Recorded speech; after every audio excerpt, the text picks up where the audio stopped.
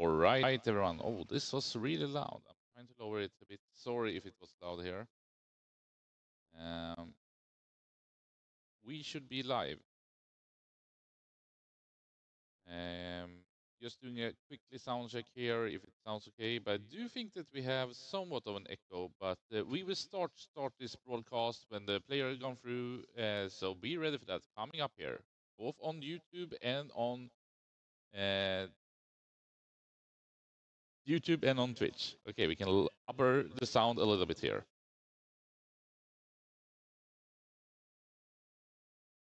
Test, test, test. Sound again.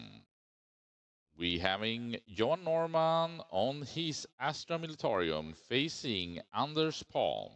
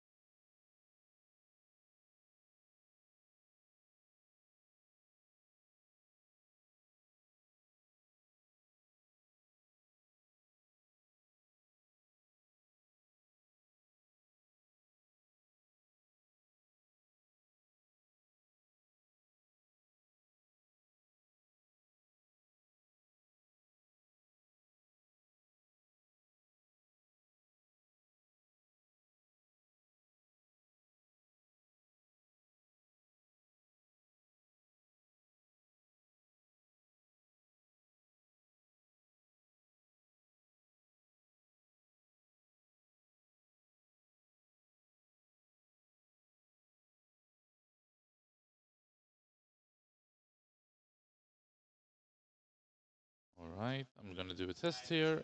This one is working, but actually the player microphones are not wanna play with us.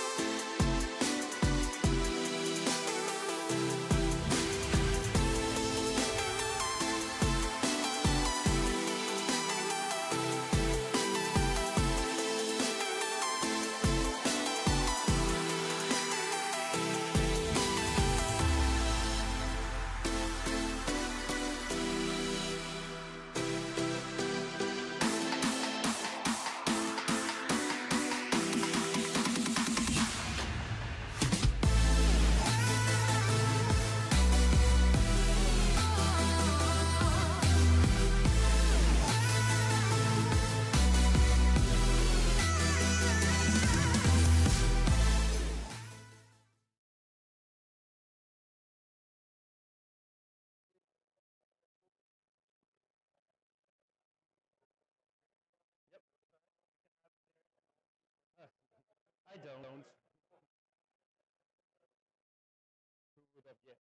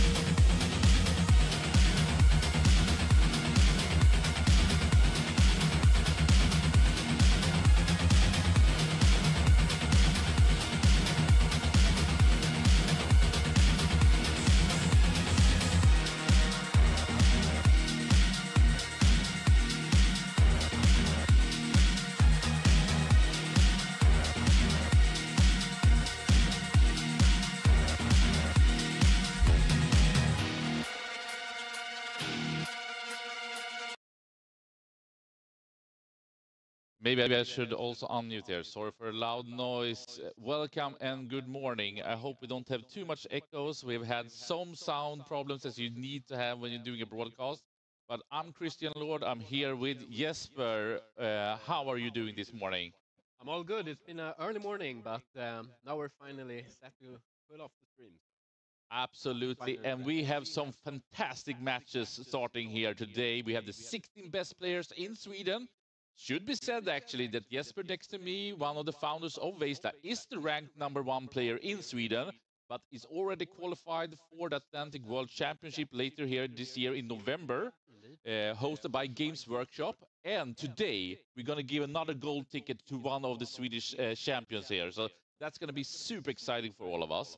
But first off, I do want to say some kind words because we are in southern of Stockholm at Haninge, at Miniature Metropolis, and they are hosting all of these events. So we are very grateful for their partnership because that's been fantastic.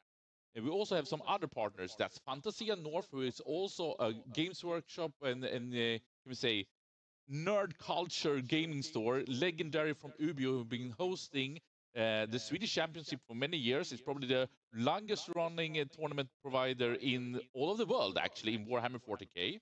We also have Asus ROG, where we are boosting the whole production for one single beastie laptop. I just want to say, go into Asus ROG, check these things out. If you want to have the best on the market, get this one. And then we also have Cancerfonden, and I'm very glad that we are able to partner up with them in this gaming initiative. So we actually have also a donation that you guys can go in and donate money. It's all going into science against the fight against cancer. We don't earn anything. You guys are earning something because we're saving the world and making it a better place. What are your thoughts and thinkings here now coming into this one, Jesper? I think I'm, like many viewers, very excited about the game.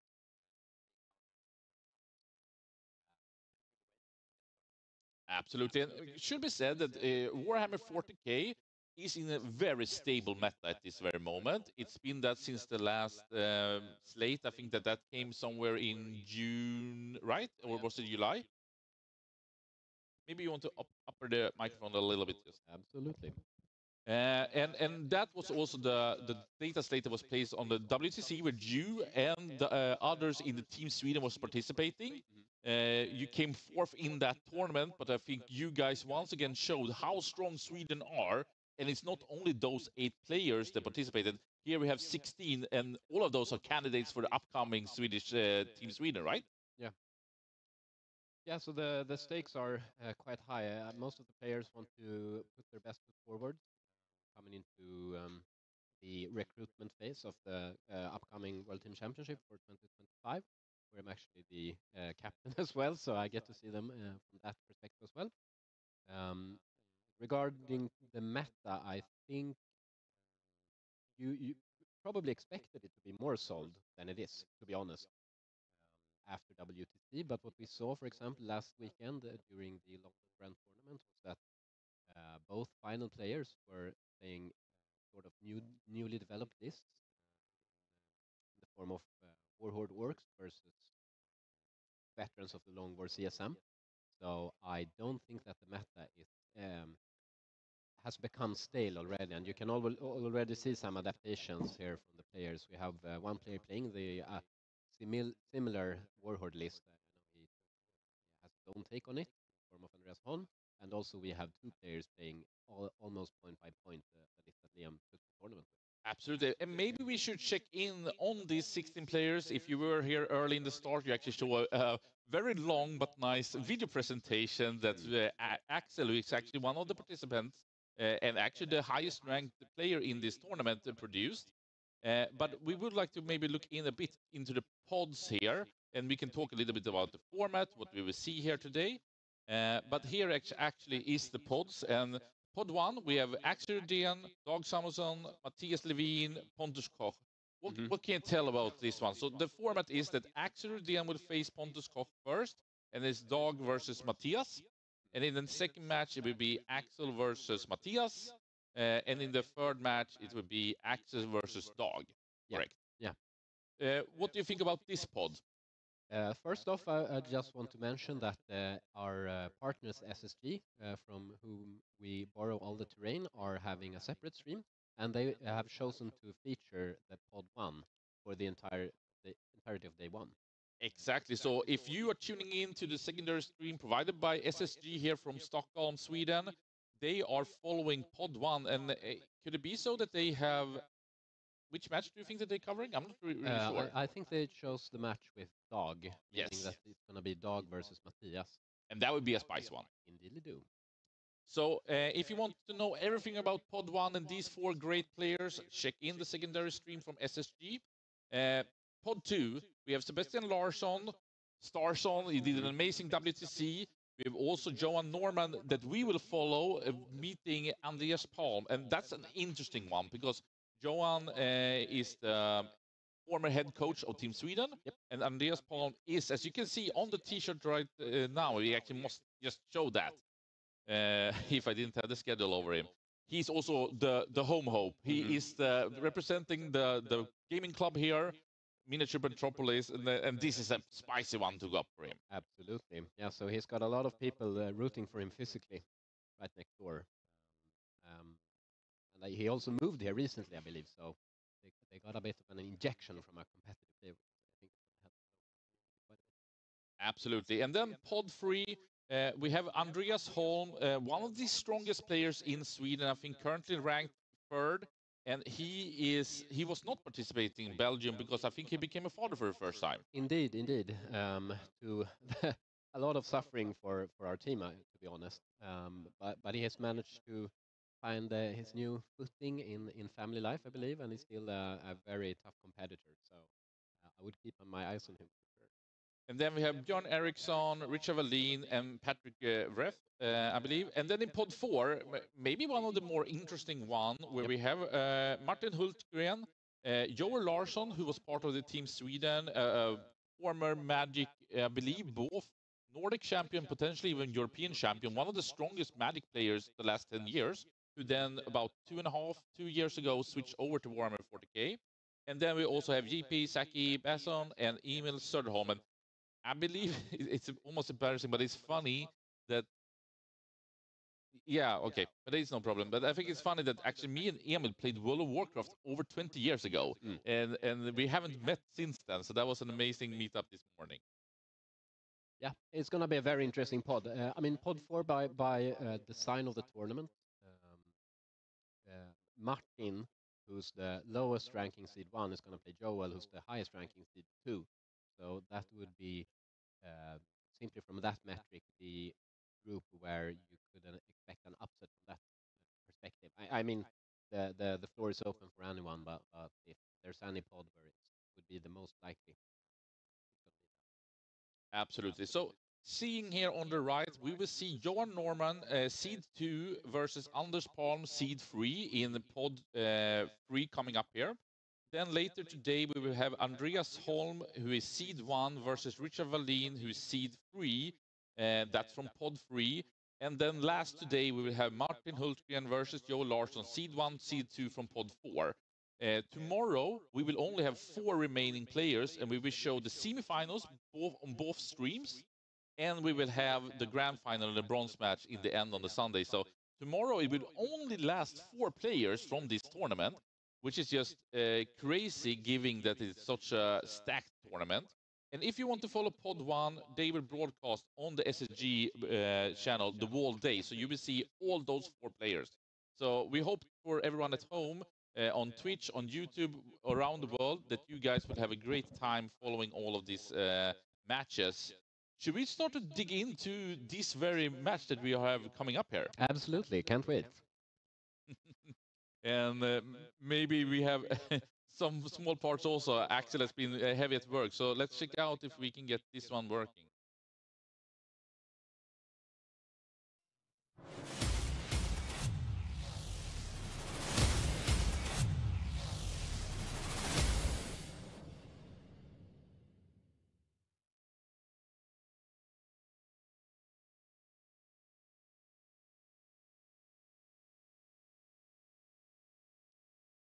Okay, so here we have, and I must say, what can we say about this picture? It's like Fabio from, the famous Fabio, or what can we say? We have Johan Norman playing the Astra Militarium. He's 34 years old. He's from Södermalm. I think we thought that was hilarious, Yeah. giving the city. He's representing Club Ost, which is, I would argue, Stockholm's strongest club, correct? Absolutely. With many team tournament wins. He is currently ranked 11th in Sweden on the official rank, and he is also the former head coach who came fourth here down in Belgium just a couple of months ago. And I think that his fun fact is that his skills improves as more hangovers. What can you tell about Johan, and what can you tell about Astra Militarium? Yeah, let's start with what a beast of a man. Couldn't stop laughing when we saw the pictures he submitted. I believe his girlfriend took it.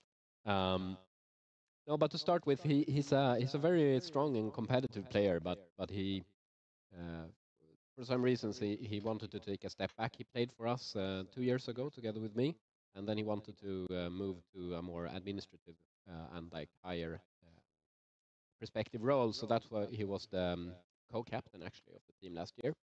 He is usually a quite defensive player, I would say, reactive and defensive player.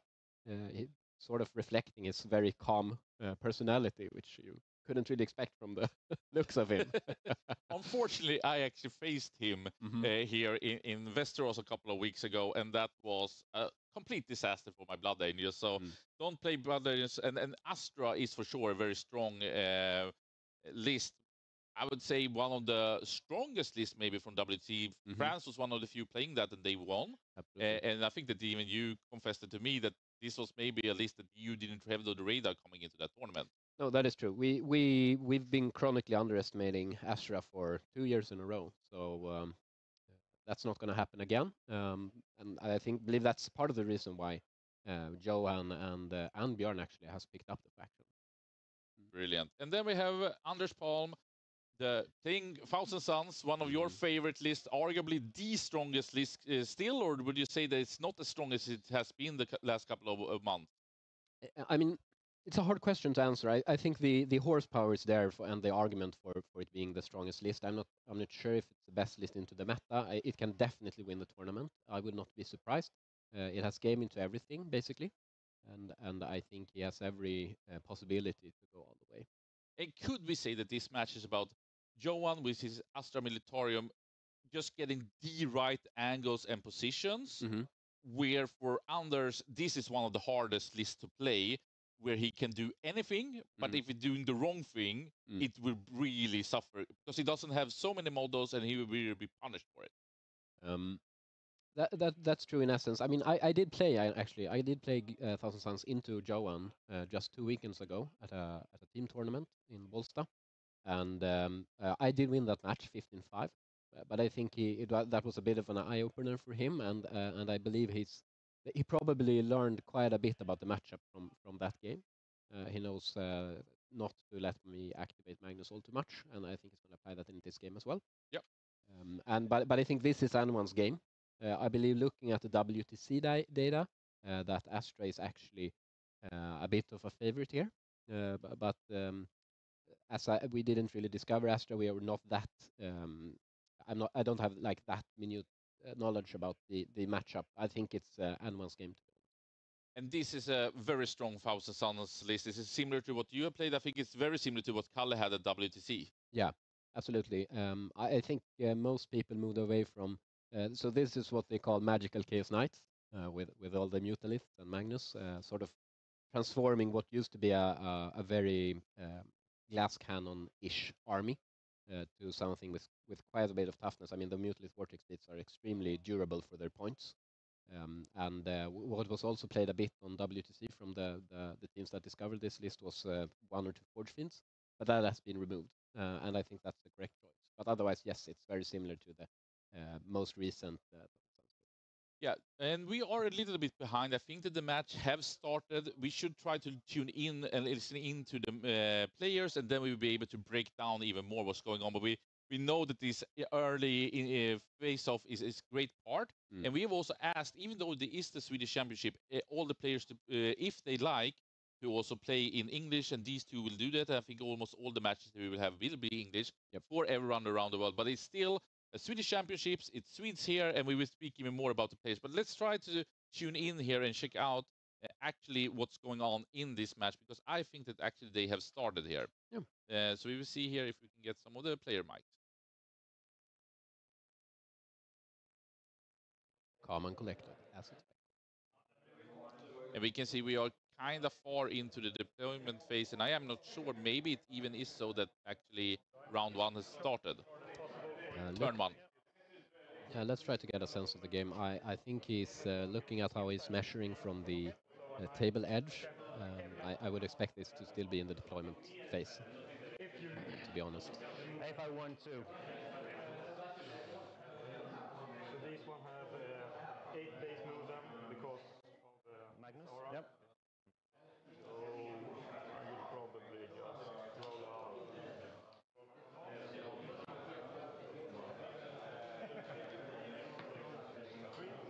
We got a bit of catching up here to try to. You can borrow my dice for that kind of rolls, no problem. If you trust them. Of course I do. Of course I do. So you have Bullwings over there. 2 units. So turn one has started, and it seems like it's Anders who's going first. Can that be correct? That's my impression. Yep. Now in your turn, and then they have extra OC when I score my. Yeah. He does have a scout move on the cultists, I believe, which has been done Have OC1, on right? the upside. OC2. OC2. Oh my god. We are asking for the second box right now. So a big question here is how fast they are willing to push into the game, and who's the beatdown, so to speak. Most of these missions, sadly, which is an effect of how Pariah Nexus primaries are designed, is that it's a huge advantage to go second. And seeing now that TS has gone first, he has more pressure than he would like to sort of get the trading game started if he wants to win or come out with a win in the game. On the other hand, what you should remember is that for the first day, you only need to win. If you go 3 straight wins in your pod, you are 100% guaranteed to go over into day 2. So you only need an 11-9 in order to achieve that. So it's a bit different from a team game where you have to push for as many points as possible, and you're also going to get calls throughout the game from your coaches to decide how risk adverse you need to be. So that changes the game a bit. Yep. If you compare to the WTC games, which I think many viewers are used to watching from the season. So we have Anders Palm, who is on the right side of the graphic. He is top of this picture. He's going first with his 1,000 Suns. We hope to get in what actually secondary he draw. We are a bit apologetic that we came in a bit late into this match. Should be said that each player gets 10 victory points because they are battle ready. And we actually have got here that they are playing containment and extend battle lines. So we show that very quickly here. But let's not go into the secondaries yet. But for everyone at home who are more to catch up, but maybe Jesper, you can a bit talk about the point, how you point, getting the points. What is this all about? Because it's not only to kill the opponent; it's actually to score points. So point hammer or score hammer is a bigger thing nowadays than maybe it was a couple of years ago. Absolutely. So it's all about you play 5 rounds each, and that you roll off at the start to see who takes the first turn, and then you take turns playing. So each player has a round 1 where they start developing their pieces, and it doesn't really matter at all how many models you have surviving at the end. If your general gets killed, it doesn't matter as long as you achieved your goals. The only question is who comes out of these 5 rounds with with more points than the other player. So, and there are 2 components to getting points. There's the primary points, which is defined beforehand. So, for example, now they already know what the primary point mission is supposed to be, and that is linchpin in this case. And then there's the secondary points, which is the other part of the score, and those are randomly drawn if they so choose, which is usually what you do nowadays. You play tactical. So they before their turn starts, they have no idea what they're supposed to do to get these secondary points, which is make up about half of the score. So one part is that they know what their objectives are, and one is a random part that begins in the beginning of each turn, which makes that you need to be eyes on the primaries, but adapted to the secondaries. Indeed. So for example, for the first turn, Anders had 18 potential secondaries that he could draw, and he needed to take all of them into account before he took his first turn. So how he set up his army beforehand.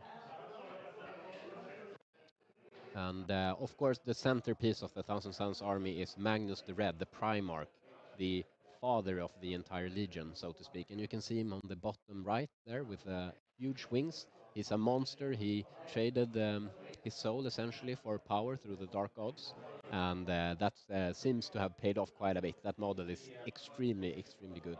And if Magnus dies too early, I don't think Anders is going to have a chance. But on the other hand, he has a lot of ways to deliver his sorcery power, so to speak. He can even shoot, even though he doesn't even see his opponent.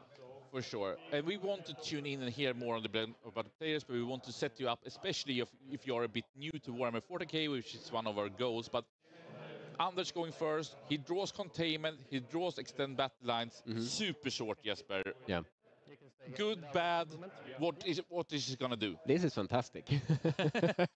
Great. The turn one is a bit of critical secondary draw. Because many of the secondary missions are very hard to achieve turn one, as many of them rely on killing your opponent in one way or the other. But both of these secondaries are only positional and action-based, and he can also finish all of them in his own turn. He doesn't need to sort of survive until the end of his opponent's turn. So here this is a fantastic draw, putting him back into the game, even though he went first, where that's a bit of an important vice roll. Yeah, and we go it a bit backwards. Apologize for that because we came late into this match, but just very quickly here is that we are on tipping point. Yep. It is Lynchpin, it is Fog of War, so you can see that both are starting on each of the sides, the long sides. Not the most aggressive, but pretty aggressive type of layout. Lynchpin, super short on that one. Yeah, as you say, it's the second most aggressive deployment, basically, and the reason for that is that if you look in the middle, you can see that there's potential for the armies to be extremely close to each other. None of these armies are that aggressive that they want to like charge and tap out the opponent turn one, but it's a bit of a swingy matchup as well. If one player makes a huge mistake in their deployment, it can be over turn one. And just very quickly, apologize, this is actually the wrong ones. We jump up to the correct one here. Round one, tipping point, medium, everything focused on the middle.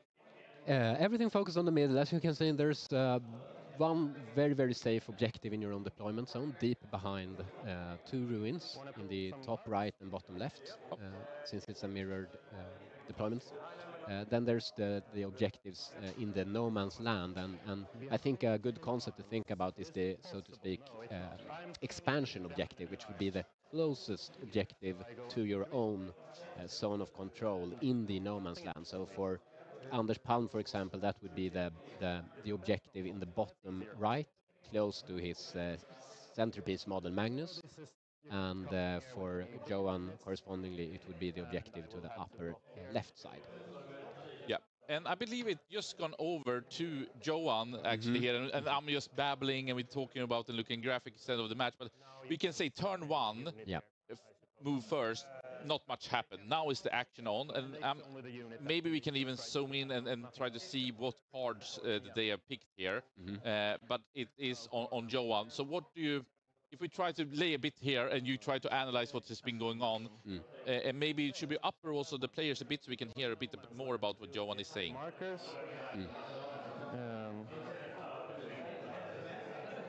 9 inches.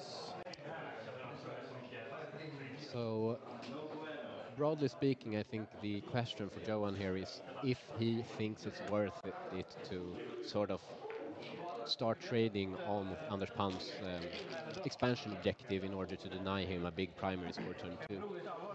I think a very important aspect here is that you can easily get stressed out when your opponent draws strong secondaries, such as Anders did, and starting to pull ahead on the secondary score. So the question becomes how big is he prepared to go here? What we could hear here is that he drew. And then we start running. That he drew defend stronghold and secure no man's land. I mean, defend stronghold is not something you can score in turn one, so I believe we would have to intervene a bit. Yep. No, 8. 8's all I need. So we will address that immediately. As I am also the head judge, I have all the power. But we want a good gameplay. Of course, we don't want to intervene too much, but I believe this is within reason. And remember, this is the first game. Johan is probably hungover in order to be as strong as possible coming in, so we need to help him. And what you can already see and what he called out was that he gave his Ogrin additional OC. So they are OC2, all of them, and he's shoving them in onto the objective here in order to deny secondary.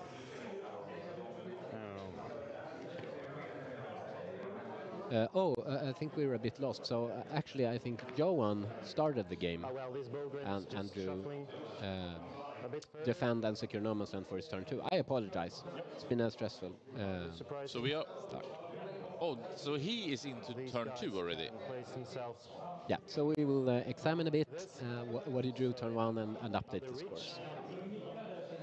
But we are in turn 2 on Johan, who went first on his Astra Militarium. It is defense stronghold, secure no man's land. And I apologize for that. We had some challenges here to kick off the stream. Indeed. And it's just impressive how fast they are playing. Yeah, and it's very, very good of them to do that, because this is going to come down to the last minute most likely. So they are conserving their clock and their energy for the later turns. And how much time do they have in the match? That depends a bit on how early they get started. I mean, they get to share the clock until dies down, and dies down is 3 hours and 30 minutes from game start. So it depends a bit, but it's about 1.5 hours for each player, probably a bit more. You can't deep strike very well. I get secure 5. I get defend probably 3.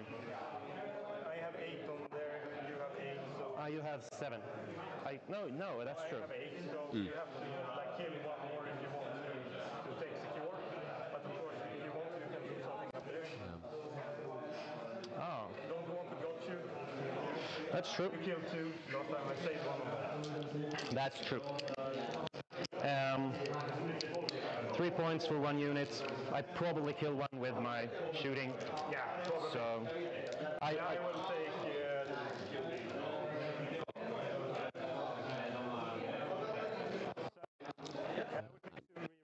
So that sort of changes the dynamic of the game as well. So with Johan going second, I believe. With Johan going first, it's a lot of pressure on him to try to develop the game now, because Anders had a fantastic turn 1 start where he gets to. Something else if you want. Sorry, very fast. I will just see if these can go safely with 9. In that case, these guys will just move back. There's always going to be a bit of premier problems.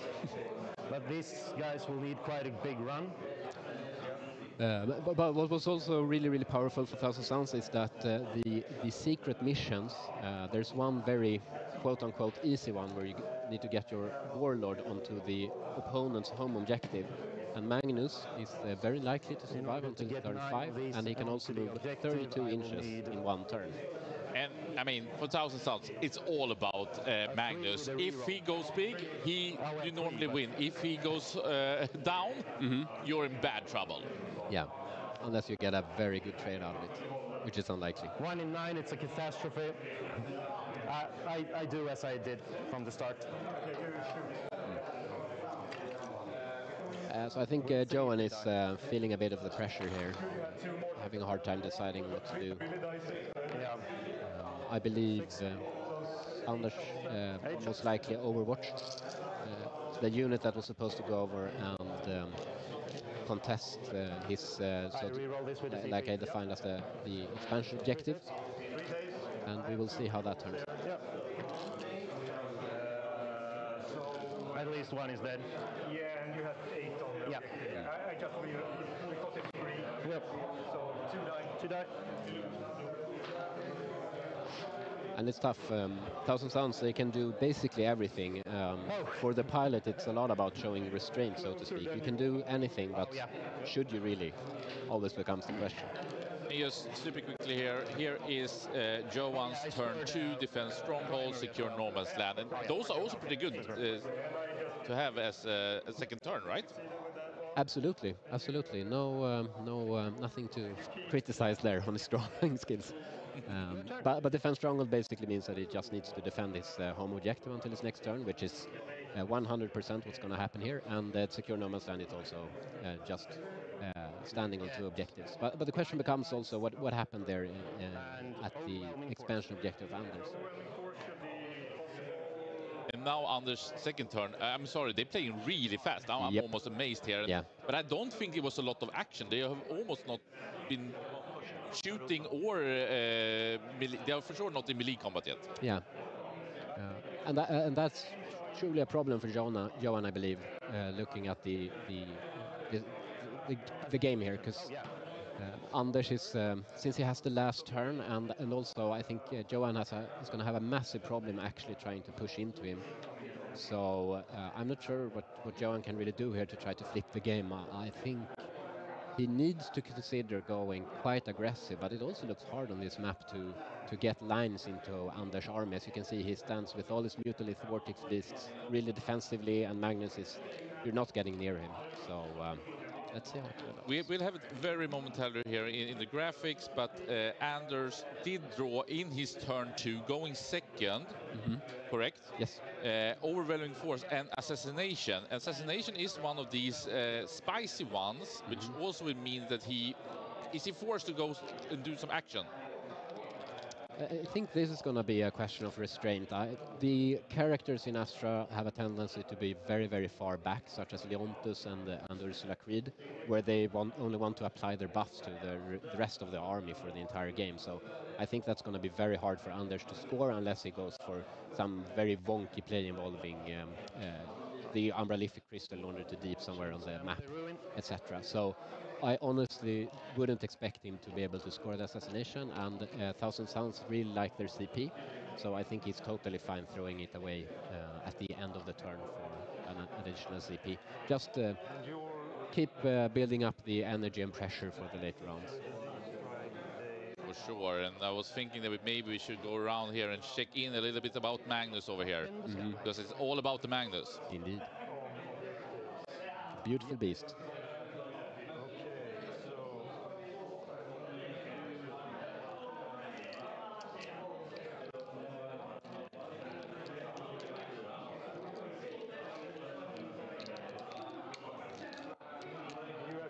This is a bit, we can say, from Anders' perspective, who is going second here on his Thousand Suns.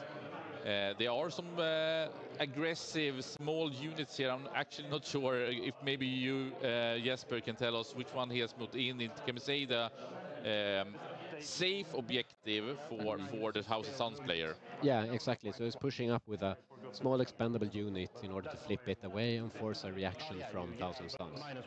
And so Thousand Suns, they can easily pick up the unit, but the question becomes does he do it in a way that doesn't hurt him too much? It's always going to cost him more if he exposes anything. Magnus can take a hit and still survive, but he really wouldn't like to expose him too much. And also want to just tell everyone that we haven't updated the score perfectly just because we came a bit late into these ones, but they have been scoring some secondaries, they have been scoring some primaries, at least from their home objective. But let's say that even though we missed out some of the action, it's been very lackluster of action, and this has been a stalemate. And like you said, you think that can be advantage for Thousand Suns, but as Anders has drawn Assassination, maybe he needs to find some characters to kill with his big Magnus, or is that too aggressive? I would expect it to be too aggressive, to be honest. there might be something that we're missing or a wonky play that Norman hasn't screened out, but I would expect it not to be. We are getting the scores updated very soon. But broadly speaking, I think the pressure is still on Norman to try to equalize the score. And we can also catch up a little bit here on the both YouTube and Twitch, which we are live on. We see here Verti from Chicago. Amazing, actually. My father worked there back in the day, so I've been visiting your city in my youth, so to speak. Fantastic. And very happy to see all these Swedes who are following the best players of Sweden making it up here at the Swedish Championship. Brought to you by Veizla with partnership of Mina Metropolis, Fantasia North, ASUS ROG, and Cancerfonden. Remember, you can make a donation to Cancerfonden, supporting the fight against cancer. I think that is for a great cause. All your donations are going straight into research to fight cancer, as there is still something that is plaguing the world and brings a lot of sorrows. That's also why we have Warhammer, because it's the fantastic game that you should spend your Saturday and Sunday with. And here you have the opportunity to follow it live with the best from Sweden, which is one of the strongest countries in the world. I would like to claim so. Very low sound here. We can try to improve that a little bit on our end. Thank you so much for the support here. Yeah. We would love to know which sound you think is too low. We have lowered the volume of the players a bit here. I will not overwatch that guy if he goes forward. Don't you worry. So what we can see here is that Magnus has found a pocket for him to move forward. He's a bit more exposed there. I think Johan could at least get 2 tanks shooting into him, but that's not going to be enough to kill him. So that's... I think it's a smart move, Anders, because the alternative would be to expose an Exalted Sorcerer on Disc or a Rubric squad, and those can take quite a bit less punishment, so I think this is a good solution. And for you who have turned in here on this Saturday morning, in the left we have Johan Norman on the Astra Militarium, former head coach of Team Sweden, currently ranked 11. On the right side we have Anders Palm on his Thousand Suns. He's the homeboy, the home hope for Miniature Metropolis, who we are having this tournament at. I believe he's ranked 16 at this very moment, and for sure this is an even match. They were seed 2, seed 3 in pod 2 that we are following. Oh yeah, I can place myself here. You can land yourself there. That's why. Let's see here. So we have a bit of a score here. Into the ruins, so maybe that's a It's like potato. Yeah. So for turn 2, Norman scored 8 on his primary, so he's up to 8 there. And for secondaries, he has 6 plus 5 plus 3, so that would be 14. So 8. This is quite well blocked. That would be 32 total points. All right, we're going to update here momentarily.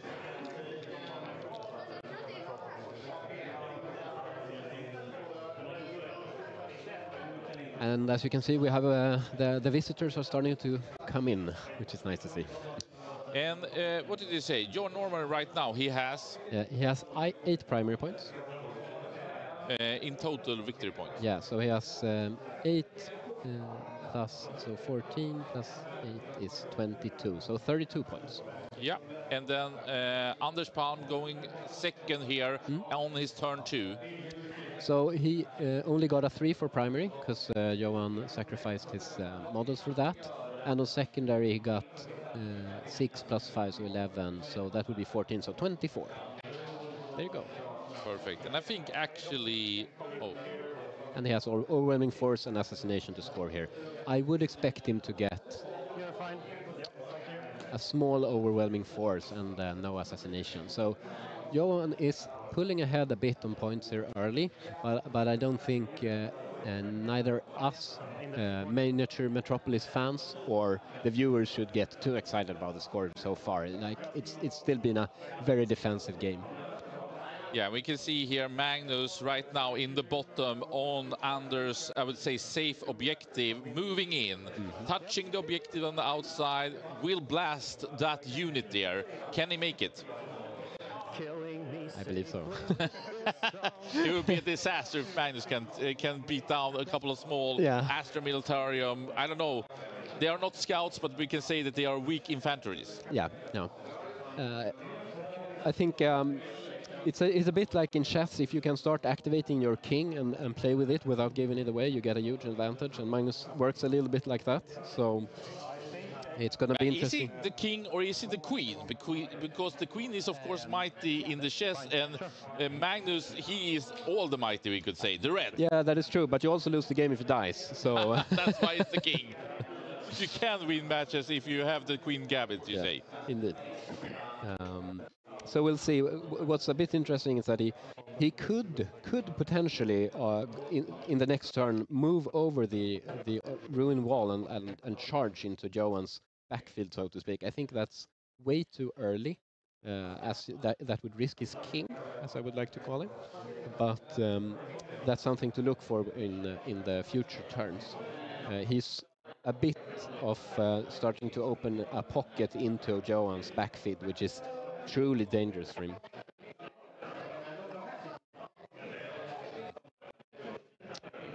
We are going to try to fix the stuttering. Yeah, we know that unfortunately it sometimes happens, but we will see here. I don't think you're missing any action, though. Okay, I think I have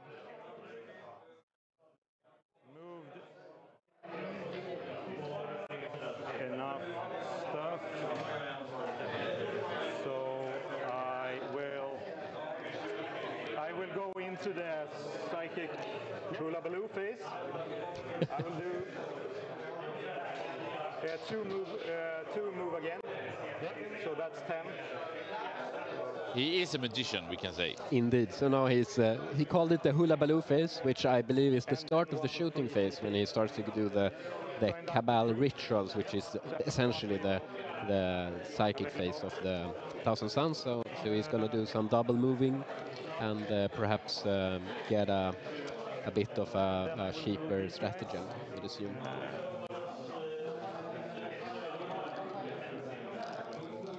So 1 inch away from you, and I think I screened that off sort of now. Yeah. Yeah.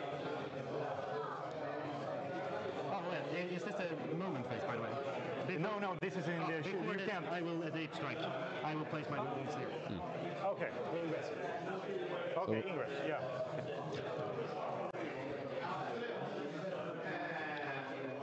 So here we see Johan doing something quite interesting. He is rapid ingressing what I would expect is a science squad. So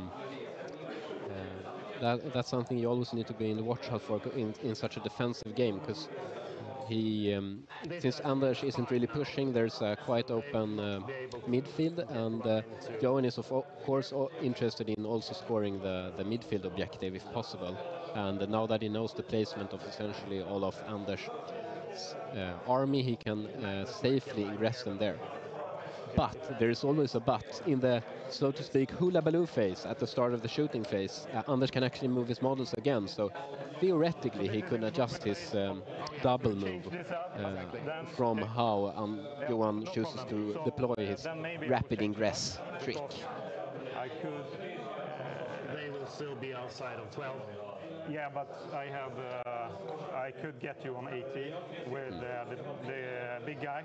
Oh yeah, that's his flamer. So that's right. Yeah. So maybe. And here Anders is of course being a sportsman and reminding him of the fact. Guys, these guys have 3 at 6. No way they deep strike. Okay. So just I'm going to start over with the cabal points, just so we make this clear for everybody. Yeah.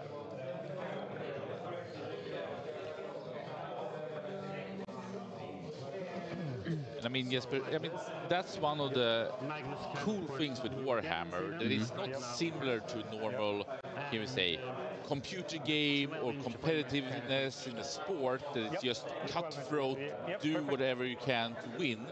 They are actually playing a board game together, and it's one of the key parts is to have a nice time and actually, like you said, playing with the tent, reminding each other, have you thought about this part? Of course, not revealing your tactic, because you still want to win. But it's a very nice environment, and that's what's one of the showings we could see there from Anders, reminding him, because it's a very complicated chessboard with so many rules that no one really knows all of them, and it said it's never been played a perfect Warhammer 40k match ever. Is that also your view? Yeah, I mean that is absolutely true. I mean, I think everyone's ambition should be to at least try to play the game as much as according to the rules as possible. But it is a gentleman's game, and since it's it's just on tabletop, there's no digital system enforcing the rules at every step. There needs to be a clear and well-intended communication in order for it to be a playable game, so to speak.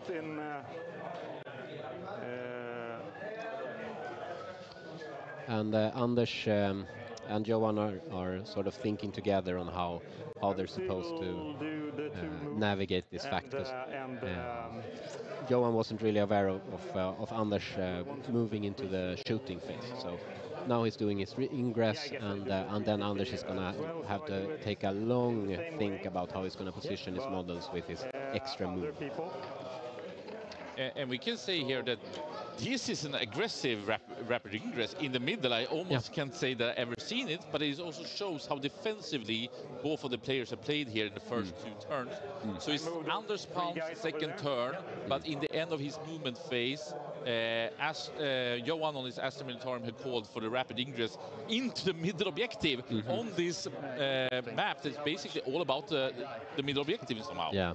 Definitely. I don't think these are going to die much at all. And now Anders responds with moving his unit again, and we will see how that works out. Deny you the primary instead of getting the shots on you, because you don't have any good lines. So he chose to move a unit that is only there to deny an additional 5. If I just can handle it that way, I think And as you can see, we talked about it being a bit of a slow game, but things escalate quickly. There's still a lot of models alive on both sides, and no one has lost their main damage output, so things are going to get heated in the coming round. He can't see everybody and can't reach everybody, so I think I shoot first with him into them, because Magnus can see everybody. So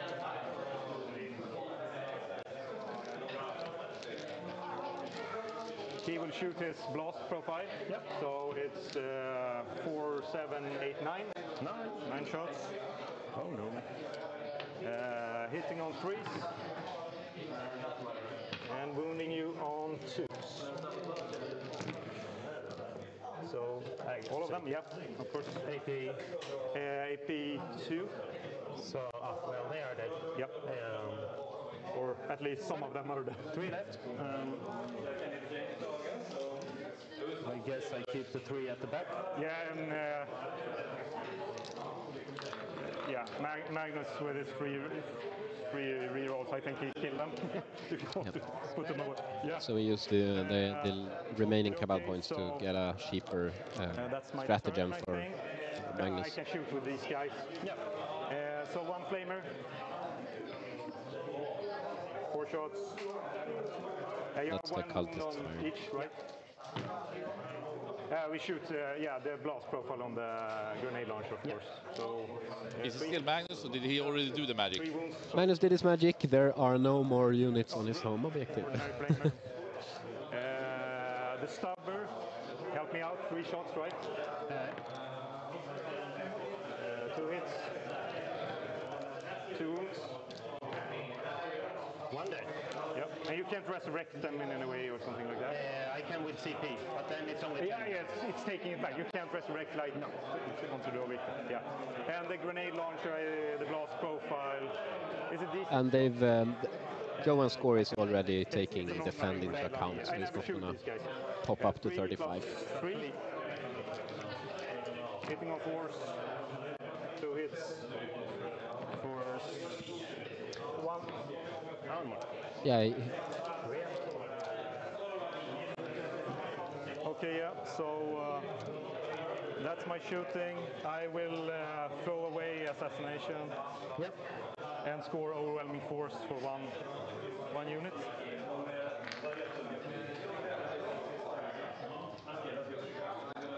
Super. Yep. I get my defend now. Yep.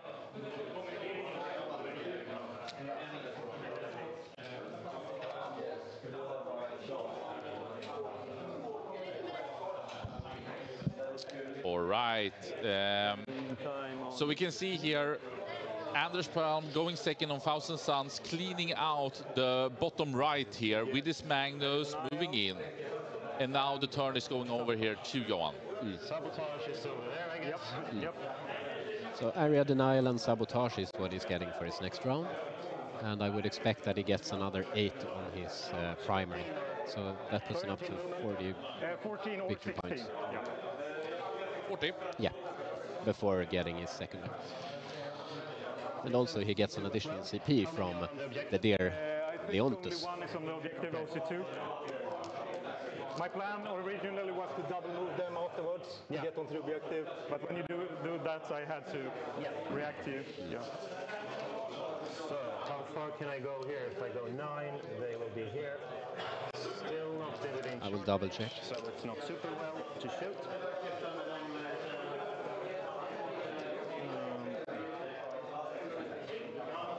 Area denial should be fine. I have to stay within 3 inches, so that's what they do. Fuck them up. Can I stop this one? And I mean, this is the big phase for Johan to think through before he starts to move his pieces. Yeah. And plan out, especially shooting. We can say it's not a lot about melee for him. I think there's no question about what you have to think about is at the end of turn 3, whoever is in on the bottom on the primary score is going to get to pick a secret mission. And I think that's obviously going to be Anders, since Johan managed to deny him primary turn 2.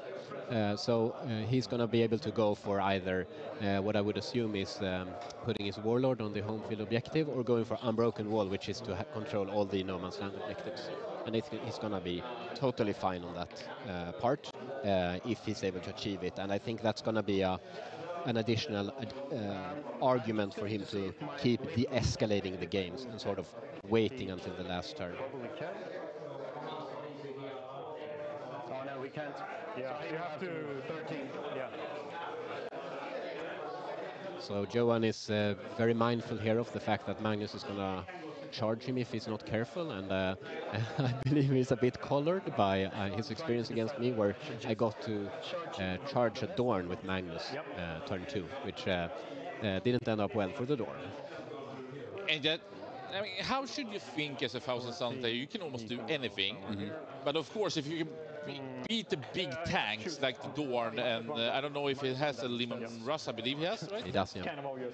Is that the big thing as a chaser that you want to do with your Magnus? Yeah, you need to identify when you're allowed to push in with Magnus. I think if he gets to activate Magnus in melee as well, that's going to help him immensely. But he absolutely cannot do it for as long as the retaliation from Johan is going to kill Magnus. So he needs to identify exactly when that time is, and then he needs to do it. So if he wants a convincing win. Push forward both. But I don't think the time is yet.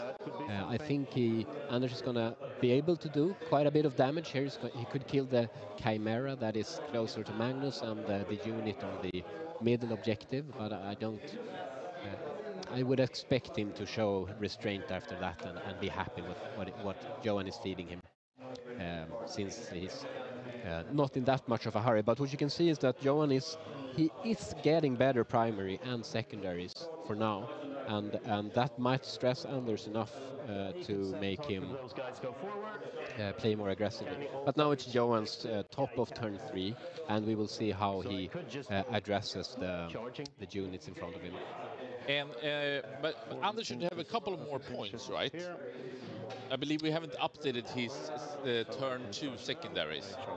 That is very, very true. He gets a small overwhelming force for 3 points, but that's it. Wow. But then what you have to take into account here is that he hasn't gotten his primary for turn 2 yet. But it's a bit up to Johan to decide whether he gets another 3 or an 8. And I believe Johan is going to put him down to a 3. So Anders have only, but he must have scored some primaries in turn 2 too. 3. Wow. So we had a fantastic turn one from his secondaries, but sort of as I alluded to earlier, that doesn't need to be the decider of the entire game. You just need to keep calm, throwing your punches, and see how things develop. It's still quite early in the game, and Johan could easily give Anders enough to pounce on. And I believe Anders is going to score a lot of points his last turn. So Johan is moving out of or trying to move around the middle, can we say container? Absolutely. It's a very high container in the middle of a battlefield. Don't ask why. I didn't put those out there. Maybe that's what we're fighting for. Yeah.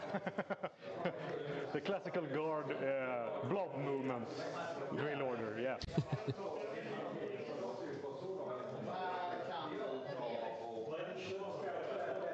So now he's disembarking from the Chimera with what I expect is the Jungle Catchen Fighters, which is just a cheap expendable unit that is sort of made to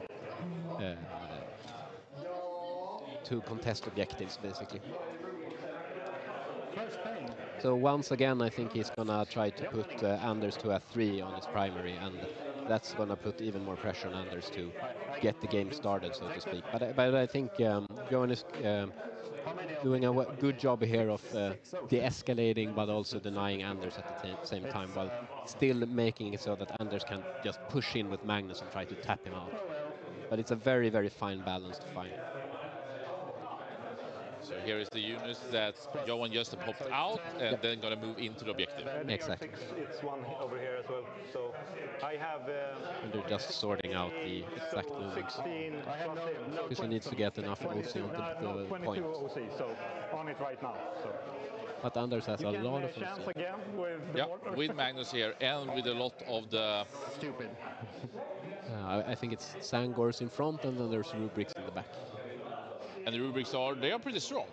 They're extremely strong. They don't they're unable to take much punishment, but they do crazy amounts of damage. If you just read the profile and don't think too much about it, they look quite lackluster. But when they get full reloads onto objectives with their shooting, Magnus is giving their +1 to wound on the psychic weapons from the squad, and the leader is quite crazy in his damage, and it goes crazy really fast. They can almost melt anything standing on it. Yeah.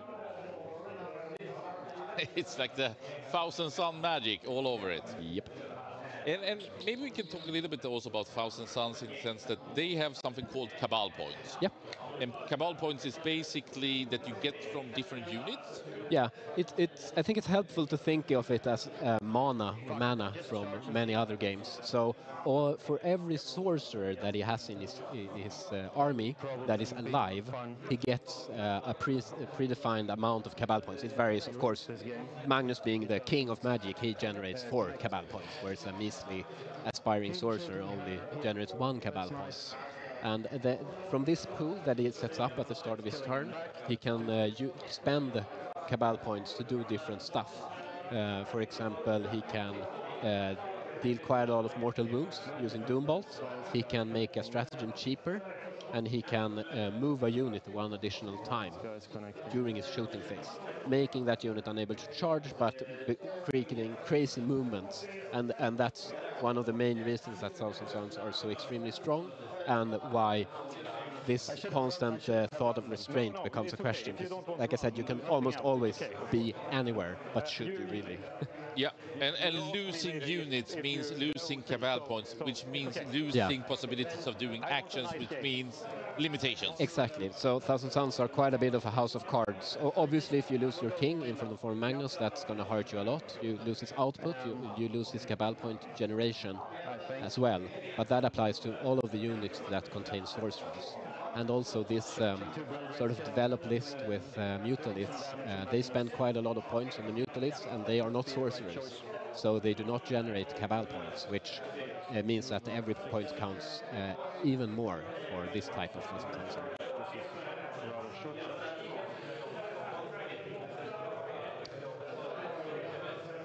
So Johan is once again looking at his options, considering everything. Should he even start pushing towards Anders' home field objective?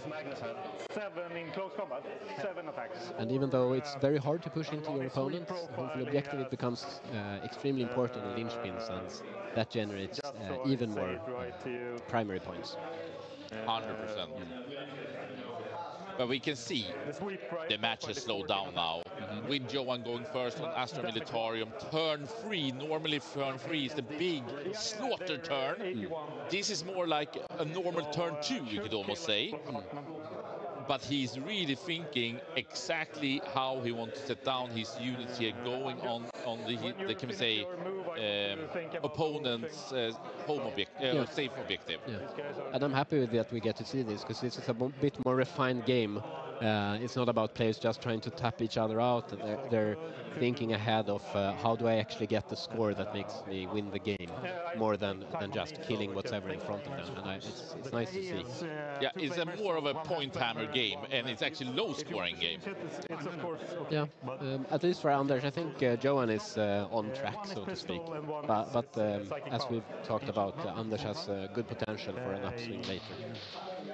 And maybe not. Do you think that we're already starting to get into the realm of the secret mission, or where is your head right there? Is that something that especially Johan coming in here soon to his turn 4, which makes is when he needs to call for a secret mission? Yeah, so Johan is going to be ahead on primary for turn or end of turn 3, so that's not going to be an option for him, but it is going to be for Anders, and I would expect him to choose a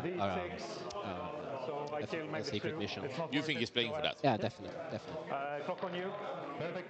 And that's a way of just giving away both giving away primaries, because you can actually catch up with those. It's going to give him an option to catch up for 20 more points, and I think he has every opportunity to do that. So I would expect him to choose one. Yeah. And that, like I said, I think it's going to be between Unbroken Wall, which is control 3 objectives outside of your deployment zone, or putting Magnus on Johan's home field objective when the game ends. And can we say that this is maybe one of the very defined differences between low tier, mid tier, good tier, and the best in Sweden? That a player like me, who don't understand, I just go in and I never pull the secret mission because I have nothing left in turn 4. And Anders here just staying back, calling the secret mission, then scoring that one, and in that way making a good match. Exactly. Yeah. So they're thinking ahead about how the match is going to develop, and not just reacting to what's immediately in front of them. Like this, and in that case, he must move here. But as you can see, Johan is actually pushing in quite hard onto the side where Magnus is, and you could define that as a strong side, but there's also the fact that all of the Mutaliths are on the other side. So the question becomes, how much is he able to kill now, and how is Anders going to be able to react? There's also the fact, I mean, Johan, he doesn't want his entire army to be alive at the end of turn 5, when Anders has a free reign to score all his points. So I think it's important for him to take this opportunity to activate his resources.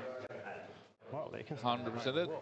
If we just talk a little bit about these, we do have a water bottle from lovely Norway in the middle here, but would you say, I would say, I'm very surprised that the Mutalisks here, the 3 big ones as you can see with the purple blue crowns, are super defensive on his home objective, because I'm used to see that you push in both with 1, 2, even 3 into the opponent's safe objective, into the middle, you pray, because these can take a lot of heat, even against Astra Militarium.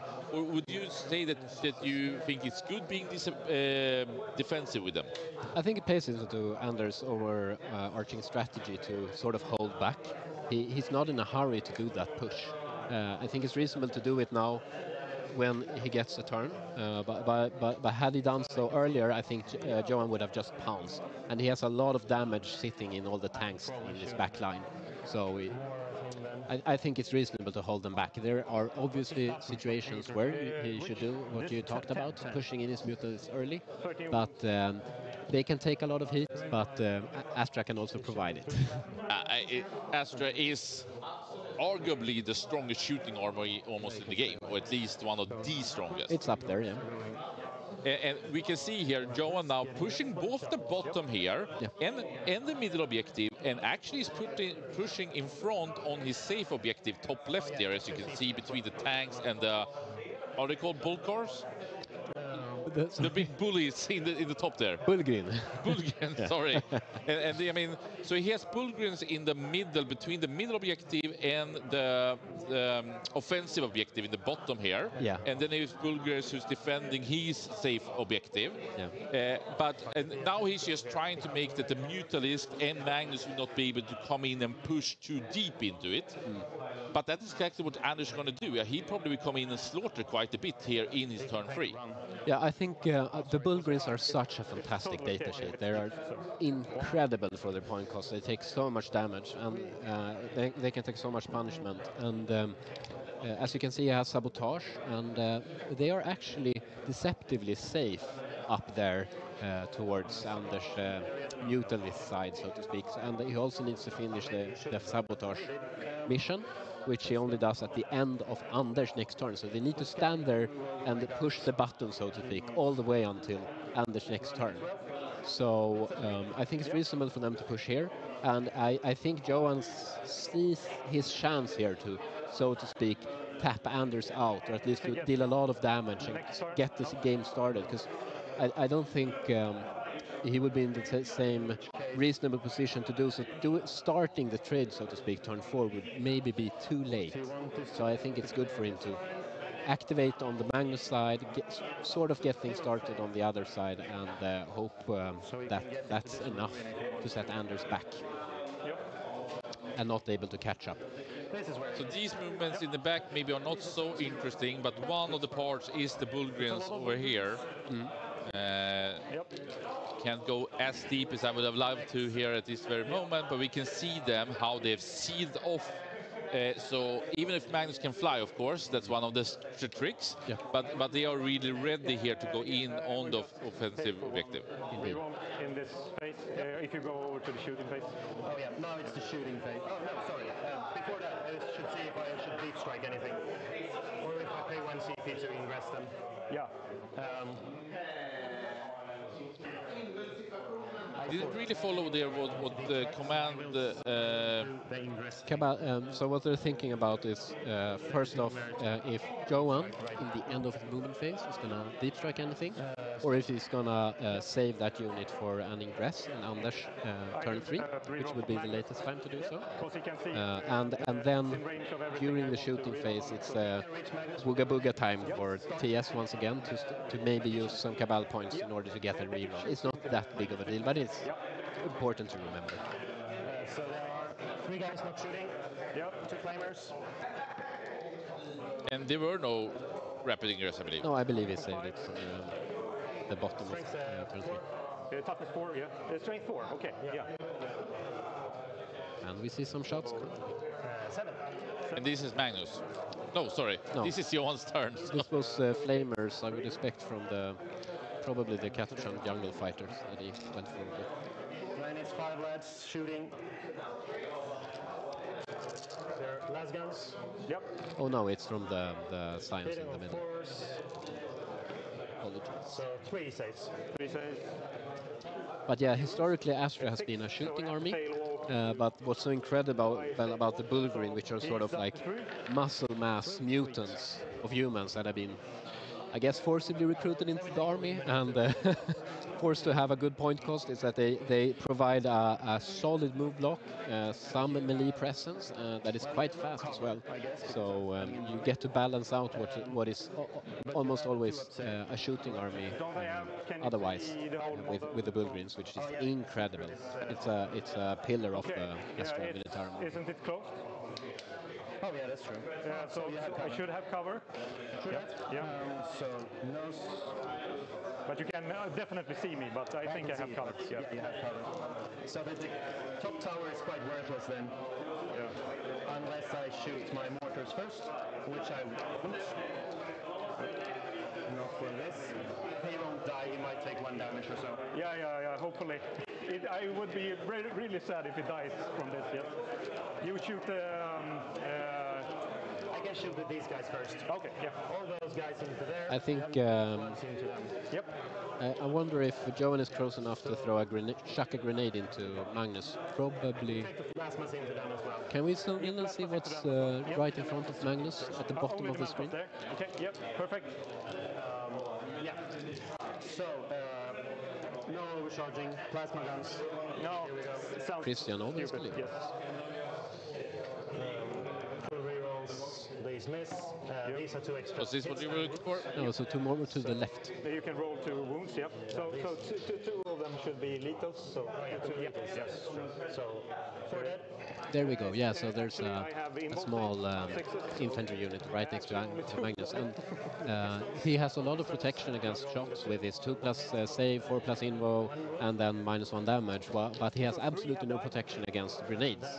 So whenever you have the opportunity, I think it's very reasonable to chuck a grenade into him just to do some damage, because, like I said, it's so important.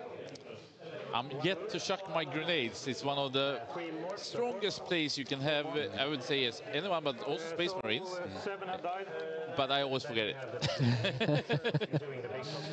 It's a lifelong learning. Yeah, and it was a bit of a breakout stratagem from last year, actually, because that was the first year where we played the 10th edition on WTC, and it's deceptively strong, I would say, dealing well, on average 4 mortals for 1 CP. Sorry, 3 mortals. They should do it. But it's very nice in situations like this when there's such a tough unit to try to do damage to. Yeah, I am not going to roll that. Do I get a command point for them dying? Because it's a new turn. Yes, I will get it. And Christian is going to leave us for a small break. Super. You'll have to put up with me. Yeah, so as expected, Johan can pick up the small denying unit in the middle, securing area denial for him, and I would expect him to score sabotage as well, so he's very much on track both on his primary and secondary missions, which I think Anders is going to struggle more and more with, at least if the drawing gods are not with him too much, because he's losing a lot of his chaff units, which is a bit of a limiting factor in Thousand Suns. So then he's going to have to start doing actions with his rubrics or with his mutaliths, which is absolutely not what he wants to do. So it's going to be, I would expect Anders to fall a bit behind here on secondaries and primary. And the question becomes, how much damage can he deal in his bottom of turn 3, and how many points can he catch up with coming into turn 5? Saves it. And the tower. Yep. 2 hits. And Taras is asking himself, I think, mainly why I'm not there. And so for now, for this year, we went with the same structure that we inherited from Fantasia Fanatic, which means that there's a qualifying part of getting it here. So my tip would be that you try to perform as well as you can on a tournament, and I hope to see you next year. Klaus is also commenting on the list, and yeah, Sebastian is truly going for the brute force with Chaos Knights. I was very interested to see if he would finally move away from them, but no, he's just gonna go bulldoze through people. This is plans. And thank you so much, everyone who tuned in this Saturday morning following the Swedish Championship here. We are in round 1. This is pod 2. We have Johan Astra Militarium versus Anders Palm's Thousand Suns. Thank you so much also for all the comments here, both on YouTube and on Twitch. And you have all the opportunities to come out here to Metropolis in southern Stockholm, in Haninge. It's free entry. We have people taking care of you, explaining what's going on, and you can watch the matches. You can also see the stream live on site. Also, I don't know actually if Jesper did mean the chef. I'm going to ask him here in a couple of minutes here from the Twitch chat. Thank you so much. But we are now in a very decisive moment with Johan Norman, Astra Militarium. He needs to defend because he is in the lead, but we have heard most likely Anders Palm will call the Sacred Mission. Into them, yeah, into them. And I roll a 7. Yep.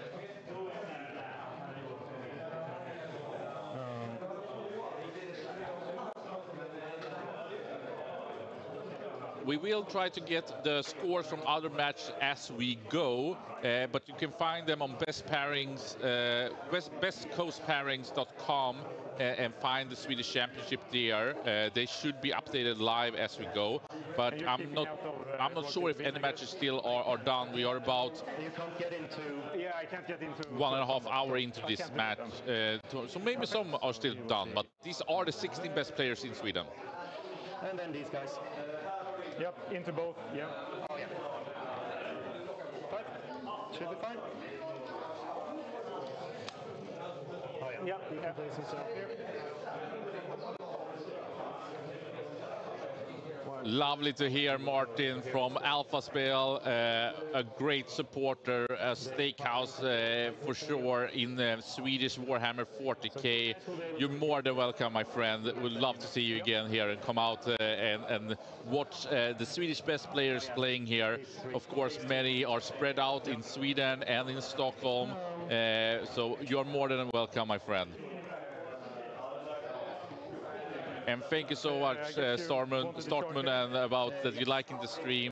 Apologize for some of the small issues here, and we have some limitations, but hopefully you can follow the action. And we will have just begun here. We have a full stack weekend, 3 matches today, 2 matches tomorrow, and we will have a champion that will go to USA to compete at the World Championship hosted by Games Workshop in November.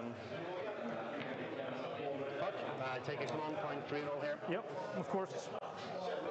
Yeah, a bad roll there. Oh shit, I forgot my markers. No. No. Okay.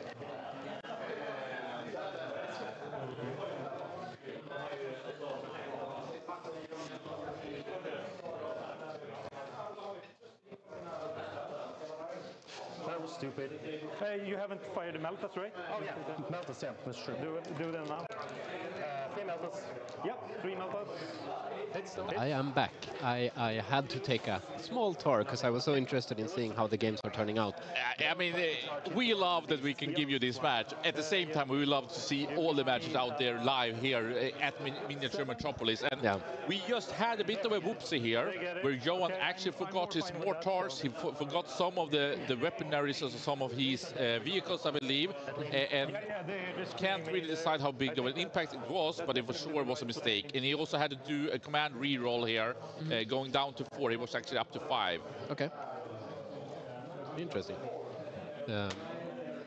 Should I summarize a bit of my tour?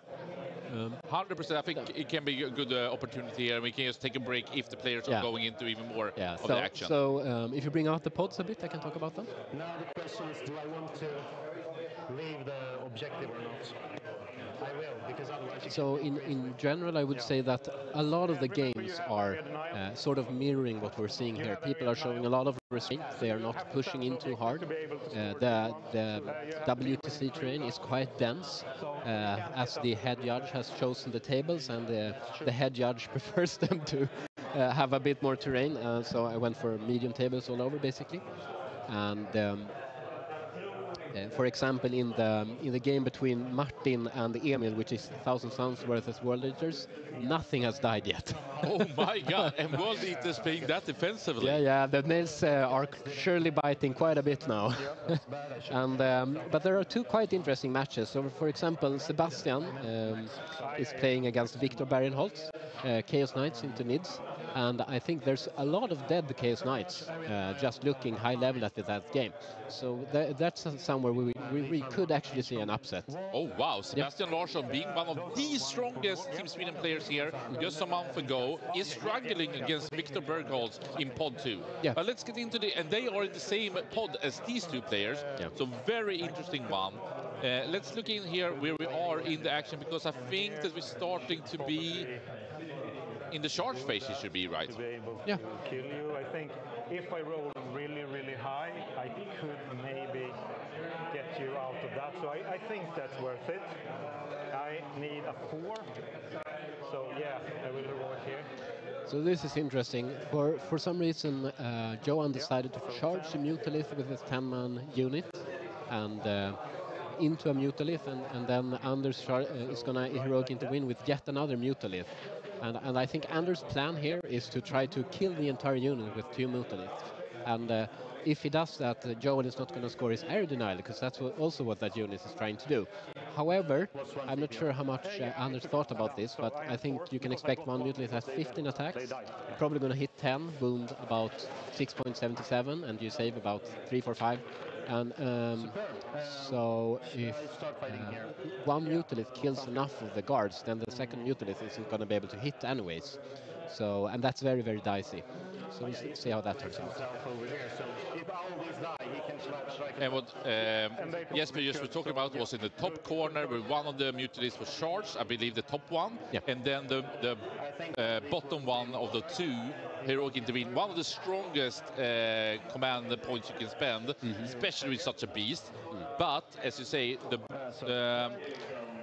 the units will have quite a lot of heat to take. Yeah. So the fight is starting in the bottom here.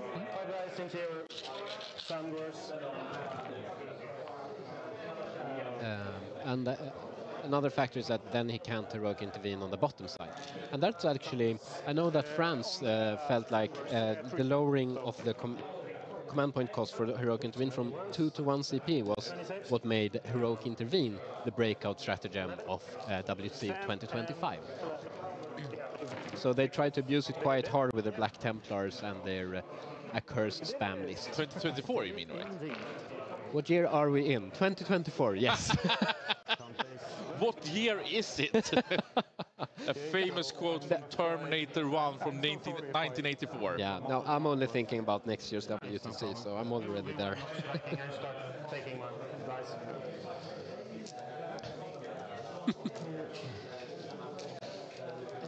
Doesn't matter. Doing quite a lot of beating here on the Thousand Suns. I don't know if I don't believe the full unit went away, or did it?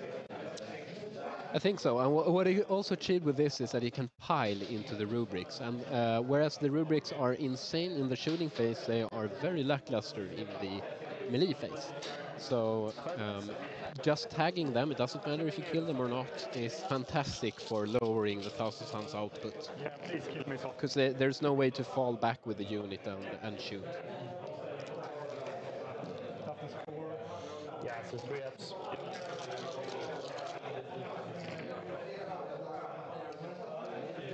And we have some clarifications about the terrain in the chat. Yeah, and Saxus, we will show you some graphic. You just want to see these rolls as we finally are into the combat phase of turn 3, Johan Norman.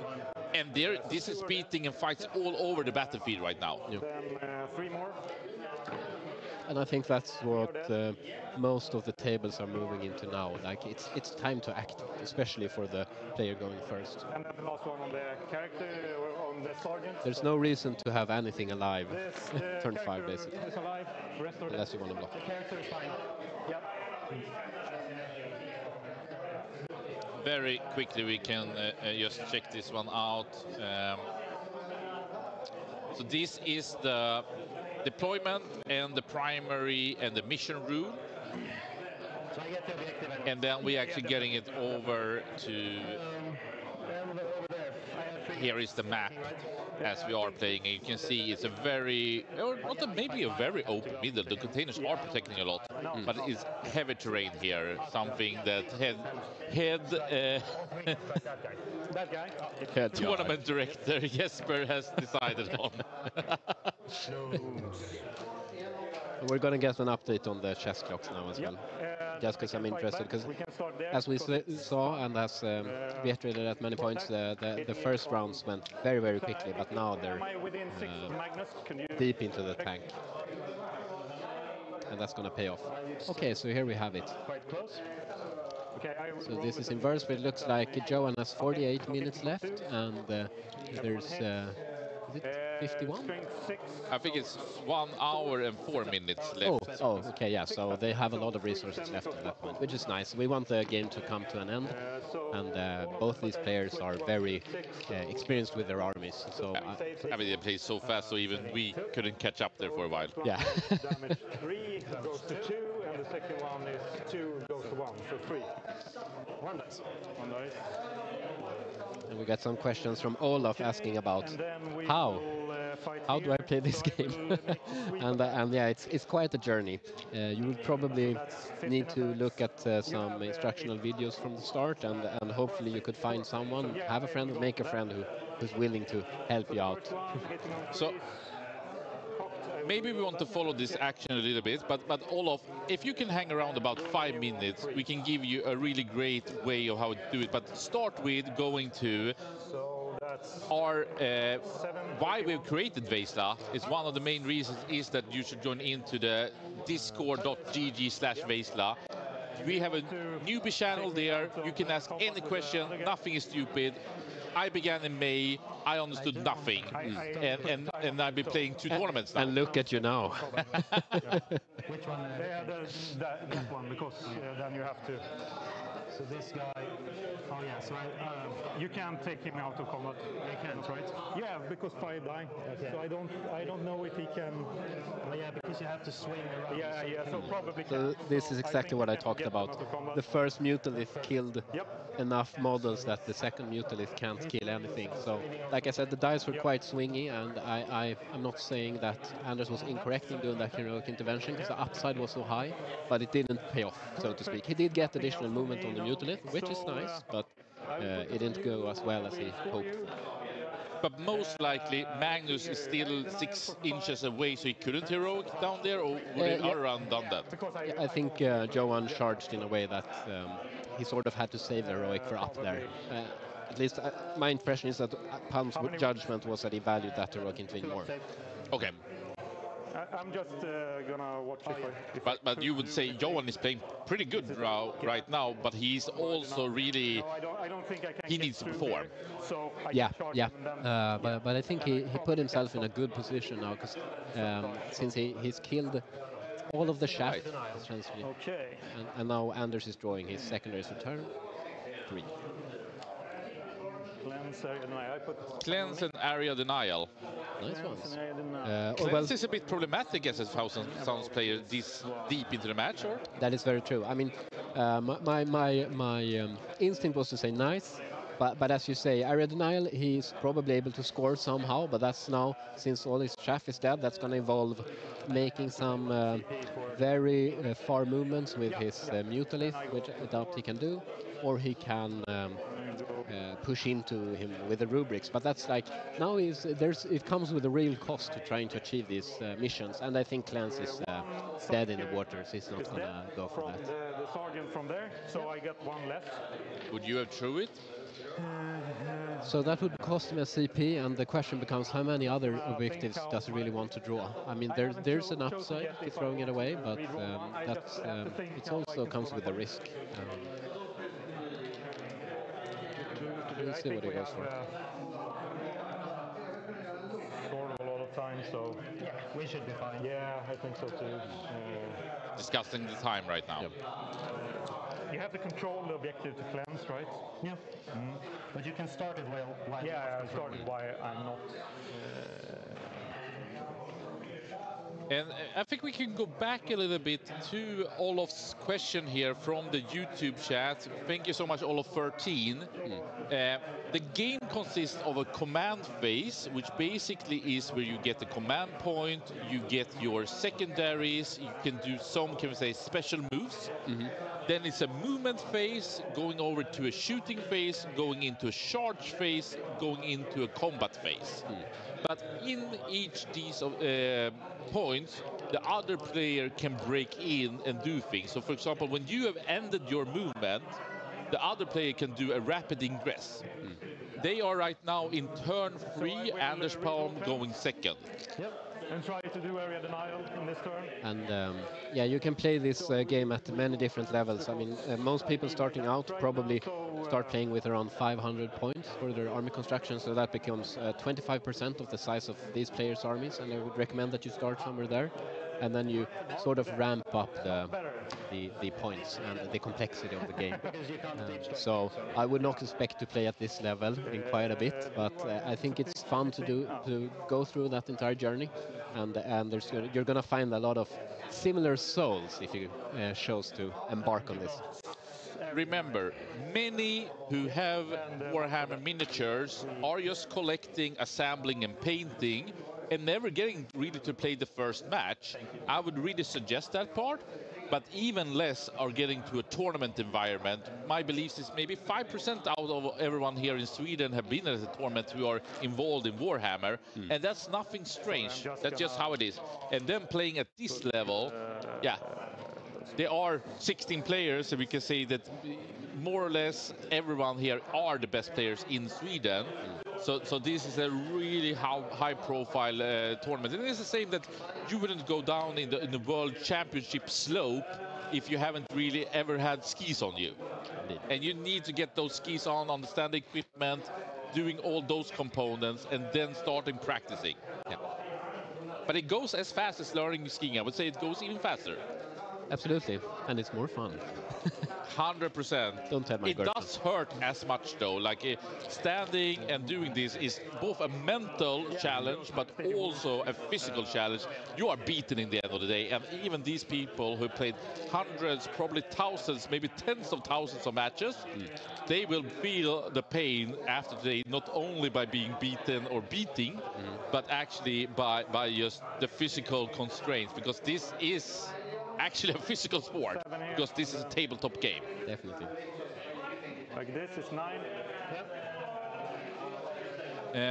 Maybe also, Jesper, if we could try to get an updated on the score, because I do believe that Johan has scored a couple of more points here, and we could probably see that that Anders probably got a couple of victory points there. Yeah, so Johan, he scored, his total score on primary is, let's see, I can do this. We will do this correctly. Once again, we get caught up in conversation.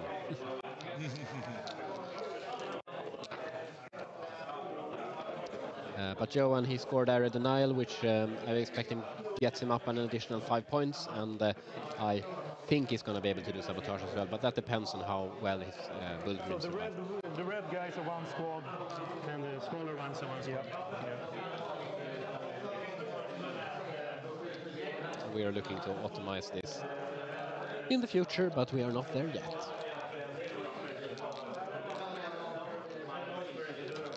Anders, the golden child of miniature metropolis. Yes, where we are hosting the Swedish Championship in Warhammer 40k at the Miniature Metropolis, Stockholm, southern part of Stockholm in Haninge. A fantastic tournament. We have Johan here on the left, and we have Anders Palm with his Thousand Sons acting on turn 3, going second here, and a very important round. And if I'm not incorrect, is he pulling secret mission end of turn 3 or beginning of turn 4? End of turn 3. End of turn 3. So he will set himself up and most likely pull a secret mission. But as you can see here, and we can actually do a bit of a sweep while Anders is doing his move. And we have many matches going on here at the same time. All the tables are filled. We have several of the very best Swedish players here, the 16 best players playing this out, and you can see the action is happening. We can also see in white shirt here David from SSG, who is also having a secondary stream that you can see Pod 1 matches all through the day here. Exactly, so you have to move, if you move 7 inches, you will have to move this one. So the score is currently 48-30. So can't do it better than that. But that must mean that Anders has scored quite a bit of secondaries, but very few primaries, which he can cover up with the secret mission if he calls it. Exactly, and he's gotten a lot of help from his fantastic turn 1.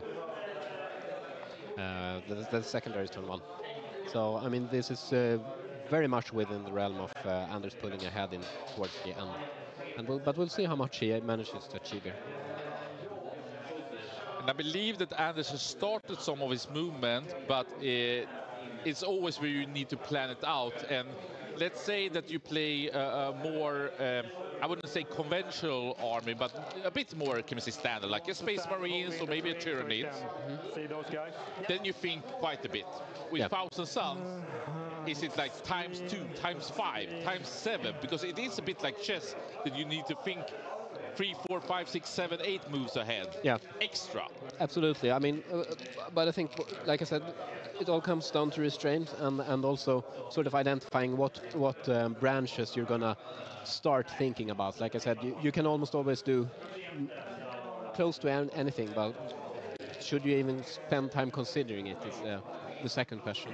So it is very challenging, at least in the start, to think about it. You also need to get a natural way of like counting the cabal points as they change throughout the game, and think about what should I do, how does that combine with the other options. So yeah, it creates a bit of a mental load, absolutely, and also for the opponent who is not used to it in the same way.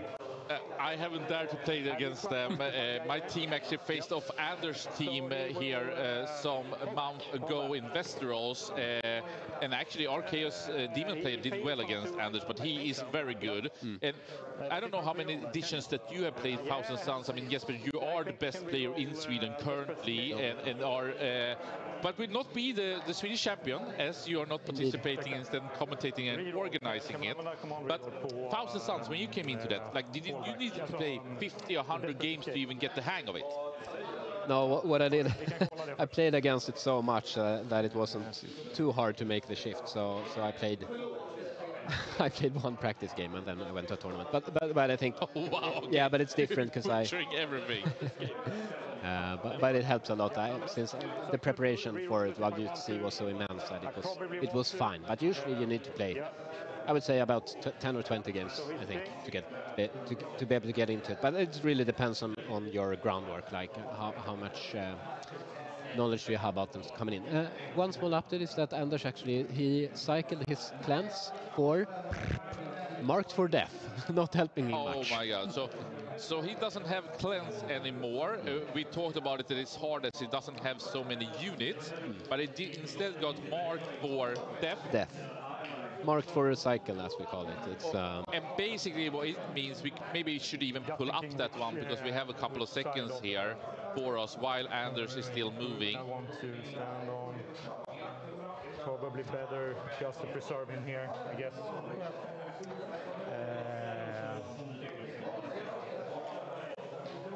This needs to be screened. Yeah, it's screened. The second one was area denial, correct? Correct.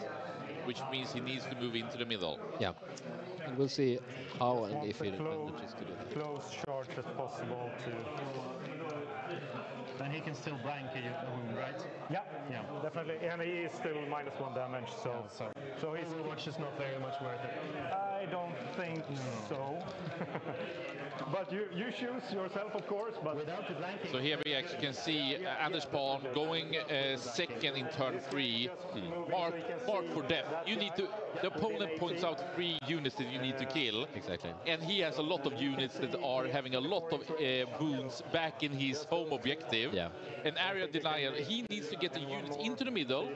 And if he wants to maximize, he needs to make sure that the opponent doesn't have any units within 6 inches. Exactly. So it's like a zone control for the middle, and that's probably going to hurt him quite a bit now, since he needs to. He needs these secondaries because he is behind, and he don't really want to throw in things and sacrifice them. And we can see also here in the middle that actually it's Johan controlling it currently. Yeah. But if you move in there, you can see also the tank on the left side. You will get a lot of beaten if you stand on middle objective. Yeah, so he needs to put in real units now in order to score this area denial, and that's gonna set him back and give him fewer resources to be able to catch up during the last turns. Just him then. But also he could be thinking something else than what I would. Maybe he doesn't even want to go for the secret mission. But I think he's going to do it. No, the 3-inch guys you're getting in a week or so. And just super quickly here, looking, when you say real units, is that you have a couple of units, for example, the Sangors, I guess, is the ones that you kind of score in points, but actually he don't have almost any scoring point units. Indeed, he has the Cultists and the Sangors, and I think they're both dead, so now it's just down to the meat of the list, so to speak. So in the end, they're the 10,000 Suns Cultists and the Sangors. were the ones that he could chew away to score points. Those are dead. I think that's all my moment. I won't risk it with the cycle. Yep. So On the other hand, he has all of the meat left, so there's going to be damage coming in. Yeah, we can say moving in a couple of mutalisks into the middle. That's probably why he has saved them. Yeah. And they shoot pretty good, they fight even harder, and they take beat even better. Yeah, and there's the mutating aura or whatever it's called around that, which leads a bit of mortal wounds, which is it's nice. It's a nice sprinkle of wounds coming into the enemy army. It's not that good against Astra Militarum specifically, since it's more about a shooting army holding back. But they're very nice models. Inside here, I can... We're getting a big vag here from Versags, Morky Mischief. Yeah, we'll see. The orcs are coming up, I think, sooner or later. I think Holmas, he has been rambling on and on about Warhorde even before the LGT, where Brian Sipe came in second with it. So and now he's only he's going deeper into his insanity basically. So he submitted to orcs last minute. So, are we allowed to speak about that, or are we not allowed to speak about that? Speak about Anders Holm's choice of different armies, because he played a lot these last couple of weeks and had a big uncertainties what he would play. Yeah. So he had a bit of a detour into your favorite army, Blood Angels. Yeah. And he crushed basically everyone during the last team tournament 2 weeks ago, where he won together with his team. He took the most points during the entire tournament. But as soon as it was done, he sold the army and shipped it off. and traded it for Grey Knights, which I think he usually wants to play a more slow style. So yeah, he didn't really like the pushy style. So for some reason he likes orcs, which makes zero sense. I mean, there's no reason to expect sense from that man. So now he's back on the orcs. He's going to run people over, I expect, and I hope he goes all the way. So yeah, D6 plus 3 plus 1. But he's very fond of his Drukari as well. But I think last minute he went with the orcs instead. So I get a 4-up save against it. Yeah, probably. I'm gonna be honest, it was news to me. I thought that he would play Drukari.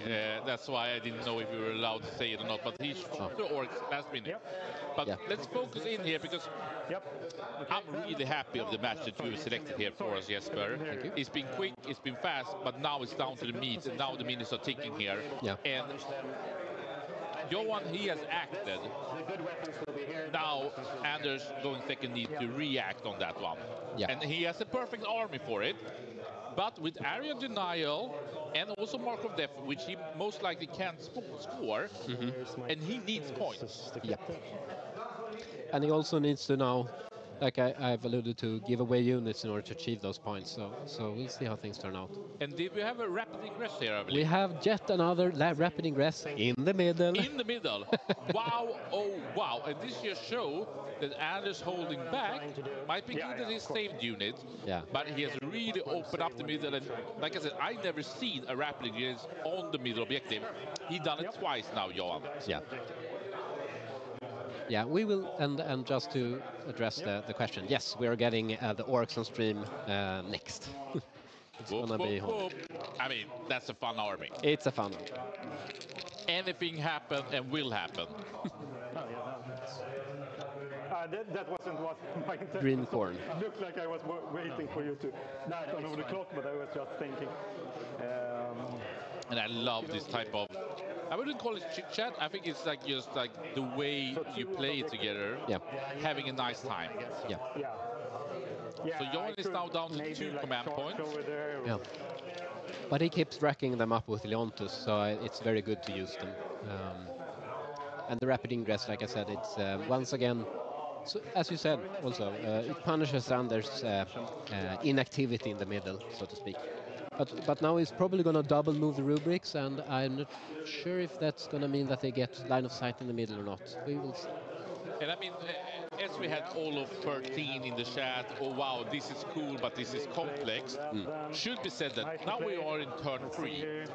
Actually, Johan had to rapid ingress because basically his unit is up in the sky and then it comes down on the battlefield.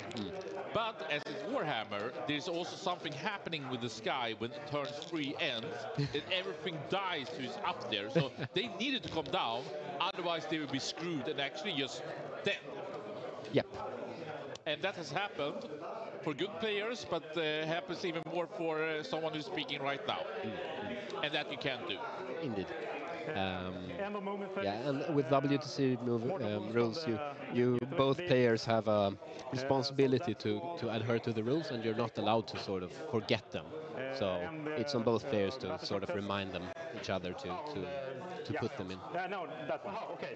But we can say that the top objective there, the mutinies will not get down those 6 Bulgors. Bulgrin. Bulgrin. Sorry. Not Bulgors. To live is to suffer. So I killed them. The bullies, we can call them, because Absolutely. they are impossible almost to kill. It's a nightmare. I mean, Thousand Suns, they have enough damage to do it at some point, but it is tough even for them. And Johan is doing a good job of keeping them back when he needs to and then committing him when he wants to.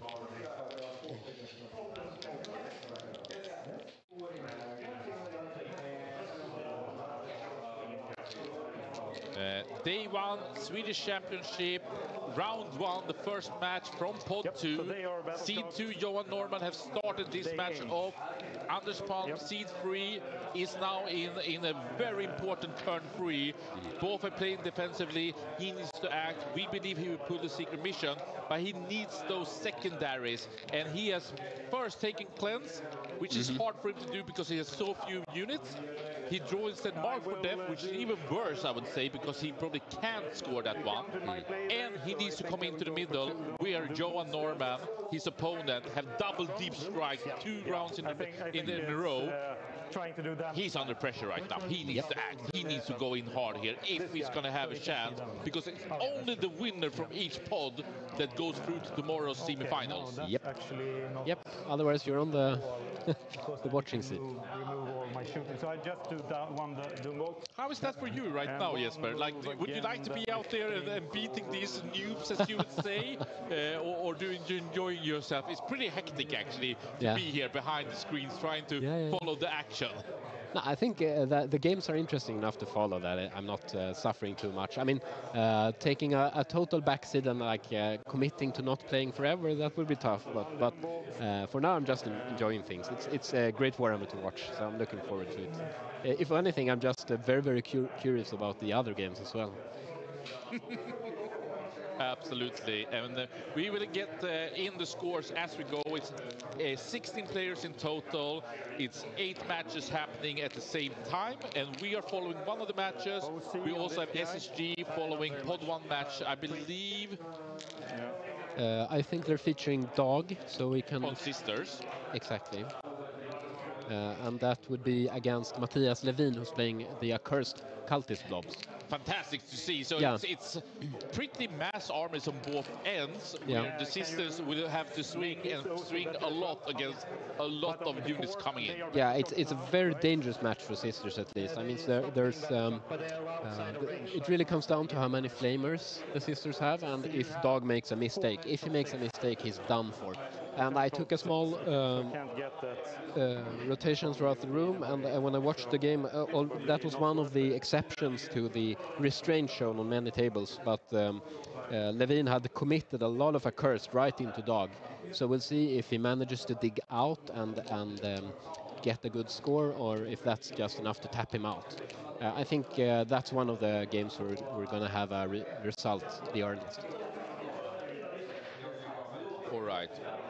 Should we zoom in a bit here now on Anders, who's been thinking a lot on his movement phase? Now he should be in the shooting as the rapid ingress has happened. Exactly, yeah.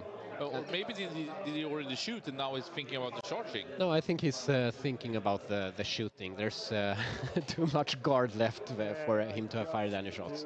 And but this is a critical moment in the game where how much is he able to kill, how much is he able to deny from Johan score-wise, and to what cost.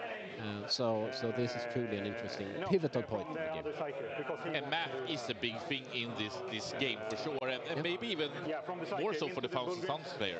Yeah, it's true to some degree, but on the other hand, like the damage is so overwhelming, so I would expect him to be able to kill what's in front of him.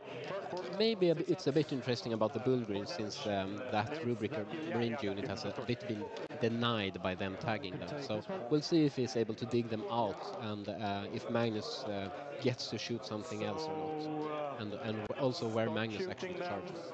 Yeah, can't be misplayed, but needs to go in swinging now. Indeed. Start with this squad. Everything into this squad. Oh, yeah. Yep. We're always charging the Psyker. Yeah, so it looks like Anders didn't double move the rubrics that went out in the middle, meaning that it's going to be very hard for him to get the area denial unless he charges with the Exalted Sorcerer, which he might do actually. Number of shots from him.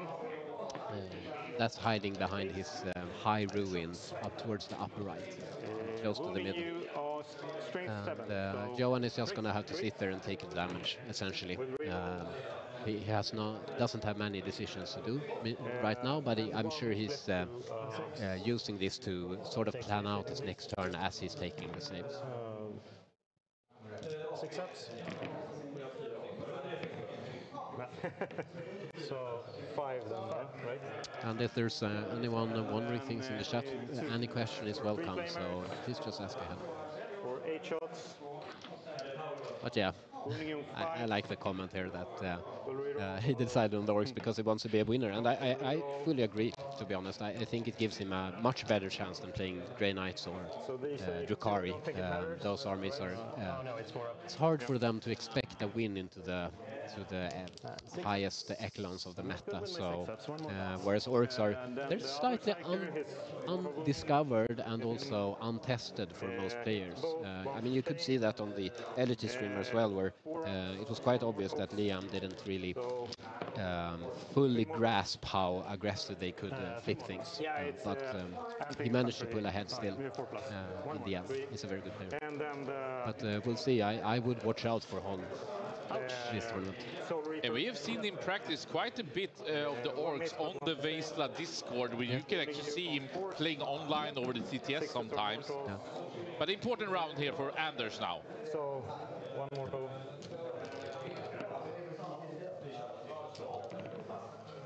Oh, nice. One more damage. One guy left. One guy left. That was painful. Yeah. Doing a lot of damage, but he would have liked to get that last guy. As always. There's always a last guy in this game. Well, there's one more bully. Oh yeah, that's true. I should just remove like this, of course. Yeah, okay. Since you have no... Yeah, no, he can see then. Yeah, so yeah, you can see. It's fine. That guy can see. Okay, then he shoots him. 6 shots. 3. Wounding force. One dev, one... And Anders is using all the damage that he can leverage. Every single little sorcerer is going to matter here. 3. So 3 wounds. What's interesting is that he has one rubric squad very much pulled back still in order to screen his own objective, but that's also one resource that he's not putting out damage with, so it's, and he needs all the damage that he can, so we'll see how that hurts him. And now, as you can see, that there's a lot of rubrics, there's a mutilith exposed in the middle, and there's just a Dorn looking at them, so that's gonna be pain. It's gonna be true pain. Pang, pang, bam, bam, boom, boom.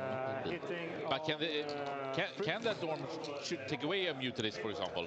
I don't think it can. Not on long range. It's quite meta short range dependent. I think it's just gonna pick up the rubric squad instead. Maybe it needs slight support, but I think that's where it's gonna aim it. But that's fantastic for him. Like we talked about before, like killing sorcerers, decreasing cabal points is fantastic, and there's so much damage sitting in that unit as well. So he's absolutely happy with that.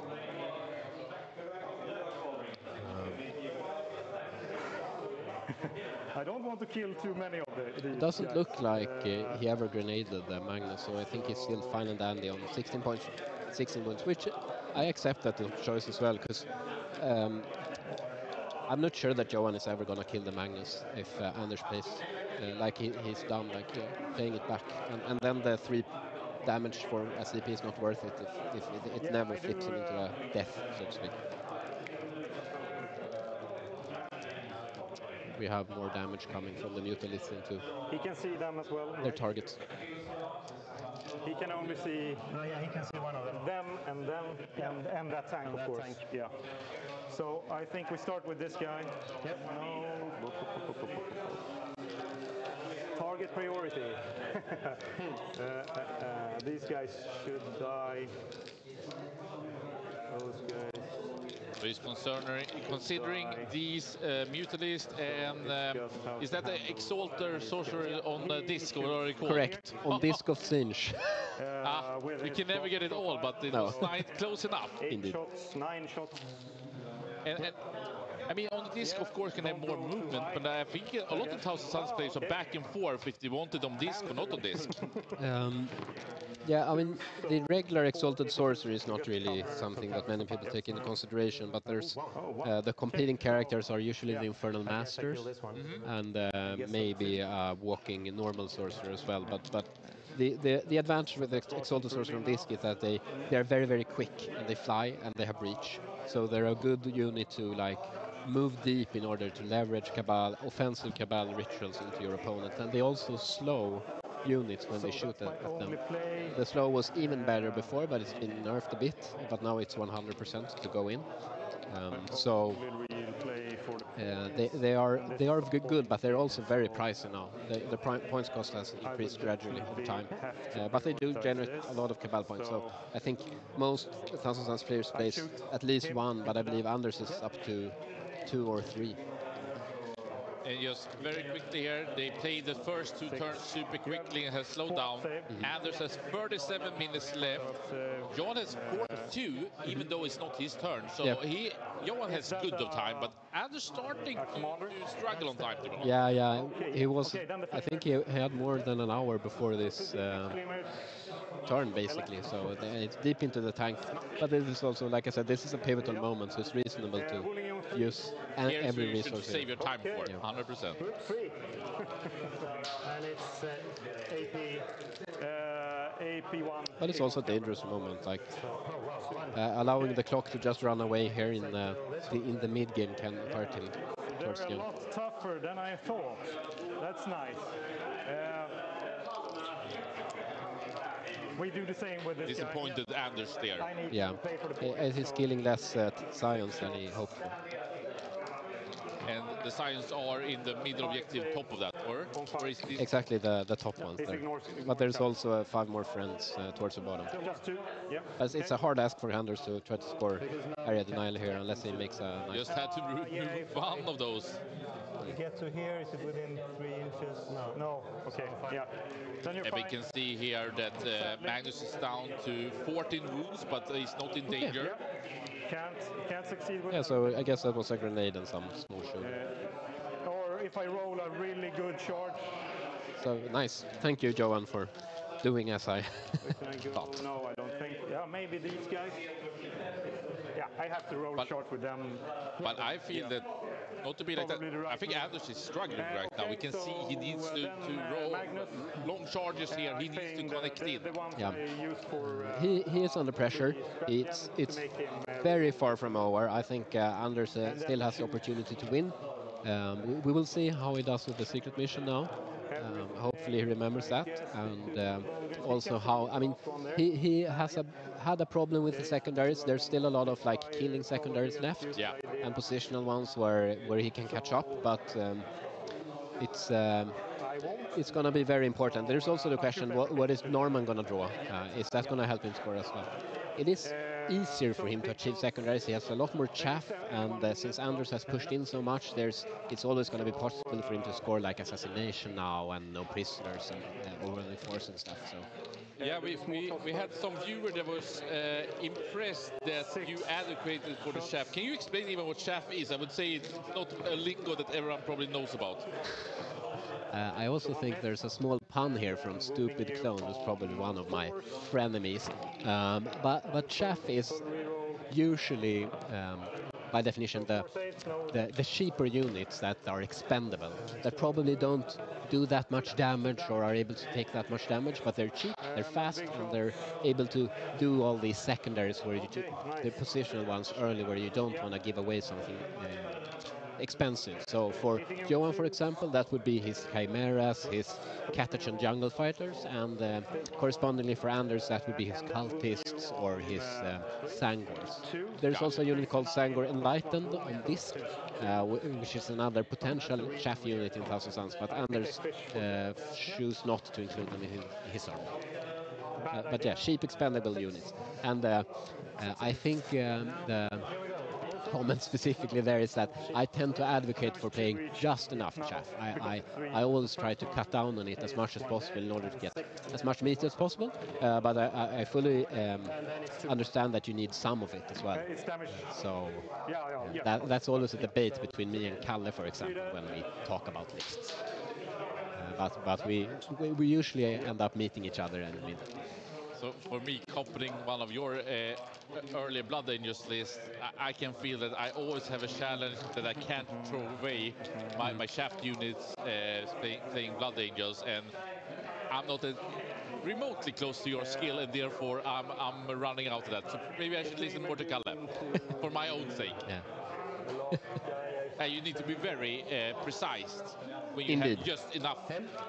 Yeah, but I think one of the challenges is that you keep thinking that just because they're expendable, you can be a bit more reckless with them, but that's obviously not the case, because if you give away your chaff units, then you need to start working with expensive ones instead. So it has an indirect cost.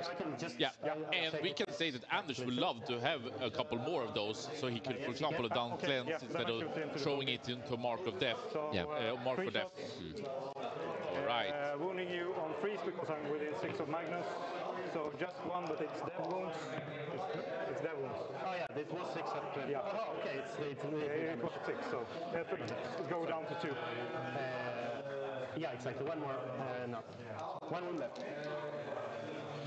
Yeah. Okay, so... I think the shooting is done now. Exactly how I wanted it, but I think one positionally interesting thing is the Lehman Russ on Norman's home field objective. It's very, very defensively positioned. I think you could argue for it being a bit too defensively positioned, because now I don't see a way for it to activate even during Johan's turn 4, and it's going to hurt him, I think. So that's the tank furthest down to the left, just right of all the dices you can see there. Yeah. And as you say, it can't move down and come in on the right side to shoot. And it can't really go up either to come in. So it's 200 plus points, almost wasted. Yeah, but on the other hand, it's conserving it for later. But we'll see how that turns out. Obviously, he needs a strong deterrent for Magnus to not just push in as well. So it's easy to say now, and it's also a bit of how Palm or Anders decided to play out the game. Yeah. Within 9, outside 8. 8. Okay, yeah, we just have to go for an 8 then. It's an 8 inches charge here. Sorry, I went actually over to the wrong one. I wanted this camera shot instead. People read all that. Yep, fine. He did hit the charge. Important charge here coming in.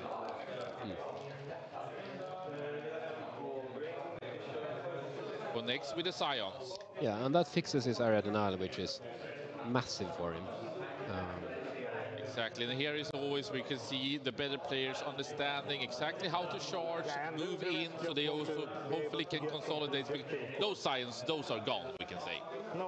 Probably, yeah. It depends a bit on how many rubrics, because I mean they are quite weak in melee. But The important thing is that he wants a small area denial, which is he's looking at now, which is, you know, every small point counts, and getting a bit of rotation in the secondaries as well, because yeah, the marks for death is it's a dud. Would you say that Magnus needs to come in here? I mean, this is not any importance to kill, but they are probably denying him some points. Yeah, yeah, and they do deal quite a bit of damage as well. So they're gonna help with killing the rubrics in the middle together with the Dorn. And I think Magnus is just gonna charge the fighters. Yeah, that's what he did. Charge the fighters. Okay, so he's charged down instead. Yeah. No, it was way too far. He was way too far from the middlemost. You can see here Magnus moved in here in the left side. And then there's one more charge that he's going to attempt on the Bullgrins. I think it's going to be a very quiet long charge, yeah. I'm not even sure if it's possible, but he's probably going to roll the dice and we'll see if it's worth discussing. And he is down to 1 command point. Yeah, he spent a lot here. And like 1 command point for quote-unquote nothing, as it was for recycling cleanse into mark. But would you argue he's getting punished by that right now? No, I mean, I think it was the correct choice, but it's hurt. It's, yeah, every little thing counts, and like I said, it was worth it for him to do it, but it didn't pay off. Are you within one of the wall there? No. No. And you're outside of 12 there, yeah. Can't even try a big charge.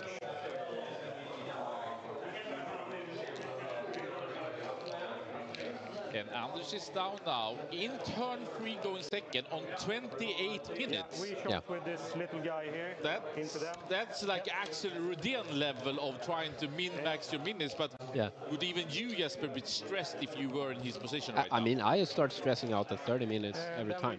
So, I mean, I tend to not have a clock problem, but that's mainly because I'm very mindful of it.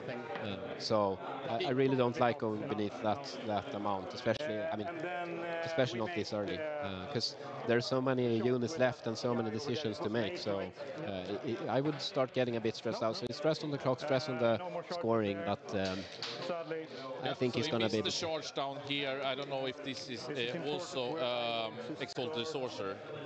Probably, yeah, onto the remaining Bull Grid. Between and lock me up, so I think. But you would say, think fast, act fast, roll fast right now is the feeling for Anders. And he's under pressure. Yeah, while still playing good enough. This is the challenge. And just to make this... Do you see any way, if he's left alive, that he can stop them from getting on here? No. What's your OC on this guy? 2, and it could go up to 4. Yeah. So you could, yeah. Okay. So then I could start with this one because I still get to consolidate. Now Anders is thinking about his activation sequence in Melee, which is also important. And I love this. He's asking Johan, if I do this, can you do that? And then Johan needs to say that because you're playing with the intent. Yeah. 15 attacks. And one of the fantastic parts where he's like, you play this game together. Yeah. He's rolling up the dices now here. It's tied, and he will choose where to fight first, where he have charged. And I believe that Johan don't have any fight first on his side. No, he could interrupt, but there's absolutely no reason to do it. You only have 4 OC here now. So it will be Anders fighting first, then he could choose to interrupt to go next. An order for 4. He's 3 base. It's 3 base. Okay, yeah, then it doesn't matter. Okay, yeah, then we can start. And Johan is telling about how much primer he's going to score next turn, basically. So it's We start with keeps slipping up away a bit for Johan here, but once again, the back end scoring turn 5 with 1,000 Suns with a secret mission is quite big as well. In the Twitch chat, we have Arvodo, who I'm really happy to hear that you were at your first tournament here a couple of weeks ago. And I agree with you. I was also worried about the time I clocked out in the first match I ever played at the tournament. But then I also got tabled a couple of times, especially against Johan here some weeks ago in Westeros. Then you don't have time issues. Yeah, how kind of him to table you. these guys have to go into... I hope you had a lovely tournament, and I hope that you can follow the action here from Miniature Metropolis, the Swedish Championship, brought to you by by Veizla in partnership with Miniature Printopolis, Fantasy and North, Asus ROG, and Cancerfonden. I really reach out to all of you guys. Donate to Cancerfonden through the Veizla initiative. That will support everyone and make the world better. Absolutely. Yep, and then the sergeant. One hit.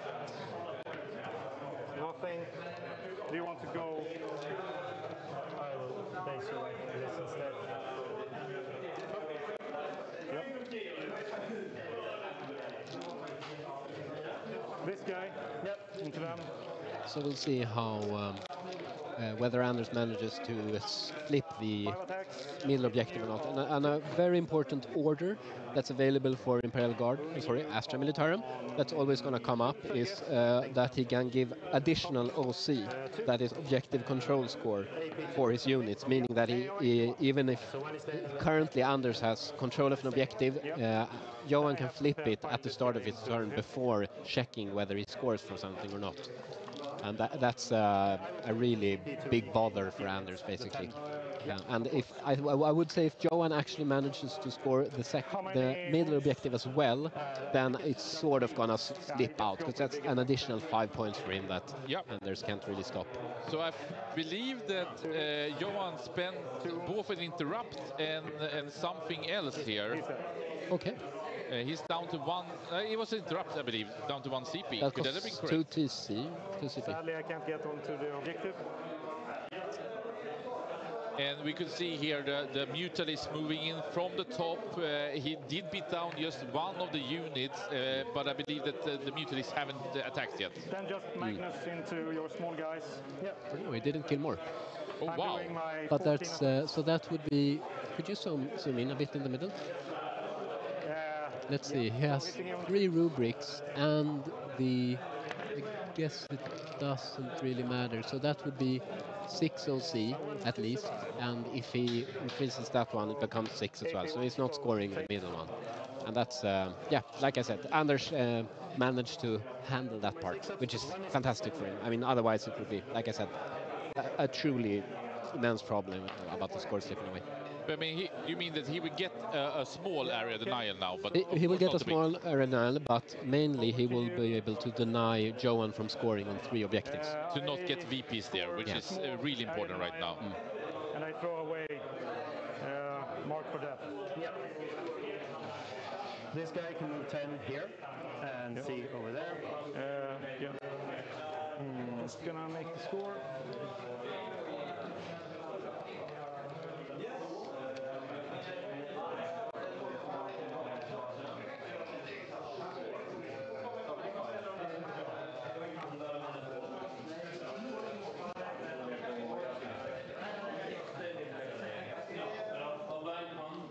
Just gonna think about secret mission. Oh yeah. I will not. You can't, I think. I know. Before you choose, I just want to read them. Before you choose which one. Sorry? Before you choose one, I will just want to read them. You take one of them. You can read them. Tell me when you're ready, and I will choose one.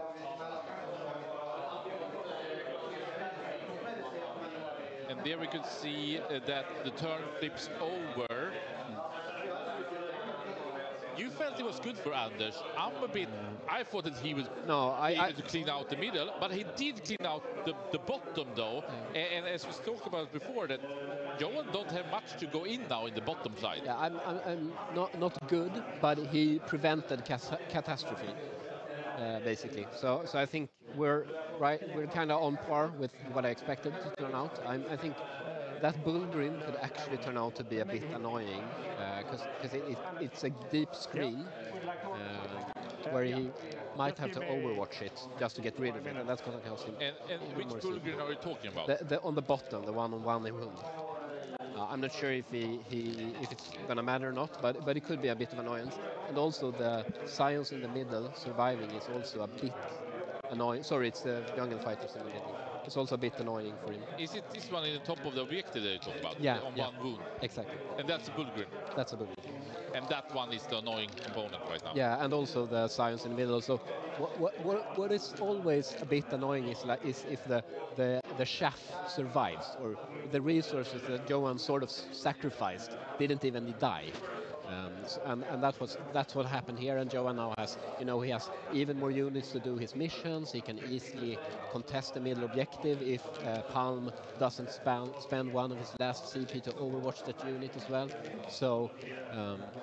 I understand right now that I probably misunderstood. So we can see the tentacles here from the top of the Mutalist, and then we have Exalted Sorcerer in here, and we have the Rubrics, correct? Exactly. So all of these in the top side is Anders Palm's units. Yeah. But as you say, the shaft, a couple of is it junglers? Catachan jungle fighters In the bottom here, which makes him still being on objective, but he is denied. He's not getting VPs, and that was the most important. Yeah. Is it doing actions or? Let's see what he drew for the turn. Yeah, it's doing actions and it's ending in my. Yeah, so that So something in the middle and something in my. Recover assets, and I think he's looking at assassination. This one is good. This one is probably not as good, but that guy could do the action, and these guys can do the action, and then it's. So this is Johan's turn 4. Yeah. Just to know, I just gave myself a CP for this change in battle round because they died, so I haven't get a CP for discarding. So I'm on 2. Just to be clear. And I mean, normally Assassination is a good card when you are this deep into, but can he really do something? We will see here.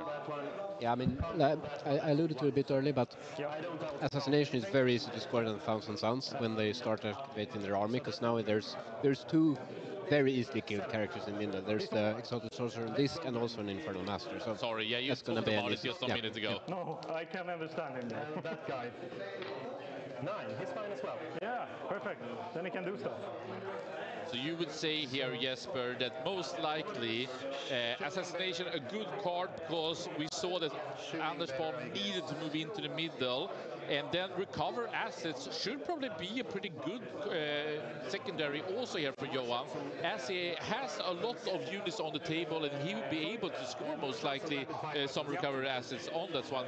Maybe we even should pull up that card and look at it a little bit. Yeah, let's but am I correct in that thinking? You're correct. I think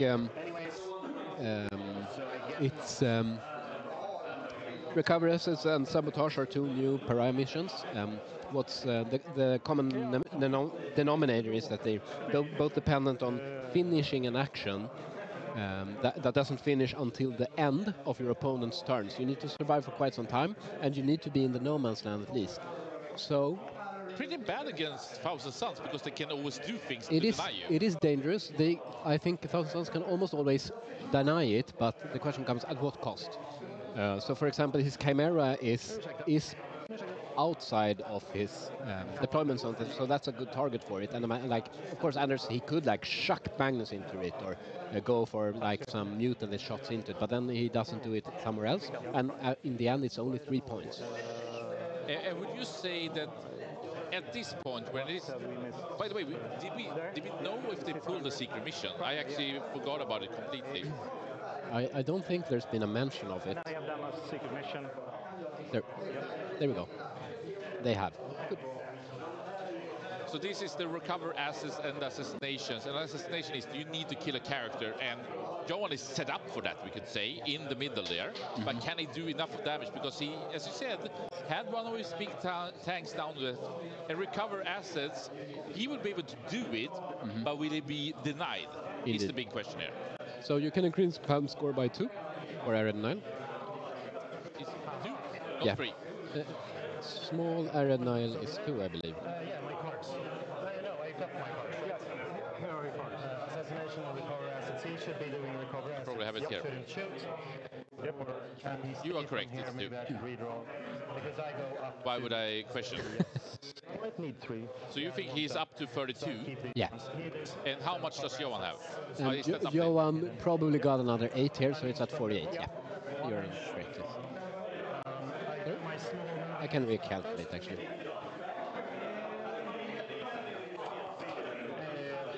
We also got a report here from Fluff, and we hear that the matches all over the place is getting more and more intense. But it's been nice that the players are so used, so they are also adjusting their sound levels when they are speaking. But now it's due time for everyone, and we're starting to beat into the clock right now. Is it okay if I put a battle shock marker next to him? Just You can put Johan to 56 now. Understood.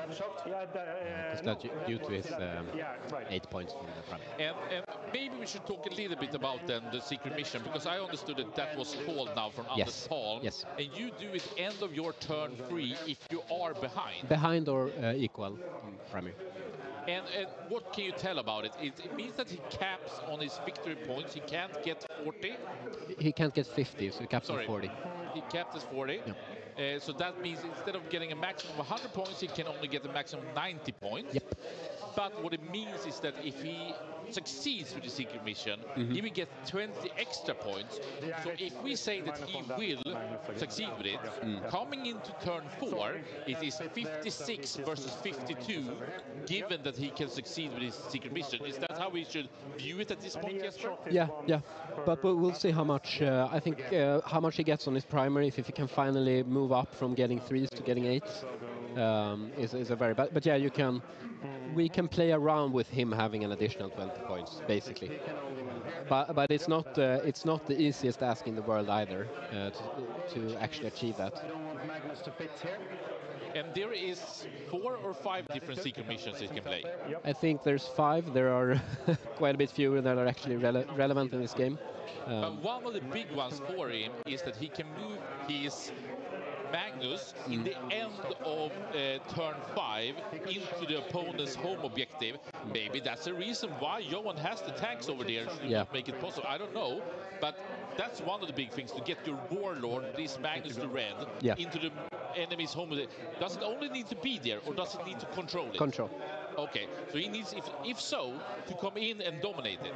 Another one is to have a battle line right in the middle objective. Is that correct? Something to that part, but it's mainly, the other one that I think he would actually choose is to control 3 objectives outside of the control zone. Yeah, because he don't have a lot of battle line, and probably they will not be relevant for it. He does have a Rubik Marines, so it is possible, but the problem for him is that Johan has a battle line unit, the Death Corps of Krieg, on his home field objective, 20 man with Feel No Pain and everything. So to secure that one is that he needs to have a battle line on one of the 3 objectives in the middle, and the opponent cannot have any battle lines. Is that correct? Yeah, close to objective, basically. I don't have it exactly in my head, but something to that. So I don't think he chose that. But what's important to remember is that also that this is something this was a choice that Anders already has made in secret. He has chosen a card, put it upside down somewhere on the table. And Johan still doesn't know exactly which one he's chosen, and Anders can change his mind. So this is it. He is locked in on the secret mission that will be revealed in the end of the game. Yeah. But we speculated that he would go for it. He did draw it. Yep. And with the Thousand Suns in these settings, it's very likely that he can score it. So this is coming down right now with speculations of a secret mission and completion of it, that it's 56 to 52. And I would then argue that Anders actually is ahead, because he will have an easier time scoring points in the turn 5. It is correct, yes, but I'm still not sure that he's going to be in the position to actually score it. But we'll see. If we're looking here, it's Johan's turn 4 going first. He's screening up the Bulgars in the top part. Would you say that the Mutalist for Anders here on the right side, is that a bit out of place? It is a result of how he chose to play them early. I think he had to swing around on that side with one of them. They are quite fast, and he can also double move them, so it's out of place now, but it can be in place if he wants to. So if we would speculate this, that it would be hard for him to take the top just because there's 6 Bulgars there. Even if he goes in with double Mutalist, probably will not be able to beat them down, but he will start doing damage. Yep. But the bottom is the challenge for him, because Magnus probably needs to go in and do actions here, and then he needs to have something strong that it also can come in. Yeah, but what John did was a very elegant play where he put the Russ and both the Russes actually close enough to each other that Magnus can't move over and land between them without being in engagement range. So what Jesper is talking about, we're going to try to see if we can go in here a bit on that one. Yeah, I will. Maybe we cannot. I'm sorry for that. We will see if we can fix it. But basically, it's in the topper corner here.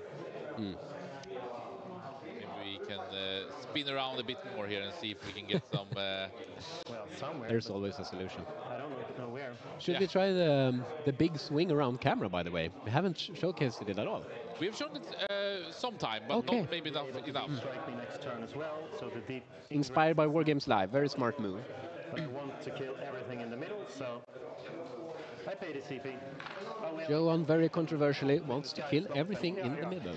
Yeah, so you can see here what Jesper talked about is on the right side where you can see the dices that he has moved up his Demon Rust, correct? Which is basically the one with the big gun standing in the cannon in the terrain, which makes it they are now at play. And that was one of the ones that you were questioning. Yep. But he found a good way to use it, and that's very nice. And I think he probably pre-measured as well. You can see that his front gun is actually over and through the terrain, so he can actually look out, peek out, and shoot into the middle, which is fantastic. So I yield. He had it all thought out. It was nice. It's a realistic game, but I also love when just 1 quarter of an inch comes out, and then you can shoot 90 degrees from it. Yeah. It's for sure some cartoonish types of machinery. Haven't you seen the movie where they put a spin on the bullets? What is it called? Whatever. Very realistic. Matrix, is that what you're talking about? No, not probably. Watch. Whatever. Strat probably knows. I'll get closer on that. So here we have the two combatants.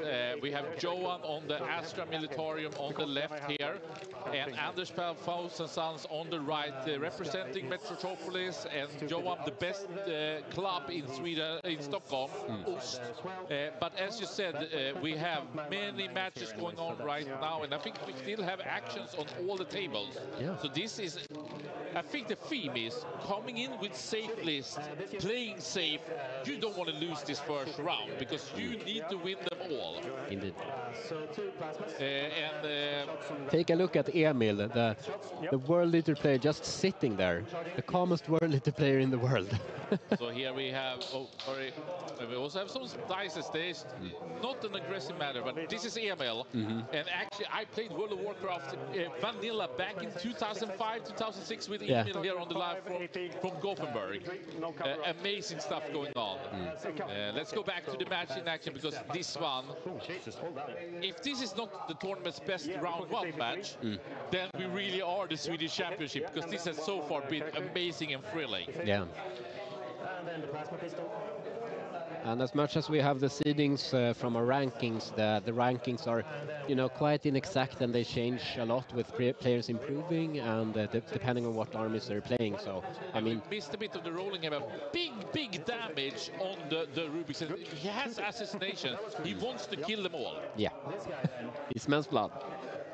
And I think that this was probably the Dorm here in the bottom that was shooting, and now he's shooting from the other angle. Because sorry, the Russ peeking out.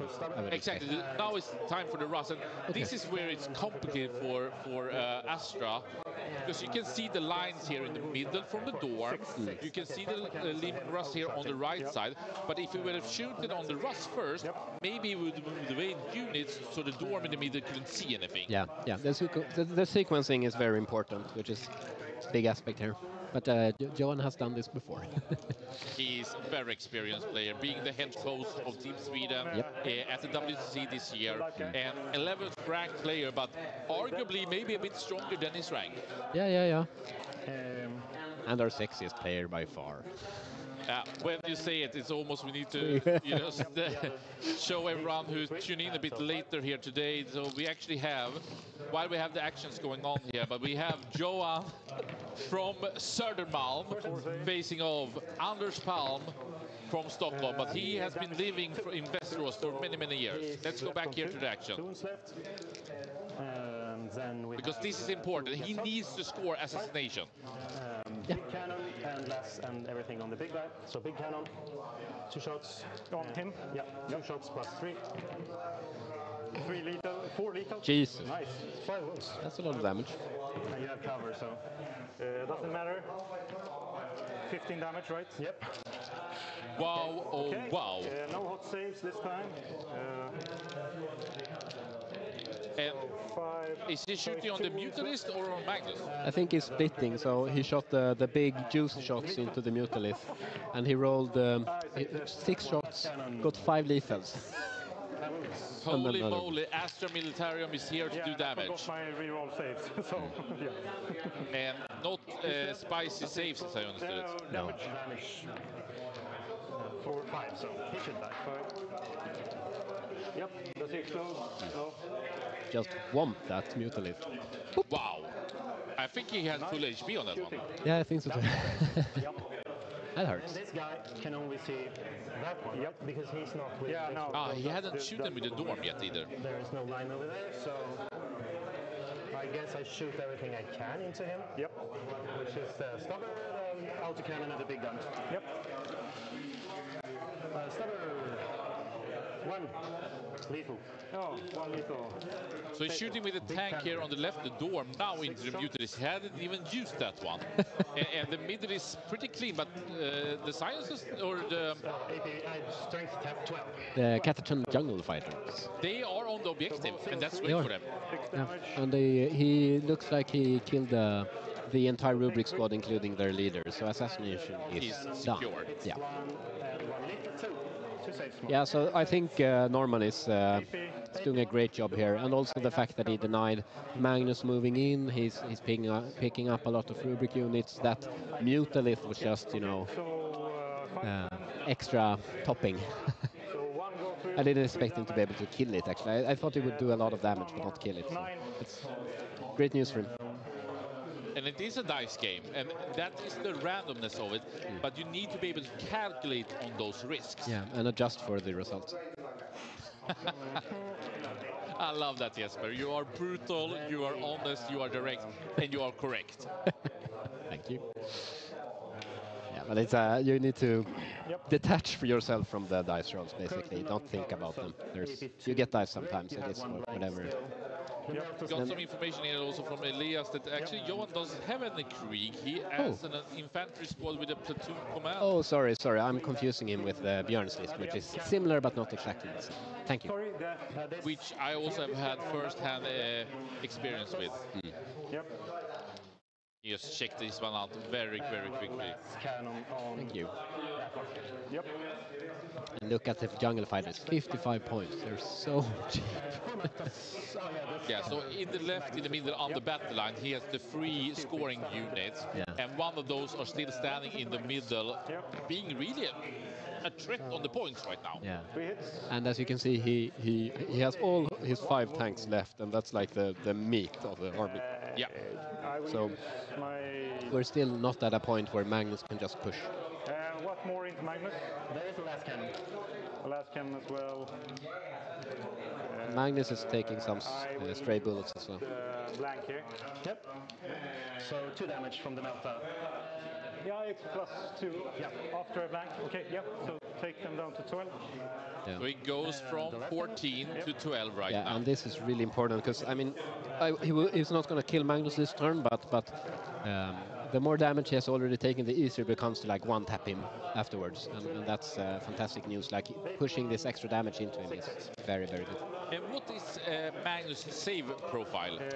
He has 16 wounds, and he has a 2+ save and a 4-up in bow, and then he has an ability like he gets to choose between different abilities, but most of the time he has -1 damage against non-psychic attacks. So it doesn't matter. basically. Okay, Yeah, so that- if the tank does 5 damage Yeah. in one hit, then it becomes 4 Exactly, as a yeah. profile.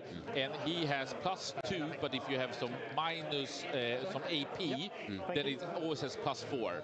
But does he also have a Feel No Pain? No, he does No not. Feel No Pain, so But- he still will take quite some damage. He can absolutely die. It's very much come down to the profile coming in, like how well it fits. Like damage 2 attacks is quite weak usually, but it really depends on the profile. Let's get 4 wounds this time.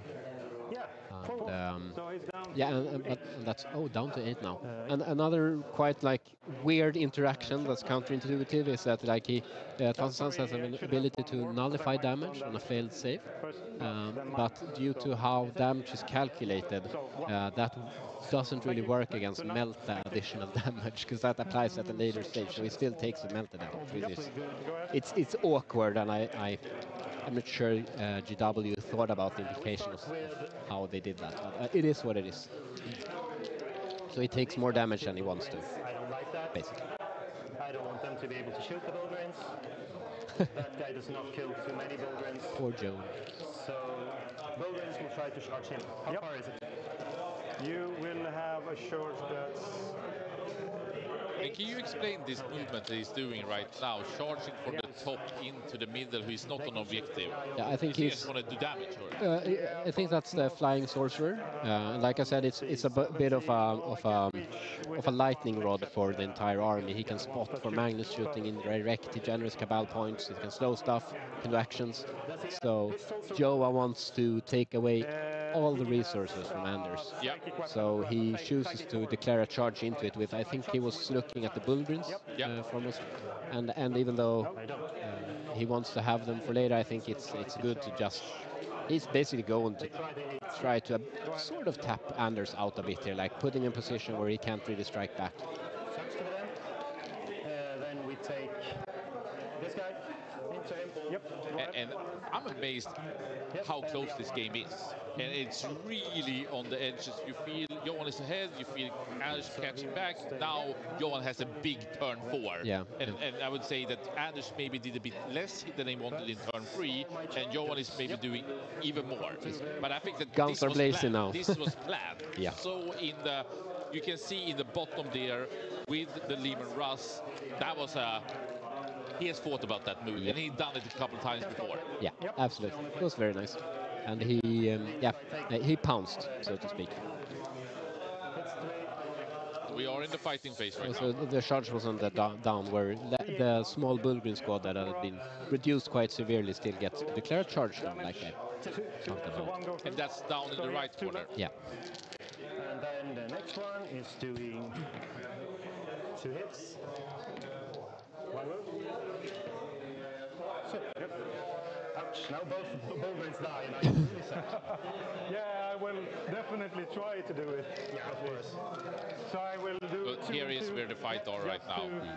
Try to get And it some took some leverage out of damage, it. but it didn't go down. Seems like he did 0 damage actually with the Bulgrins, sadly.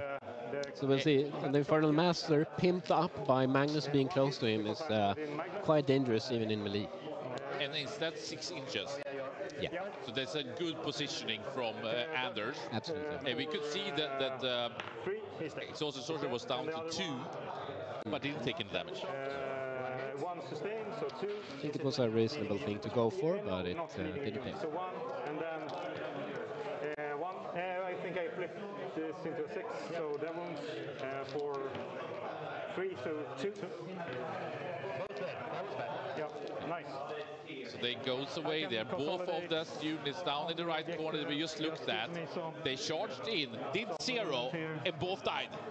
Anders had a bit of a relief there, I think. Would have been truly problematic otherwise. I think it's not... Johan can survive this. It's fine, but it would have been very bad for Palm otherwise. Exactly. It would have been nice bonus for Johan to pick that guy up. Okay. Johan has more units and haven't suffered so much, and Palm can't lose more units right now. He No. needs it. Yeah. Okay. Because these would be the scoring units for him, probably. My turn. Yeah, his characters are turned into chaff. That one is safe, and that one is. And here goes the turnover, I believe. Secure Norman and Cold Horde is not possible. Call the horde is not possible. Okay. Call the horde he can't do. So establish locus and secure no man's land then. Okay. Okay, so this is definitely possible. So do I want to sacrifice my squad to do... Just thinking about if I should lift them or not. Yeah.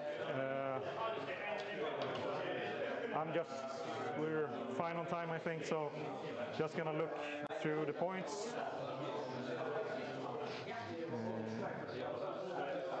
And I score an 8, right? Because I hold that one, that one. Yeah. Finally! Finally. And you did score assassination, and what was the recover assets? Yeah.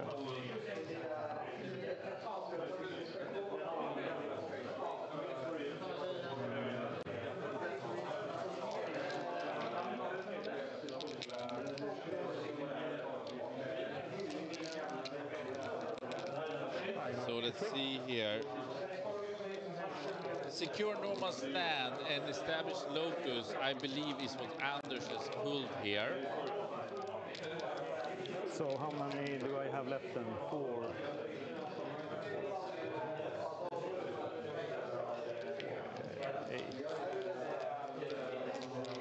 Establish locus is an action in the middle or at the home objective.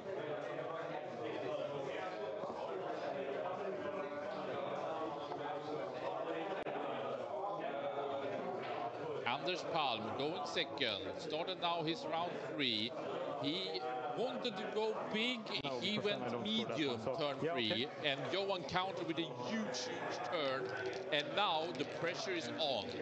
Anders Palm, who has drawn the secret mission, needs to prevail. He needs to act now. He can't sit and wait. This is make it or break it, 100%.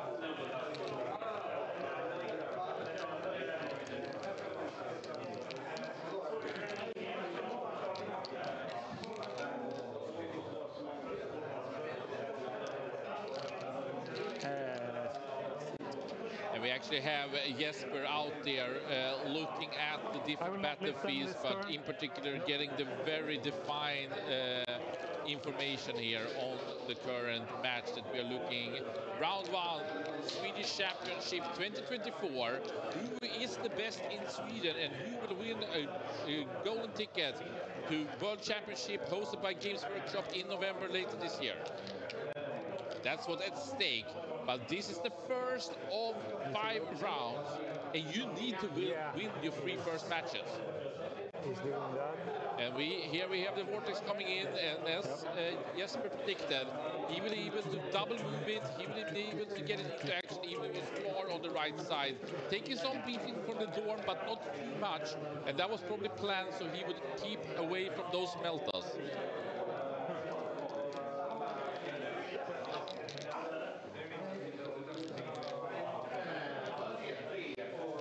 And I couldn't fit Magnus in here. Exactly. Yep. Otherwise, we'll just push him back a little bit. Yeah, definitely. And here I believe that we have the secondaries from Anders. Oh, I'm sorry, here is actually what we are playing, but it was this one that I meant to mean. So establish locus and secure Norman's land is what I have understood is having. That means that he needs to go into the middle, most likely because he can't reach the home objective right now and do an action, which means that he can't shoot, he can't charge, he can't fight. Yeah, I mean, usually with this combination, you would put one unit in the middle that's going to establish the locus and also control that. So we'll see if he gets something into there. I mean, what's that going to have to be? It's probably be his sorcerer that's still alive. I hope it managed to pass its leadership test. Yeah, because it's down to 2 wounds and it starts on 4, or? It starts on 6. 6, oh my god. And you can see that actually the Mutalist from the right did move in quite a bit here and he's now in charge range. Yeah. I don't know if he double moved, but I almost assume so. Yeah. And so we'll see. I think the the lack of resources is gonna start to show truly now for Anders, because he can't really do the work and also do his actions and his scoring. I think he will score both of those secondaries, but once again, at what price? What will he have left after that? Because there is one more turn that he needs to be able to get himself in the right positioning.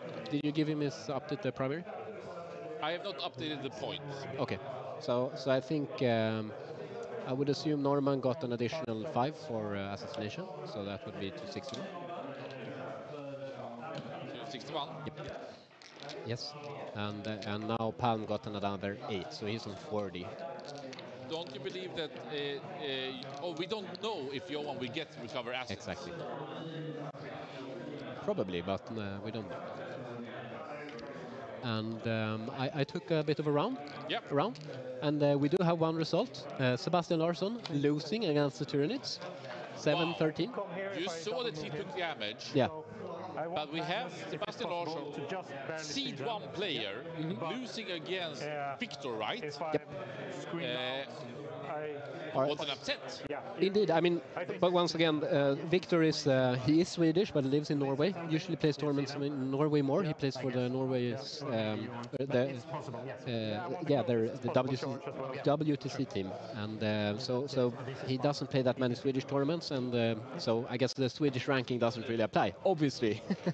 So yeah, it is. But yeah, from our ranking perspective, it's an upset. Yeah, and I mean Sebastian, who did come with. Did he play CSM?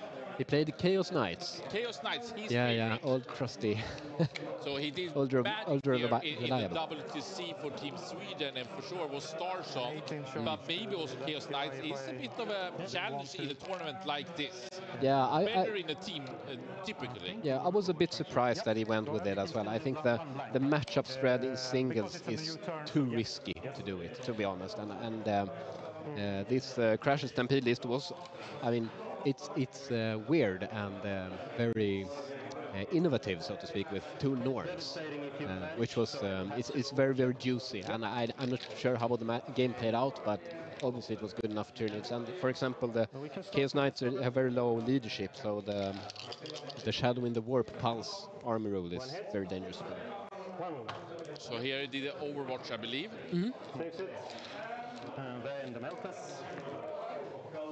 This is one of the patented Norman moves, actually, to Overwatch with his big tanks, because they shoot so much.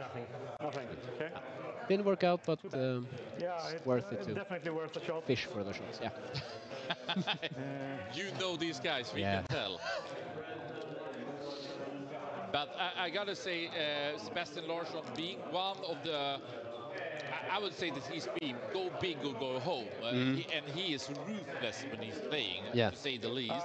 And for him to take the speed, I'm surprised, I'm shocked, but maybe it is the Chaos Knight choice that is that, or we don't know. Yeah. But as you say, Victor being a strong player, but Norway didn't do that well at the WTC. I think they were a bit unhappy. I think they did well from their expectations, to be honest. They placed, I think it was 17 or 18 or something like that, before Canada, who was also a testing partner. So I think they were happy with that result. It's all about expectations. I mean, we wouldn't be happy with their placing, but I think it's from there. I think they should be really happy, and that's what the impression I got as well. Thank you. And I would say that you know Victor pretty well, because you guys practice quite a bit here coming into the World Championship. Yeah, and we did hang out a bit in Mechelen as well. Yeah, very nice. All right. Yeah. So turn 4 here for Anders, and he needs to go big. And I'm gonna say this. Anders is still in his movement phase. He has 11 minutes and 30 seconds right now as we speak. Yeah. And he's in turn 4, and he needs to do turn 5 too. Yeah.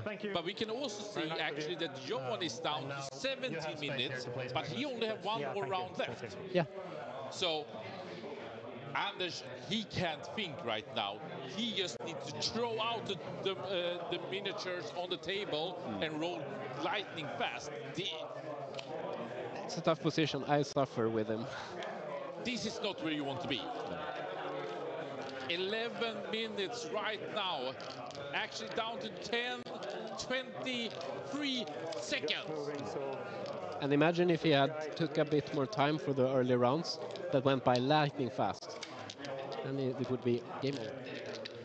Let's try to see if we can get the facial expression here from Anders while he's moving his miniatures here. Looks come down stern. there, I think it's okay. He looks calm. He sounds calm. He has not forgotten the clock. That we know. Absolutely not. 4 to But clear. he's Two more. I think I focused. could get quite a good charge there. So 4 to clear. 4 more to get there, and then It's quite collected there. movement. So I think I have an okay charge there, probably a 4 because I need to. I would speak like that. so fast that I wouldn't even understand what I was saying. Should be okay. And that was. Weren't you white at this point? And how is this? Because I mean, this is common. What's happened Yeah, that do you you want do to get wrap very it in short on reset? time and that you time out and so No on. wrapping in I mean, reset. this Okay. slow So- match in the beginning with so then many it's units means that you need to do so much in the end. Yeah.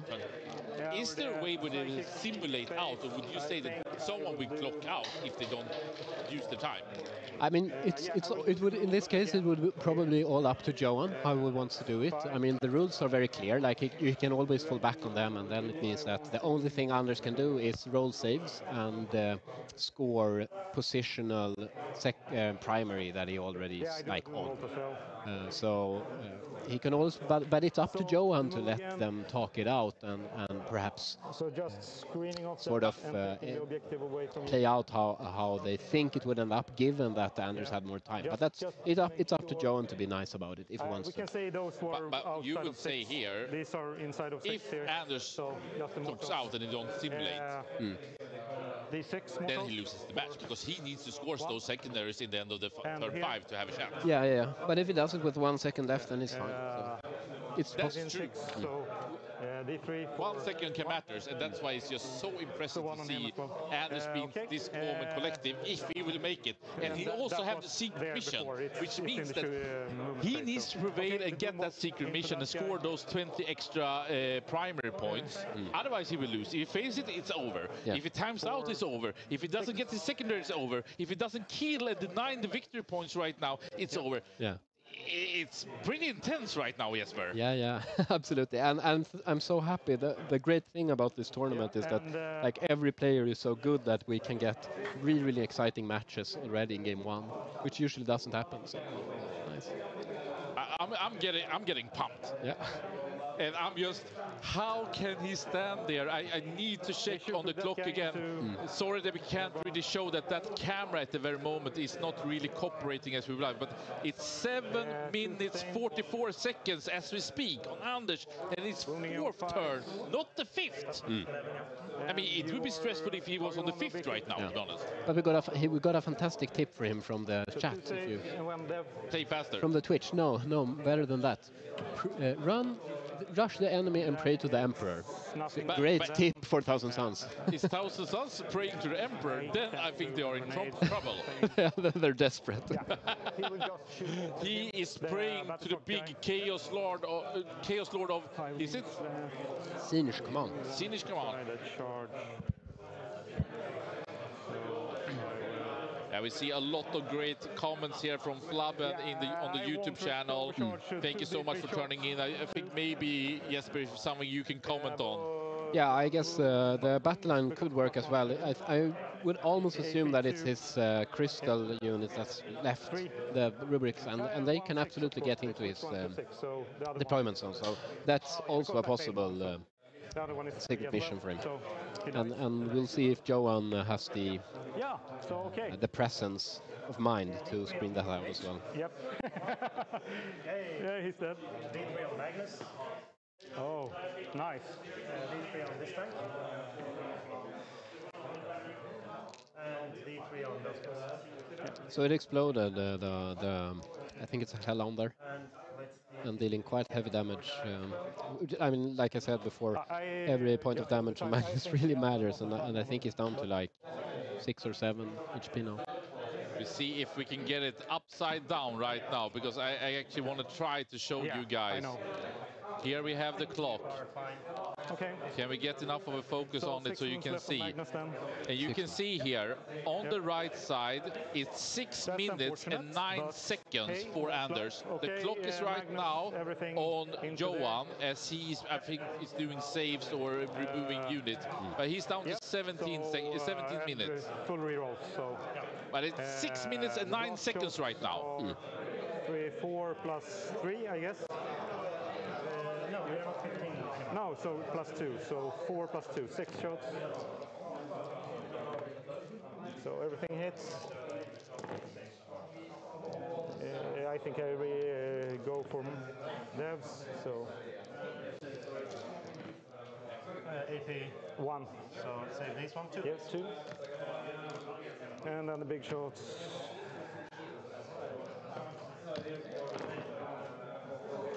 I reroll that one and wound you on 2. I fish. Right. So 5 Very exciting here. You want to be 1 inch from the wall like this. I actually want to try a charge with him, so. And I mean, just need to try something. That one is doing the. Anders sounds, I wouldn't say desperate, but he sounds this one is, somewhat beaten. Yeah. I guess, shooting them as well. And I believe the score is correctly, but I think that the CP probably is not. Very down here to the very wire here. I can see your. Yeah. So I shoot a big shot there. Hits, wounds. AP 3. And I just want to say he's down to 2 minutes and 23 seconds Magnus in round 4. What do I need? More or less straight up 3. I mean, and he just stands there and shaking and talking, and I think it's a. 10, maybe 9, we can see more. is he accepting it? I mean, Maybe, he yeah. needs to do things in round 5, right? Absolutely. And then Yeah. Or turn 5. Goes through 4.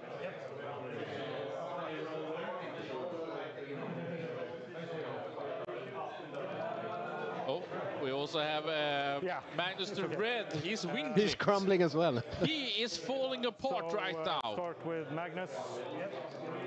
They have been blasting, they have been gunning, the wing is off right now. But he has one, so he can still move. Start here. Indeed. 5 big attacks. But 6 wounds only. not fly. It's here now. And the problem here is like, yeah, he's pushed in and exposed, but now like he's so low that grenades and like shooting from a tank is 4 going to be damage, enough to so kill 3 him. damage. So 1 dice. I do wonder, it could be that You it want to did take some that guy time or adjustment that guy? actually, because it had done something, you know, Yeah, I'm just, when you set the clock, you just set the into- timer and then it's like, not exactly because in the deployment and so on. So actually Anders has 4 minutes right now and 30 seconds, and I think they might have done a small time adjustment just because they had too little in the total when they began the match. Good for him. And then 5 saves. I'm speculating, I want to say Jesper, but We can decide that that's not what happened. Yeah, so that's 15 damage. So does it blow? Yeah. No! Not again. Once again, an explosion. and this is Magnus the Red in the bottom who's gone in on the Lehman Russ, right? And he just blew it up Yeah, in melee phase. another one in his face. I put it on too. And I mean, that's a bit 2 good that explosions. That's good. he takes some damage, but can Magnus go I down? put it on Magnus. He's not going to die from the explosion, but he is so close to dying now that it's very handleable, but by Joel. So when you beat a vehicle, for example, and some other monsters, Yeah, etc., so they 5 can left. explode on a 6, and that's what's happened. And then you take damage. Everyone within 6 inches needs to roll a d6 and on establish locus in the middle. 1. No, it's always deadly demise on a 6, and then it's defined on the vehicle how much. So for Russ and for Helon, I think it's D3. damage. Yeah, Okay, so that's why Magnus, who has 6, could have maximum with taken your 5. Yeah. Oh, 3. Sorry. Or recover, I mean. Okay, so now Anders has finished that round, is entering in the score here when the turn is going over to Johan here in a couple of seconds. Score says 81. So 2 go through. Damage 2, so it takes 3. So 10 left. 3 minutes and 28 seconds on Anders Palm, 14 minutes on Johan. And if we look here at the secure no man's land and established locus, can he? Does he have I think it's fine, yeah. Yep. Rubik in there? I don't think he's gonna score established locus, but he's gonna score no man's land. Cards. Cards first. You do want cards? All right, so now the turn has gone over. Yep. You get. I would assume Anders got cleanse. So 5 mark more, for death so it's is 45. that one, that one, that one, I guess. You can see how fast Anders just pointed out. No seconds, doesn't even want the clock to go over. Storm hostile. Yeah, that's okay. 20 minutes left. Cleanse. Okay, I guess. Yeah, good enough for him. Storm hostile. Isn't that almost free at this point, or is it not? So I that need would to have take to be over his objective. middle one, yeah. The problem is that the Mutalive has an Overwatch that is quite juicy. So either he moves the unit or he kills the Mutalive, I guess. So, not super great for Johan, but maybe not a complete disaster of the No, secondaries and we'll coming see if into he turn tries 5. to kill Magnus or not. 10, no, 12 inches. What did we say? Cleanse and Storm hostile. Yeah. And I think he's being very intelligent here and looking at the screens now. So I think he's thinking about the last turn. Crystal, yeah. Yep. Yep. Nice. Very nice. Explain for us. So one of the secret missions that Anders has potentially taken is that he needs to get a battle line into his opponent's deployment zone. You have to screen like 6 more inches because he moves 6, the rest moves 5. So, yeah. So what he needs to do is, and he can lift the unit in his backfield up and deep strike it, and then double move as well. So he needs to screen out quite intelligently in order to prevent that. But he's thinking about it, and I think he's going to find a solution, most likely. And do we have any senses now how the points ended here, end of turn 4, as we are in turn 5 now, in the round 1 of the Swedish Championship between Johan Norman, Seed 2, playing his Astra Militarium, has played defensive, but now needs to act and continue doing great damage as he did in turn 4. And then we have Anders Palm on the Thousand Suns, not a strong turn 3. Pretty good turn 4, to be honest, but he is so down on the time that it's almost scary. I take this one with extra OC. Yep. So you hold 2. Yeah. Yep. Okay, so you can put Palm up 5 points to 45. And Johan got another 8, so he's on 69. So then it's just mission kill Magnus. So what we can say right now is that Anders Palm did get the secure Norman's land for the 5 points, and then as Johan has the home objective and the top objective, he's scoring 8 points. Cost me any movement, so of course I want to keep 68, right? Or is it 69? 69. No. Just as well, just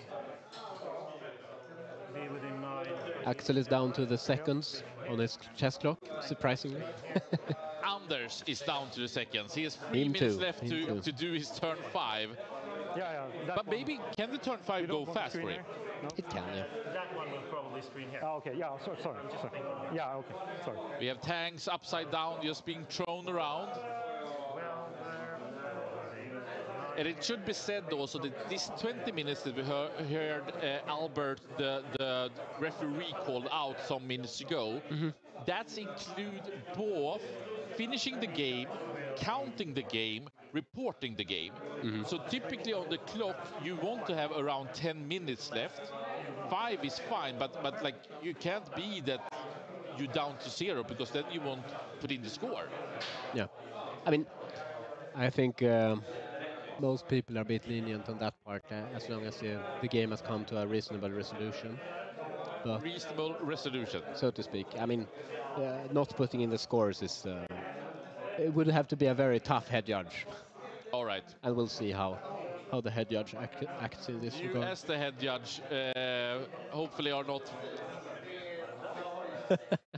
I could see you being, though. I gotta be honest. I want it to a reasonable resolution.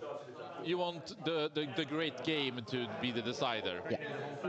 But we can see here in the backfield, Magnus the Red here on the right. Here is important. Johan needs to seal this off and have enough object OC, so he doesn't give away his own objectives. That's why he is kind of spread it out, as you can see, so Magnus the Red can't easily come in, but he could land on it. But how many OC does Magnus have? I believe it is 6. So it's really important that Johan can have more than 6 or more, and it sounds tough to me. If Magnus lands, shoots, and then charge. Yeah, but he could very well kill him now. With grenades shooting and tank shock. Understood. Yep. So he's cleansing here. Yeah. Moving in. Cleansing there. Is that a Chimera? Screening up, yeah. So that's a transporter. Pretty good at this point to cleanse with. Absolutely, and it's still containing guys in it as well. So I mean, he has so many resources still, and it's very, very nice for him. And now he looks like he's flipping Anders' objective as well, which, to be honest, doesn't really matter, because he scores at the back half of at the end of turn 5, since it has gone second player. But it could still be helpful to move block and help with scoring and perhaps position as well. We'll see how it turns out. But it's really down to the wire for both, who played lightning fast. We missed almost turn 1 completely.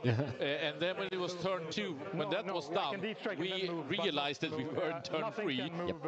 With that said, they are down to minutes right now. Yeah. I'm just impressed how they can be so calm. Yeah. But what's really interesting, looking at the scoring, it's very few results so far. Looks like Dog won his game 11-9 against Renegade Raiders. Wow. That's tight. That's tight, very tight. Sorry, so Dog in pool 1, I think that was on the main stream, the secondary stream here. Yep. So it's 69 to Johan. He has scored his last victory points. He will score secondaries as end of this turn, and because both will not bleed over, he will take quite a few more points. I would expect it to be 6 more, probably. No, actually, it could be 8 more. We'll see. I think he can have potential of going to 8 points, don't you think so? Yeah. So he could go up to a 77. We do know that Anders, if he completes the secret mission, will go up to 65. Can score more victory points by the end of it, that he will do. And some secondaries. Yeah. So would you say Magnus the Red needs to die? Yeah. And probably the Mutalisk in the middle too. Yeah, but it really depends so much on what fixed he takes. But I'm starting to get a bit skeptical about his chances to actually achieve it. But we'll see. This shooting phase is really important. You think that Anders could be ahead at this point? No, I would expect it for Johan to seal it. But like, if the dice don't really go with him, then I guess Anders still has it in it to win. I'm not really sure where he's shooting right now. 3. So it takes 3 more, so down to 5. Yeah, in the Mutalisks. Yeah, it's the Dorn. Point blank. He has close range, if you say it like that. So is it within 9? Takes 1. Down to 4. Stubber is the very last. More reasonable damage into it this time, though, not just one tap in it.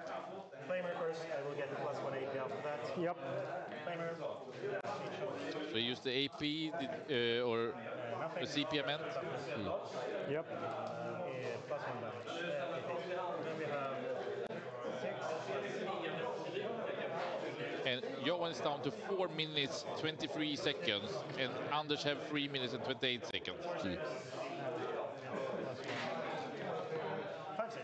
Yeah, 5-6. No plus AP now, right? One damage.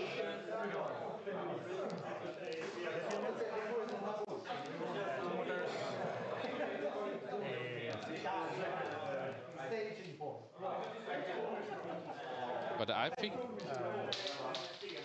The grenade is the problem, Magnus. And the tank shot from the weaker. yeah.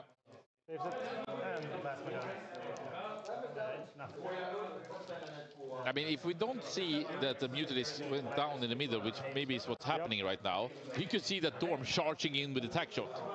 But I think, yeah, if he doesn't have to tank shot Magnus with a Chimera.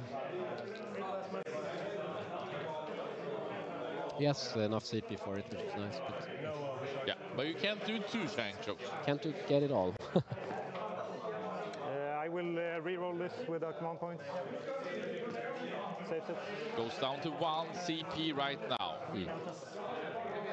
But he was forced there. One re-roll. One hit. Nothing.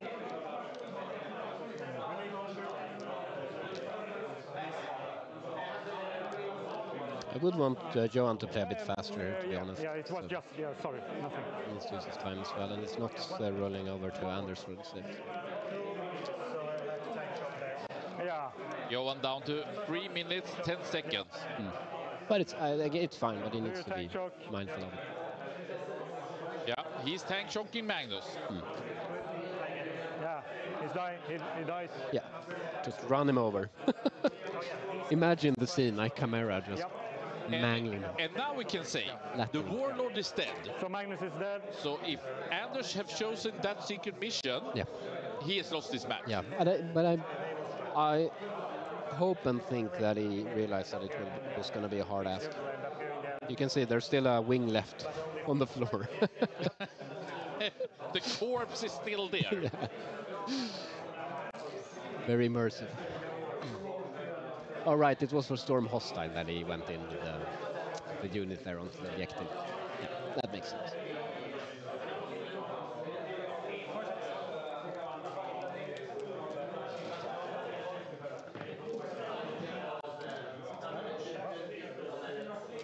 Here we have him, Magnus the Red, off the table, in the sunlight of Stockholm, Sweden, southern Stockholm, Sweden, here at Miniature Metropolis, who is hosting this Swedish championship together with us at Veizla. Indeed, giving a giant finger to the world. Damage 4, 3. Yep. Okay. Yep. But what battle line does actually Anders still have, you believe? It's the Rubric squad on his home field objective. That one needs to go into the middle. No, into Norman's deployment zone. But I think that's hard because he's going to lift it, deep strike it somewhere, then move 5 or 6. But it doesn't need to be whole within. Okay. So It goes over now to Anders. Engage on all fronts, no prisoners. It actually matter. I will lift these guys and I score at the end now, right? Yep. So he I'm just gonna see if I want to change anything. Engage. So little things now. Probably do a big engage. So engage on all fronts. No, I could just do a small engage. No prisoners. Could probably kill like 1 squad. So I will. Have they added even more time now? So that he has 5 minutes. Let's see here. I get 5 for each objective I can hold. One. No, I score in the end, right? Yeah. So should be able to take that one. We have some more results coming in. Björn beat Rickard convincingly, 17-3. Astra against Admec, and also Holm 14-6 against Patrick's K-Space Marines. Yeah, definitely. So fairly expected, maybe. Can get small engage. I guess so, yeah. Easily. That's 2 points. The Björn versus Astra game was interesting. Probably big He engage. managed to pull through. Did you catch how many points Johan scored now? What's the score for him? And then I believe he scored 4 + 4, so that would be 77. big engage, I have to be 6 away from the center, right?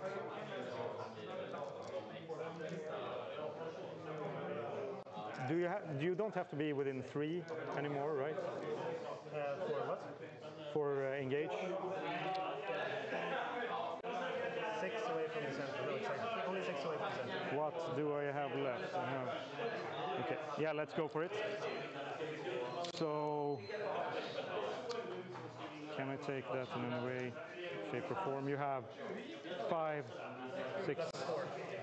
So you have to kill. So that's safe. Yeah, no, I won't be able to do that. Probably just go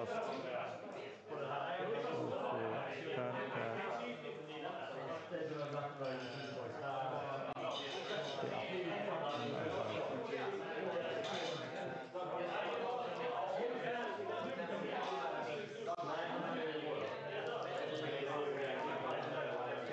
So I can't do a double move. So yeah. Yeah, so the time has been really down to the wire, but they've added a few minutes here and there on the clock, and that's just be that they had some left. But right now, it's 52 seconds, I believe, on Johan, and it's 1 minute and 44 seconds on Anders. So it's really, I can't stress it, it's exceptionally down to the wire. Yeah. But I think that they also played nice against each other in the way of making this game count. So turn 5, the very last play here from Anders, who went second and has been struggling. He has pulled the secret mission, but Magnus the Red is dead. So if he had that secret mission to go in with his Warlord in the home domain, can't do it. He did pick up the rubrics. They need to come down in the deployment zone of Johan. Yeah, or it could be Unbroken Wall, where you need to control 3 objectives in the middle, which And could happen. I'm saying that he's controlling the bottom, Yeah. but he's not controlling the top. Not right now, depends on how much he kills, which is possible. Because he needs to control all the 3 in the no man's land. All 3 objectives outside of zone. So, I mean, it could take Johan's home field as well, but that's not possible, obviously. So, Charging the guy. yes, short answer. He's okay. 7 shots.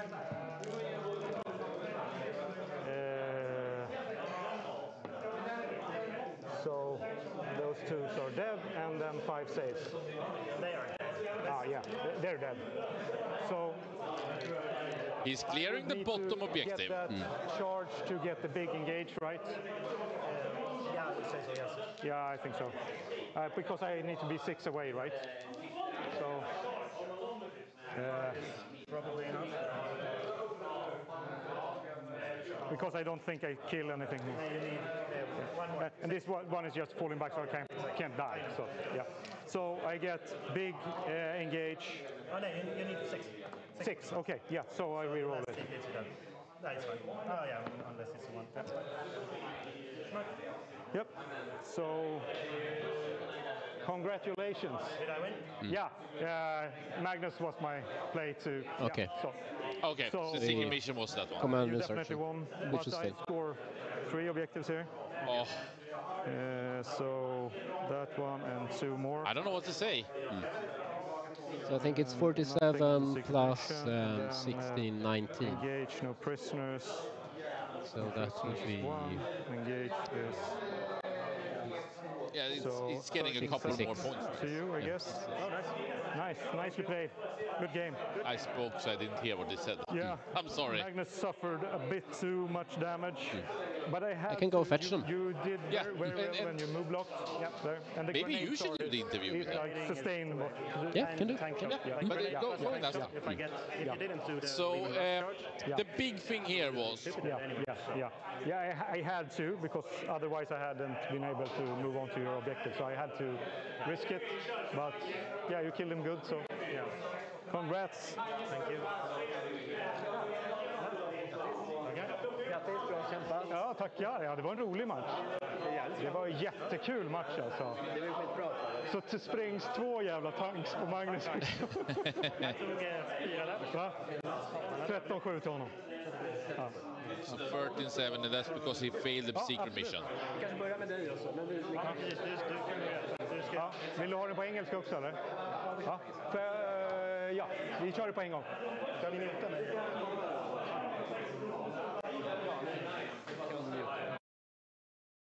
Oh, we're muting both of those players. We will have them soon coming in here into the stream.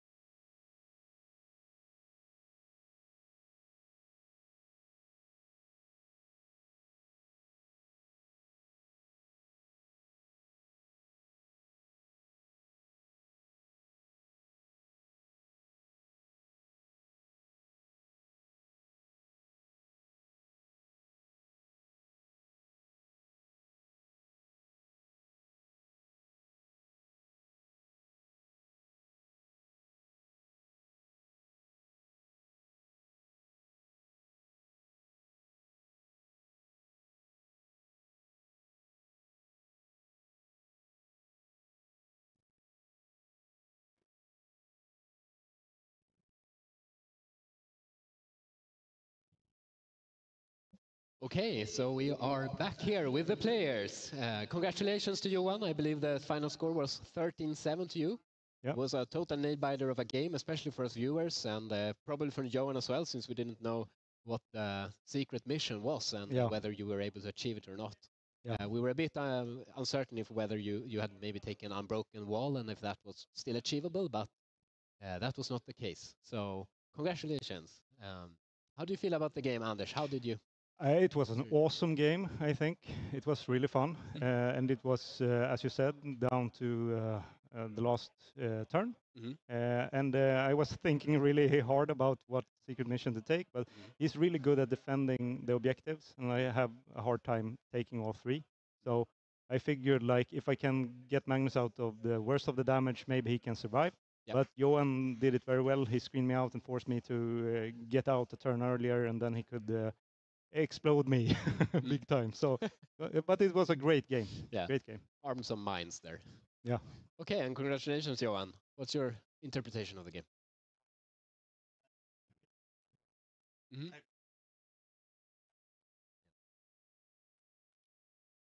Yeah. Really?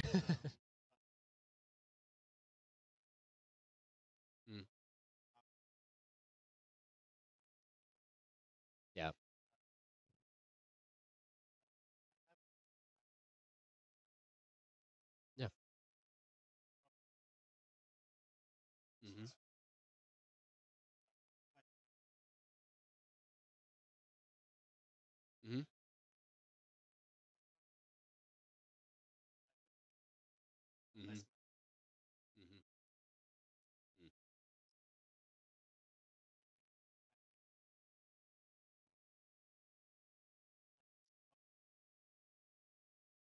Yeah. Yeah.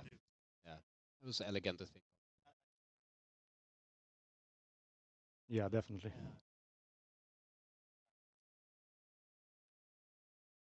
Yeah. It's trickling damage onto him until he dies, you know. Yeah. But no reason to make him roll saves. And how are you feeling now coming into the remaining rounds of the day? Yep.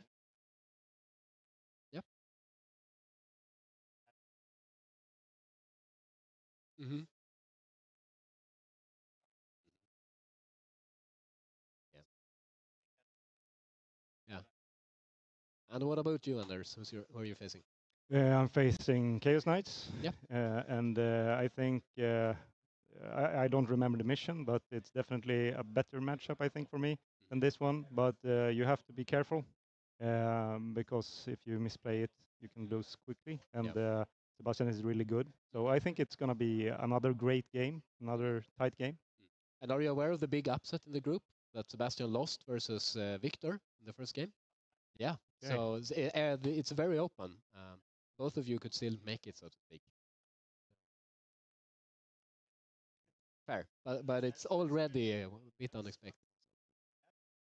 I'm not sure, to be honest. We will find out.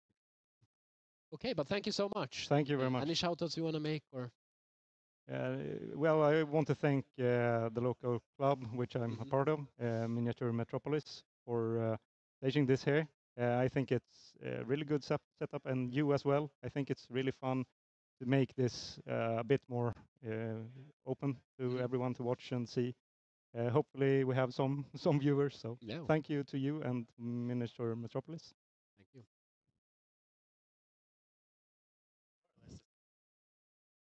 Yeah.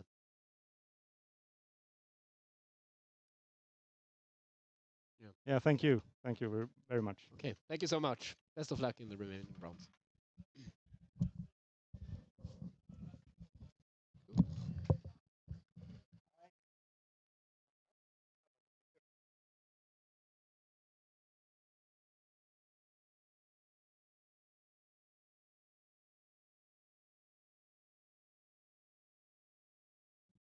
All right, Jesper.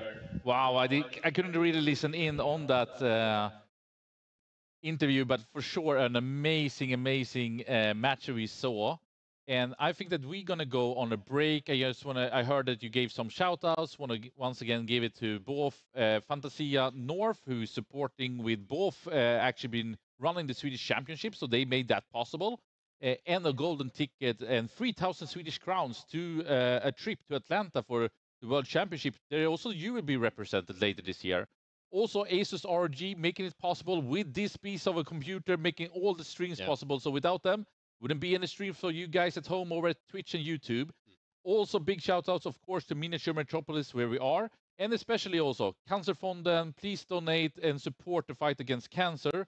I think that we're going to talk down the other matches, but I just want to give you a small update here. Yeah.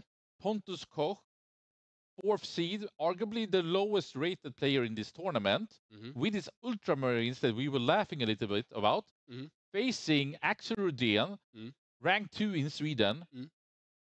Pontus won with 18-2. Wow, what a big against Sisters. It's completely crazy, okay, I would say. Cool, nice. It's out of proportion. If we said that Starson lost his game with his Knights, that was an upset against the Nids. This is a blowout. So 2 of the seed 1 and arguably favorites of the tournaments already get a bad beaten. But we're going to talk more about that and go through the match before we're coming up here. But we're going to go on a break. It's been a fantastic environment here. So if you have the time here on the Saturday afternoon or tomorrow on the Sunday where we have the final and the bronze match, come out to Miniature Metropolis here in Haninge, southern of Sweden, because you can hang out with the players. You can get the walkthrough with our staff and the crew team from Veizla. And you can also actually watch this stream live on site. So please come out, stay in tune. We're going to go on a smaller break here. But anything you want to say, Jesper? No, just thank you for watching and continue to do so. Awesome. Catch you in a very bit.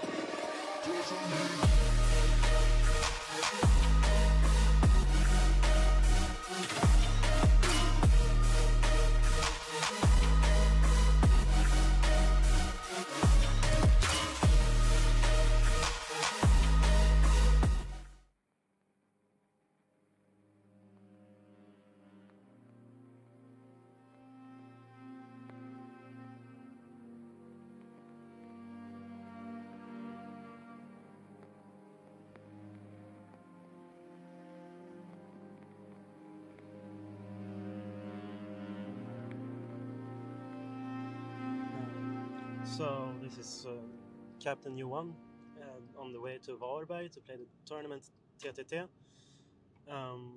It's called Team Tok Tournament, I think.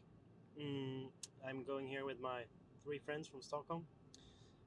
We're hoping to win this, and my 3 team players, they're all trying to apply for the national team this year, or well, the next WTC.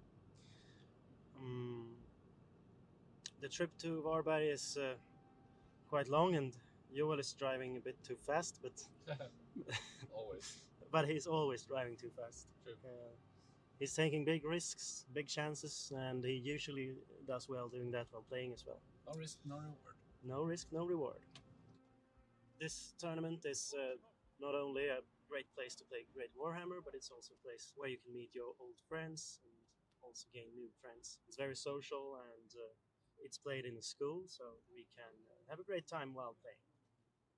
To be elected as a captain of the WTC team, there is a vote every year from the top 3 players in our ranking, and they choose a captain.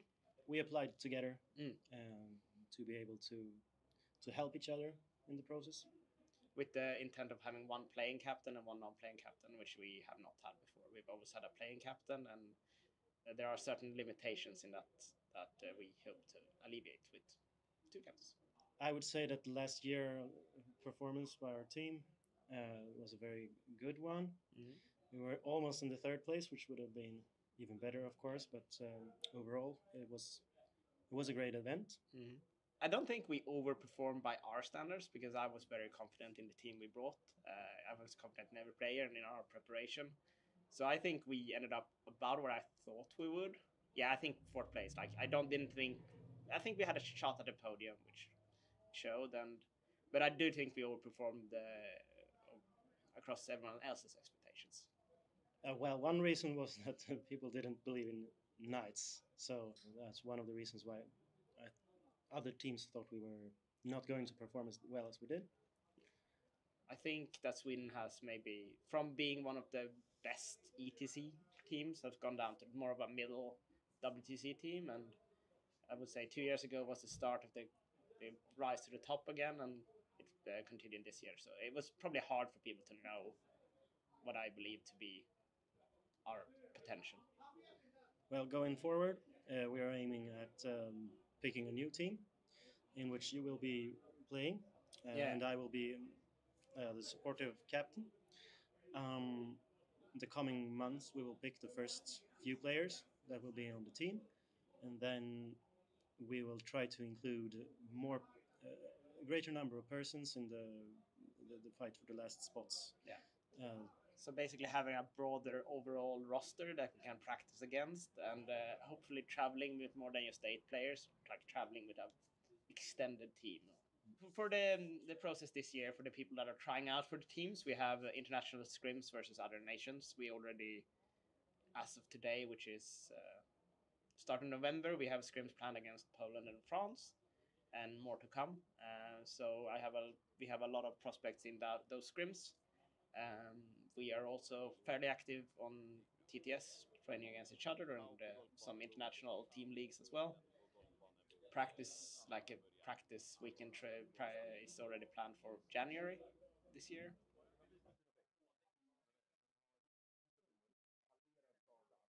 När det här spelet 40K, att man bara kan vinna för att man är duktig.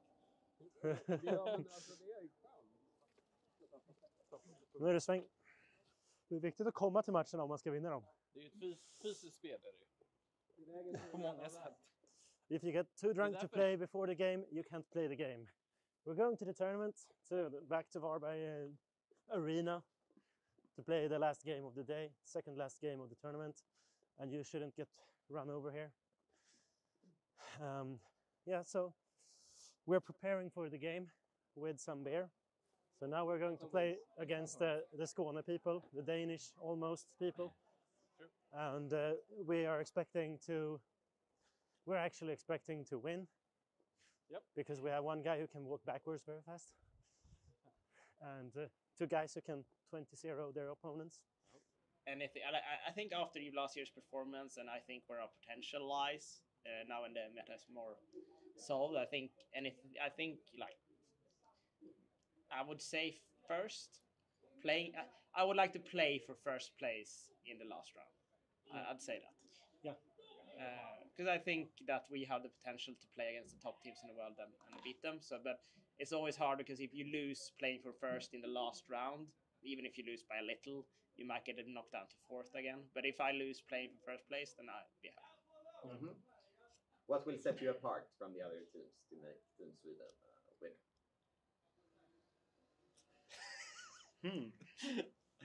I think it's a bit early in the process to say that because we have one selected player from the team at the moment. But I don't know. If I look at last year, it is. I don't actually see any separation yet. But I mean, already the hard work and dedication of some of our players are showing through. Yeah. And if that continues until August, which I have no reason to not think it will, I think that's gonna be enough. Mm-hmm. I think something that will improve this year is that we will have more players helping us. Yeah. Which will help us a lot. The broader prospect pool and more practice against it will for sure affect it. Nice.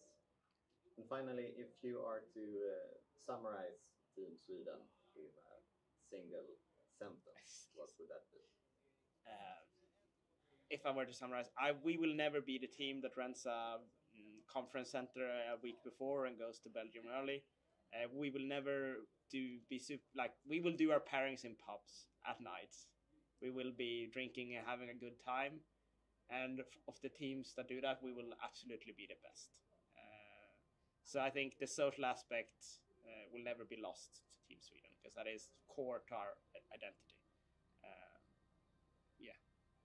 For me, one of the things that sets our team apart from the other, well, that I like at least, I don't know if it sets us apart, is that we're all friends. Yeah. We all know each other very well. We know our strengths and our weaknesses. Yeah. Going forward, I think that's something that we will try to strengthen even further in order to become the best team. I guess saying that the Swedes are known for having amazing sportsmanship, and that is something we will never compromise in our team selection process. We would never select a player with bad sportsmanship, no matter how good they are. That is impossible.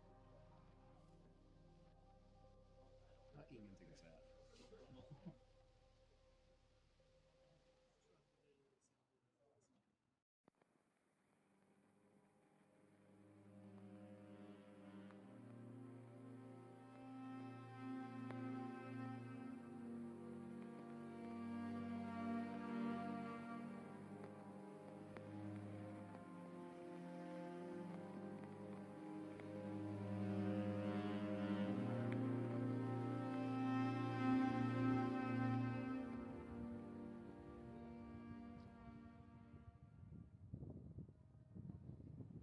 We're here playing the Westeros Wargaming tournament, the team tournament with the 5 players in each team. I've been playing with my team called Ost or Cheese, so we've been playing very cheesy lists, but we didn't do as good as we wanted. We will end up in the top 5 of the 22 teams who are here. The team that won is actually a very good team, and it includes 2 of the team players we have chosen, the 2 first. Axel Rydén and Jesper Runander Skarin. They have performed very well today in their games, and it seems like they are getting a really big win in the total. Axel, the usual Eldar player, playing Tau, and Jesper, our old Custodes player, playing Eldar. My name is Jesper Nanneskarin. I'm a Swedish 40k player. I'm not sure why I was chosen. You'll have to ask the captains about that, but I think it's because I usually play the best army and try to play it as well as possible, which seems to be a quite successful strategy. And you are one of the first 2 players chosen for the team. What are you expecting for the upcoming results of Team Sweden? I think we can win. If we're ever going to win, I think this is the year. We showed a lot of promise last year, but we also had a lot of things to improve. So if you can fix those things, which I already think we have, I'm not sure why anyone would beat us. So. Cool. What are your goals for this year, personally? To win the World Team Championship. Do everything to make that possible. Hi there, I'm Sebastian Magnusson and I'm head coach of Team Sweden for 2 years running and for some reason again next year. We had a really great year last year and I think we will have a great year again. We're hoping for podium, we got 4th, we really hope for podium. I think that's totally realistic. Since the edition change, we have only so far 3 playing members, so we need to find the other 5 best people suited for shit. How will it go in August? I want to say 2nd. Silver. I mean, hope to see everyone there. It's a great time. Even if you're not playing, you can hang around, you can help. Someone probably gets sick and you will play for like Serbia. Going forward, we are going to have a smaller or semi-big tournament in Stockholm called Grimdark with about 50-55 players. 5 games, 2 days with their specific set of terrain. So that is in 2 weeks. I will be there and quite a few of the Stockholm players will be there. I'm not sure about how many from the rest of Sweden who comes, but we'll see.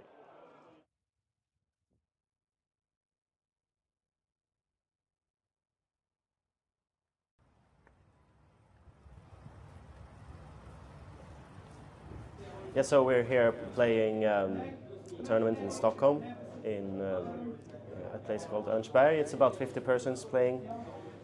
We are currently preparing for the last round, in which I will play the semi-finals, or the game for the 3rd place, I hope. We have quite a few prospects for the national teams playing here, so it's quite a good field. Anyways, I'm playing currently the Black Templars still, now with as much trash as I can fit in. So I'm just swarming the table, playing a not so technical game, but it's going well. I hope that the meta will shift after this tournament. We're currently in end of December, so we are hoping for a new balance patch in a few weeks, as far as I know. I hope that my Black Templars will stay viable, but I suspect that the Crusader squads will be nerfed. I hope my sisters will be the next army that I'm playing, and I hope the Eldar get nerfed as well. I want to see something new on the table, something we haven't seen too much in the 10th edition this far. Gonna say action. Since we last talked, we have picked another 2 players for the team. We got Axel Rydén, who's playing mostly Eldar, and Jesper, who's playing whatever is the best army in the game. So yeah, with those 2 and me as playing captain, we have 3 people for the team at the moment. There is rolling tournaments in Sweden, so we have lots of opportunity to inspect our prospects, who's going to most of those tournaments. We have a few good prospects, some better than others, but which is what I find most interesting or fun for this year is that I see a lot of people with some growth potential that could become players, maybe not this year, but next year and the years to come. And with 40K, having people to build up is very, very important because we do not get that many new players into the game. And seeing good new players it's uncommon. Yeah, so I think we would like to make a few more selections in the coming few months.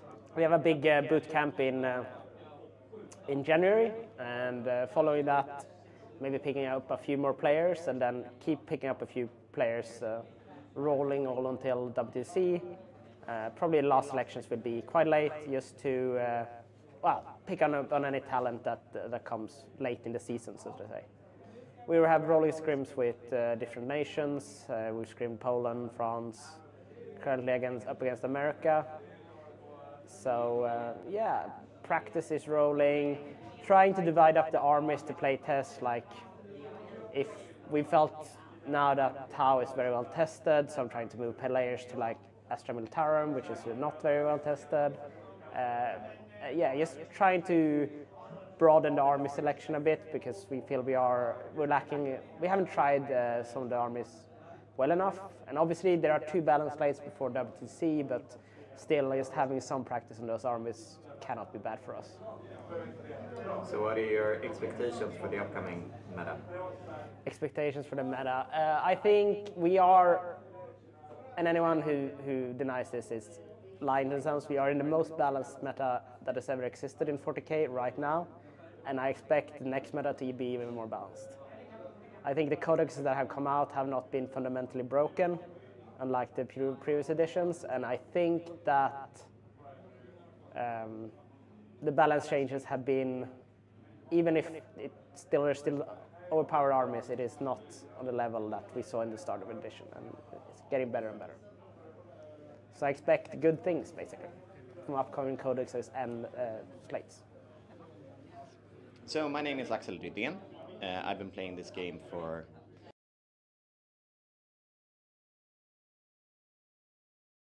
between 15 to 20 years. Had a few gap years playing Warhammer for a while when I was studying in southern Sweden. Typically I play elves. I love Eldari very much, so I hope that they might not survive the next slate, but maybe they will be great coming forward. My expectations for this upcoming year is that we will definitely get a top 3. Hopefully we will win the whole damn thing.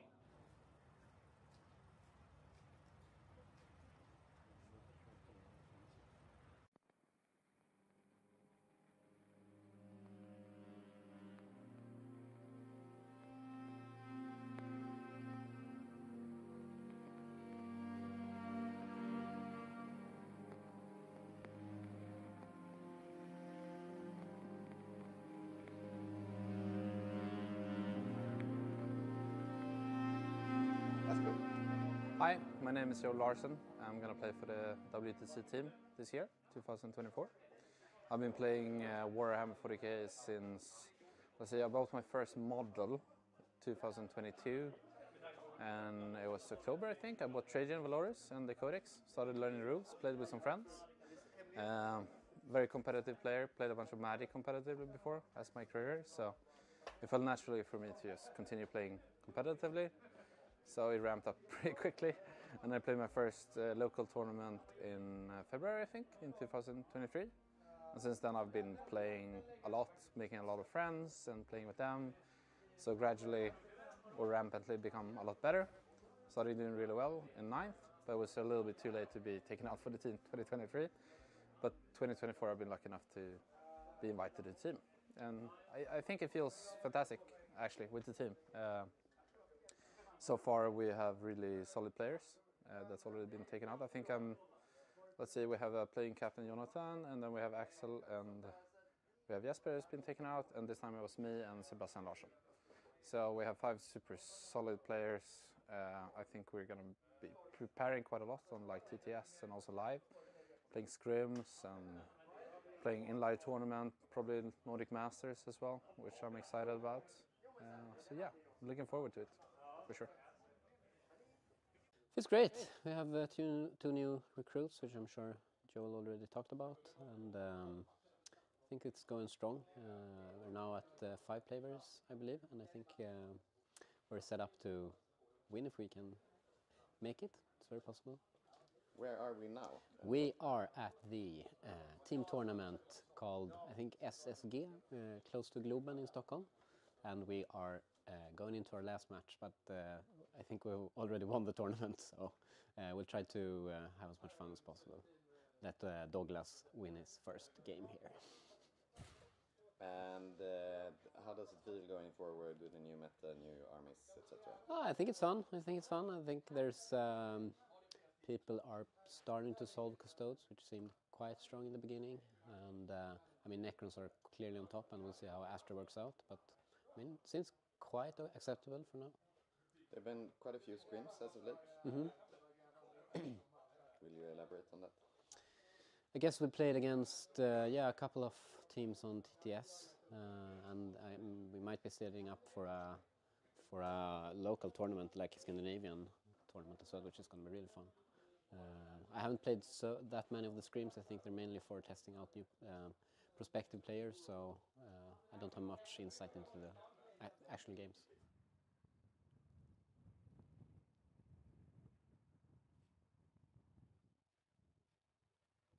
Hi, my name is Carl Abramson, and I am a Warhammer 40k player. I play for Team Sweden. I have been playing for Team Sweden the last, I think, 6 years maybe. I missed 2 years ago because of Corona, I think. But I have been playing for a long time. So, are you looking forward to this year? Yeah, I'm very much looking forward to this year. It's going to be awesome.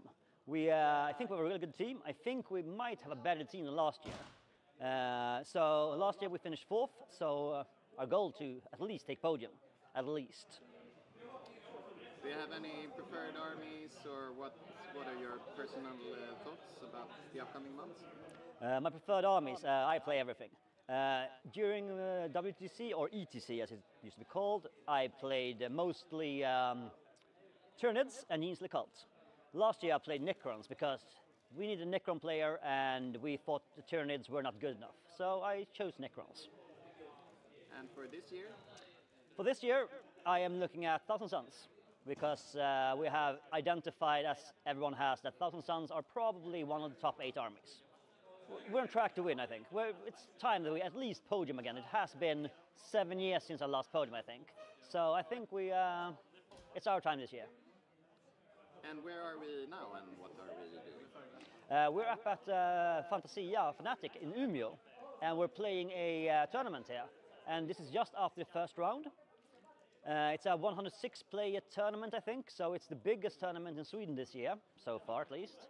And I think almost all of the WTC team is up here, and I think almost all of us won our first game. Yeah, we are currently here in Umeå, the lovely city that is far too cold, but they have a great tournament, which is why we're here. Fantasia Fnatic. Big tournament, lots of players, biggest so far in Sweden this year. And we're playing 40k because that's awesome. It's happened quite a lot. We have picked a lot more players. We are currently at 6 of our starting 8, and the remaining 2 spoilers will be picked pretty soon. Otherwise, we've been preparing really hard this year. I think maybe I said that last time, but we've been preparing even more now. Lots of great discussions and also scrims with other nations, and yeah. So we're in April now, so it's time to finally start going into high gear, I think, with the preparations. Jet planing off. Let's do everything. Let's prepare. We also, I think the next big official thing is our Nordic Masters Invitational, where us and the Nordic countries that weren't too scared to come, and also the Netherlands, will do an in-person scrim, 8v8. So now we're back to Fantasia Fnatic. I think it's the 50th time this tournament is organized or something like that. Probably the tournament that has been organized the most in the world, perhaps, in 40k. So this is the classic venue. I think it's a school gymnastics hall, I guess. Yeah, it's the last big tournament in Sweden going into the post-slate meta for WTC. So this is probably the last thing you're gonna see from us officially. I'm taking my Hypercrypt Nectrons for one last dance, I guess. They're probably going away within less than a week. And I didn't really feel like building a new army, so this is what I'm going for. It was time for me to finally test the monolith together with some wraiths with keyword infantry, so it's a cute combo that I wanted to play around with. Nice. So how are team preparations going? They are going great. We still have 2 spots left, and I think the decision has been to make the final decision after this tournament. So I think we'll know like coming Tuesday or something like that.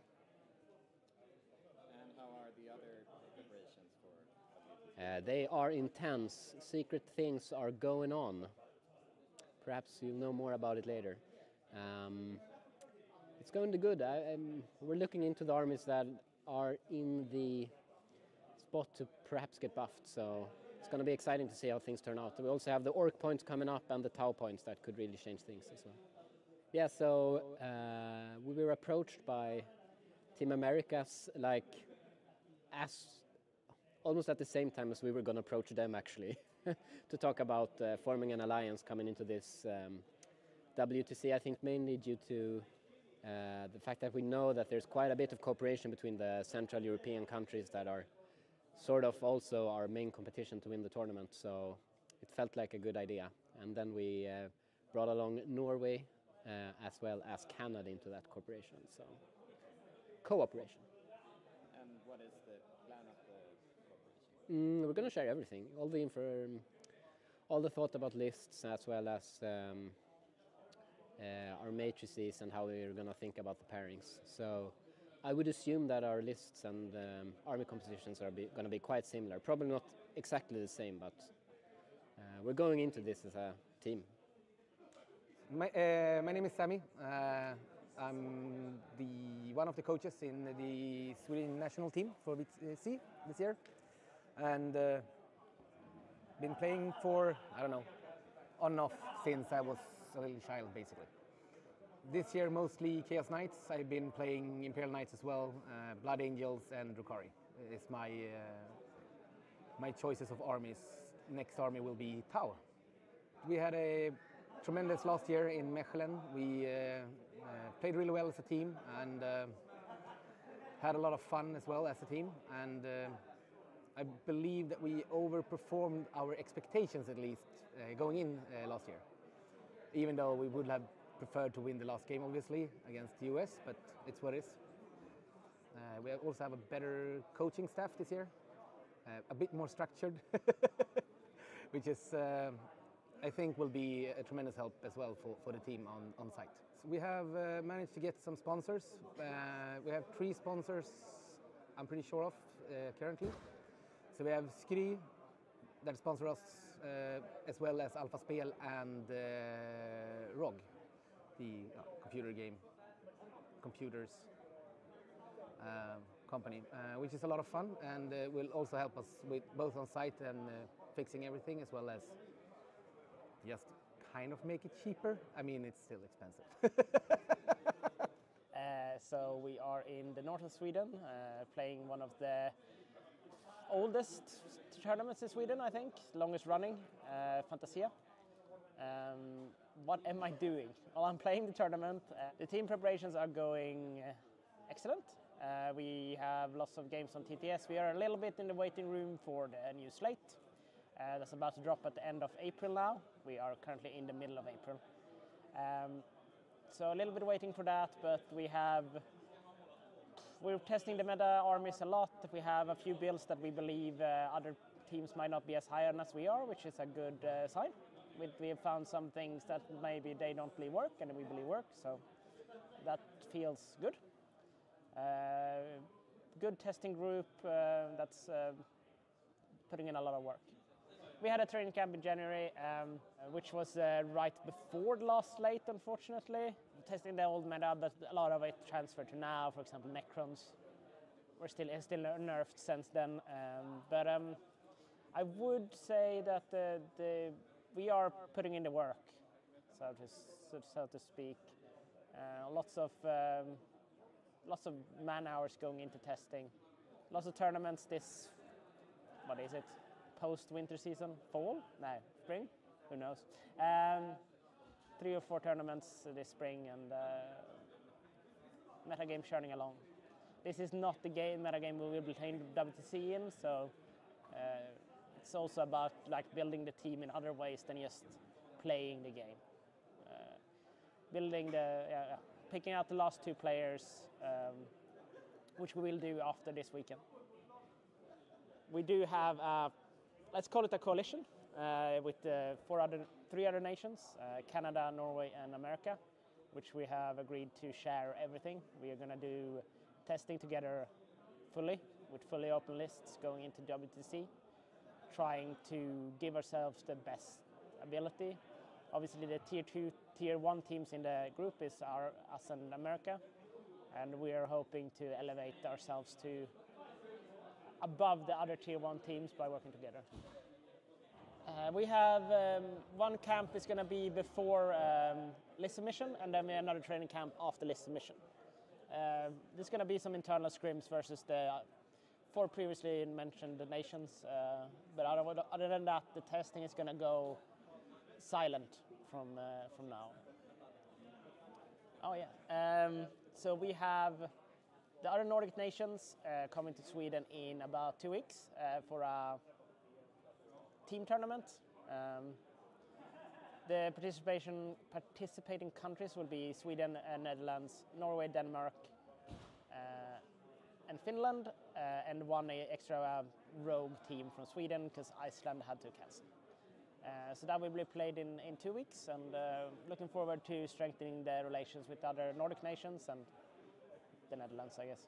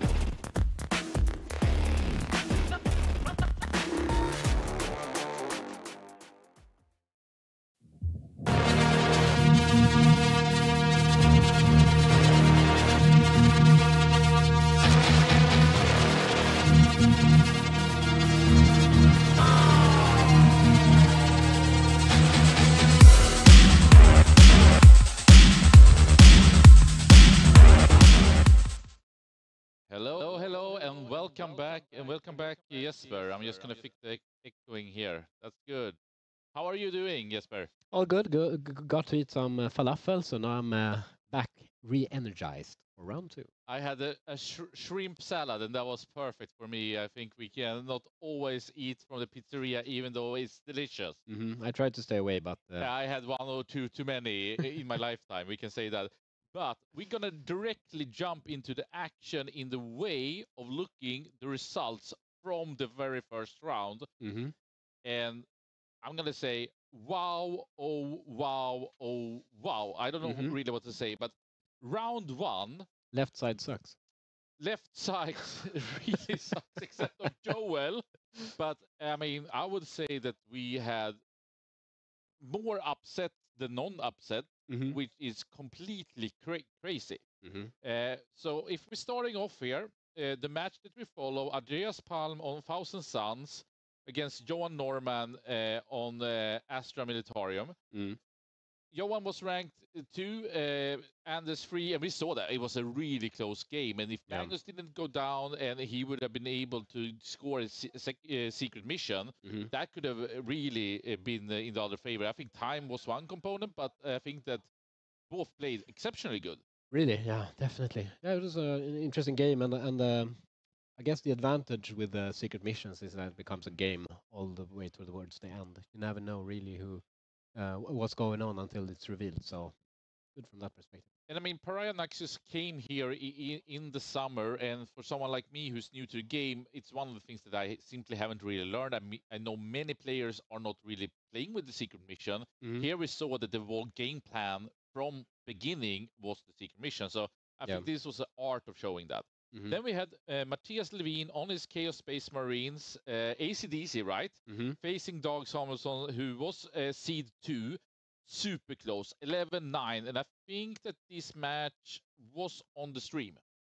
Yeah, it was on the other stream, and I think Matthias pushed Dag really, really hard in the beginning. Like he had a lot of accursed in Dag's face, basically from turn 2 and onwards. But Dag just about managed to dig out and get that really, really small win, which is, to be fair, all that he needed. So.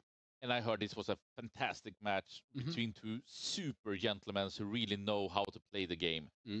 Next up, Sebastian Larsson, Seed 1 versus Victor Bergenholtz, who have been representing Team Sweden, living north of Norway, living in the furthest north of Norway, but is a Swede and plays Swedish tournaments. He came in with his NIDS. He won 13-7. This is a shocker. Maybe not fully to you, but I think to everyone else. But I mean, Starson, he was so big at the WTC here in August. He goes down in round 1. Yeah, it's an upset, but I talked a little bit with them during the pause, and one interesting thing is that the Norns in Crusher Stampede have OC 17, meaning that you need to commit 3 War Dogs onto an objective in order to deny it. He got outcome.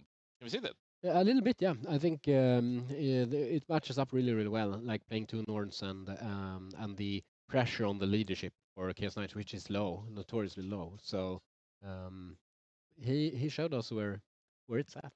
Yeah, so we can say Sebastian Larsson, one of the favorites to go to the semifinals, falls in first round, can still make it, but it would be more than hard for him to do that. This is a tournament set up where there is not room for any mistakes. And we saw across all the tables, people have chosen safe builds overall. He was one of the guys going with the crazy Chaos Knights that he dominated so well with. But they still played very disciplinary. But you said it early that you saw that he was having his Knights fall. Then we had Patrick Vreff on his Chaos Space Marines versus Andreas Holm. So one of the seed ones, Andreas Holm, on his Orcs, which we know that he changed really late yesterday evening, is prevailing. 14-6, that's comfortable. Anything you can speak about that match? And we're going to see Andreas Holm in his next match, I believe. Yeah, I think Andreas is really happy with the army. Like I said, I think he had a lot of thoughts in this regard even before before Brian Sipes showing on LGT, but it probably empowered him to actually take it here. And I think he likes the armies, played different kinds of orcs, including Warlord, quite a bit. And he seems really happy. He likes the maps when you're guaranteed to always play on a medium table at least. Like he knows he's going to be able to stage. And bog and kill them or like bog and kill them. And then we have Rickard Wallin on AdMech, AdMech specialist, arguably Sweden's best AdMech player, facing off Björn Eriksson from Team Sweden this year on his Astra Militarium 17-3. So both the Astra teams have been winning these opening matches, and that's a very convincing win. And that's a seed 2 versus seed 3 player. So this was not an easy task for Björn. Maybe even a disappointment for Richard. What would you say? Yeah, to be honest, I'm not like I don't know the exact elements of the matchup, but I can see that Astra Militarum with enough like big shot tanks can easily handle the Canis Rex and the Breachers. And then the fact that Richard has cut down like sterilizers and skystalkers means that there's so much more like shaft. There's the Bullgreens like rushing down and everything. So I can see how it turns into a big win for Björn. And Björn, I know from own experience, he plays very aggressive with his Astra Militarum. Not at all as we saw Johan here being ultra passive, would you say? Yeah. Maybe not ultra passive. He rolled up with that cannon, but still. Yeah. And then we had also, I would say, a big upset with Joel Larsson drawing it against JP Saki Basson. And Joel Larsson being seed 2, which we could argue is maybe he's a stronger player because he for sure has been one of Sweden's strongest players in this year, Team Sweden.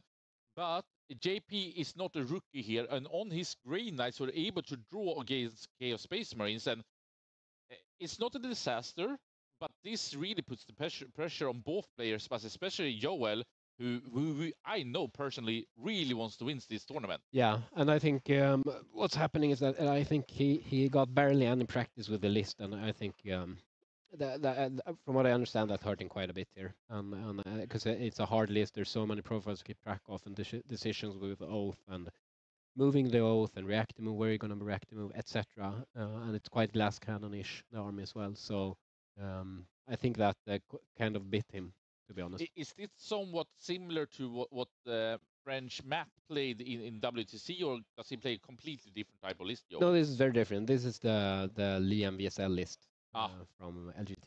Understood. But I would say that I think, is that pod 4, I believe?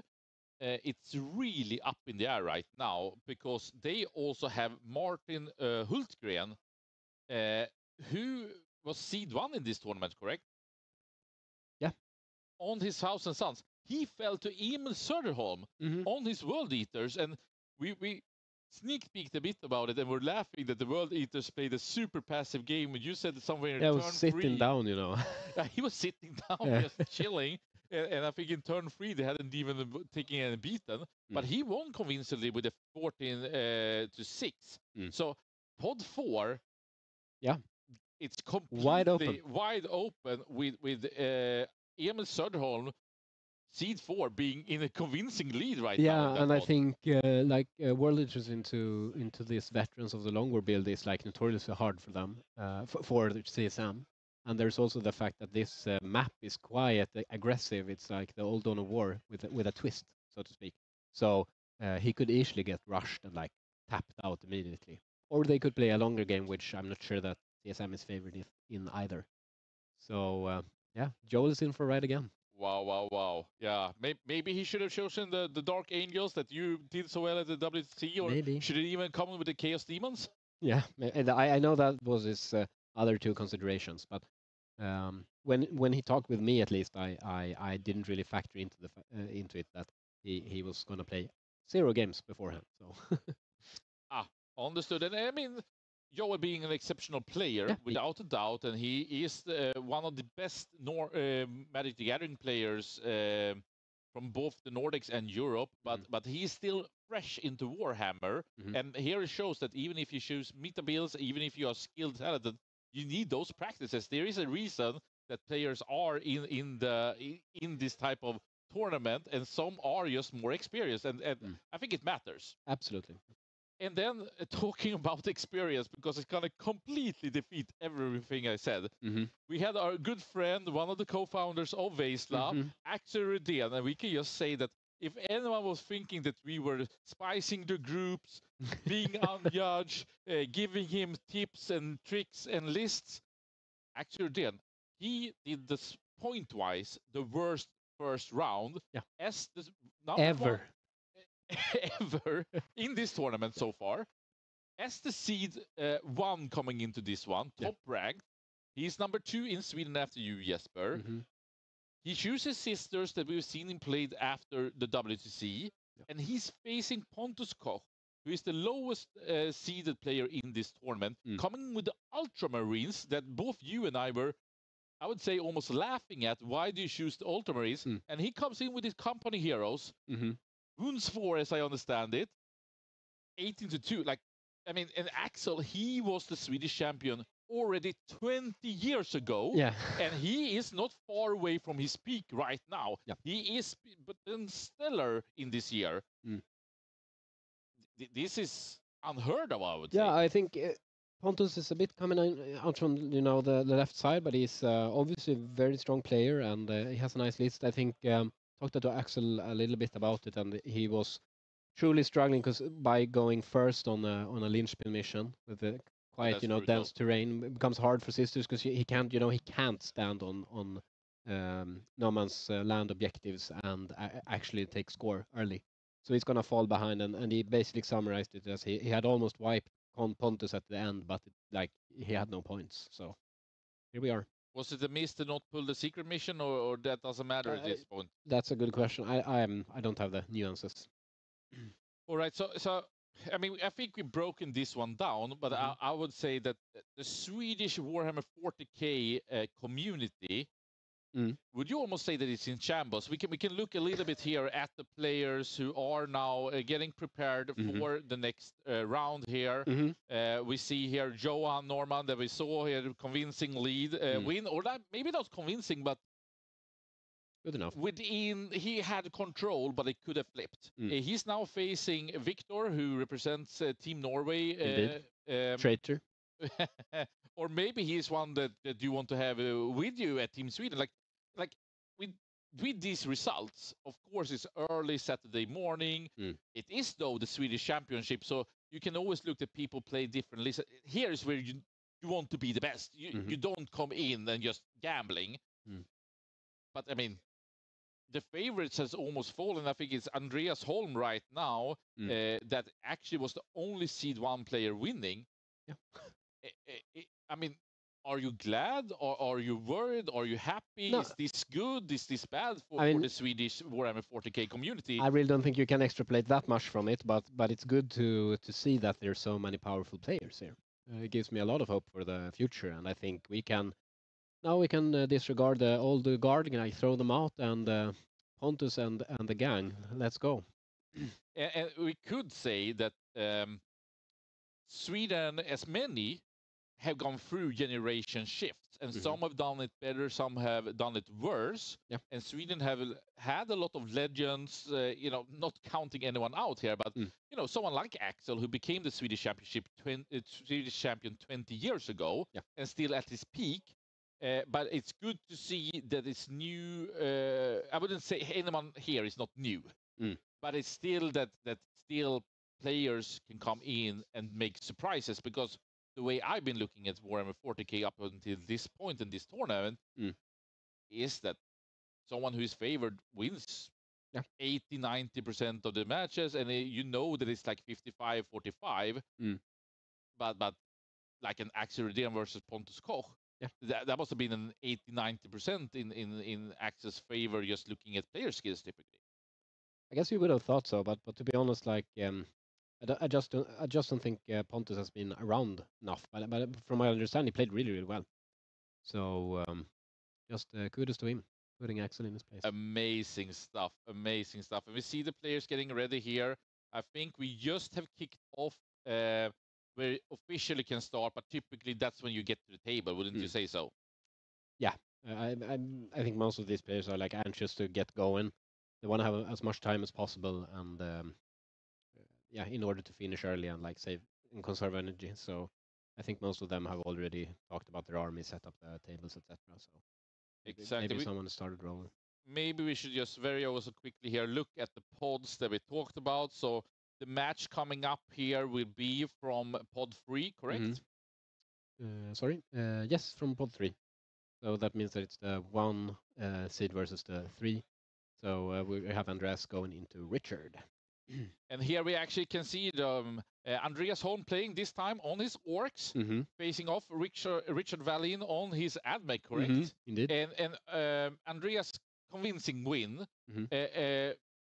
I wouldn't say Richard with a convincing loss, but he did get kind of beaten. Yeah.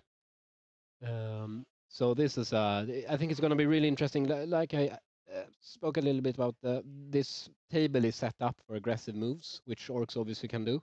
It's going to come down a bit to whether Holm is going first or second, since the Vag is called at the start of the turn, which can annoy him a little bit if he goes second. So it's not like crystal clear whether he goes in turn 1 or not, or when he does it.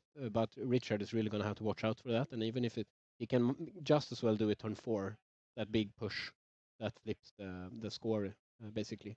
So I'm not sure that Richard, with this comp that he has, he has Canis Rex and Cat from Breachers, meaning that, so that's about, it's more than 800 points maybe in those 2 units. Should look at his list here from Richard Wallin.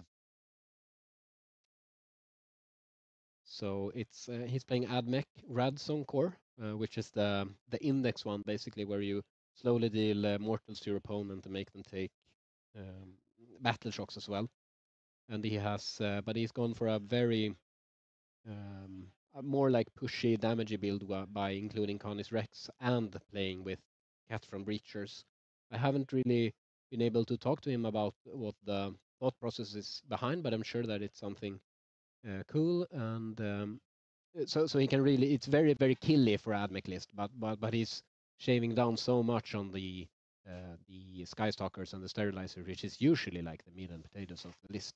So, and I think that could be a problem against pushy melee lists such as like Orcs and World Eaters. So, but he's a very experienced AdMech player, and I know he puts a lot of thought into his building as well. So I'm sure he has a plan, and that he will impress us.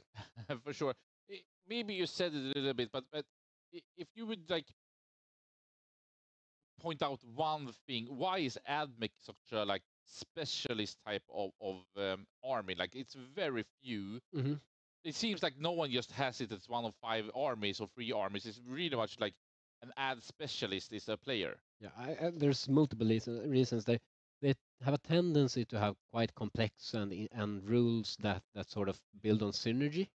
So you have to deep dive into them to like truly value them and play them well. It's a new army in comparison to most of the others. It's very expensive actually, because there's a lot of models that are cheap and like flimsy, but they're quite large and detailed. Meaning like the plastic cost and whatever, probably the design cost for GW as well is higher than usual. So that also means that you can compare it to like Adeptus Custodes, which is quite cheap. So everyone has an army like that. Gotcha. But there's a lot of like the cost of entry is very, very high into AdMech. But there's also quite a few diehard fans. So this is not Richard, now called Nilsson before, or Stormhammer, who's another AdMech enthusiast, who's the one who created the AdMech community on Facebook and who's been on the Trillion Pods. This is another Richard from the same town, Gothenburg, who's also and they're AdMech. good friends, and hard to say which Richard is the best, but Wallin is here, didn't kick off good, but now he needs to perform against this player. Andreas Holm with the Orcs. He plays so many different armies for sure. Is this something we should watch out here on the Orcs? And I mean, this is going to be a fun game. Absolutely, and like I said, I think he's enjoying it a lot, going back to the Orcs and playing Warhorde, which he did for 2 years ago on WTC as well. I think, like I said, he's inspired by Brian's list a bit, but he has made quite a few adjustments on his own. Something to really watch out for is the Big Mech 20-man boy unit in the battle wagon, because the Big Mech essentially gives them 9th edition fly, which is a huge problem, because what you always do against Orc is that you just block their movement on the ground, but that doesn't work anymore. And they, with WAG and +2 move from the strat, so their threat range is immense, and you keep underestimating it. And like, he doesn't have to do it immediately; he can just chill for a bit and then do it by projecting his threat, taking his points, which I know is like one of his specialties as a player to like play it slow and play for the secondaries. But of course, he's gonna pounce if he gets the opportunity. So I think we're gonna see like tempered game from Holm. But if Rickard gives him, a small finger, he's gonna bite. He's gonna take the arm off. For sure. All right. Let's see here if we could. Maybe we should go into the match and look what's going on here. So let's see if everything is with us today, coming in for a second match here.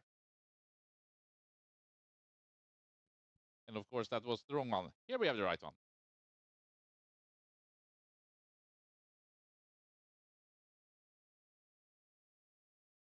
Right. Let's see if we have the players' microphones working. I haven't actually double checked it. Probably it's not. So we see here. You can maybe speak a bit to the picture. We have Andreas Holm, to the next closest of us. Yeah, so that is Andreas with his Maison t-shirt from 2023. We talked about it a bit, but he's recently become a father, so he couldn't participate this year, which was a great, I guess, a sacrifice for an entire community. But he's now amped up to participate more again. But then again, he did contribute immensely to our effort 2024 as well, from the sidelines, so to speak. So a truly unsung hero here.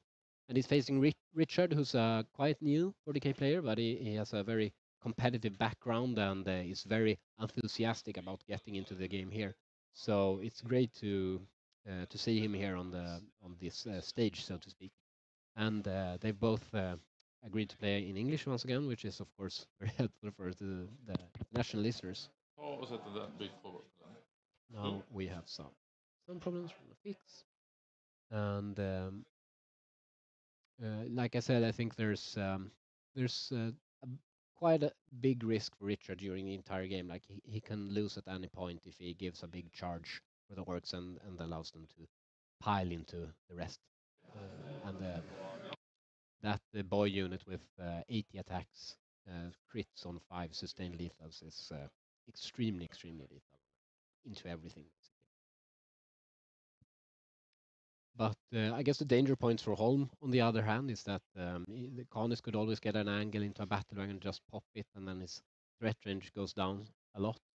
Orcs don't really like going second, which could also help Richard if that's how things turn out. Apologize for that. I guess I tapped and destroyed some eardrums there. I hope no one got hurt back at home there. Apologize for it. We are just changing the receiver so we can hear the players being mic'd up here. And we can look actually also over here. We should also actually, I realized one thing that we should have checked, but we can continue on this.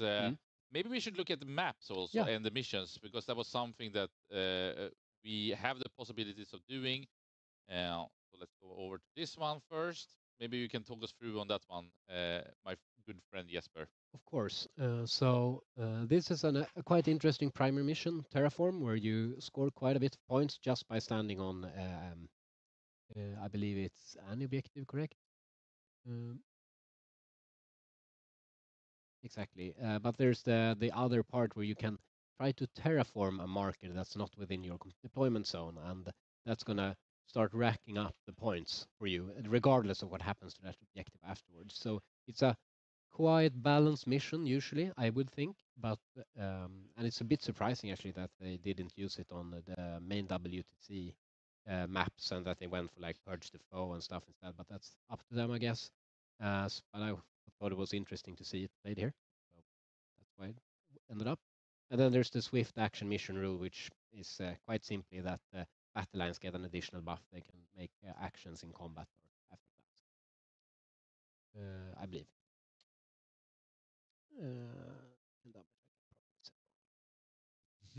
Even you don't have everything always in your head and ready. That tells quite a bit about this game. And here we also have the map. It's quite a bit different compared to the round one. And here, how would you describe this one? Maybe if we would compare a bit or something like that. Got to retcon myself. Yeah, it's after falling back. Yeah, I know it was. No, not in melee. Yeah, but this map is this is wonky. but I felt that it was one of the terraforming games from the War Master, so I wanted to include it still.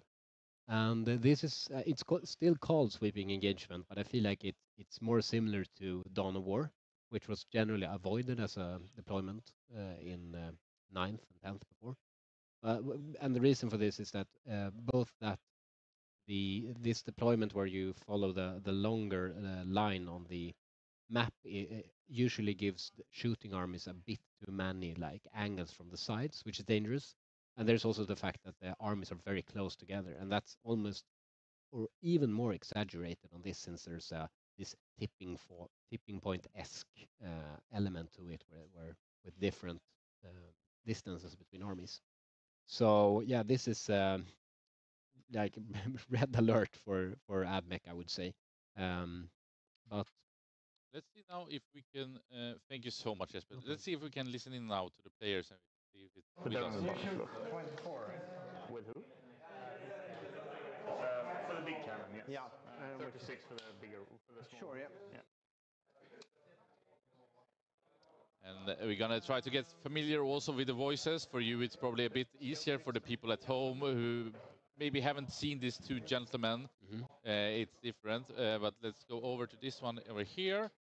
And maybe you can take it through where they are in this match and who they are and what they should think about at this moment.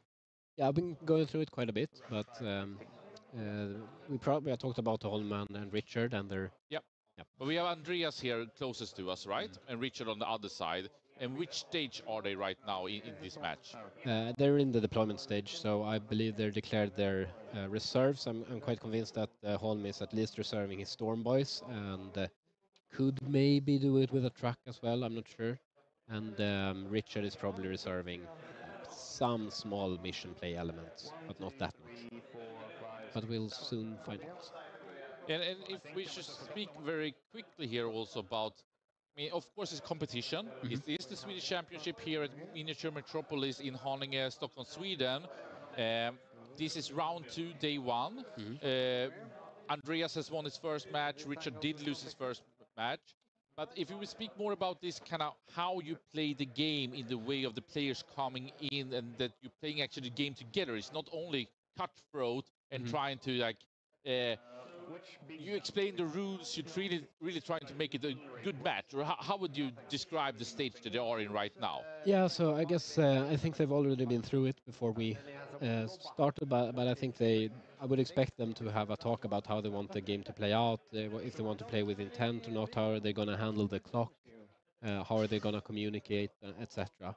And I think it's good to set the stage as early as possible when you're still, very well good friends. There's been situations already, so you have something to fall back on. But I tried to set this as soon as the tournament began. Basically, I talked about it, and my expectations for this are higher than a regular tournament. I expect the sportsmanship to scale with the ability of the players. So I expect us to have nice games, and the players know what my expectations are as well.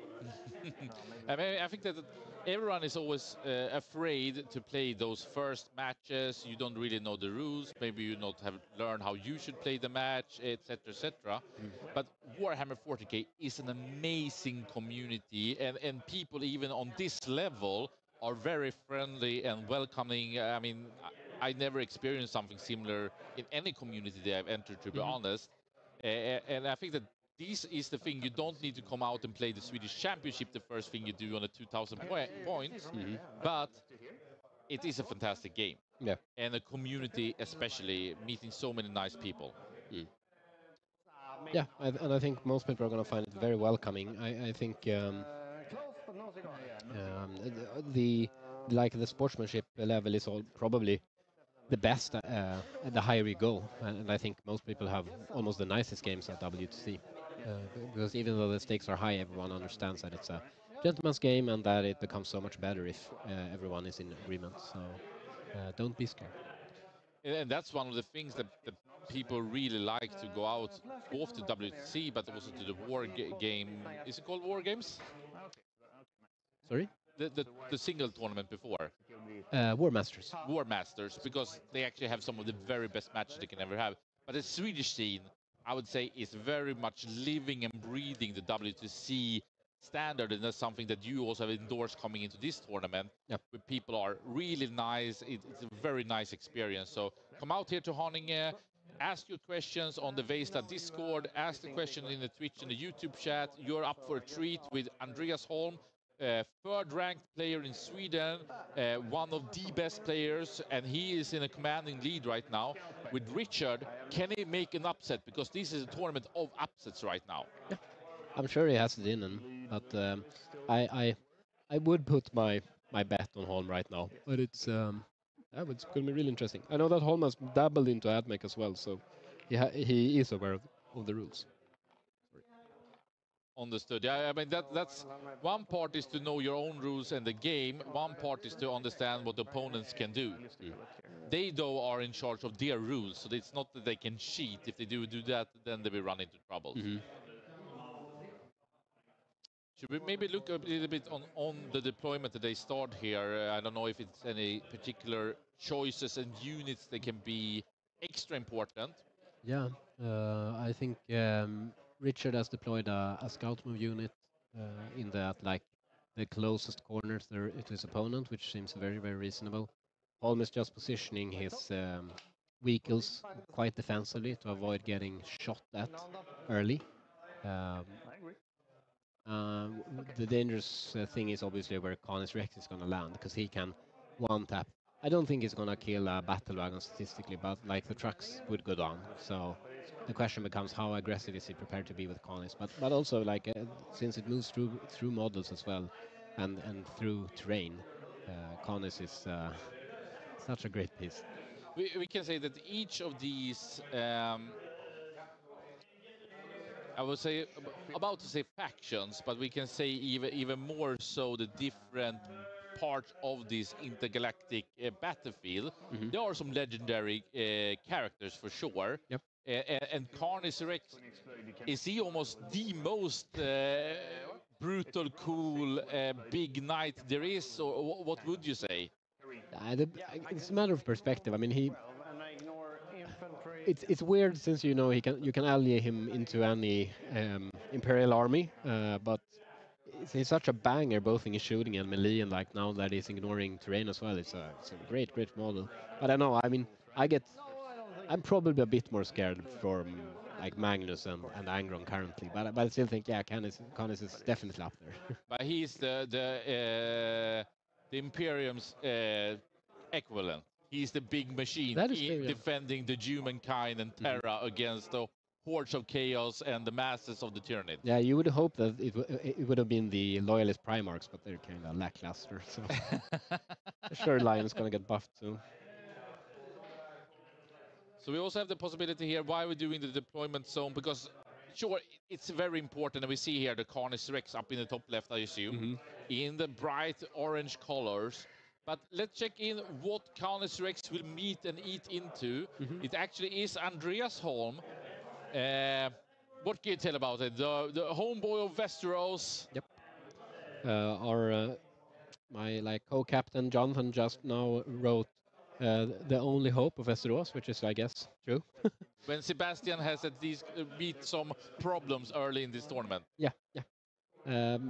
And yeah, he's a very, very strong player. He has a good, varied play style. He likes to play a lot of armies. He's very practiced. He's an extremely nice guy. Wins sportsmanships left and right. Very charismatic. I mean, he's a good friend of mine, so I guess I'm a bit partial, but it's a very great, an exemplar for the community, to be honest. He plays Warhammer because it's fun. That's true.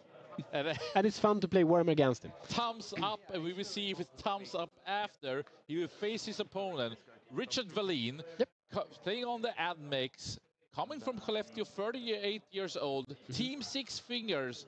He is currently 19th on the Swedish rank, and he actually have wrote more of a description. Or what would you say of his facts? Yeah, it's a lot of words compared to Holm. He's going bug. Let's say that he has a hate-love relationship with the dices. He tries to strategize, he wants to win, but in the end of the day, he sees is that the dice can just be a comedy show. Yeah. But isn't that more of a theme of the orc player rather than the admech player? Because the orcs, anything can happen. Yeah, but I think you embrace the chaos. Embrace Yeah. the chaos. But Richard, he wants to calculate it all and have it all planned. So I guess it's a bit in line with their faction choices.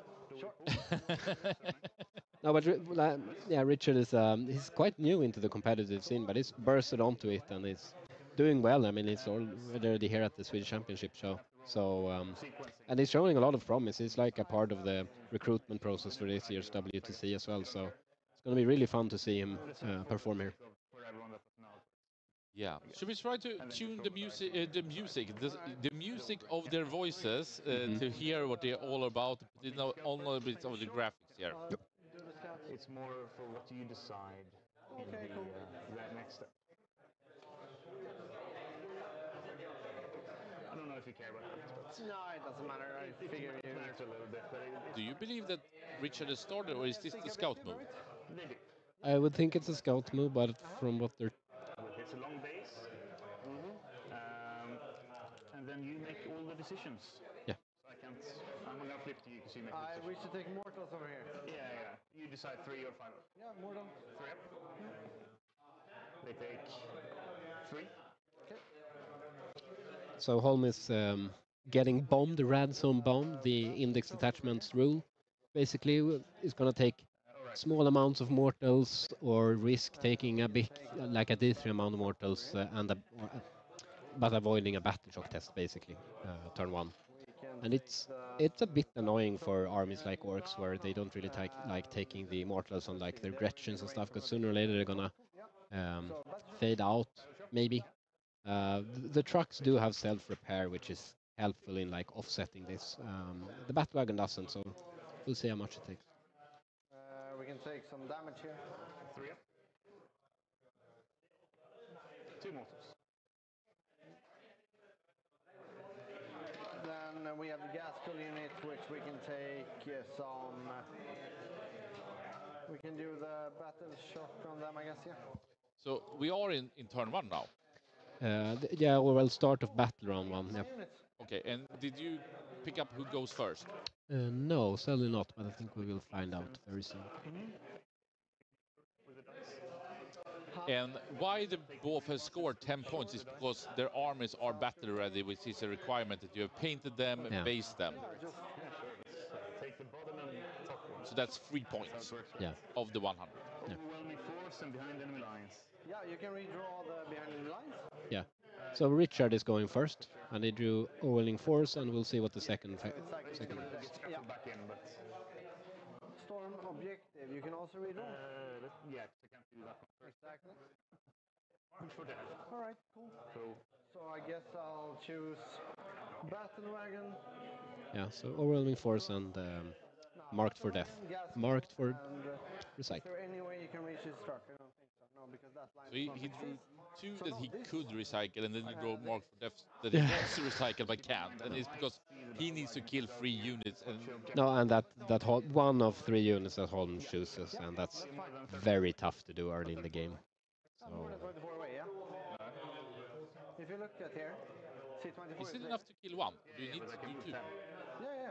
But then you need to touch this objective and see through it, yeah? Yeah. Exactly. Touch both terrain and the objective. Yeah, and you need this line, right? From Yeah. Which you cannot get through the wall, right? I can get through here, right? Or not? You can check this. And now you can just see if you can move and place him there. It's fine by me. No, they're just... So from there, and this is not the line. Because you're not all the way into the wall. I don't have to be. I'm Titanic. No, but you're at sea. Oh, I don't see it. Okay. Yeah. That's fine. You are allowed to shoot, but you don't have the line. You see what I mean? You are within range, but you can't see me. Yeah. Okay. Maybe I see it wrong from here. It's fine. Cool. I'll just use my CP to get rid of it. It's not good first turn. Yeah, so Richard is cycling is marked for death as well, and we'll see. That instead. Cool. So pretty bad first draw. I'll shuffle these ones in a bit. Seems like he's unhappy with that one as well. We'll see what it is. Do you mind filling out my objectives over there? No, sure. Amazing. Thank you. Let's get rid of these extra dice. I don't know if you want to keep yours to some degree because of the radiation. What was the new one he got aftermarket? Which ones? The deployment sign. No, it's fine. We can just measure it up when we're on it. Yeah. All right. So we have player 1 is new. And swift action is advanced and do an action, right? Swift action, yeah, if you're battling. No prisoners was his last after redrawing. Not fantastic stuff for Richard or Soul. But this is also interesting that, I mean, playing an army that actually wants to go first in this meta makes a lot of sense. Because then there's not the feel bad element of going first that everyone else has to suffer for. I mean, usually you get compensated for it by going second as well. So like Holm is happy either way. You know, he plays Warhammer for fun, but everyone else is unhappy half the time.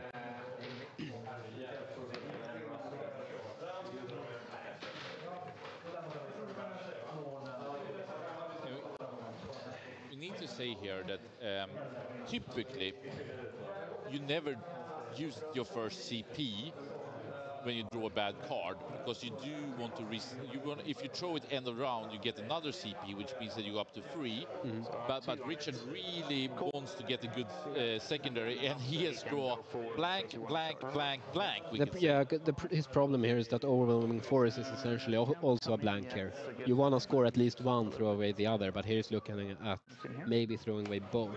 Yeah, unless he gets a like luck kill of a truck or something. So yeah, it's a bit tough for him to, because since he's going first as well, it's tough for him to create a situation where he's looking at getting a winning score, like 11-9 or more. But it's possible that he can find a solution. And you probably talked about it before, but he needs to score points early because he will be kind of overwhelmed of the orcs end game most likely.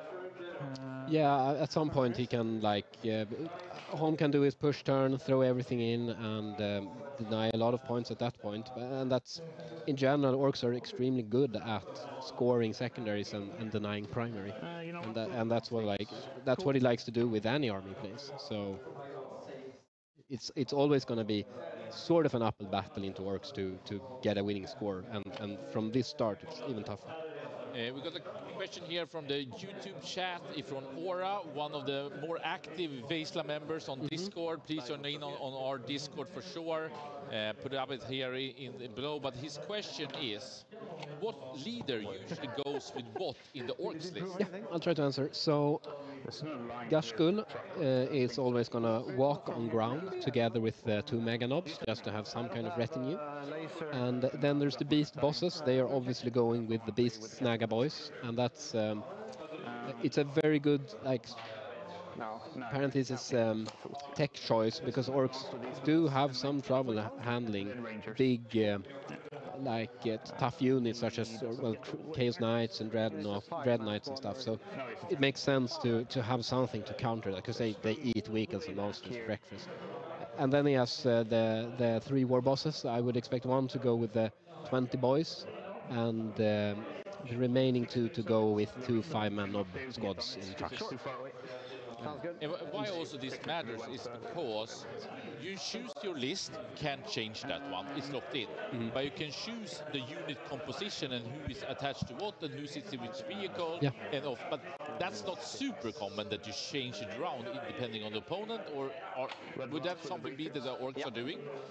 I wouldn't expect it that much from this orc list, but in other lists, such as the Liam build of Chaos Space Marines and Emperor's Children, that's a list where you change it up a bit, depending on your opponent. You can do that with World Eaters in some builds as well. But here, I would expect Holm to go with this setup every time, basically. I think we have from the Twitch chat here, Abu, who is saying that he got stomped by Holm game 1 in Westeros a couple of weeks ago. A very nice experience.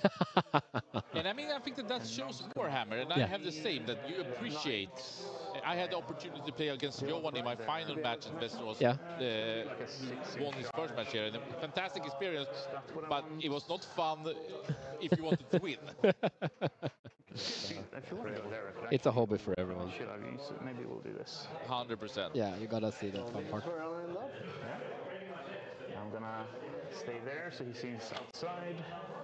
So now when Richard is moving first, you said Admech is one of the few armies who really likes to go first. What is his thinking? What is he looking for?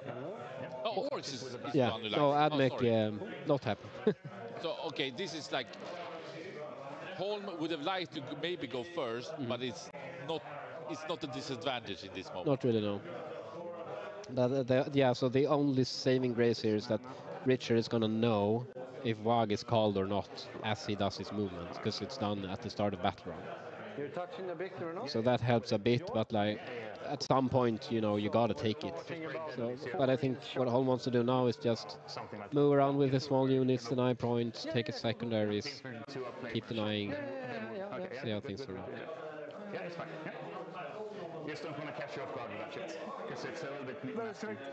I think one interesting thing is, I'm not sure if you can start terraforming turn 1. Let's find out. The boat will advance. Sure. I don't think so. 13. No, wait, it's 15. So what I'm trying to do here... You usually can. What I'm trying to do here is going 15, so I have 17 move right now. No, wait, 15 move. So I think you can do it turn 1, yeah. Really? So, yeah. So I would expect Richard to do it with his Canis maybe, because that's his safest objective and with his biggest guy. And I think something really cool here, just what Richard declared, is his intent, what he wants to do. And that's basically so his opponent Andreas can say, well, you can't do that, or that would mean this, and so on. And I just love this part of this game, because it's very different, almost compared to anything else. Yep. Good we're getting it out of the way, for sure. Absolutely. There, so now we can go do containment potentially next turn. Sure. All right. And Richard is already setting himself up for different secondaries that might come up later. We're terraforming. Yeah. As expected. And I mean, yes. And then. And when does the action end? When does the action end? End of your turn. End of my turn? Yeah. And what happens if you have an action and do an overwatch? You can do that. You can? I just can't move. How? I just can't move. Right. Yeah. I think that's incorrect, but... Cool. I think this guy sound like this because of cohesion. Huh? I think he sound like that for cohesion. Cool, yeah. So good. All right. Good. I think that's all I can do. I'll... Just looking in here on a lot, at least from my perspective, will be about this big machine, the Carnage Rex, and he has moved in right now. 1 d6 flamers, or 2 or 3? 1, and then his entire squad, and they all have lethal. Cool, yeah. And we can see here on the left side corner. So are you a sworder? Yeah, well... yeah, but no. Again, a CP. I'll shuffle these.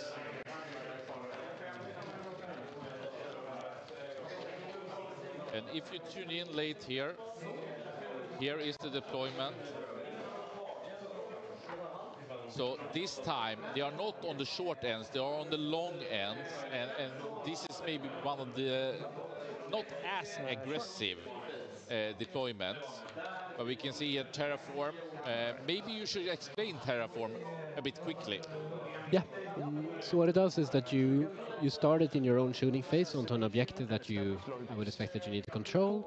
And it can't be in your own deployment zone. And if that you still control it at the end of your opponent's turn, so your opponent gets an entire turn in order to stop it, then you have terraformed that objective.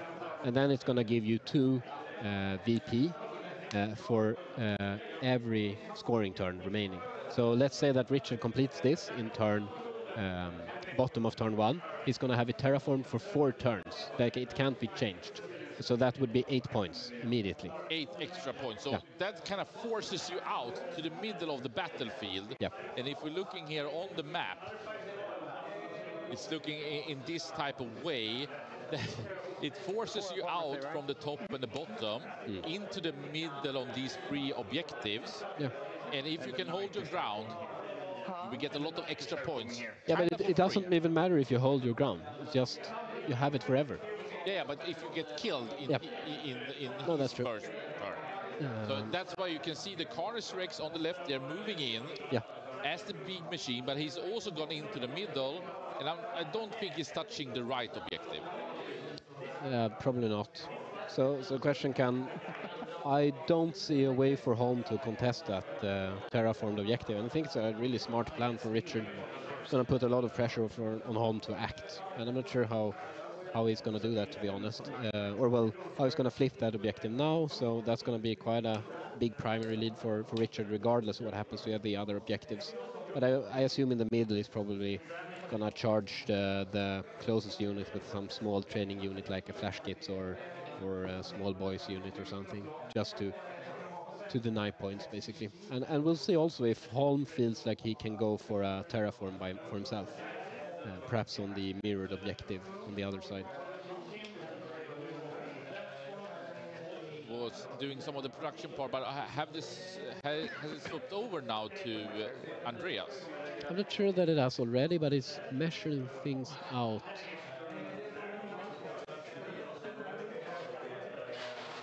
Because it's for sure he's doing the action right now.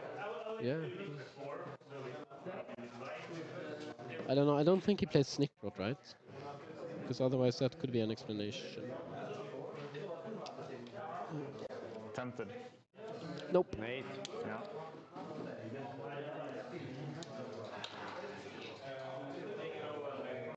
But I'm seeing that he has drawn Locust Swarm. Hasn't he done that? That is true, yeah. Established Locus, and it's at it's probably Sabotage, yeah. Mark these guys and go for the night. Okay. What was the charge, by the way? Huh? What was the charge, by the way? 8. I don't know if we can zoom in on the cards here.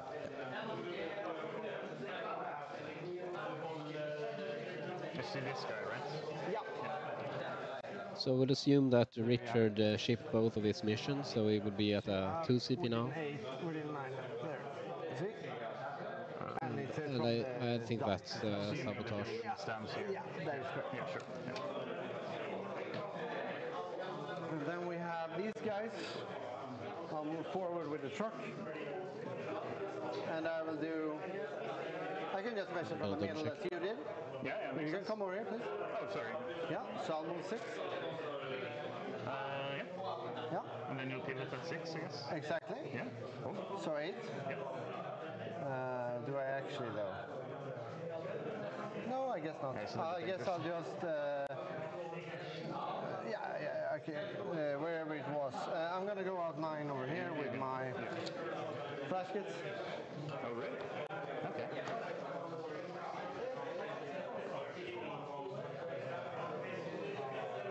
The flash kits are a really nice training piece because they obviously shoot quite okay into chaff units, and then they also charge quite nicely. So against armies with weak tankiness, such as the AdMech here, it makes a lot of sense to engage with them, like shoot something, charge something else. So did they jump out of this transporter, or did they come in from the side? No, they jumped out of the transporter. And now it's important. So 6 to pass here is where we were, yeah? Yeah. So now, and then we pivot. Yeah. So 8. Yeah. And then we can go another 4. Yeah. So now I'm on the objective. Do you wish to watch? Not really, no. No? So I'm Maybe actually Richard is on that objective. Yeah, cool. Sorry? It looked a bit like Richard was on the objective with one of the... Yeah, I guess he is. And that could be... Yeah.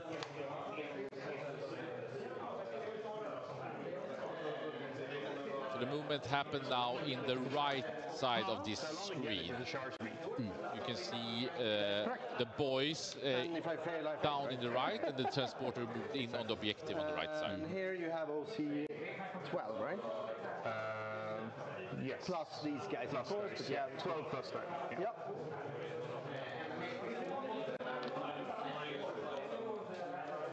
And I think yeah.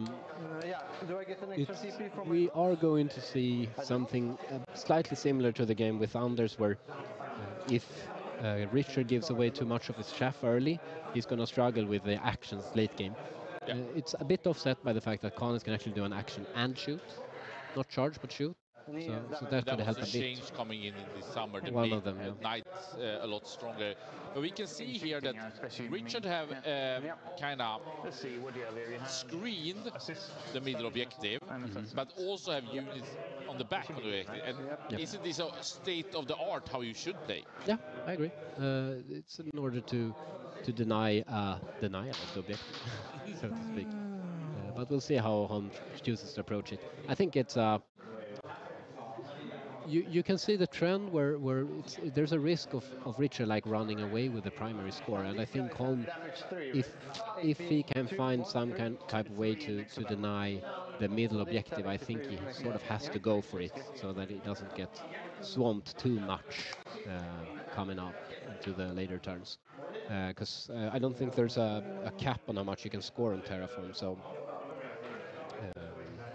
in a turn, so Richard can pick up a lot of easy points early. And Retribution 83 at YouTube. Yeah, we will adjust a bit here and increase it. We have, of course, some background noise as 8 matches going on here. But we will try to operate a bit for you guys also at home so you can hear the players, because it's for sure a lot of the action is coming from there.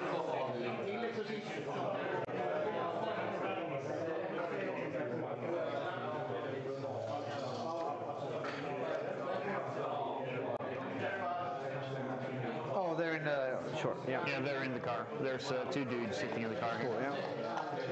I'll lift them up a little bit to make it more apparent.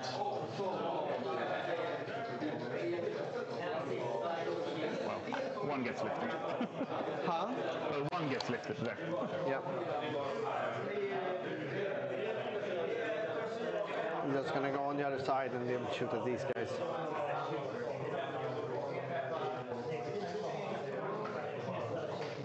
Exciting. I was so pumped from the last match because it was down to the wire and was so close. And then we're getting this match. It's almost like it's hard to recharge. I hope the players are recharging. They seem to be ultra focused. Yeah. I mean, they've seen this coming for quite a while, so I think they're well rested and prepared. But I guess the hard part is that they had 0 time to prepare since the list became public midnight coming into today. I would say even Andreas had a hard time preparing because he was changing. He was going between Eldari, Death Guard, Blood Angels, Grey Knights, and then landed on the orcs that he has wanted to play, but haven't really found the form with it. So what I'm doing here is advancing this truck. Yeah, but like I said, I think he likes embracing the chaos, and he's played orcs enough to pick anything up in so 18. Go in the back of the base over here. And I think that what's cool with orcs is that it's so many different variations, but they didn't really find after the codex came in the spring. But now the meta seems to be a bit sold. Just to be outside of the but I think that can be discussed, so to speak. Yeah, the orcs are quite new and still very, very good. Well, they made a re-entry into the meta, and it also, the big question is like, will they get buffed in the next slate? We don't know. They could be buffed because their win rate is abysmal. So, and if that happens, they're going to be really, really good. Reactive moves or something? No. So I'll disembark. But if you charge them, you'll have to roll battle shock test at -2. At -2? Yeah. With everything or just? Everything that start of combat phase. Cool, yeah. I think so too. Right.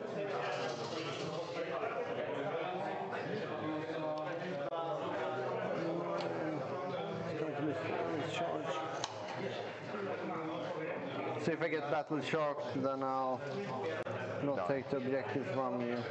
Yeah. And this can advance and shoot.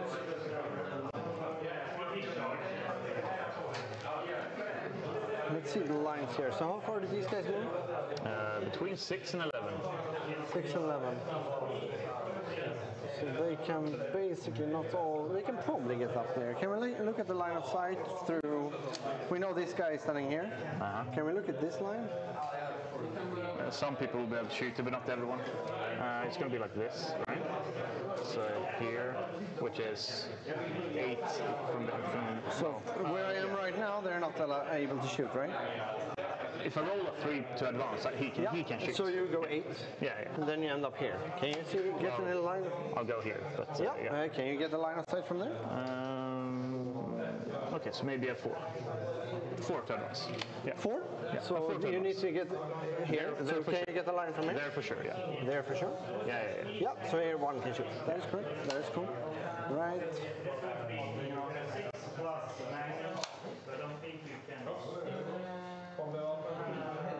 And if I roll a 6, 3 people can see. A lot more than I want. Yeah, then it does. So 11. It's there. 11. It's there. Gas man with his gassy friends. No, it's more of the 20 of the boys. All right, yeah. This is going to be a hard one to be able to... Yeah, this one is going to happen. Yeah. That's going to happen, definitely. All right, so... And unless you roll super hot, this one's going to happen too, I think. That is correct. Yeah, we can see the difference here between the previous match and this And one. it's always a battle shock -2. When I charge. Well, when they're within 6 inches of these guys, and then, Okay, otherwise cool, it's just -1. Yep. And Richard really put on the pressure, and Hall, even being so experienced, really thinks his crews and using a lot of his time here in the early stage compared to the previous match when they were dancing in the deployment. 2. 2 each. All the small infantry has 5 up in roll as well. Right, yeah. But this not gonna happen. How far Think of it like this as well. Bigger bases, toughness 4. Yeah. So if I'm outside of an inch here, how far is it? Looks like a 7. Do you also ignore models when you charge? No. Oh, okay. What I'm thinking about is moving these guys over here instead to have them shoot at them. They're stealth. Yeah, but it is what it is, right? So that's basically to be able to reach to them and then maybe touch your... Yeah. Maybe.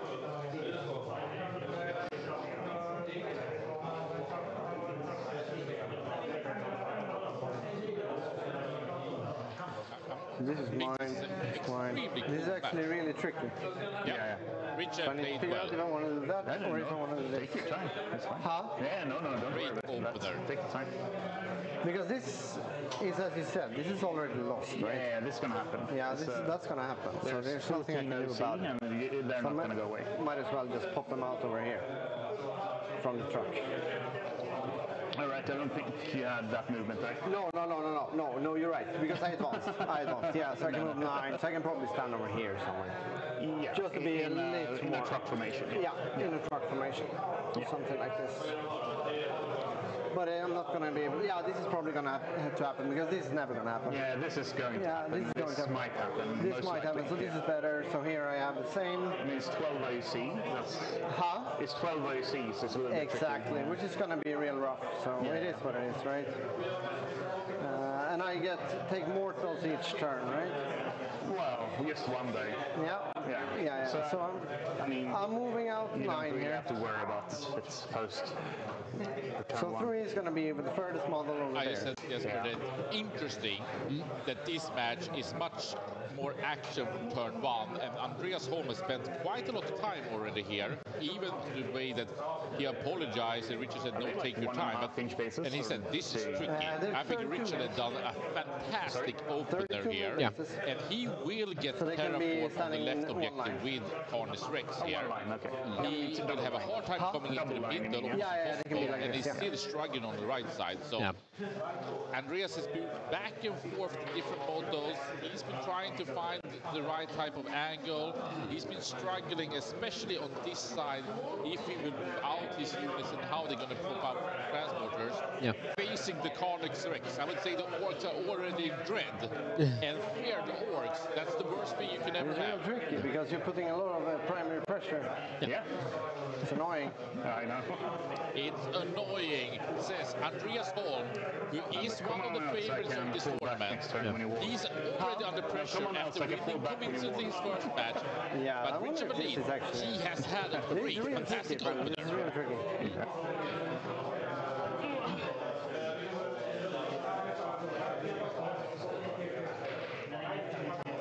I don't know, seeing like this, I feel like I'm in children's table, aren't I? Yeah. It's going to be real tricky. Actually, I can give you guys at home there. This is what I'm going to do is, this I'm going to disembark. It's actually a pool table that we're playing on, so it's pretty high up, which typically is nice because you always bend over so much, but we can see Richard trying here to figure sitting out down. how the game is going to work, actually. Because this is going to be really interesting. It's a nice, like very technical positioning of the Canis Rex on the side, because it looked a bit awkward, but this like terraform position is very good. Yeah. Went first on linchpin, that wasn't so nice. No, but this is really good. Really hard time getting it. Yeah. I just love this match already, how they are playing it out, and you can see third drag, Andreas Holm, the only seed one player who won his first match. He is under pressure from second one in this one against Richard Berlin. And yes, you can see him having a Polish Mason's jersey. This is not Polish Mason, this is Andreas Holm, but he of course is participating in several WTCs, and that's a common that you trade shirts as a token of respect to each other. So he's wearing this as a token out of a great match that probably he have had against Veizla back in the days.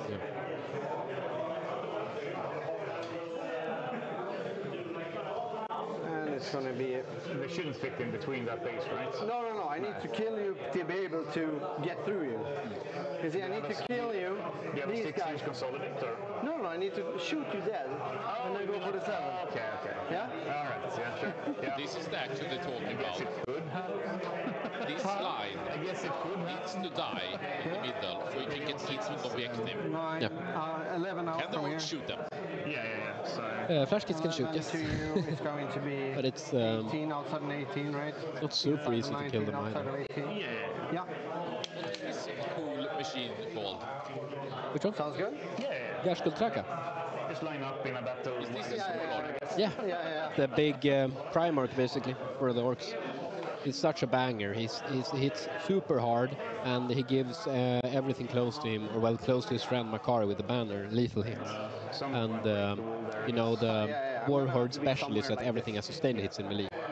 So they have sustained lethals close to him, and he can strat for crits on 5s. Crit 5s, lethal sustained. Infinite damage. Yeah, the wall is going to be in the way.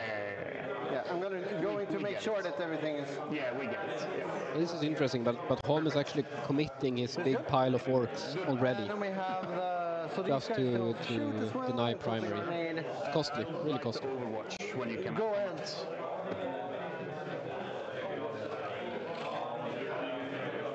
So one dude is rapid. Is one dude rapid? Yeah, one dude rapid. Okay, cool. So 14 shots. And Richard is going to overwatch with his breachers that have full reroll to hit and the sustains. Is that his front line? No, the back line guys. Yeah. The guys on the tracks. I don't think there's a word where they don't see. No, I mean, that's good. Yeah. So here comes the overwatch from these guys. Yep. Which means 6 are lethal. Yep. And then 6 sustains. Yep. Freeze. So 12, AP3, 12 damage 3. Yeah. This Overwatch is like, it's nice, but I don't think it achieves anything, because Paul doesn't care about whether 12 boys dies or lives. It's only about whether they make you charge or not. So, but I can see why he does it, but I'm not sure if it's correct. And then we have throw away his first second is down to over here, which is never a nice situation to be at. It's just going to be going 8 and then turning, something like this. Yeah. Nothing else. That looks legal. guess I'll end up somewhere over here. Yeah. And then we have this one is going this way. Well, -2 to turn. Gonna weight the flank a little bit? Huh? Weight the flank a little bit? A little bit, yeah. So we have this one done, this one done, and we still have the 7. Alright, cool. So here we are. I don't know it that well. So I guess I'll He start by looks a shooting bit these guys stressed into them. and super focused. Yeah, I think he realizes that it's. I'm not sure if you can call it trouble, but there's a. He used the term primary pressure, and that's I think it's very reasonable to apply it here. So. I'll show. We have this one as well. So we will see how. You don't see. So outer edge of this one. Obviously, Richard is going to score quite a lot, turn 2. And we know that he has 8 points in the bag from his terraform, from Canis as well. So the question is how much push can... Because I think Holm is going to feel pressure to maybe Vag next turn. So I guess I'll shoot my... And if he can shoot it down, so we have 6s, and he terraforms the middle also, that's 16 points guaranteed for Richard in the primary. Yeah. One, right? That's also the level of game over. I'm not sure, because he's so behind on... Well, he's not going to score any secondaries. So I think he can find a solution, but it is... Holm didn't draw stellar secondaries either, so it's... I don't think it's anyone's game, but I think Holm correctly realizes that this became much harder than he thought coming in. So we have 5s here, right? Yep. Didn't really follow where And since I didn't say anything, I'm popping here as well. Then we have 1, 2, 3, 4, 5, 6. Probably flash kits too. 6. I'm pretty sure they're shooting here in the middle. Yeah. Yeah. Yeah. Well, so what's strength? 6. Yeah, then 30s, yeah. Yeah, go ahead. The one I don't think the one. Yeah. And now it's AP1, which turns into AP0, right? 30. I'm in cover, yeah, so... Yep. 4. Uh-huh. Yeah. Damage 2. Damage 2. Yeah, we're done.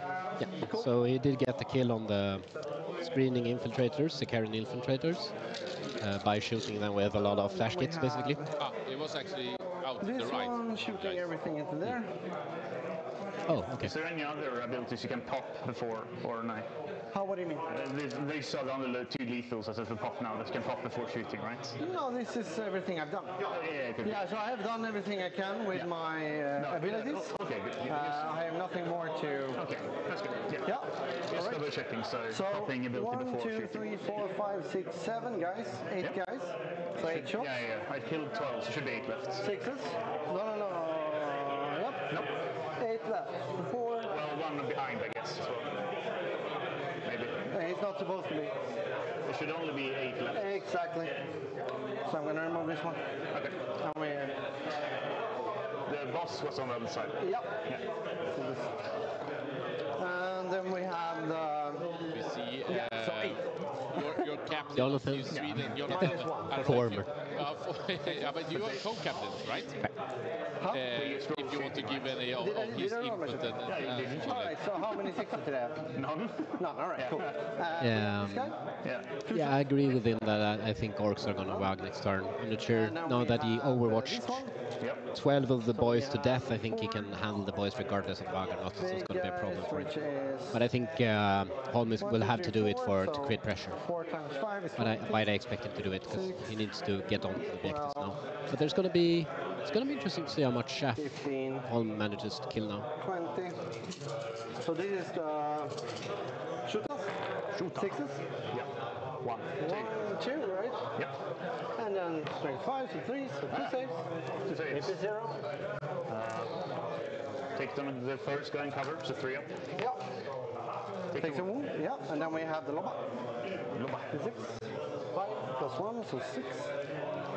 Done some damage, but it hasn't gone down. 3s, nothing. And then we have this one shooting. This one. Yeah. So 5 shots because I'm within 18. 6s. Nothing. And then we have the charges. That was So not we need great to kill shooting. them and then Think go he- to the objective. and What hope we unit don't did he get- pick up with yeah, this all right, shooting? so we start off by He killed the charging this big 8, I guess. flyers, so to say, on the The right Sky side. Stalkers, yeah. Okay. So he killed out those completely. That's nice. Good. That's nice.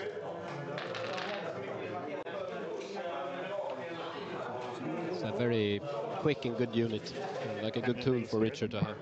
Nice to get away. And he did hit that charge, which is very good for his plan. And now he's obviously not expecting to take him off the middle objective, but so that means Richard is gonna get They have like he's gonna get 12 plus 2, so 14 primary. How many attacks? 3. 3. Prop him looking. Yeah, but So basically, you could say that the boys out here on the left side shot down behind this terrain, almost where the can is standing, and those completely evaporated. But I'm wondering if the blue guys up here, these guys, if they are on the objective and not, First moving, then roll. no, he was terraforming with Canis. You can only terraform at one point. I was going to be able to beat you anywhere. And he shot the Sky Stalkers with the flash kits. Yeah. It's good. I think Hall. I would be interested in his clock, to be honest. I'm just moving forward. If that's possible to see.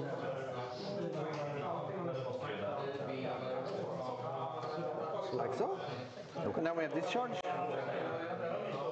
An 8.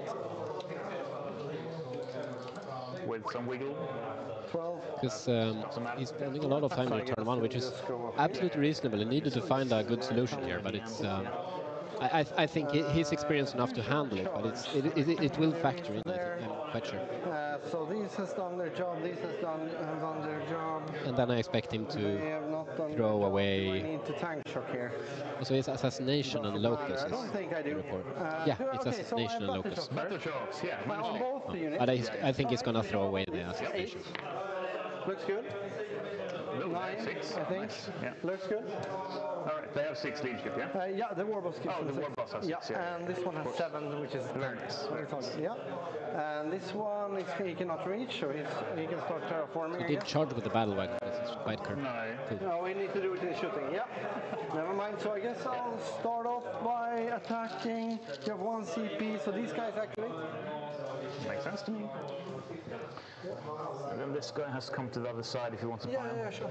We can see But he here can still fight to the war. that he has 1 hour and this guy 5 can- minutes Okay. left. Not catastrophic. Bad. No. Yeah. So this looks good. Yeah.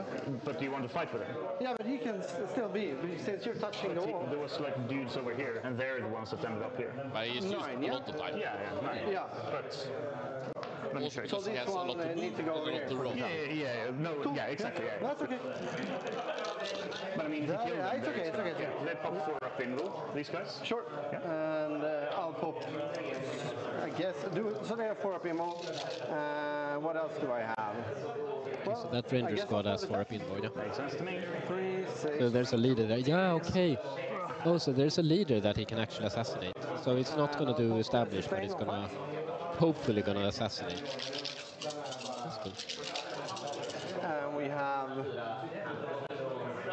3s. Because I think Richard's problem is that So we're 3s to stay no fight. quite soon heading into a game where there's Canis and Breachers versus World. A lot of 5s and 6s there. Nice. Yeah. That's maybe not what Kane is wants the most. 7? No. Or is it 8? 7, yeah. So 7 more, yeah. And now 2s then. Yes.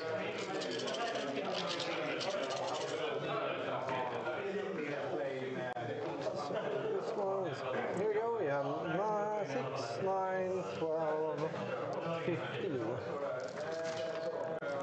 This is the combat where the orcs have charged into that screening front line that they couldn't shoot down. 1, 2, 3, 4, 5, 6. Yeah.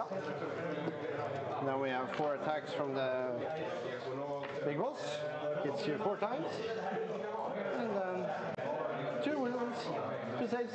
How many? 2. So this, no, this is into the 2 more. Yeah, and then we have this attack script. units down. Nothing.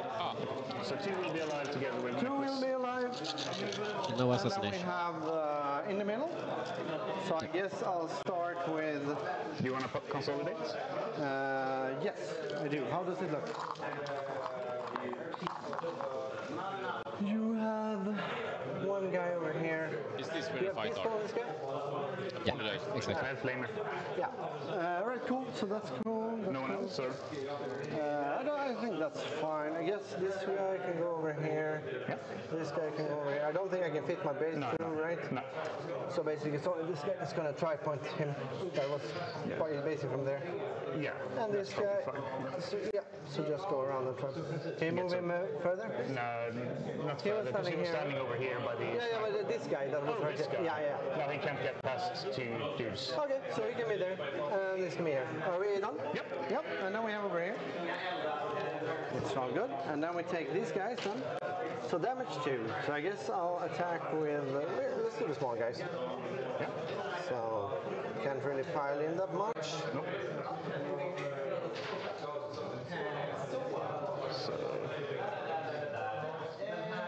This guy, that's So it was an install bottle last game, and now it's a monster. But I've asked for it to be removed. these guys can fight. Doing an install. They are drinking. It's not that bad. Fantastic. To have the, Four guys, four attacks Perfect from the service from our man on the floor. the can goes down, but raise your can for the donkers, as they used to say in esports. And here is it for the orcs and the mech. And mechs. I remember you have one-on-one wound, right? Yeah. Yeah. So 1, 2, 3, Okay, 4, now 5. is the fight in the middle. So 15. 5, 10, so 2s. Sustain. So 1. Do you on 3s here or 2s? 2s. Do you have minus hit? But these are kind of meat in the middle, right? But They are, but I still think they die. Yeah.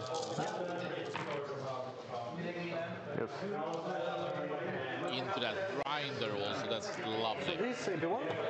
And then you have the 3 saves. So it's 8, 9? Yep.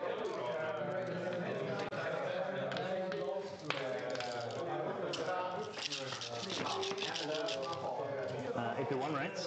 Yep. So that should be 7. Yep. So it should be 1 left. And now you have the 3 saves from the boss man. 1 left, right? One was on 1 wound, that was 7 ones through. Yeah. We have a great question here in the Twitch chat from Jumpy Wizard 302. How does 40k works? Is it 50% skill? We had Jonathan Nerling, one of the captains of Team Sweden, saying on this level it's maybe 5% chance and 30% matchup. Would you say that that's in the ballpark? What do you think too, Jesper? Yeah, I agree. That's reasonable. So that's 10. You need to count for the dice. You have 12, Yeah, so this yeah. guy will consolidate. I think it's very rare for them to decide a game. 1 in 2000? So there we Don't are. want to talk about it. But I could have played. Yeah, I could have played that game better. I'm making a bad joke here. Jesper had the fortune of being blown up when he had won the tournament, so he lost it in the USA. 1 wound each. These guys have 2 wounds each. Yes? So he did get through as expected, but not in the shooting phase.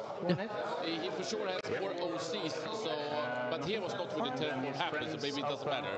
Because Khan is getting it anyways. 1 wound. AP. 1. Damage. 1. Okay, let's take and 1. then his friend misses. Alright. So I'll take a wound on these guys in the front. Yep. And I guess I'll discard establish locus. And keep the out here. assassination is probably going to be fine. You're discarding assassinate, yeah? I'm thinking about keeping the assassinate. You have a bat shop take there. You will take that one. I'll have this one. It looks like this. I guess they can just stand and shoot. This looks like it does. This is mine.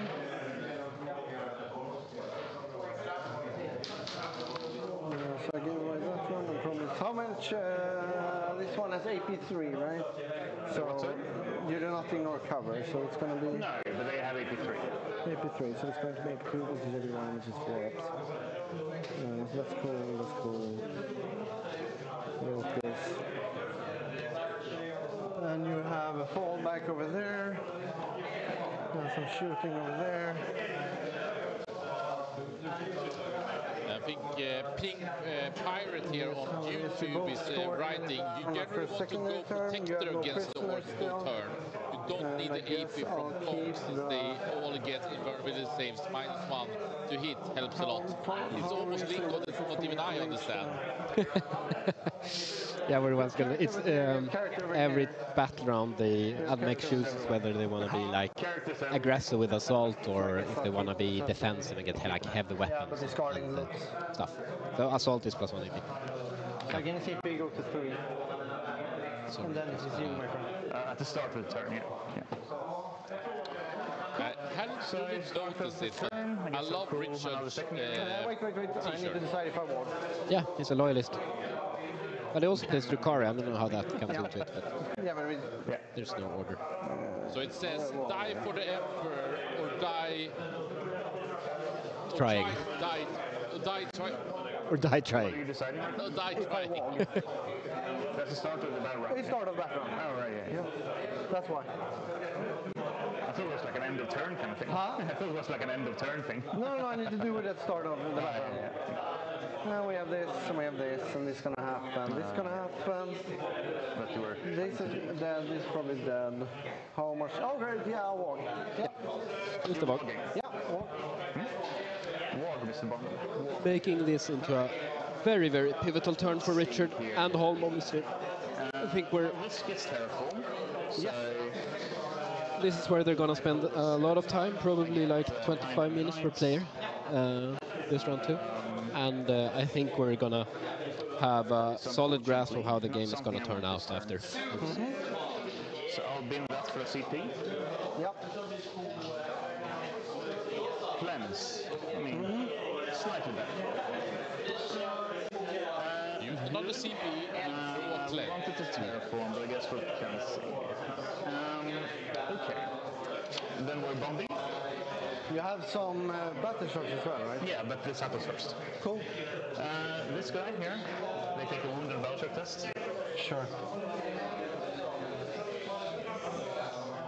They're battle shock? Yeah. This guy here takes a He's wound. not within. Within 6. Oh, you have within 6. Yeah, he's okay, cool. So he kept no prisoner. And this man takes a wound and battle shock test.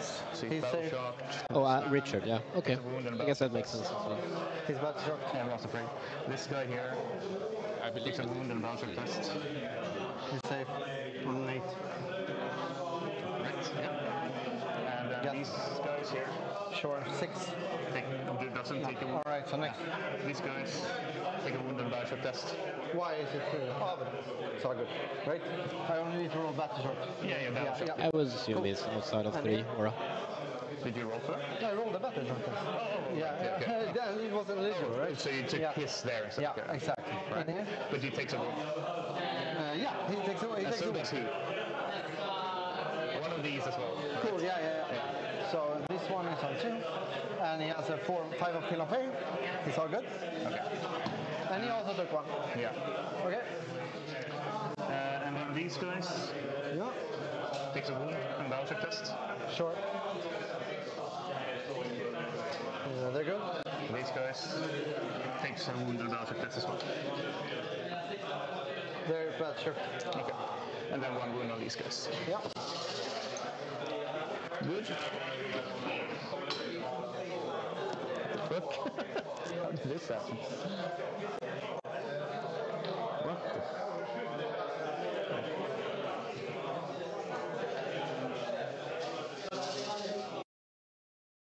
Alright. Then we're doing battle shocks. So we have those guys there essentially. Jesus, what a annoying armor room the Rats and Chorus. Which ones? These guys. Cool. They're fine. Okay, so we are going to go ahead in fullback. Surprisingly.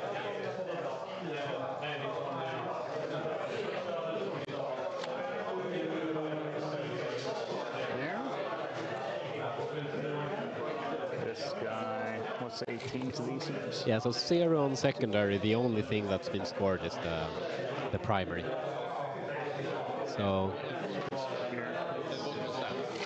he gets 4 and 2 for the... So Richard is on 20, that's it. Would like to... And Holm is still on 10. Yeah. Warhammer shouldn't be able to get shot when you come in. You feel that Can't get in there, played can't that get in right? there. Because you felt a bit that he had a tricky position, Yeah.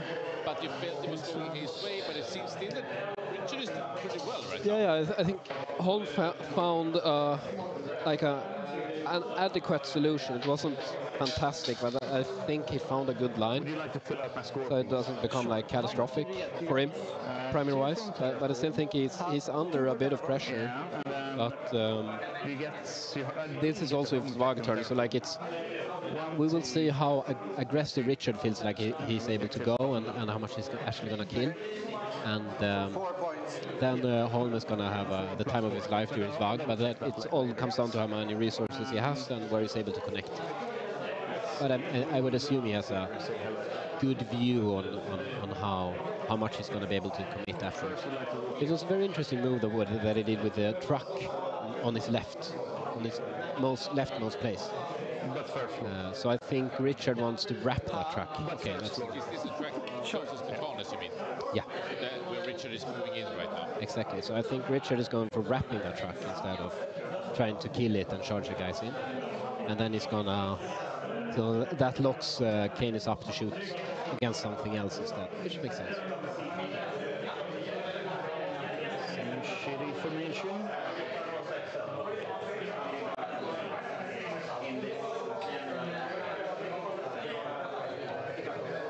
Guess we're walking up. No, wait, Mr. Gasman is still there. Right, maybe these guys actually like to fan out a little bit more than... Huh? No, I just realized what I need to do. I'm a kind of big fan of Richard already. I like how he plays. I like that he comes in with a very clear strategy on this terraform. And like keeping it together. He said, I now remember what I needed to do. I need to spread this out. He had have these shooting machines in the middle. I think it's interesting, and like you said, he put Canis on the side, which not always is great, but he has utilized it tremendously well. Yeah, he had a plan, obviously. That's a nice one. It's like you can feel that they are very collected and focused both of them. And there's one on the other side as well. Thank you. And this guy's supposed to be there. Yeah.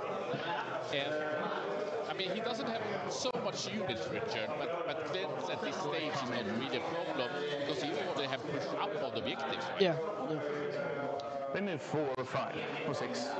But would you say that Aztec is more of a shooting or melee army? It's very much a shooting army. Very much a shooting army, so it goes to the realms of the Necrons and the Astra Militarum. Yeah, I mean, at times they've had some melee elements, and they still do. Like the Breachers have some swing and melee. The units with the leader, they do some damage melee as well. So there is something there. And then Canis Rex, obviously, he's a monster, but that's not really thanks to the AdMech. Yeah, if you have the thing, yes? Yeah.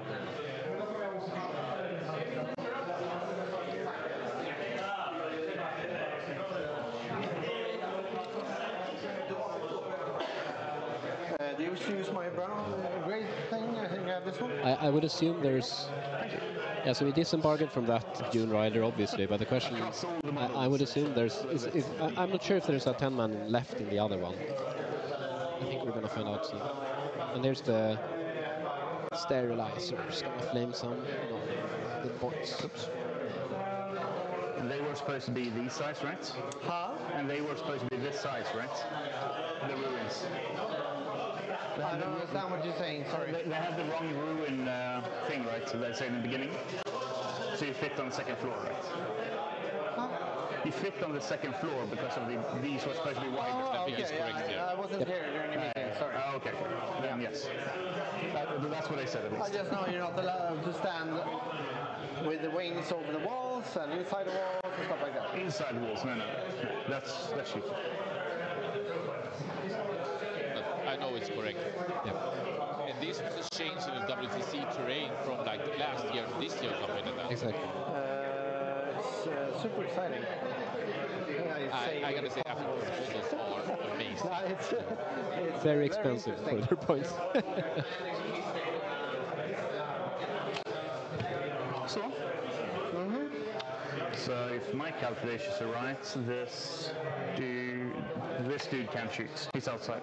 All right, but you're allowed to stand like that, right? Yeah. These were supposed to be 50 mil, right? Sorry? These were supposed to be wider than they are, right? What do you mean, no? That's what they said in the beginning. I thought it was for the height only, but I'm not sure. Okay, you have nothing. Go talk to Maybe I thought it was one of the some of these. Hello, sorry. Were these the right size? Were the floors the right size? On these? Yeah, or like Here it has the correct size. Here it's supposed to be 50 millimeters. that's what I thought. Yeah. Yes. So, On the lower. yeah, that's why I'm standing there. Yeah. These But are I'm supposed talking first floor. about- So the first floor. So yeah. I'm talking about the wings. Yeah, he said yes. So, Yeah. Yeah, but I'm talking about the wings. The wings can fly out. The base has to go. Oh yeah, but the wings, can it be through the wall? No, well... Above the wall, because it's above the wall infinite it can height. be. That's... Can the wing stick out, right? I don't know. He yes, asks if the wing can stick out over the terrain, but it's like... The wings, are they allowed to stick out asking if they can stick out. above the wall? I mean, I don't know the rules. I mean, look at the rules, but I think you're allowed to do it if you're in the room. But just check the room. Yeah, sure. It's the terrain. It's the terrain. Pass the clock. Pause, so it's a pass. All right, so it's... You can't pause the clock. I can't, well, no. That's why I don't do that. Yeah. That's what he said. Oh, he said it? Yeah, he told me to do it. I thought he said pass, so I paused it. I would say that this is pretty uncommon that so many people are involved in discussing, especially on this type of level. I can. Yes. Okay, so normal rules. Nice. Yep. I'll unpause it. Would you like to rapid ingress? Oh, you're done with your movement? Yes. I think. Okay. I just want to say, I'm so amazed by Richard. So that's what Richard is doing this amazingly well. No, this guy hasn't moved. You're right. Huh? You're right. This guy hasn't moved yet. My bad. He's supposed to move forward. That's why there's a king's hole there. They're supposed to be there, yeah? You can move it back a bit. So you're not overhanging this wall. But I could. Yeah, but not within. We're only with infantry. Vehicles are never allowed to overhang walls. But you mean like that? But he's a walker, so it's not whole measure. No, exactly. But that is cool. Yeah, all right. So we have the. So I this is believe where it is. This is where it is. So now you can shoot and through they here. You agreed can on shoot it. through there. You cannot touch Here these when guys. Jesper comes back, who is also actually the head judge of this tournament. That's okay.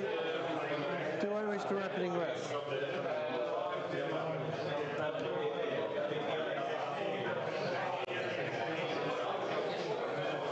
Thank you so much, Saxtus, from the Twitch chat here. Yeah, I wish you were here too. I could experience. It's been quite a lot of people here. Probably 20, 30 people already today coming in, checking out. Some people who are very established right now. We have Martin here from Alpha Space checking out the live stream here on site. But we have people coming in who never played almost Warhammer and didn't know the finisher Metropolis was here in Haninge hosting the Swedish Championship together with us in Veizla. So very intense, important moment right now when Richard Wallin, who lost his first match, is in his second turn here, and he's put all the pressure on Andreas Holm. Just like that.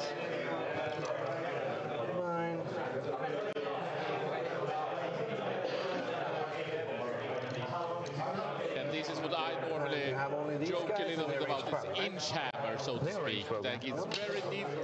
Even if you can see sometimes you move the terrain or the models, it actually is not only about the inches, I would say it's about the millimeters. But maybe here, if we just move the players very quickly here, we have Jesper back. Could you just speak a little bit about what happened? And I believe Richard was in the right, correct? He was correct, yeah. Yeah, it was only a question of The ruins here aren't updated WTC runes, but the players were informed at the start of the tournament that the upper floor is wide enough to allow for bases of that size to fit. And then the second part of the question was only if you are allowed to overhang with infantry models with wings over the wall itself, which you are. So Richard was correct. Yes. I gave him a tremendous amount of credits because I mean he's facing a really great player, and then there was a lot of people around the table, and actually many were intervening, which is kind of uncommon, I would say. Yeah. But I feel he's really keeping his cool, and I'm already a big fan of Richard, I must say. And not that I'm not cheering on Andreas, but I'm just getting impressed in how Richard is playing the game, holding it up, being focused, still being like nice, but standing his ground, but being. I think this is a perfect example of how you should play a game of Warhammer 40k on this level. It's very meticulous. Stuff, so that's gonna be different.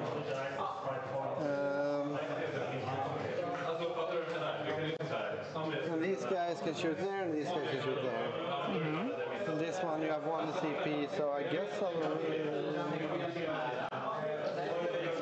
I believe it's time is on Andreas to do a rapid ingress. Sort of taking time, it's really hard.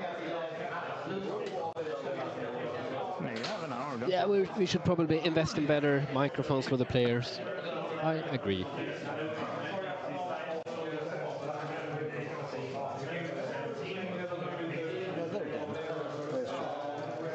Yeah, I'll be here. We can adjust. You want to be there? Yeah. 9 away or? 9 away. 9 away. Hopefully my microphone is a bit better now for everyone at home here. I think I at least hear myself quite a little bit better, so I don't need to scream and shout. Even though I don't mind when we have these. It's going to matter, but you never know. It's an exciting match right now.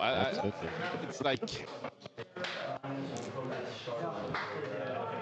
Whoops. And I mean, I would say when I was watching stream and seeing people that you flip something like that, I feel like an elephant when I'm playing the matches nowadays. So. Yep. The line of sight is just per model, Aura. Going to them. And I do believe this win in 18, unless my eyes foresee me. It is within 18, yeah. Yeah. No deception going on. 4 up.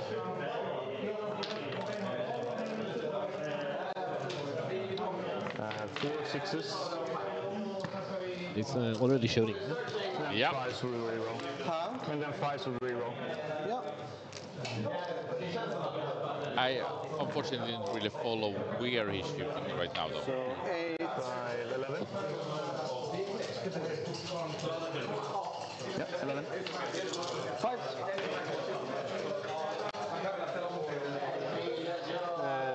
So we have 1, 2, 3. 1, 2, 3. It's a lot of damage there in the middle. Like this. Okay. Yeah, you say 3, right? So you should take 8 wounds. Yeah. Yeah. So this, that's this. Right. And they have. So 4, 5, 6. So 2 more. 1 more. That's not 8, right? Yeah. How many is that? It's 8 wounds. 1 is the knob. Yeah, but it's 7 dudes. Yeah. No, it's 60. This is 1, 2, 3, I'm 4, stupid. Yeah, I'm stupid. Yeah. I'm stupid. All right. Good. Good. That means that we can. I think he was pretty happy with that shooting. We'll start with. He does not want to commit more into the boys' squad in the middle. I guess that Overwatch did help him in the end. Because handling them during the VAG turn with invulnerables is much harder, so it works out. Well, on most of them. So even if that isolated point maybe wasn't that great, but that was what he needed in this round, and probably he knew about that. Right torch first. Yes. And this is where the chess becomes like counting several steps ahead. Yeah. And we are only in turn 2. Reroll. and we are in for a fight right now. Absolutely. But full rerolls a wound at least. So 10, 28. How many was it? 28. And you're hitting us more than sixes or full reroll? Yeah.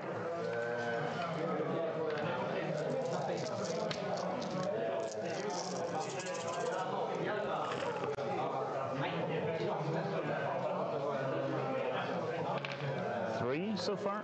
AP 0. AP 1. AP 1. Yeah. Ignore cover. Ignore cover. But wait, it's strength 4. Oh, yeah, it's 6s. Yeah. So 1, 2, 3. Should be 7, right? No, 8. Yeah, 8. Yep.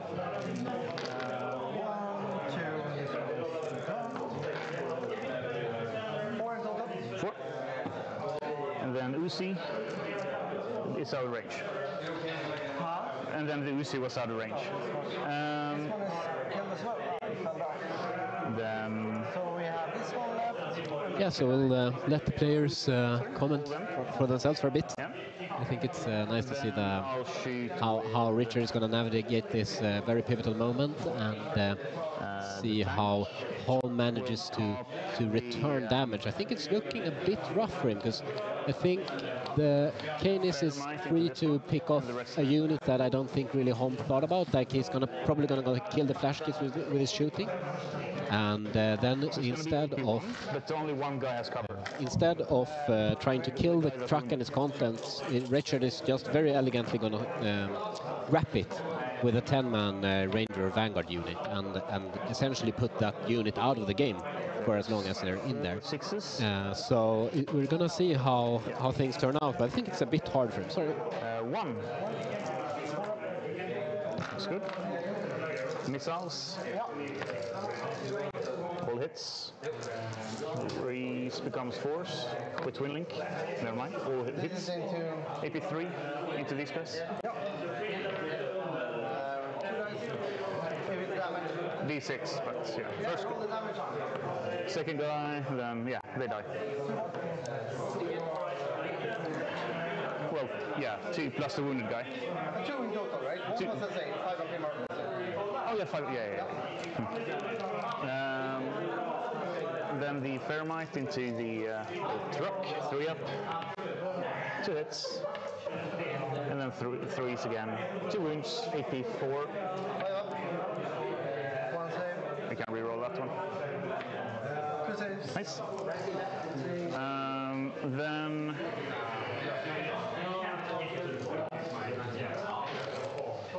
Yep. Now it's only 3 and 50. No, I don't want to split fire, so don't worry. I'll do.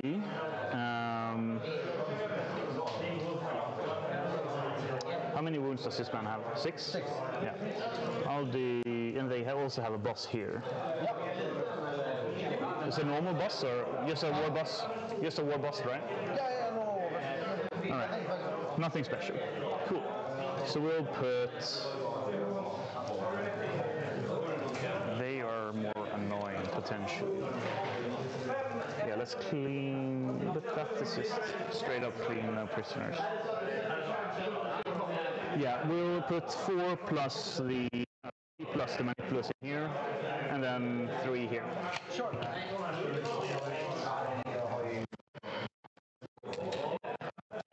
So into the knobs. Into knobs.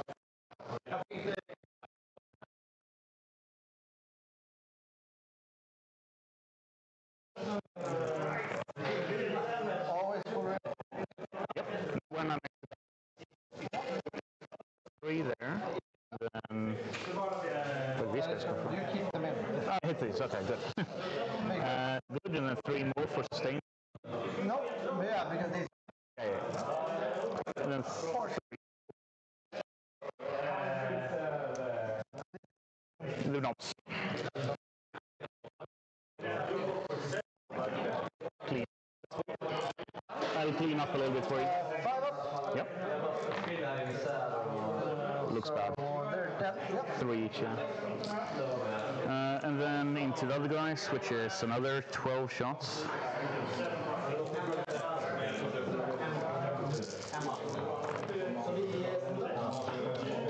that. And then rerolls, of course. 3 lethal sustains. Now 3s again. So we have, I can roll them all at the same time. 11. 10. 11.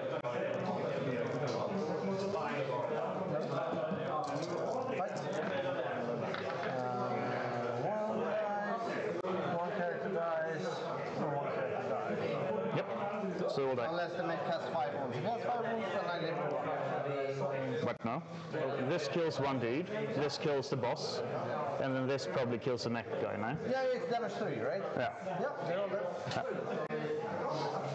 Good. Then we'll shoot these guys. The anti-infantry guys here, gonna shoot them. Right.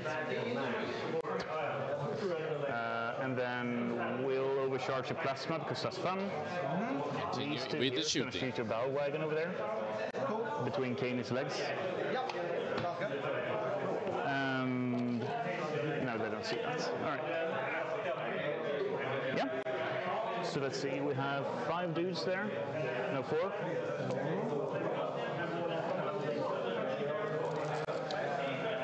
Are you wounded? You are, right? One guy is on one. Yeah. So, I believe this is the cannons for shooting on this. Yeah. And then 4 up. Oops. AP 1. 3 AP 1. Just down in the left corner here. Yeah. Good. And then the overcharged plasma. Arvodo, I think it's good chances that we can see World Leaders. We saw Emil winning his first match pretty convincingly. 1 should wound. AP 4, but you have 5 up in rolls. So. No. The 2. Do I die? No. Yeah, 1 more dice. And then the arc rifle over there. Hit, 4 up. Dead wound for 3 wounds. And then sniper, hits, and then wounds on a 5. No. Alright, then Mr. Big Boy Boom. Would be nice to shoot this one dead. I'll shoot the... It has 12 now, right? 12. Nice. I'll shoot that one then. And then I'll put the lasers in these guys. Sure. So we'll start with lasers. 1. Toughness 5.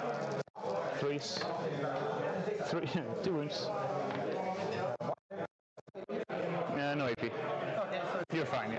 I'm gonna do a little bit of a restart here on the microphones as they are picking up some bad noise there. We'll do a free reroll here, free stats. Good boy. And then 3s.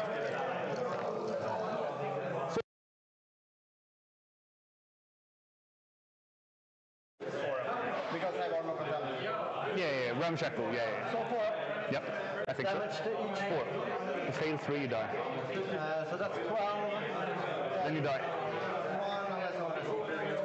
Yeah, because he passed his spell You shot, don't right? have any more to shoot. How much is it? They have dead wood guns and stuff as well. Yeah, alright, so he explodes. Yeah. Nope. Cool. Then he would like to cleanse that objective as well. Sure. I guess they'll cleanse there now. I don't know. Do we have anything else we'd like to shoot? We can't shoot to anything else, right? They shot, they're doing. All good, yeah? So you're not performing anywhere? No. Okay, cool.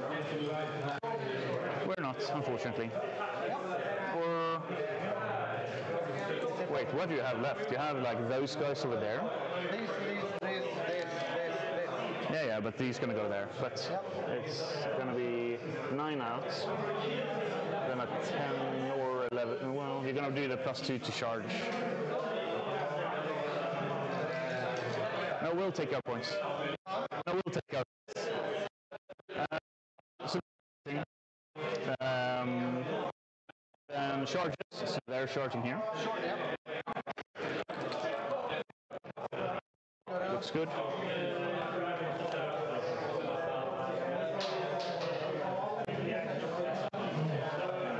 don't know if I should probably walk around or something, I don't know.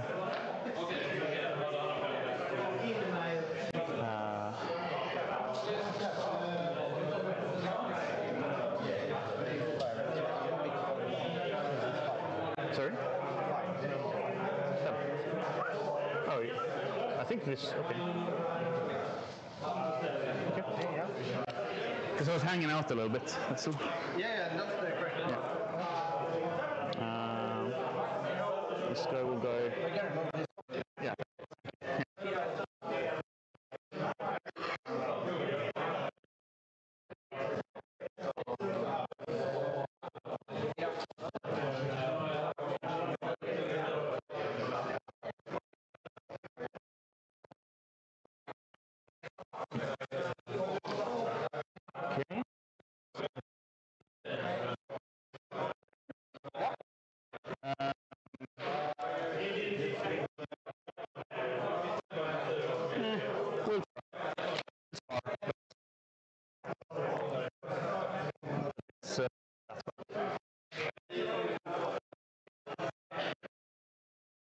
Good there.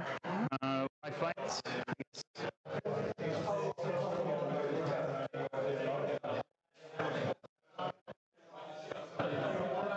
You're gonna have to base in there. Yeah. Cool, yeah. He goes. Yep. I'm gonna place my model so you can see if I can fit or not. Yeah, just so you can see. I'm just gonna place them so. Because I'm gonna keep jumping in. Exactly. Yeah. Let's see. And then I fight you. Yeah. So this is what you need to prevent. Yeah. And probably some more. So yeah, I can probably fit. Yeah. Unless you start killing a bunch of mine. Yeah. There's one from Alpha. Then I move.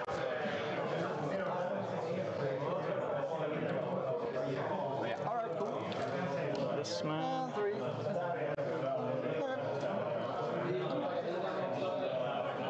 I'm rolling into it. All right, we've been running some tech part here, so hopefully you've been following the action. I think we still are on Rich Evelyn. He's been shooting, he's been doing. I feel he's doing great right now. Yeah, this is a really good position. Like I have one guy too much, right? Hard, because it's hard for Holm to get big things going for him. I think one saving grace is that if he rolls like a big advance on Gashkul, he can definitely get into Canis Rex and like flop him in a turn, which is going to help him a lot. But I think that one so mighty that he can just walk over Canis Rex? Yeah, he's the Green Primarch. And then you're outside 3, yeah? He's a crazy guy. Yeah, you can fit. What was it? Or die trying, and will not Canis even be able to try? So I think he popped one of the vehicles out here, if I'm not incorrect. I think it's just measuring his disembark. So I think it's just wrapping and confirming that Holm can't get out. Okay, so that would be a desperate escape then with quite a lot of damage. No, but he can't. No, a desperate escape is when a vehicle explodes. Oh yeah, I thought he would kill it. That's what I meant. I don't think so. I think it's just he has no plan of killing it. It's just locking them in so that he can't attack. So they are locked in there. Yeah. Like in a microwave. Yeah, it's very smart. It's a quite weird rule, but it is what it is. And it's I honestly don't think Holm really thought about the implications of this here, but it's very well played by Richard. Impressive. Sorry, 4 and 5, no prisoners, and there in the middle. Yeah, it's Titanic. So. Yeah, of course. Yeah. So Richard has gotten another 9 points here, and Holm is going to draw his card. Makes sense to me.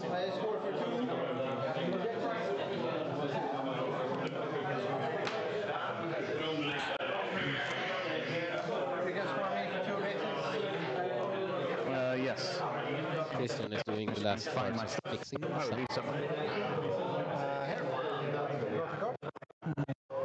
I have one card. I have a station still. Yeah.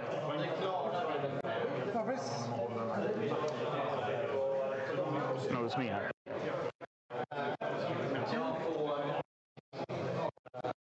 Don't have any left.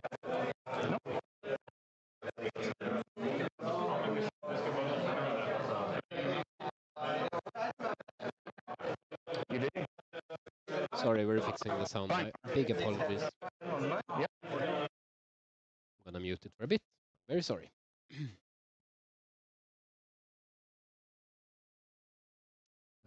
I think we gotta replace the batteries. Technical challenges as always. Do we have any interesting questions from the chat? Let's check out. Yeah, the rep thing is definitely a problem, and also this is a bit of a wonky admech list, so it's hard to formulate an exact plan. But let's see here what one can pull off. He does have the last round, but he lost a lot of resources already, so hopefully he can get things going, but we will see. I want to say, but it's starting to look kind of clean on the orc side already, and it's only Admech's turn 2, but he's been shooting and blasting, and you talked a little bit here about the Admech. Oh, did we mute off? I did, yeah. The sound was clipping a bit, but I think we fixed it now. Yeah.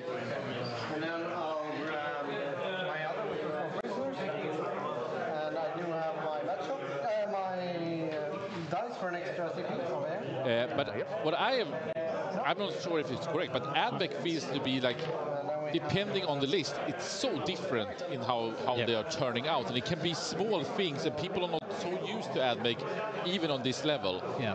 But talking about something else, Jesper, I was out now just like trying to fix a bit of the microphone issues we have with Andreas, but I think you can hear it probably. But we should have gone for a bigger location because it's full outside there, and it's people coming in all the time. We have our Veizla crew who's showing people around and explaining the game. Vlad coming in here doing a phenomenal job here, and also the people from Miniature Metropolis. We have Sammy, who is the head coach of Team Sweden. Bluff, a lot of people taking care of new people. And, you know, we were on national TV yesterday on TV4.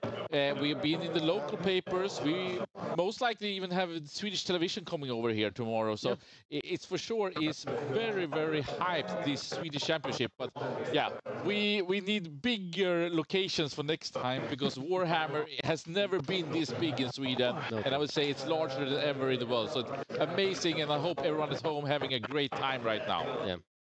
Can we take a spin around with the camera, maybe? Show the room. Absolutely. I think we're going to restart here so we can hear the player microphone.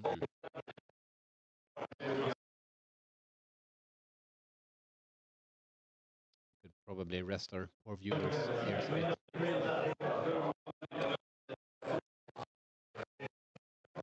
I'm going to lower it a bit here. We should probably update the scores as well.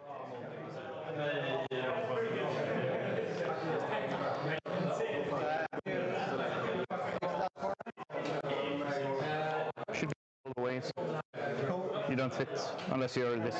Yeah.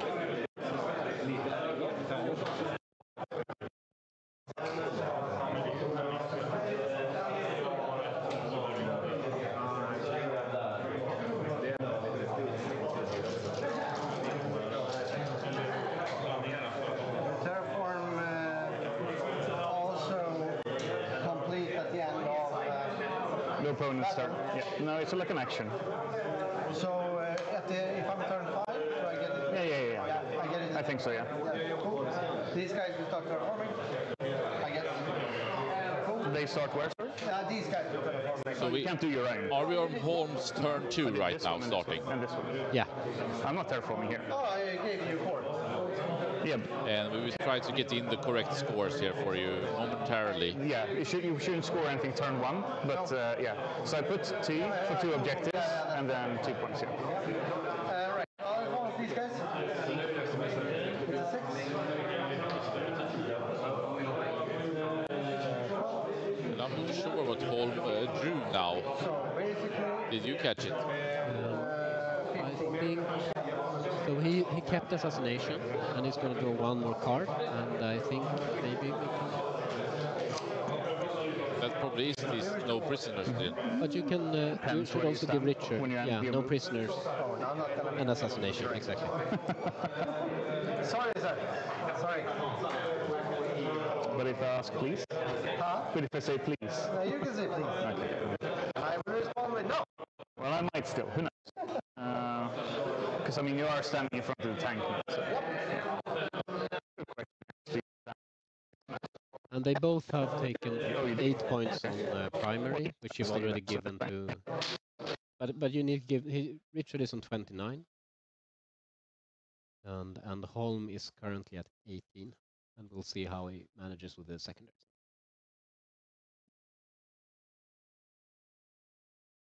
Right. Let's see here. I think we'll do another restart here because the sound, like, it's been very good up to this point. And maybe it's short right now. Looks good.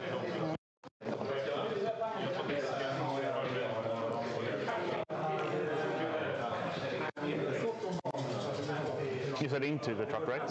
Yeah, they're into. Yeah. But like you said here, we can see the actions going down. The tables are full. We have a lot of visitors coming out. Here we have Frederick from Miniature Metropolis, one of the founders and owners. And that's who we're playing. Here we have Fluff also explaining what's going on here. So it's a really, really nice event. Our judge in the bottom here is laid back by focus.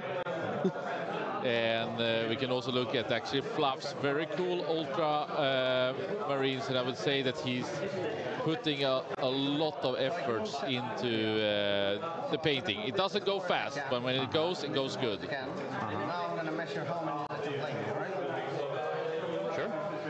Yeah, I'm not going to call Overwatch before you're done moving. Exactly. So basically what I want is here. So right now you're outside of like 4 or 5. And also right now at Miniature Metropolis there is, can we say, amateur tournament going on with 16 players, so just 20-30 meters from here. And also, of course, the shop is also full in action. So it's a lovely time now in southern of Stockholm here with the Swedish Championship Day 1, Round 2. Andreas Holm won the first match. Richard did lose his first match, but I'm almost sticking out and saying I think Richard is in command indeed. Yeah, what Holm can do here is he's gonna kill. I think he's gonna kill Canis Rex, and he's gonna kill enough of them of the wrapping unit to lock up the knobs for next turn. And the question becomes, what can he do about the middle and the other flank, where he is looking quite weak currently. The front truck. Because he's given away his 20-man boys and another unit with the leader. So. Yeah, it's almost empty here. We have a small gang there on the left side, but it's not much more. And Richard moved in, took the middle, and stands still in that. Yeah. But what he can do as well is if he charges the Rangers and then piles into the breachers, then they're locked down. There's no way for them to shoot. So if Canis and the breachers are sort of taken out of shooting commission, I think that could be a bit of trouble for Richard. So I still think it's quite the game, but the question is if Holm has just enough resources to manage or not. And I think that maybe we lost the player cams a bit. Apologize for that. Player cams mics. And I did take a bit of a look-see around, looking at the other matchups. Perhaps we can bring them up for a bit.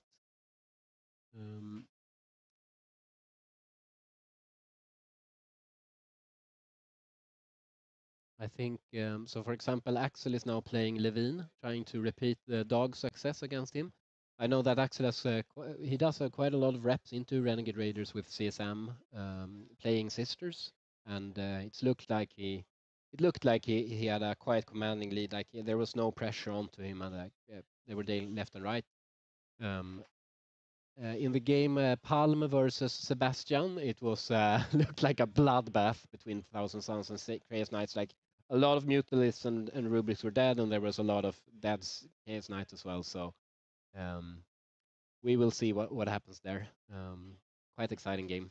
Joe will look to be under immense pressure by the world leaders. It was like Angron in his backline, turn 1. Is that Emil? Emil is going ham.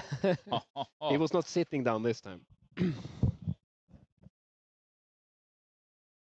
And yeah, so it's interesting games all around. I think Björn is playing. Can probably figure it out very soon. Yeah, Björn is playing as Patrick Reeth and look to be killing K-Space Marines left and right. Norman and Victor's match, Astra Militarum against Nids, was looking quite close. And I believe I managed to no, it was also Hultgren against JP Sakibason, the Hope of South Africa, who's a really nice guy living here now. But that was looked like a very close game as well. Too hard to make any calls. We'll see here. It looks like Holm is trying to avoid taking too juicy Overwatch, but I think how he manages to activate this unit is going to be very, very decisive. Like all around, this is super tense right now. He's rolling into charges. It looks like a quite low roll. And I think they're pulling out the measures to be exact. Yeah, it's a hit. That's nice. Without paying the CP. Because a very important factor is there, even if you're rolling those 5s and 6s for charges, like if you have to spend your CP early, you're in big trouble. This is most likely, yeah, it was an Overwatch from Richard. Interesting. An Overwatch from, I think, the Rangers, yeah. Was seems a bit hopeful to me, but yes, it makes sense. And now Holm is setting himself up to be able to consolidate into the breachers, which they swing quite well in melee as well. But one thing to remember here is that the battle line unit that's supposed to support them and give them the full rerolls to hit rather than just rerolling once is most likely going to be dead if Holm pulls this off, and that means that they're hampered in melee as well. They're only hitting on 4 since they're like sort of wielding clunky Power Fist Hammer-esque things. So this turn is looking to be extremely, extremely exciting. And like I said, Christian seemed surprised, but I believe Gaskell is going to give Canis quite whooping. This time Holm did remember to terraform as well, which is nice. And yeah, it's going to be a hell of a ride.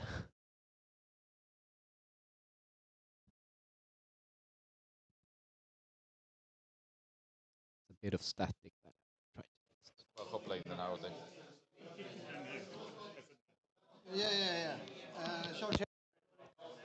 And we are back. It is 4.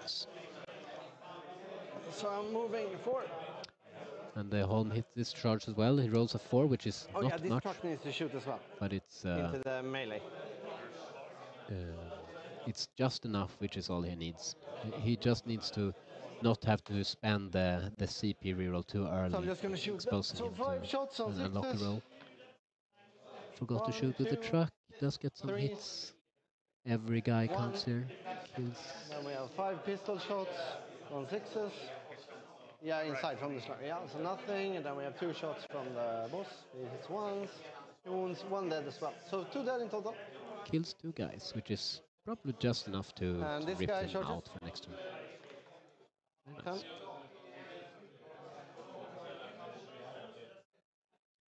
Because I think what Holm is going to do with the Beastnagger boys is that he's going to declare a charge on the Rangers close by, and then he's going to pile into the sterilizers and the then we have this guy over here.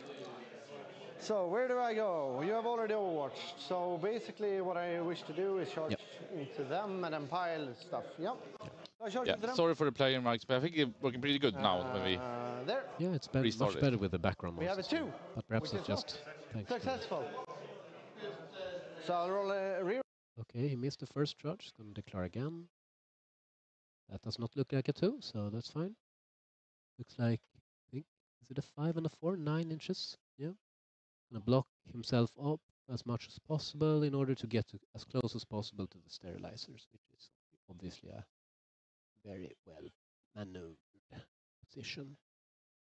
So I think reality is that we have spares of the backups, but they are not properly working, and I think it can be so that we charge very little battery for this one, and it died out. So it might be so that for a little while here we won't have the player mics, which is a problem. We will look at it, try to solve it, which is very unfortunate. This very exciting moment of this game.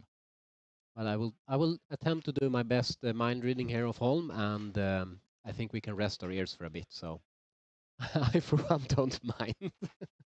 We will definitely fix this microphone issue coming into later streams. But for now, this is what we got.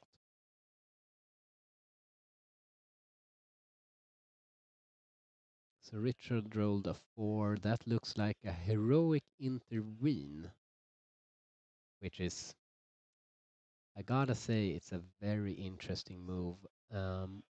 What could he hope to achieve? Is it that he does not want the pile onto the objective? Because my problem with it is that the sterilizers are in no way ever gonna be able to shoot as long as they're engaged. So as long as Holm keeps one Beast Naga boy in combat with them, they're sort of taken out of the picture damage-wise. And if my prediction is correct in that Gashkul is going to rip Canis apart, then you start questioning how much does Richard really have. I feel it starts to look like he's going to have one Dune Rider, the Kata from Breachers that are tagged in melee. Probably the second Dune Rider is going to be alive, and then the Rangers with their leader and a couple of sterilizers are going to be dead and engaged as well. And then you really got to wonder how is he ever scoring secondaries. Sure, he has a nice package of primary points for now, but I think it's looking a bit hard for him here. I think Holm has managed to pull this off now that we've seen the charges, and the second question here obviously becomes, will Canis die?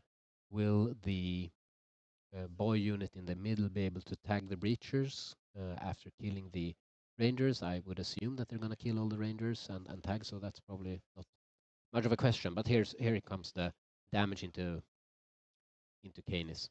And what it's looking at here is the range for lethal hits on the boys in the middle as well. It's 12 inches. And I wonder if he's going to pay the CP to give them crit 5s.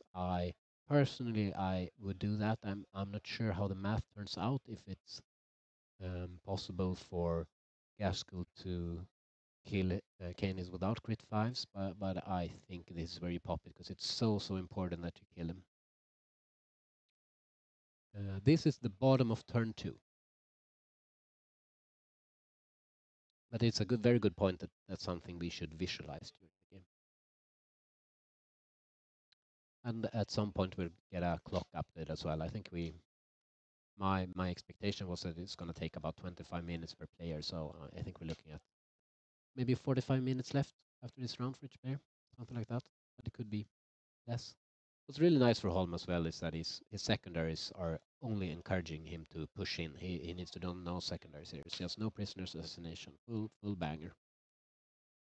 And we are rolling some attacks. That's probably gonna be Gaskell hits, yeah, so 3 sustained lethals. Very nice. And rolling to boot. Here we go. It's a lot of dice into it. And the problem for the big knights is that they don't have an invo in melee, meaning that they take a ton of damage from high AP attacks, which is exactly what Gaskell is going to deliver here.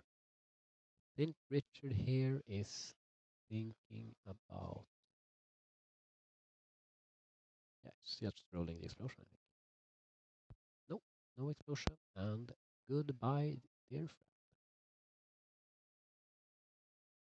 Once again, this is me just trying to read their minds, but I would expect them to lift the Canis up soon.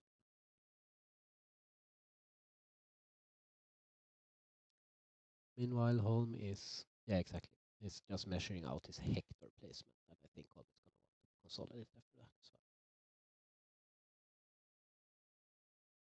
well. So, and upwards we have the Beastnaga boys, and the problem with the decision to heroically intervene is that Holm will gladly swing into the sterilizers instead of the Beastnaga boys. So he gets to do a bit more damage here, which he does not mind. There we go. And I expect Holm to consolidate. Probably. Maybe getting a bit distracted by how late the game was.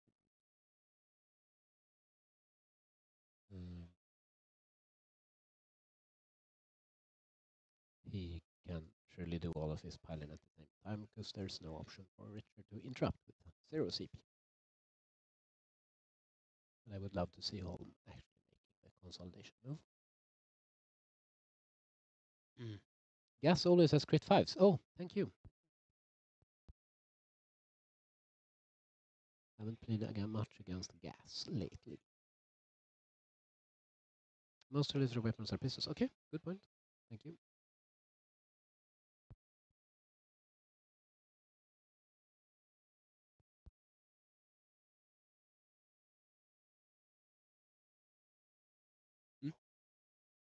Vänta. Sorry. And we have a rules question for the head judge, who will soon join you again.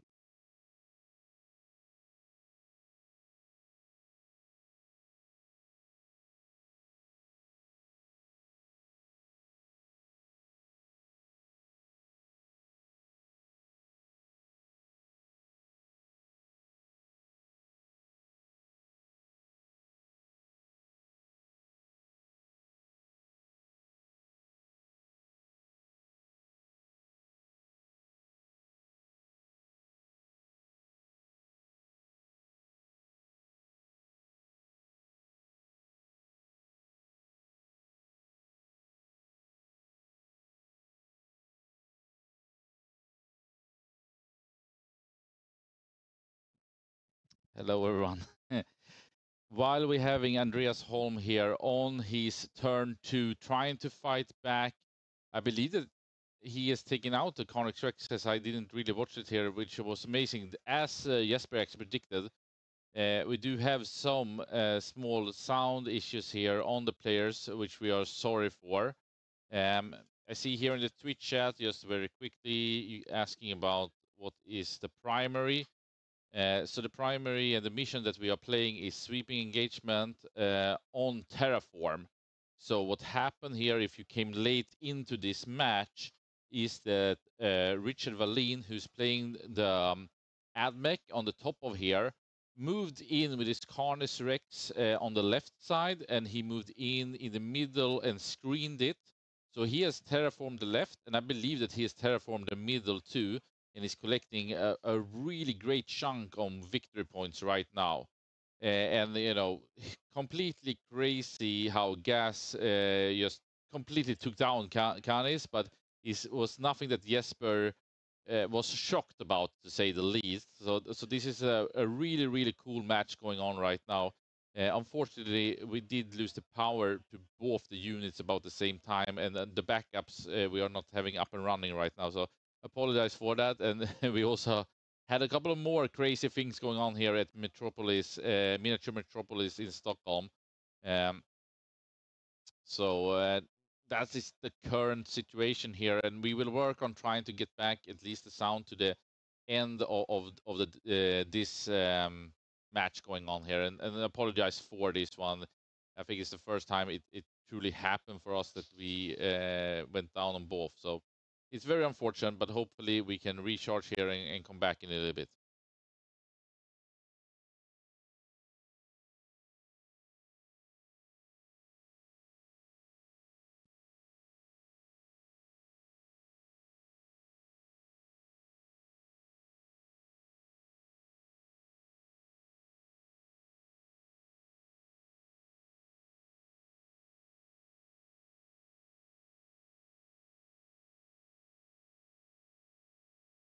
I am back. I had to resolve a short rules, or well, make a call where the question was one player had forgotten to shuffle 4 cards into his deck, and the players realized coming into turn 5.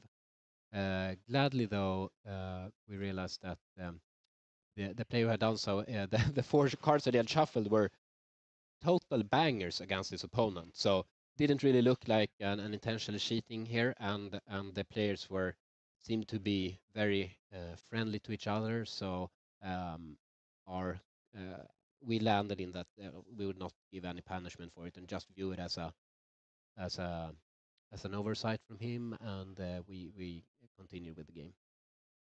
Yeah, so Canis went down, and I believe that was totally reasonable. There's no way for that not to happen. And what we also can see here is that he managed to lift up all the sterilizer with the Beastnaga boys, which is far from unreasonable in Wag turn. I will have to say that I think that heroic intervention was a bit weird, to be honest.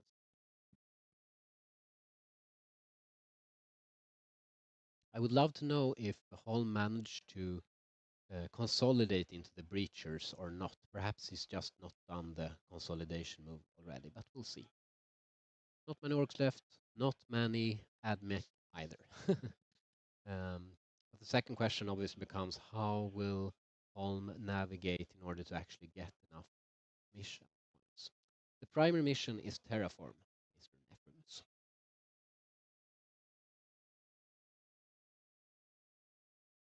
Gloom and Astor, yeah, totally. Very kind of cheap, right? For 16 players, obviously. Let's not get ahead of ourselves. Gonna be a hell of an entry.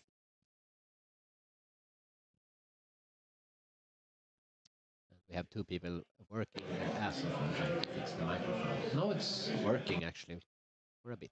No longer.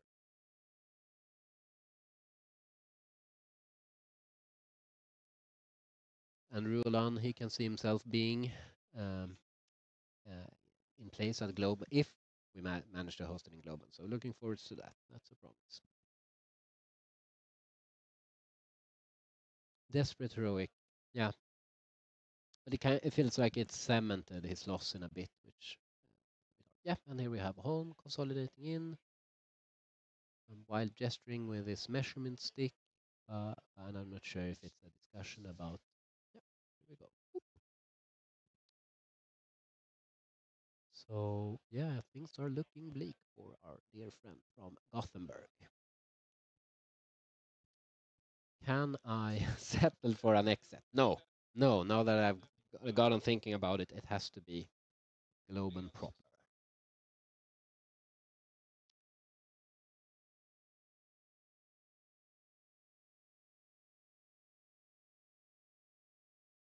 It's interesting to see the distribution of watchers between YouTube and Twitch, by the way. Seems to be a bit of a toss-up.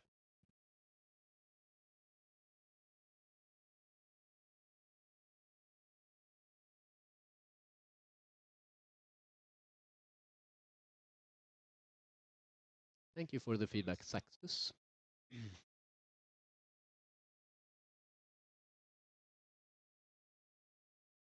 And the home secondaries are indeed what they're saying here, so it's no prisoners and assassination. Rickard did manage to score the secondaries. But this is, mind you, bottom of 2. Just, but it's just looking like cleanup time for orcs from now.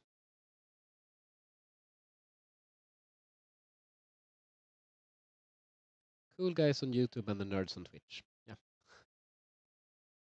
I will agree. I think the advertisement times on both platforms are getting a bit out of hand, but I think YouTube has its advantages.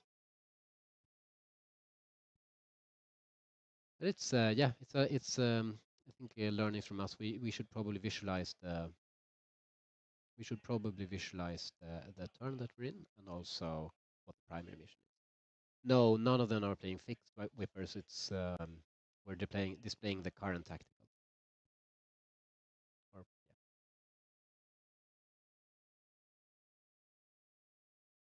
And as you can see, the breachers are not bad at dealing damage by themselves, but the hordes. But no, it's no, it's got a bit of a rundgång, whatever it's called.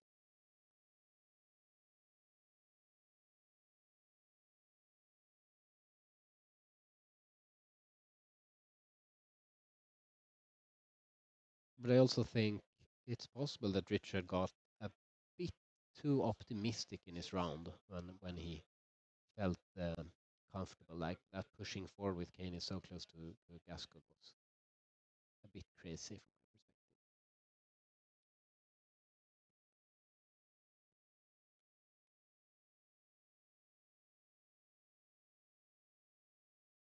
And now we're looking at one unit being able to perform a mission at all. And here we see Richard's secondaries looks like containment and I want to just guess. Two scoring modes, a lot of text, and quite short. My guess would be sabotage. Machine spirit noises, indeed. The last death screen.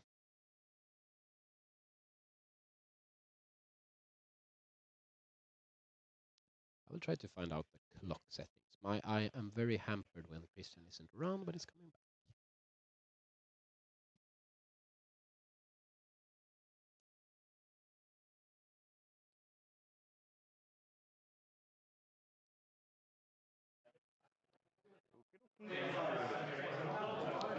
It's 8. All right, now we are finally back with player mics. Yeah. Is it 8 here? Yep. Yeah. And we should be on both players also. We're gonna just sound tune it a little bit, but these are completely fresh batteries. And I apologize for this big.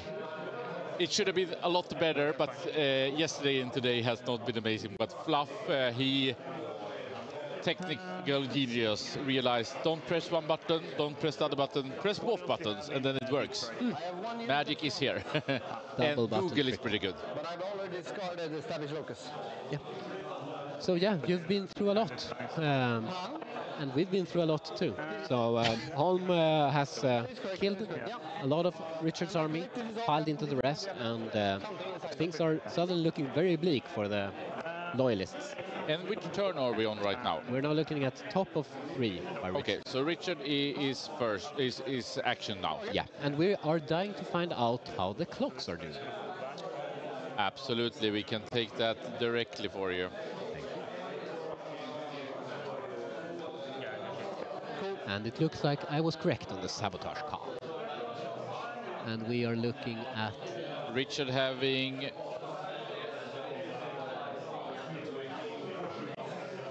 46 minutes, I would say. Yeah, and Holm is 45. Yeah, so time is looking to be a non-factor in this game. I think there are bigger problems for Richard, sadly.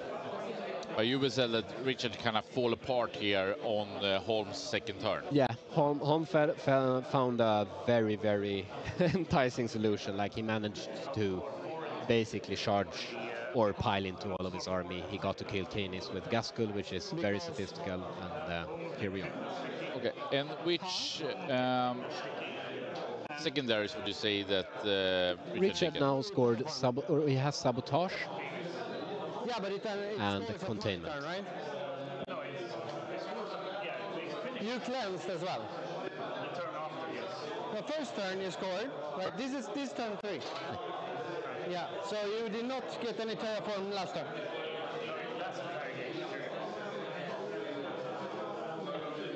Right.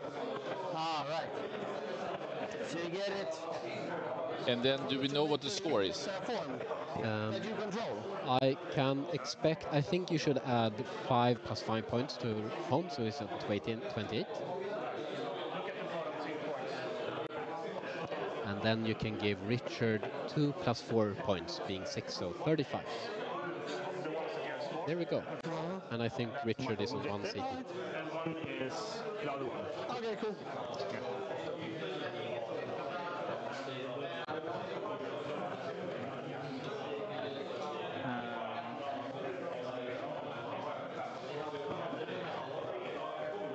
This man will stand still.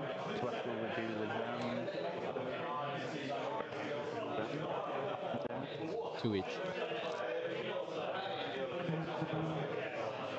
Carry a character. Yes. Perfect. Do you think that they have 2 CPs, but they haven't updated it? You're telling me, so I can position it. Perhaps he cycled. Okay, never mind. I yield. Remember, he has a 2 up invulnerable save. Yeah, so this is top of 3. Perfect. So Holm having the second turn does have a lot of time to catch up, but it is still a question for Richard with his fantastic first turns. And but I would wager that Holm will be able to catch up. Where's my assassin? Yeah, blind. Am I blind? There should be one more guy. You hate when you lose characters or miniatures. Small minis. I think Richard is looking for... He said assassin, but I'm not really sure what he's talking about. Dude, do you see any rust stalkers or? Rust stalkers. Oh, here maybe. Not helping out either. I mean, whatever, I'll take this guy. it can sound a bit funny, but this actually is a big thing. So like when I play tournaments, because I'm a noob, I'm trying to organize so I have them in a certain way before the next one, because otherwise I will lose 20 minutes just at the beginning of the match. Yeah. I think that's a very good idea. I tried to do it as well.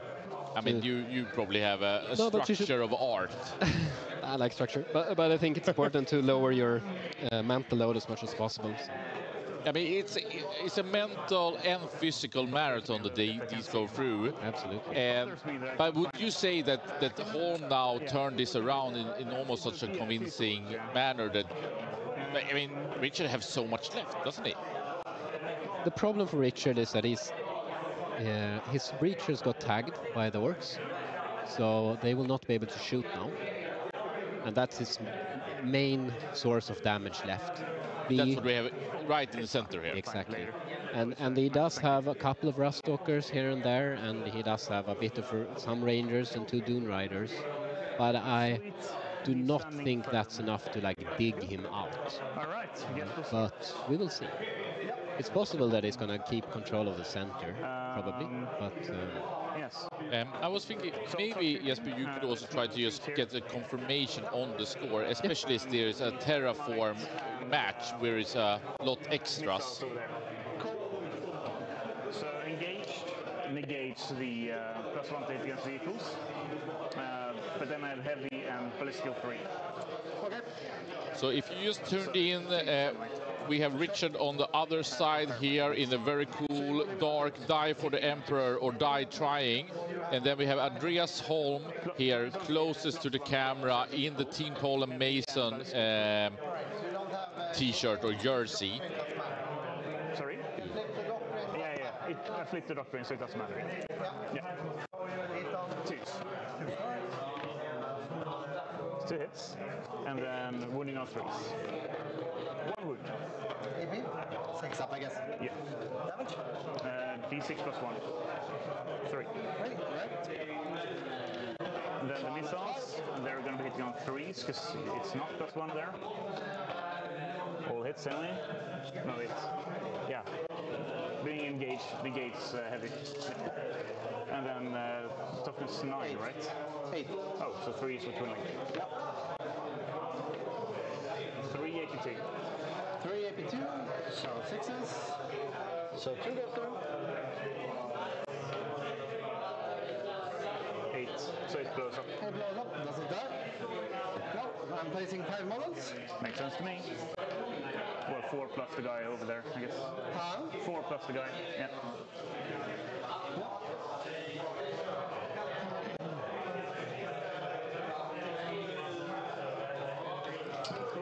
Do you have anything more shooting over here? Not, well, potentially. This guy hasn't shot yet. How far does he reach? 36. 36, so I'm going to be outside of his line. Yeah, and also inside of looks like he managed to pop the truck, but I'm not sure looks good. how that really helps him. the slumbers into the beast, I guess. So you have containment. Where is containment being done? There you will be soon. Yeah, cool. Yeah.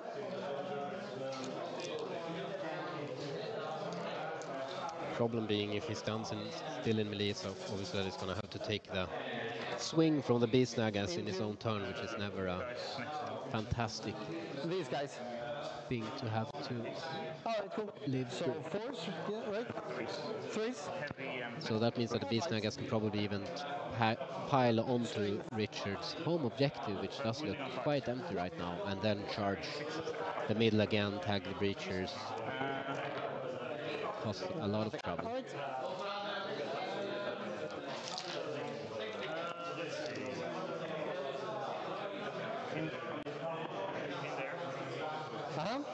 With the big guy. Yeah, sure. I'll pop The Radstone Mortals are not going to help him much when the orcs are in his deployment zone instead.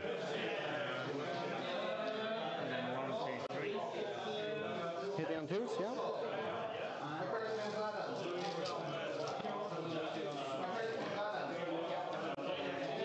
From sixes, right? Yeah. So we have 5. So far. Just willing. 1. So 6. 4 ups. 6 up. 3 dice. 1.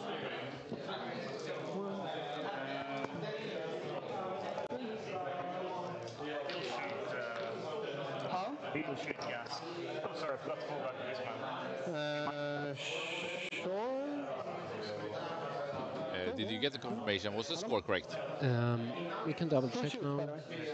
He's doing the containment. Good point. Yes, you are allowed, but I know you said... No, actually, you're not allowed if you start. Yeah, but if you start shooting, then you are not allowed, but you told me intent, so it's all good. Yeah. So we charge. So home should be, like I said, on 28. These lads over here. Yep. And Richard should be on... He got... he should be on 12 plus 4, which is 16. And then he has 9 from his secondaries. So that's 25, 35. Yeah, we're all good. Well, I never doubted you. I just wanted to make sure. Oh, it's been a bit of a behind the scenes when you have the losing player mics, etc. It's not fun because we want to bring you the best.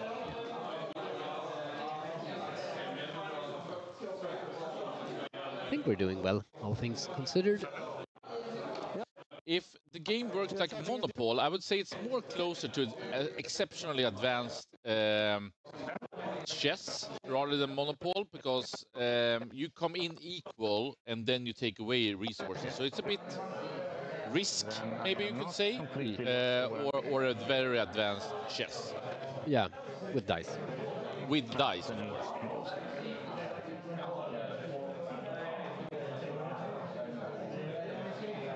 This person probably can't. But I love Monopol, but I also love Warhammer 40k, and shit, like, I'm just getting geeked out. So what we saw here was Richard Wallin, who is now on his turn 3 here, going into the middle, going terra forward the cannons, dominating, shooting out the orcs. And from my perspective, I thought he was done deal. And suddenly, when we lose the player mics, Holm just comes up from nothing, I felt. Yeah. Comes in, one-shots the Canis Rex, which just by itself is a completely flip, because up to that point, Canis hadn't done a lot. He's played a terraform and shot a bit. Yeah. And then it was a gunner. And he's still a mean machine in melee. And now, somehow, Andreas Holm is looking pretty good. Yeah, and I think he's going to manage to. He's not that behind in points after getting another primary score, and I think he's going to be able to clean up most of it after that. Take these on normal. Sure. These are our normal guys as well. And now we have I have more attacks later. And now he has so he's on 1. The knob. Right. So you have one guy left in the squad, or? And Okay. And then my Alpha. Anti-infantry 3 up with dev. Alright, damage. 1. Alright, So 2. so we have 2 speed of pain, 6 up. So 2 damage. One goes to, and this guy takes 1. So 5. Yep. And they'll go here. And Richard is doing his best to then over here we try to kill him, Holm at least in the middle. I don't think I fit with one dude in here, right? No. No? So we have... I think Holm has actually 0 CP. Yeah. I would almost assume that he used it on a -1 to wound during the shooting phase somewhere. Fantastic stratagem for Warhammer. Toughness 5? Take 3 saves. 81. 5 up. 1 dice. Continue doing damage here in the bottom.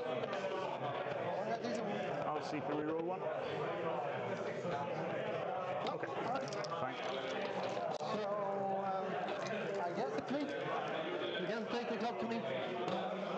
And I'll attack over here. What do you want to start with? Sorry? I will start over there. Yeah, I'll just do my solid. And we actually have a couple of results who's come in. We Okay. have Johan Norman, who we saw in the previous match on his Astra Militarum. He won that one. He defeated Victor Bergholtz with 18-2. Convincing. More than convincing. The That's sex a god slaughter. prevails again. And unfortunately, we have another big beat by Starzone against Anders Palm. We saw how well Anders Palm on his T-Sons played versus Johan Norman. Yeah. And that could have swung either way, but Norman had it maybe a bit in control, but I felt it could swing. Yeah. But Sebastian Larsson, and maybe it is that the Chaos Knights, who were such a dominating force at the WTC, has a bit harder time when they need to face the T-Sons and other... it was the Tyranids, yeah, it must have been. Yeah. So that's a OC-17 Norns. A brutal second defeat here, but that's just what we have learned so far. This is the tournament of upsets, without a doubt, and we can say that Sweden is probably stronger in Warhammer 40k than it almost ever have been. Yeah, it's great to see. So we have 8. So 4.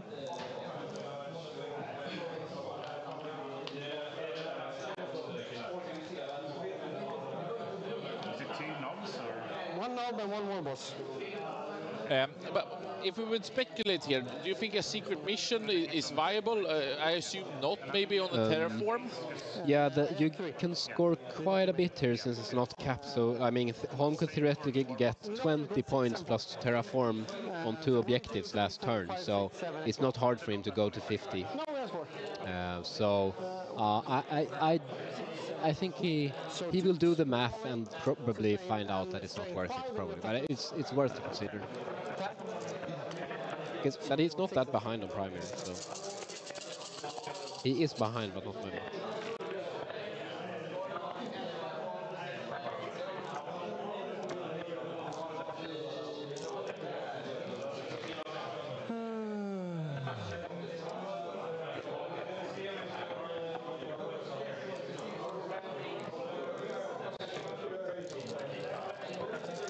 A lot of dices here.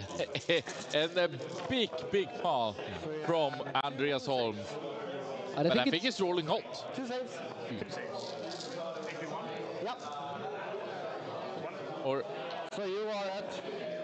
Did all of those dice only do 2? Then I understand the pawn. I can activate here, yes. So we have 4 attacks from... they didn't kill the Junior. Wow. 3s. I thought they were better. It is what it is. 3s. 1. Maybe 1 damage, 1. 1 damage. Yeah. No, you should keep. Oh, yeah, but I want to have one of these as full dice. And then I can roll over here. 6 attacks, hitting on 2s. Warning on strength 6. Sustain, 2 sustains. And your toughness is? Oh, sorry, this guy has to pass here. What's the toughness? No, it cannot. No, it's right. I couldn't put it at all, actually, because then it would... Exactly, it's just going to be where it was. So what's your toughness? Over here. No, there. There. Yeah, you have 4 saves. AP1, damage 2. And Holm is cleaning house on that tank. But Gaskell managed to clear for him. And also killing a bit in the middle, just setting him up for the next turn. Something 2 times. Oh, it was 2 sustained. So you have 1 wound, 2 wounds, strength 5. We're tweaking a bit here on the sound. I agree with you, Borokon, that it's a bit machinery. We got it, man. We got it. Okay. Just because of that, it goes AY. I have OC 1, 2, and you have OC 1, 2, 3. Yeah. All right. So, score yourself. Okay. 3 points. Done. Yeah, write it down and everything. Okay, sure. Yeah, sure. Almost like a douche question there. Score yourself. Okay. Yeah, 3. So you can put them up to 30.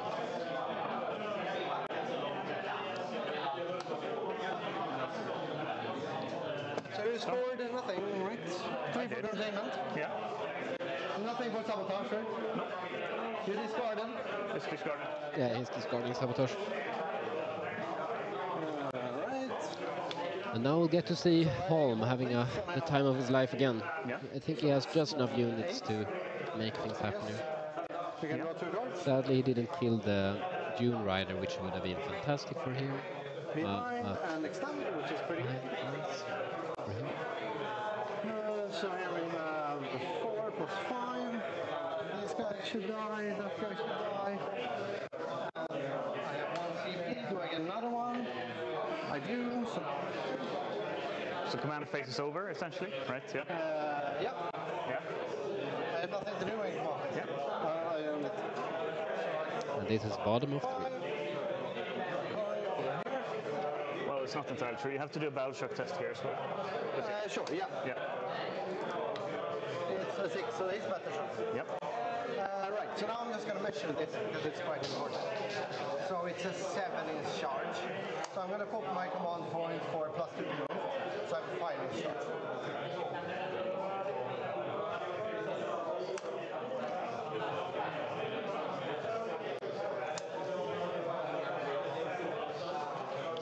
Done moving?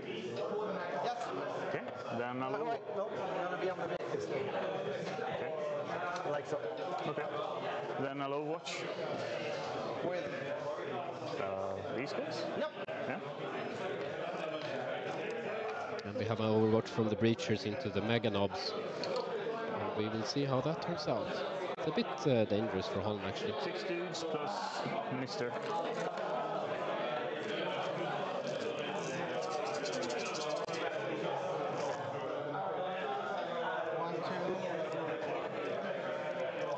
Would I be a bit worried about the problem with this charge? Obviously that he has no CP for the reroll, but it's a hell of a charge if he hits. And 3. So 3 wounds. So 3. Yeah. Start on these 2 then. 1, 5, 1. 1 is save and 1 is dead. Yeah. And because it's damage 3, right? And the last one. AP3, which is AP2. AP2, yeah. So it's AP2 to begin with. How much AP is it in total? 2. So I saved the other one as well. Yeah. All right. Very quickly here. Oh, sorry. Still on 1 CP. You can see here. Achieved nothing. As it achieved something in the beginning, but we can see here then Andreas Holm on his turn 3, extend battle lines behind enemy lines. Pretty good, right? Absolutely. Now gets to keep banging in. I'm not sure that he's gonna get a big behind. I can probably go for a small one. I think he has a Storm Boys left in reserves. And obviously extend is gonna score for sure. So that would be 8 points in the back. 8 sweet points at this moment.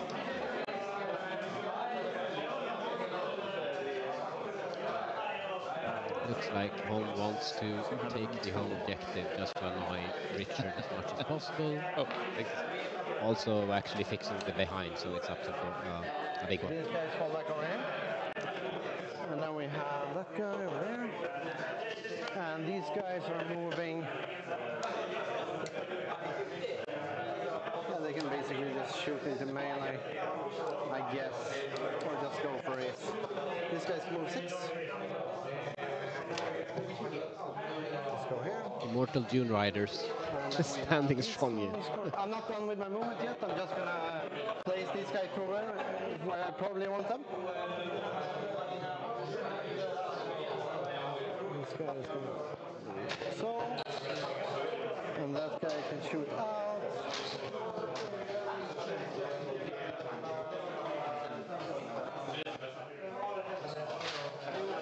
So Holm is going for a small behind, but he gets to activate it. These guys should Flash gets a bit more. I think that's an interesting way to do it, I guess. Probably die if I hit my charge, which is a 5. And reroll. And we actually got one more result, and that's Pontus Koch. He completely slammed Axel Rudén with 18-2 in the first one. Yeah. And now he slaughtered Dog Samuelson on the sisters with 17-3. I think Pontus Koch, he is the dark horse. He is, I don't even know what to say. Nice. I think he is here to dominate, and he's doing that at this moment. Very nice. So we're not going back, We're not yet. I'm going to measure out the 9. Can I do a measuring tape? There it is. 9. It's going to be on the objectives. I can be back here.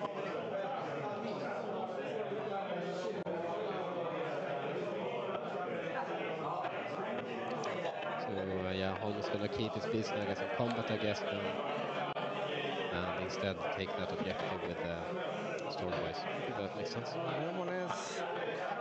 He wants to kill Richard's resources as much as possible, stop the secondaries and stuff. I can only do the action on one objective at a time, right? No, well, one per objective. Yeah, but I can do multiple. Okay. I don't think you can, but we will double check before we start making a scene.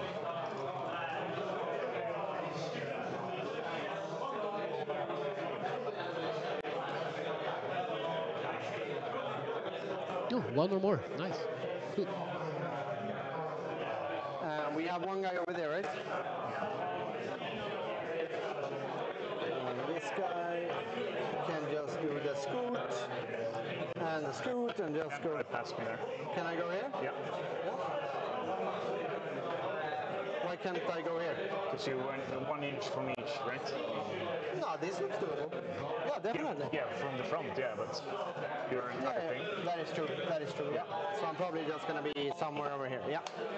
And this guy did not pass his battle shot. This guy's a moving 6.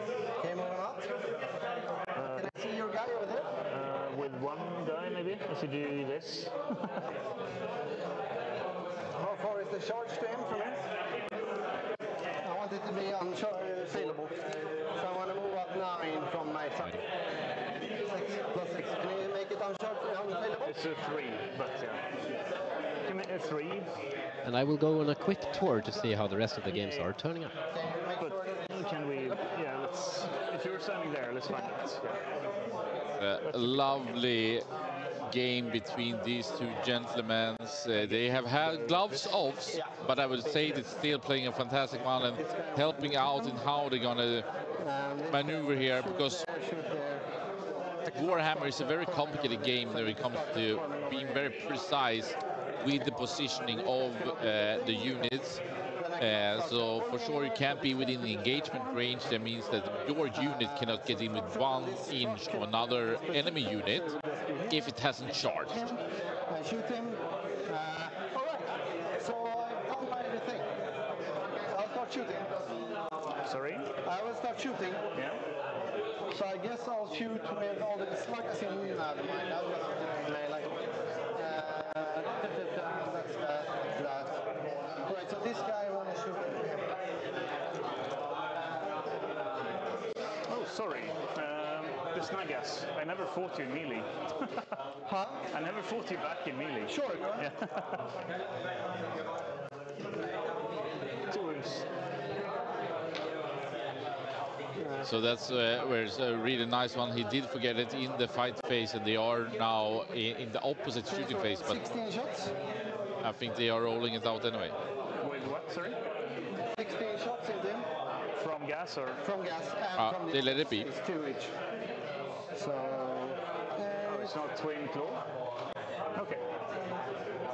8, 11, 12, 13, 14, 15, 16. But you're not doing twin claw with these, right? No, No? it's combi weapon and the claw. Okay. Yep. So 5.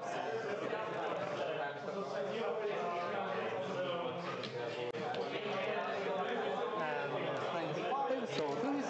Yeah. You have 1 set. Save. 5, 2, 4, 2 devs. Damage 1. Weapon damage 1. Then we have this guy shooting his devs. 1 hit. 1 dev. And then we Right. have, Not bad at all. Slagas, yeah, we have time all of them. So it's 10, 7, 8, 9, 10.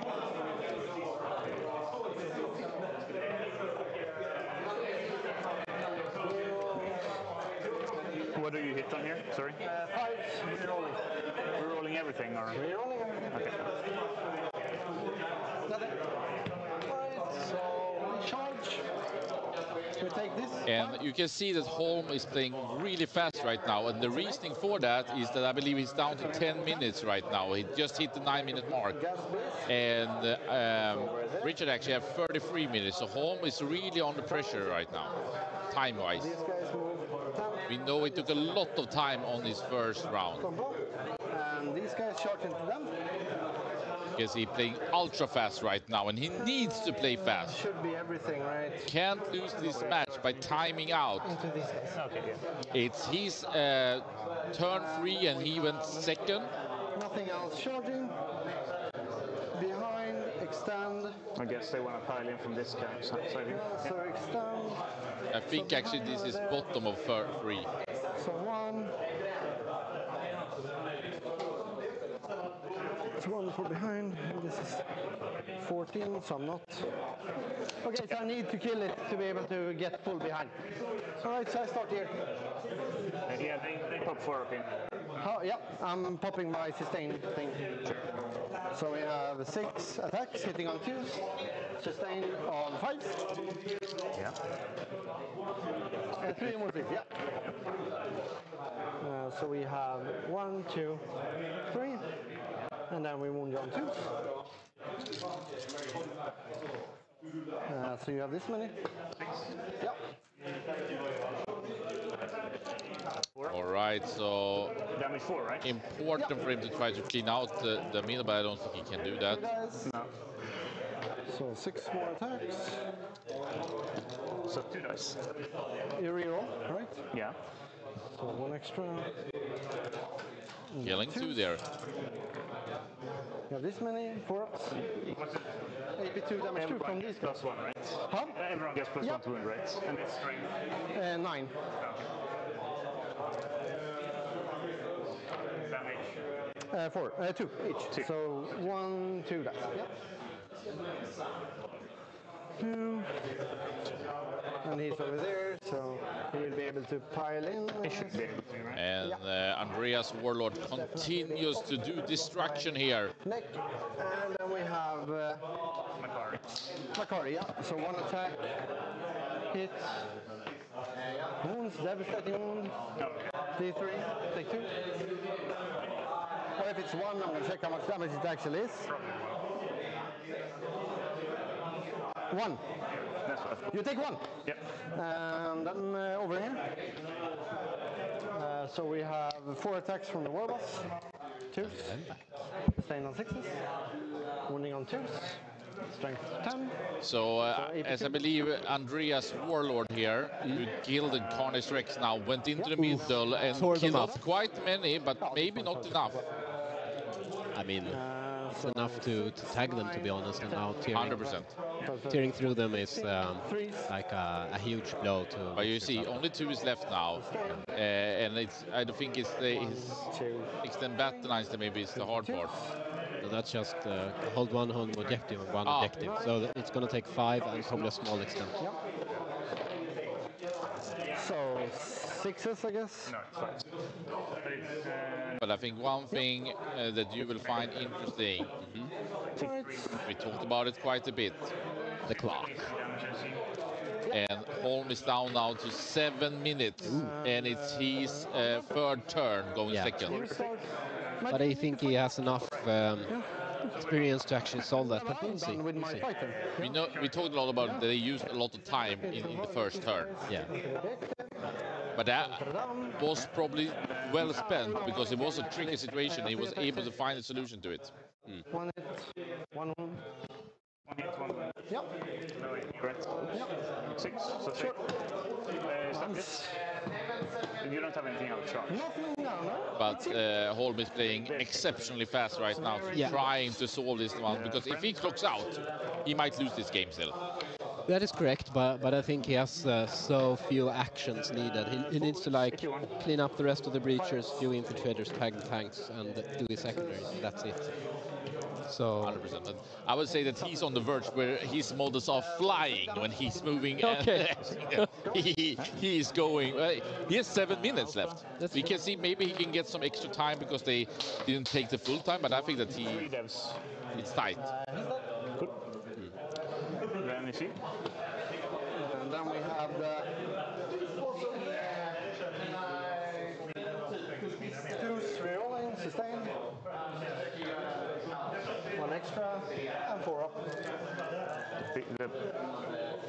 Oh, you mean the Beast Bus gang? Yeah. So 4 saves.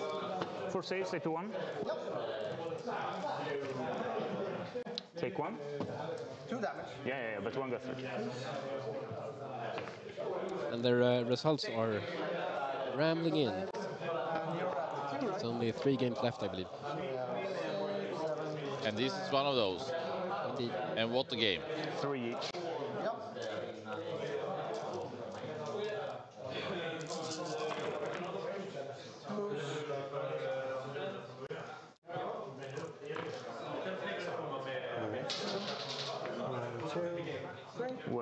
Where did you get extra? Oh, right. Sustain. Okay, I didn't see that many 6s. All right. It's only 3. Okay.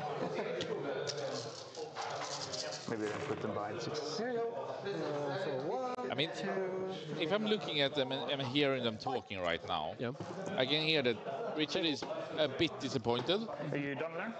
Andreas is a bit happy, but ultra stressed. Yeah. he will concede. Bounce. He can't. Okay. But I'm still a huge fan of Richard. Unfortunately, we lost the microphone, so we couldn't hear exactly kind of the swing of this match. But maybe it's just that orcs are fantastic strong if you play this right. I think so, yeah. You can't concede attacks. Why not? Because you have to fight immediately. Why, I don't know, but you have to.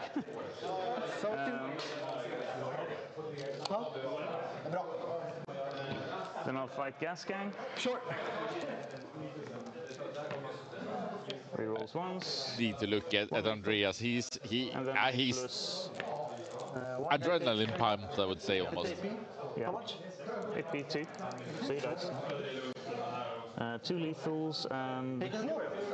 Did he actually reach for the attack? Who? The guy. Manipulus.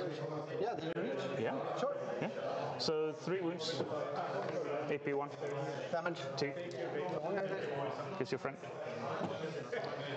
Then he'll fight there. This is not optional. 1 wound. Save. Yep. 2 hits. 2 wounds. What? Sorry? 2 wounds. You already fought me there. Okay, then nothing. You charged me. Okay. That's all the fighting, I think. Yeah. What extend to 5 and behind for 3. Yep. Richard is a bit aggressive on the clock going there. 3, 5. Okay. You can see here the clock. So Andreas is down to 5 minutes and 13 seconds. And Richard have 30 minutes left. And we can see, as you said, that Richard have been a bit aggressive on the clock.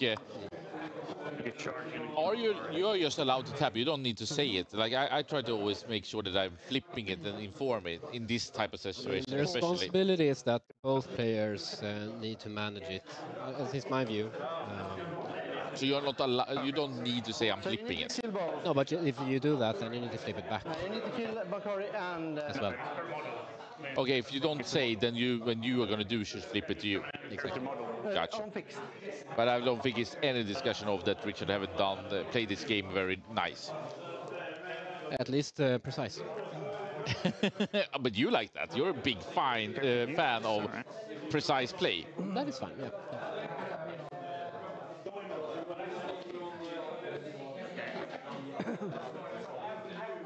And now it should go over to Richard here.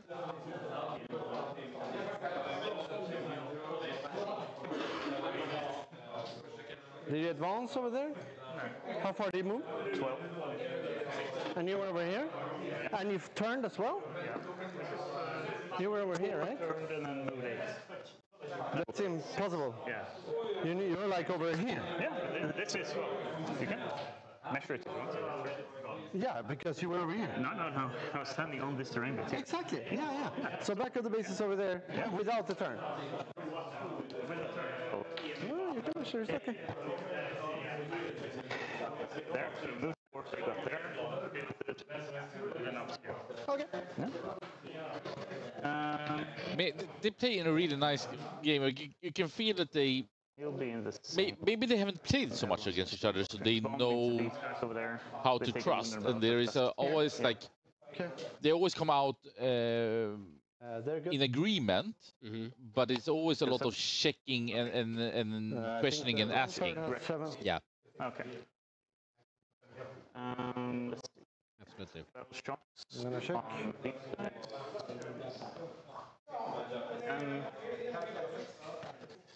And on the they're fine. Bishop 7 on the round turn. And the big time. Fine. Everyone's fine. Okay. I think we'll throw away an objective. Sure. Assassinate. What are you saying, Jesper? What are you I'm thinking? just thinking about whether I will give them one more chance to play nicely on the clock if we So this is your turn 4, right? Because I think, I mean, the WC rules are quite clear that and these guys were good with then you need to ensure that the clock is swapped back to you as well. So, and I'm a bit. Try and kill these guys. It is noted.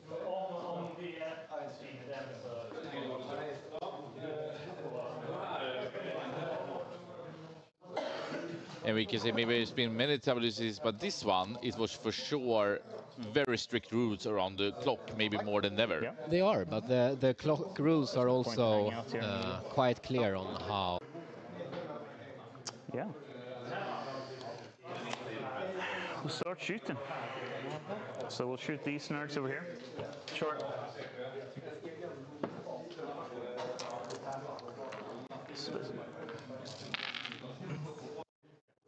How many shots is it? 18. 18 shots. I'll take a small detour. Twinning. Yeah. With sustain. Hitting on force. No, wait, 3. Zero hits.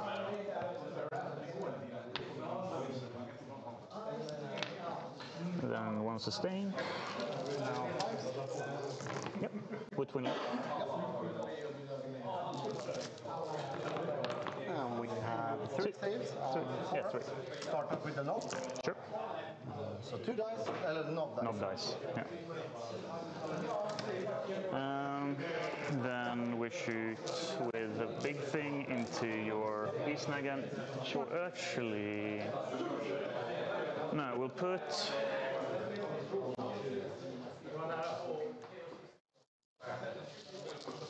Important right now for Richard here. How will he be able to find a solution in his shooting? He's been shooting big here, round 1 and 2, to be honest. So on 3s.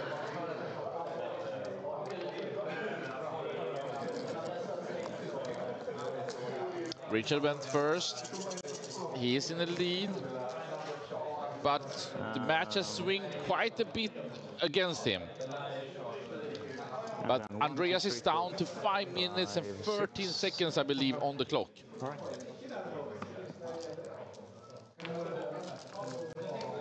And fives. This many. On the beats, I guess, next to me. How many?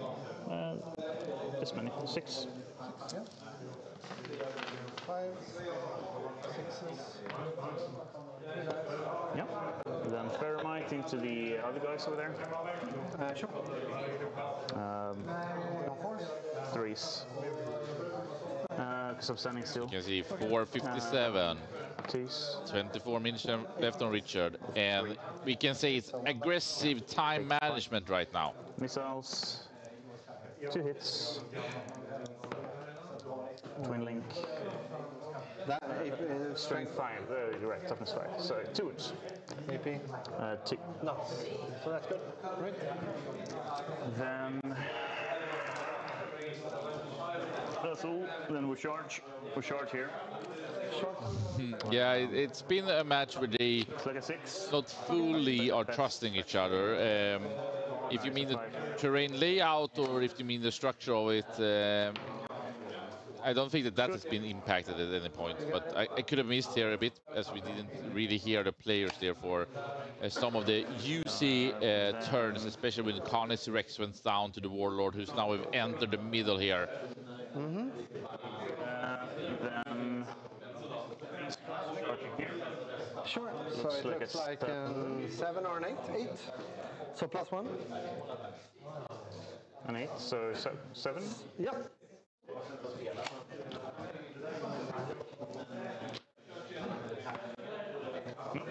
Okay.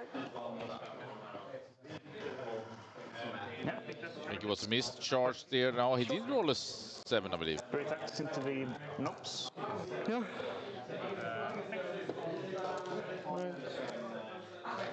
So I'll hit with my beast boss. 2s. No. Yep. So 4s. You have 2 saves on your guy. 3 dice. Yep. Yes. You do. It's absolutely okay for you to switch the clock over when your opponent takes saves, but the rules are extremely clear. You are also for yourself responsible to switch it back. Yeah. So it goes both ways. Yeah. And it's been a bit, you have both been a little bit, Too fast on the clock. Yeah. No. If you switch it over, you are also responsible. Both players are responsible for the time being correct at all times. Yeah. So always take it back. Yeah. And also, when you present, like when you roll to roll, you need to be able to say the amount of saves before you swap it over. Oh, okay. So just be mindful of the clock, and also I will not allow for it to tick on another person when you flip it over. So be mindful. All right. Cool. Yeah. Are we starting up? Yeah. So referee Jesper goes in. I could see that he was, I wouldn't say annoyed, but it was not by the rules. And it's... So I take 2. Normally, it's kind of fine when you have a great match, but WTC rules doesn't allow for, can we say, player interpretation or doing a bit like you want. Right. So I need to consolidate. Yeah. So I can consolidate.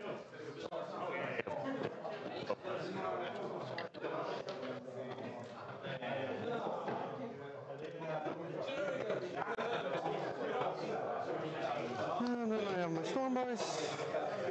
So 12 attacks. Yeah. And 6s. Yeah. So we have 3 saves. 4 saves. What was the strength here? 5? 4. 4, okay. You said 4 saves? Yeah, 4 6s. 4 6s. AP1 or? Yeah, AP1. Damage 1? Okay, then I'm done. Alright, score yourself. Sure. And I can score myself as well. This is turn 4, right? Sorry?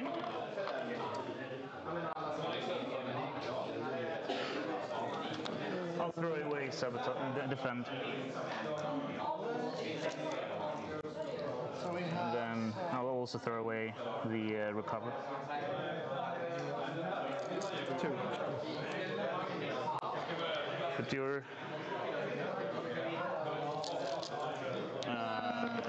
at the start, this is what's your turn, right? Or my turn? That's my turn 4, yeah?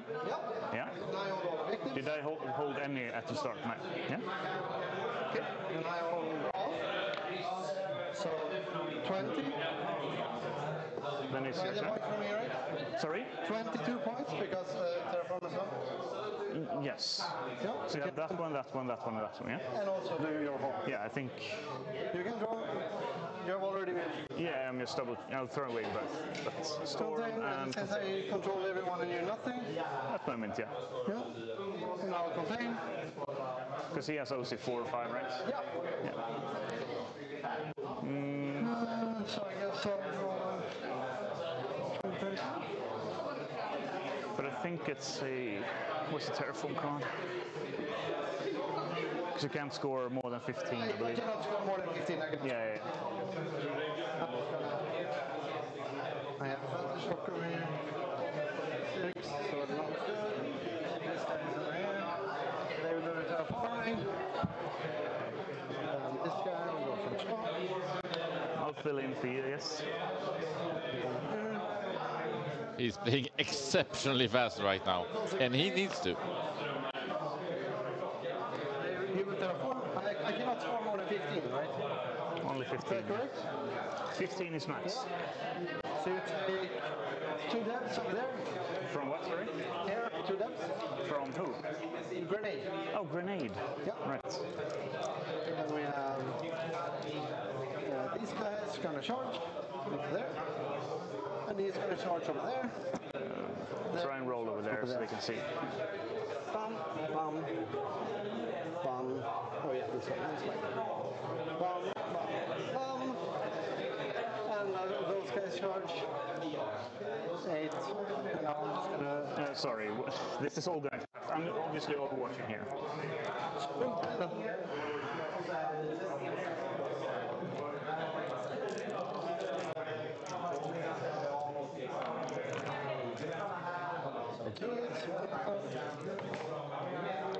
Yeah, Holm is playing exceptionally fast right now, and I would say it's Richard just can't follow in that part, which is kind of fair, to be honest.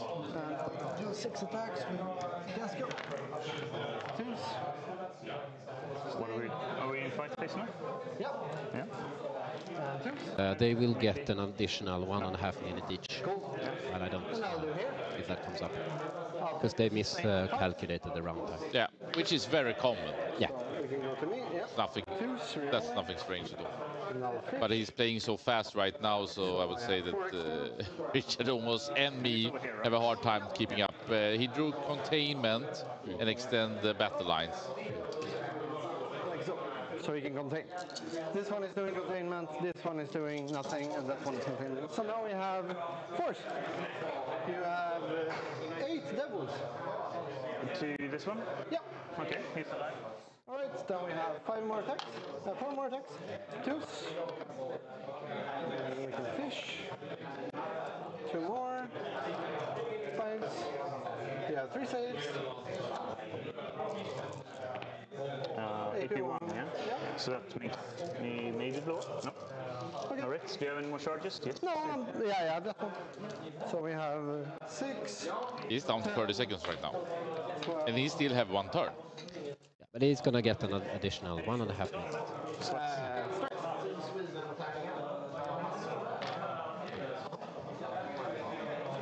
He's taking his time rolling now. I would probably move a bit quicker at this point.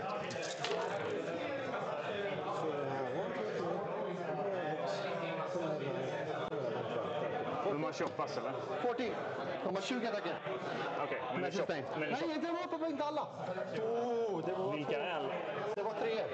Jaha, men du måste berätta för mig vilka. Jag sa ju det. 14. Ja, men det står på den. 13 eller någonting i alla fall. Ja, så han... Ja. Okej, 13. Yeah. So I scored containment for 6 and I have the storm hostile. Yeah. Yep. And I get 2 for Terraform. Yeah. And then I guess you check your secondaries. Thanks. Sure. Clans. I don't know how many. But yeah. Wait. Du får stå kvar här. Jag trodde det var, I thought it was 5. It's only 4 guys. So I rolled 4 too many attacks. So you can just keep your... Well, I would say it's drama right now. But it's only 4. But my time is up. So. Yeah. So it's... All right. Then I fight back again. Sure.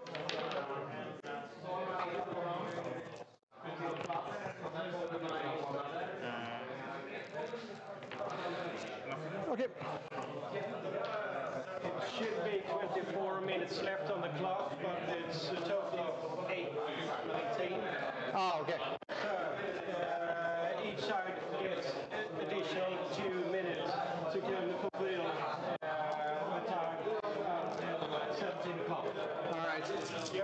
Oh, it's okay. All right. So I'll just do my attack. Where were you? I need to recount this. Yeah, but where are we fighting? I'm gonna do my... You fought me first. What was said? 2 more minutes. Yeah, apparently. That's what they get. Yeah, like I said, it's good. But on the other hand, they need to submit the score with that. I mean, as soon as they say it, I mean, I would consider it submitted. So. But you gave him 2 more minutes, yeah? 2 more minutes each. Yeah, so he gets 2 more. You're 4 minutes too early in the game. Yeah, all right.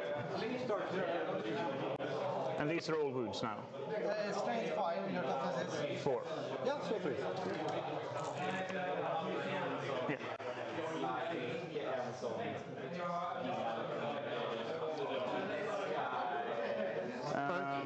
Yeah. Not much else I can do there, I think, so... Just see what I get. Engage and bring, which I can't do, so... Cool. Great. So, how many points did you receive? Sorry? How many points did you receive?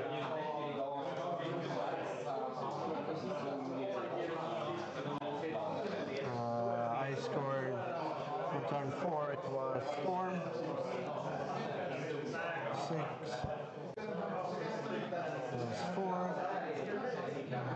Clowns.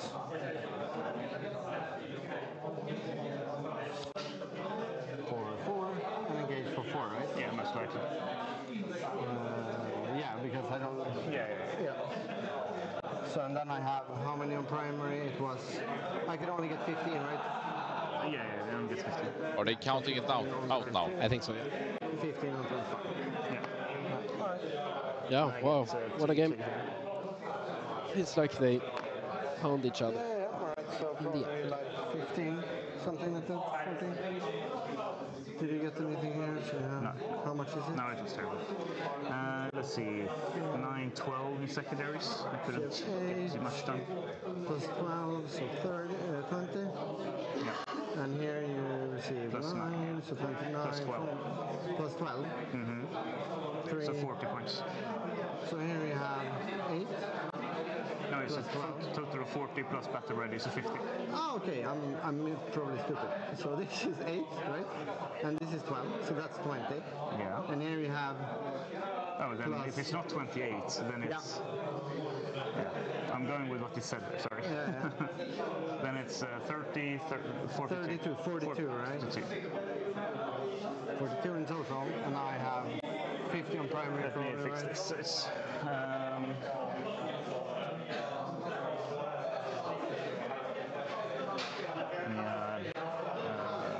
15, 15, so 35, so probably 50.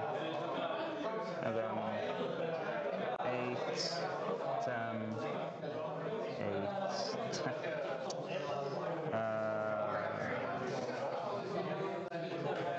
It's clans, it's a containment and storm. Containment.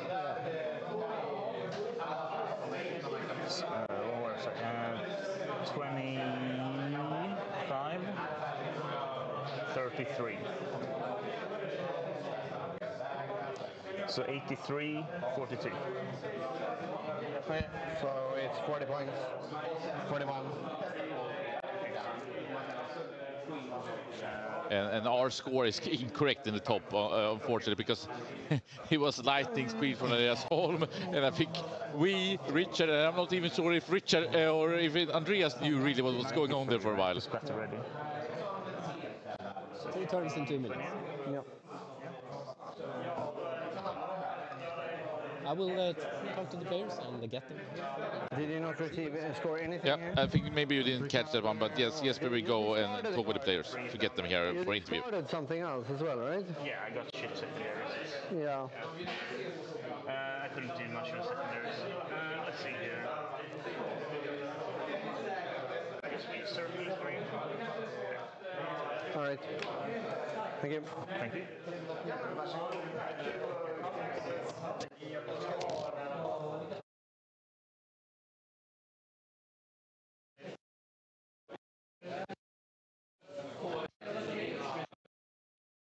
Okay, we're muting off here the players. We can look a little bit. It's not perfectly updated yet, but we can start to look at most of the results while we're getting the players over here to actually talk this match down. I do think that they didn't drink any water. I know that Richard starting off with a drink, but I think that this was it was like a Rocky Balboa fighting, I would say, between these guys. So an amazing show to see, and you can actually see how crazy it can be. But we at least while we're having the players between Richard Wallin on the AdMech and Andreas Holm on the Orcs coming here to the studio. Hopefully they can also join in, because it was a harsh of a match. But we have some big results here. We're seeing Björn continue playing really well. We see Pontus being the big upset of the tournament so far. Unfortunately, Sebastian lost against Andreas Palm, which we saw doing a great first match here. He went with 13-7 on his Thousand Sons. Johan Norman, who he lost against before, did super well, 8-2 versus Victor. Actually, then crawling back, winning against Matthias Levin, important for him, I think. We can see a really high-scoring match here with the Terraform almost across the board. And then Martin Hultgren reaching 100 points. And he completely slaughtered that Grey Knight player, only reaching 46. I would say Thousand Sons should be pretty good against Grey Knights, I guess. And then actually, we haven't got in results from Joe Larsson versus Emil Söderholm. I'm going to double check if we actually have it now. So maybe I can give you the live report. And I'm not 100% sure who won on the match we follow, but I believe it in the end was Andreas who came victorious. And no, we don't have a victory between Joel Larsson and Emil. And maybe we can see something of that match. I mean, it should be done because there is no time left here. But we will check out if they actually are playing, if there is a discussion, what is actually happening right now. And here actually is the match. Going over here to that camera. Hopefully you can see it live right now. So we have Joel Larsson in the Team Sweden versus Emil Söderholm. Sorry, did I butcher his name now? I'm sorry for that if so. No, Emil Söderholm, Grimlock on his World Eaters. And this one, they seem to still be playing. They are not counting this out. And I think that the judge soon will say dice down. So this is exceptionally, I mean, it happens quite often, to be honest. But seeing that we knew that it was down to the wire match we follow, and these guys are still playing here, pretty spicy. Hard for me to judge, but let's say like this. It's exceptionally likely that it's very equal right now. Otherwise, they wouldn't be. We can see how tense it is. Seems to be Joel Larsson there, who is maybe it's his last turn. He's playing CSM this one, and as I heard, there were no... Oh, did I take the wrong camera here? Maybe. Here we have it. Sorry for that. That was a funny freeze, I would say. Joe Larsson here, we know that he haven't played Chaos Space Marines a lot before. He has gone through a lot of armies, but I don't think he's practiced this one list.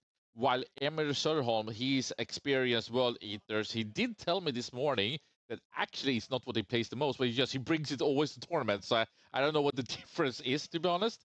But very exciting here, and hopefully we can get Andreas Holm and Richard Wallin into the studio. So we will see here if we can get both, and actually are here coming in here while we are looking at the very last moments. I don't understand how they can have any time. So it should be dice downs any seconds here. We will also, because this is actually the last match running right now, so we're going to have a player interview with both Andreas and with Richard, who've been fighting this out. It was down to the wire. While we're looking at, head referee Jesper together with Albin, together with a lot of spectators, seeing how this one is going down here. So in a couple of minutes here, we're going to have an interview with Andreas Holm and with Richard Wallin. We actually, of course, because of that, having a small camera issue. So just waiting for that little part here, and then it should be fine. But they are still battling this one. I'm actually surprised that they still have some time. It's 5 minutes left, as I understand it, until it should be dice downs. Let's see now if we want to have the technology with us. Hopefully we have.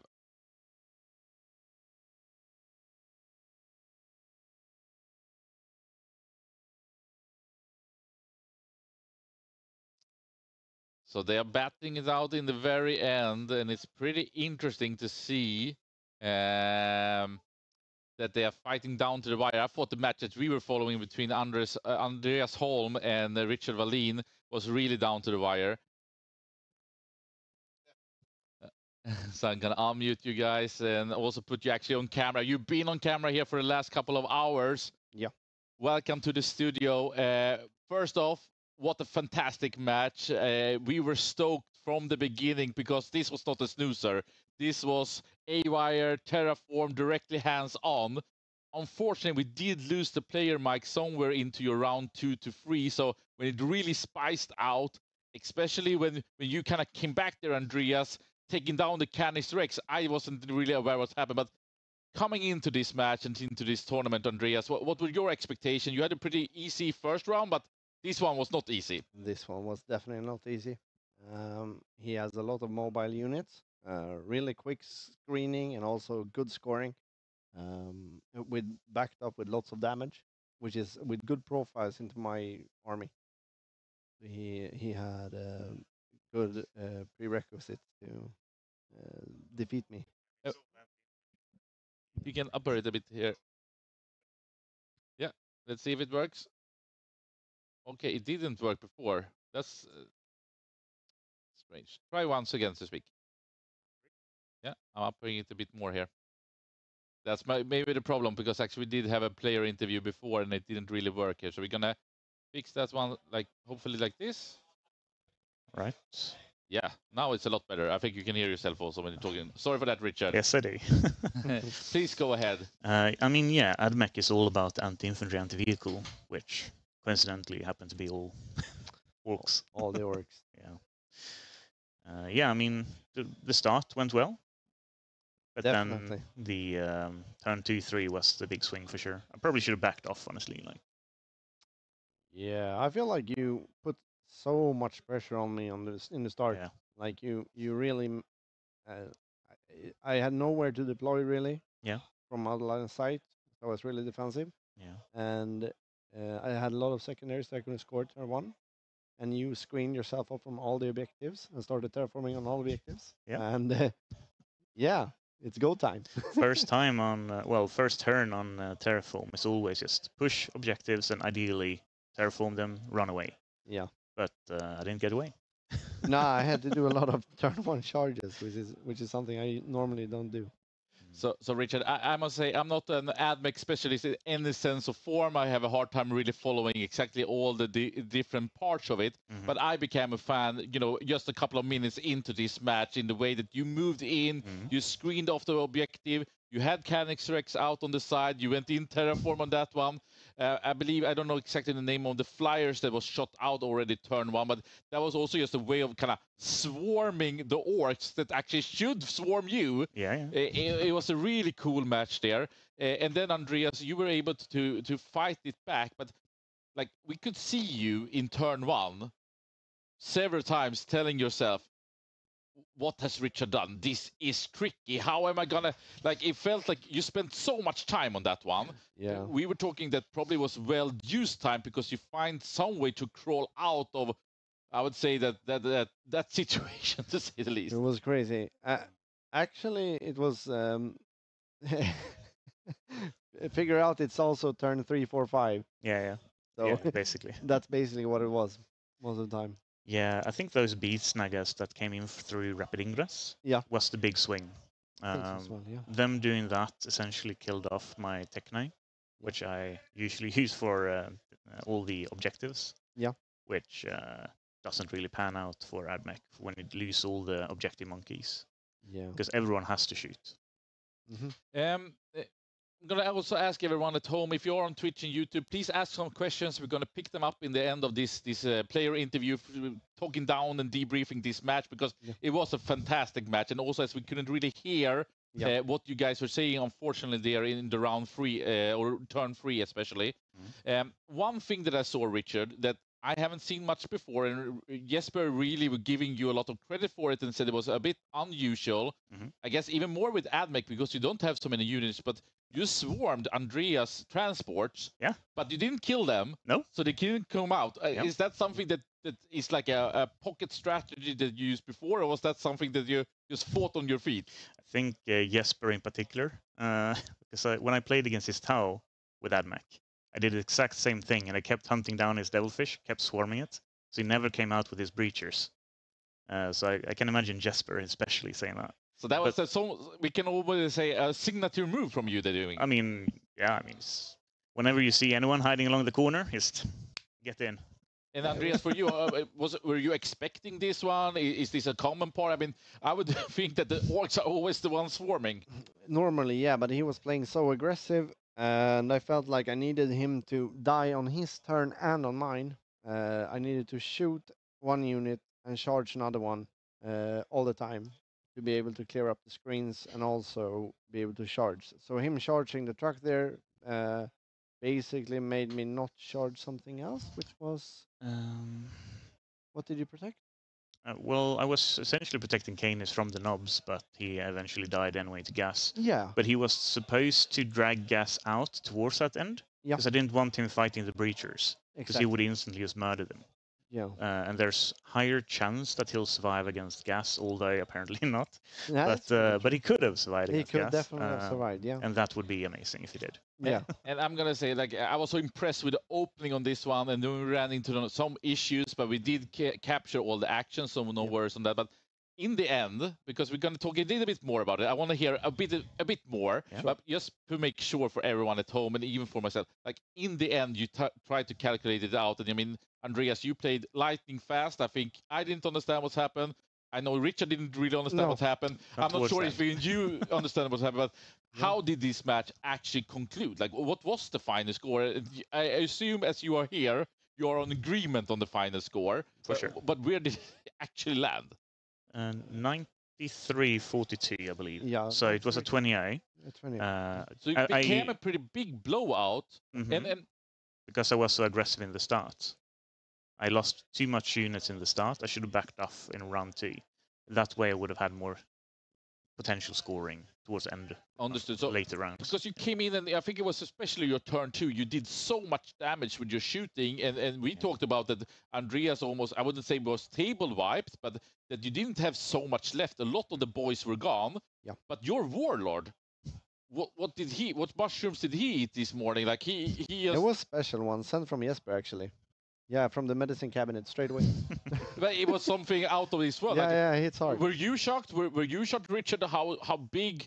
I don't actually know even what your warlord is. It the gas? The Gaskell, yeah. I mean, whenever you play AdMech, right? So as soon as someone tags you, just write it off in your memories. Is that? Yeah. Yeah. When you stood there in the middles and you couldn't shoot anymore, then was no more fun. Yeah, basically, yeah. I was hoping that the Overwatch from the Breachers would do a little bit more damage to Gas in his gang. Although that didn't really happen. That was a big play, which I moved in the wrong order, turn 1. I should have moved my boys first, and then moved closer with my knobs. Now it was just pure luck that I made my 8 without using the reroll. Oh, yeah. Yeah, so if that's a big mistake for me, that I moved my boys after I've moved my knobs. Because if I moved my knobs early, I could have done a lot more damage and be able to tag a lot more and make a better game plan. And I mean, Jesper was questioning Richard's first Overwatch there in the middle when defending his, can we say, infiltrators, or what they can be called. Yeah. But you did some damage, and that actually you picked home in turn 2 when you could take away those boys that came in. Yeah. I want to make sure, I know you have had a marathon match, and you also have another round, and I guess we all would love to that this was the final match of the day. But an amazing show for you from you guys. Could you just say 2 things? One, where was the key decider of this turning around? And we need to talk a little bit of the time after that. But was it one key moment, or was it just that Richard, you felt that you went aggressive and then should have fallen back? So when I was cheering on you, looking like it was a win, you felt you should go back, or how do you analyze it? I should have fell back, not to backwards with the Manipulus, with the Flamer, but rather forward. Thus screening out the Beastnagger boys further to make sure that they can't really come in and tag all my backline, basically. Because that eventually made me lose my home objective, my screener, like my tank. It made that entire flank collapse completely. So when I went backwards, I should have went forward. Do you agree with that, Andreas? Yeah, I feel like the fallback move there should have been towards the screening or going towards the objective, and also the flamers I think should have like maybe made sure that they. I think you could have beat that flank without the flamers, right? There was only 5 knobs, and I think you killed them with breachers. Yeah, I think it was a bit of an overcommit with. And I think that's the deciding factor, that you fell back in the wrong direction and that you overcommitted on that flank, where I had a bit too many threats. Yeah, it turned out being like that due to the beast, I guess. Yeah, because you killed knobs anyway, right? Yeah. And you killed everything there basically. Yeah. So everything that was left was the flash kits and the beast boss. Yeah, it would have been fine if they went there if the vanguards had went forward. Because Exactly. then you wouldn't be able to do everything. Exactly, that's true. Yeah. Amazing. And like I said, I need to get you guys going so you can prepare for the next one and get something to eat and so on, and just rest up, because this is a marathon. Yeah. But have you guys met each other many times before? Do you know each other well? Was this the first time you played? This was the first time. Because I think that we felt coming into the match was really interesting, and then there was a lot of discussions. I think both of you showed what a great sportsmen you are, but they were maybe a bit more questioning that maybe we are used to see on this level. Was that something that you felt annoyance, and was that also a reason why the time kind of went away? Because you were really struggling there, Andreas, in the end. Or how did you see the match? Was that like a normal one for you, or because in the end it became really like I wouldn't say grudge, because It kept became it really a nice. bit edgy, But it it was edgy. on the referee also stepped in talking about the time. I don't know if you guys even experienced it was a real issue, but there are rules where you guys actually are not in the decider of how to manage the clock. How was your view on this one? No, Andreas? basically I think we both obviously we both mishandled the clock. and it turned out that we both got a bit annoyed, and it can happen when it's competitive Warhammer. You just have to deal with it, I guess. There's no reason to get upset afterwards, like it's a game. No, I mean that was what I mean. It got a bit edgy because there were some misunderstandings. Yeah, basically, yeah. Small things that built up more and more, but like we'll do better next time. Yeah, definitely. I think you showed a great one, and also being so composed. You were sharp and focused from second one and going into this, and it was needed on both ends. And even though it became a blowout, from my perspective, and also hearing you talk about it, it was small margins. And that's why I think it was so impressive seeing how you two were mentally fighting to win this battle and then still keeping it civil, because I didn't see any outbursts whatsoever. No. But yes, the referee was not happy with the timing part just because it was down to the wire. Okay, thank you so much, and especially thank you so much for a great show coming in, also talking this down so we could understand a bit more. I don't think we actually got in any questions because I think everyone is fatigued, but they've been watching, they've been sharing, was a lot of actives. Andreas, you want to say any last words? We don't need to talk about the next match because that's enough. Thank you for a good game. Yeah, thank you. Any last words from you, Richard? Super great opponent. Would play again. Lovely. Thank you so much, guys. Enjoy. Talk to you soon.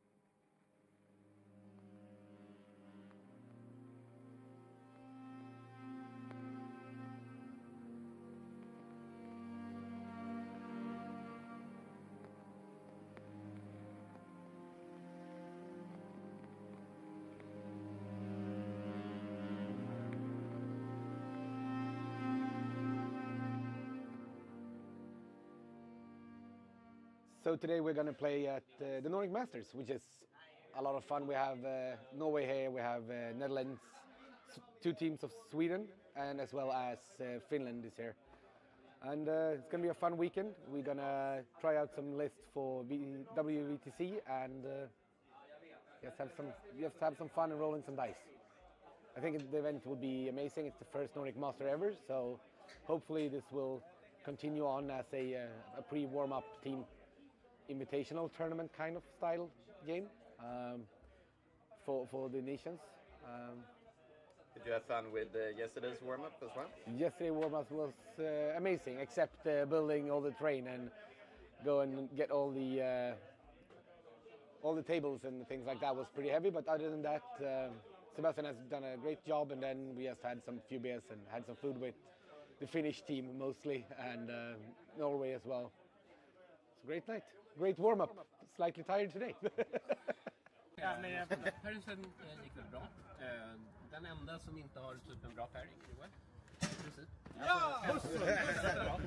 Så jag är helt säker på att vi nog har en väldigt nära en vinst i poäng, och efter player skill så vinner vi på poäng, tror jag. Om ingen gör något sjukt.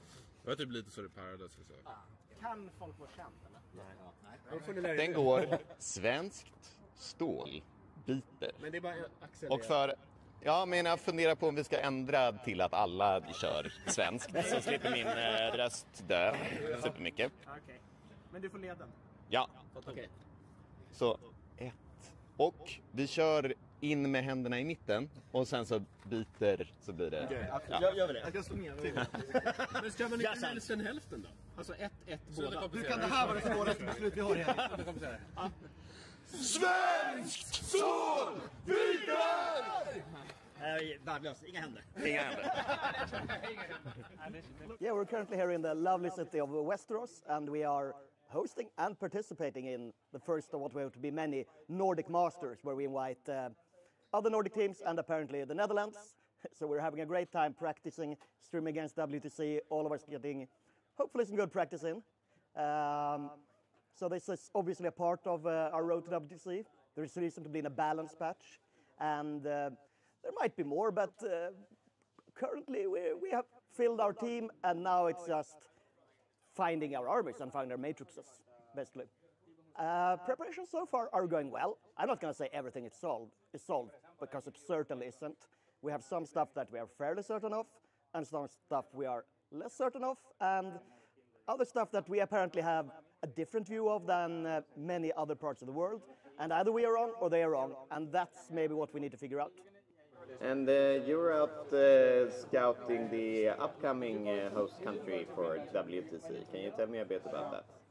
Yes, I attended the Alpine Cup team tournament a couple of weeks ago, where WTC will be moving for next year in the not quite so lovely city of Leoben. Well, it is lovely, but it is also a tiny city, hard with taxes, hard with food. So I basically threw myself under the bus to see what life hacks can we find to make our life better at next year.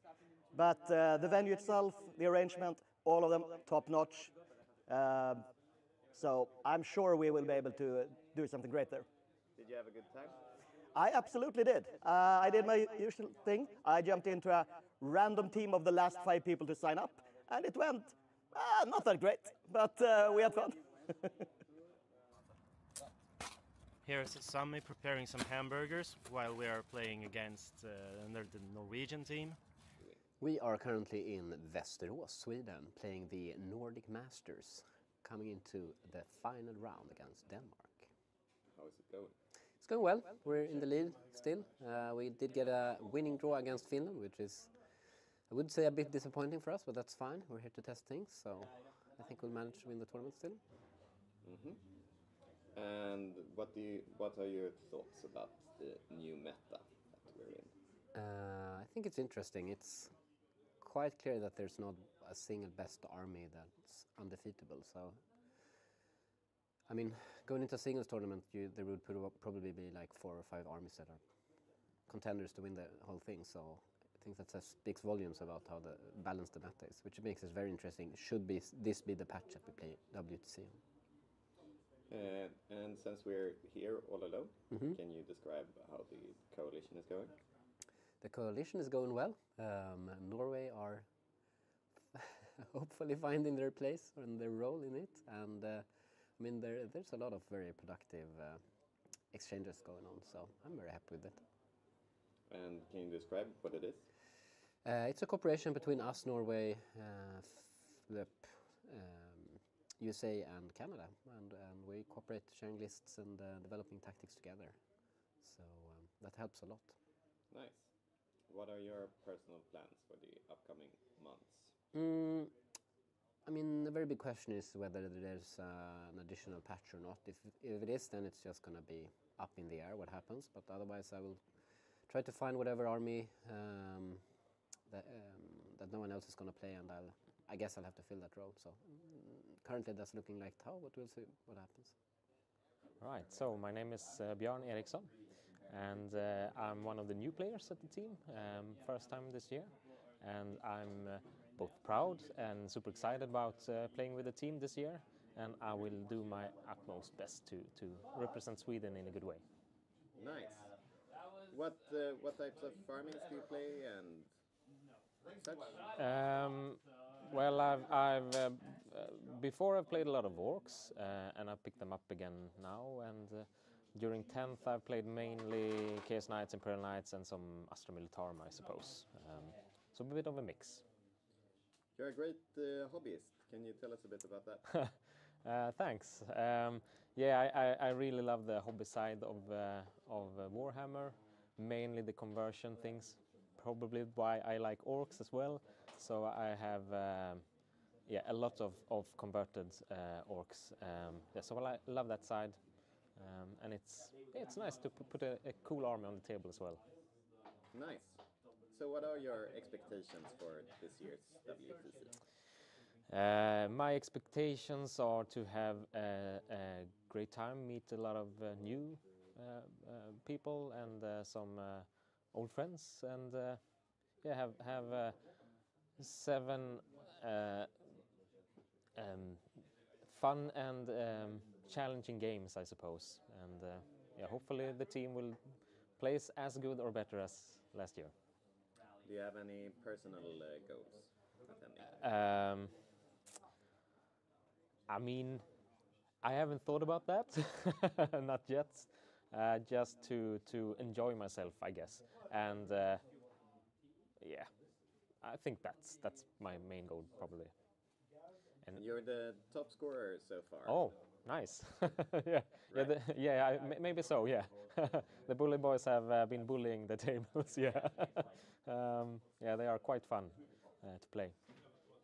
Yes, we are at the first ever Nordic Masters tournament in Sweden. We have invited other Nordic countries, which is Denmark, Finland, Norway, Iceland, and also the Netherlands as an extra. Iceland couldn't make it, so Sweden has added a Merc team. It is our intention that this will be a yearly thing, either in Sweden or a different country. Sweden is the most accessible, but we shall see. Nice. And how is it going? Sweden has won all its round except one, which was a draw into Finland. Someone lost some matchups they shouldn't, someone being me. And then, so we're going into the last round versus Denmark. We're thinking we have a good matchup into Denmark. And if we win the tournament. I think we can also win with a draw, because we're the only undefeated team so far, but obviously going for the win. Nice. And the new data slate has been released. What are your thoughts about that? The data slate wasn't that impactful, I think. I think the good armies are still good, like Necrons is still out there on top.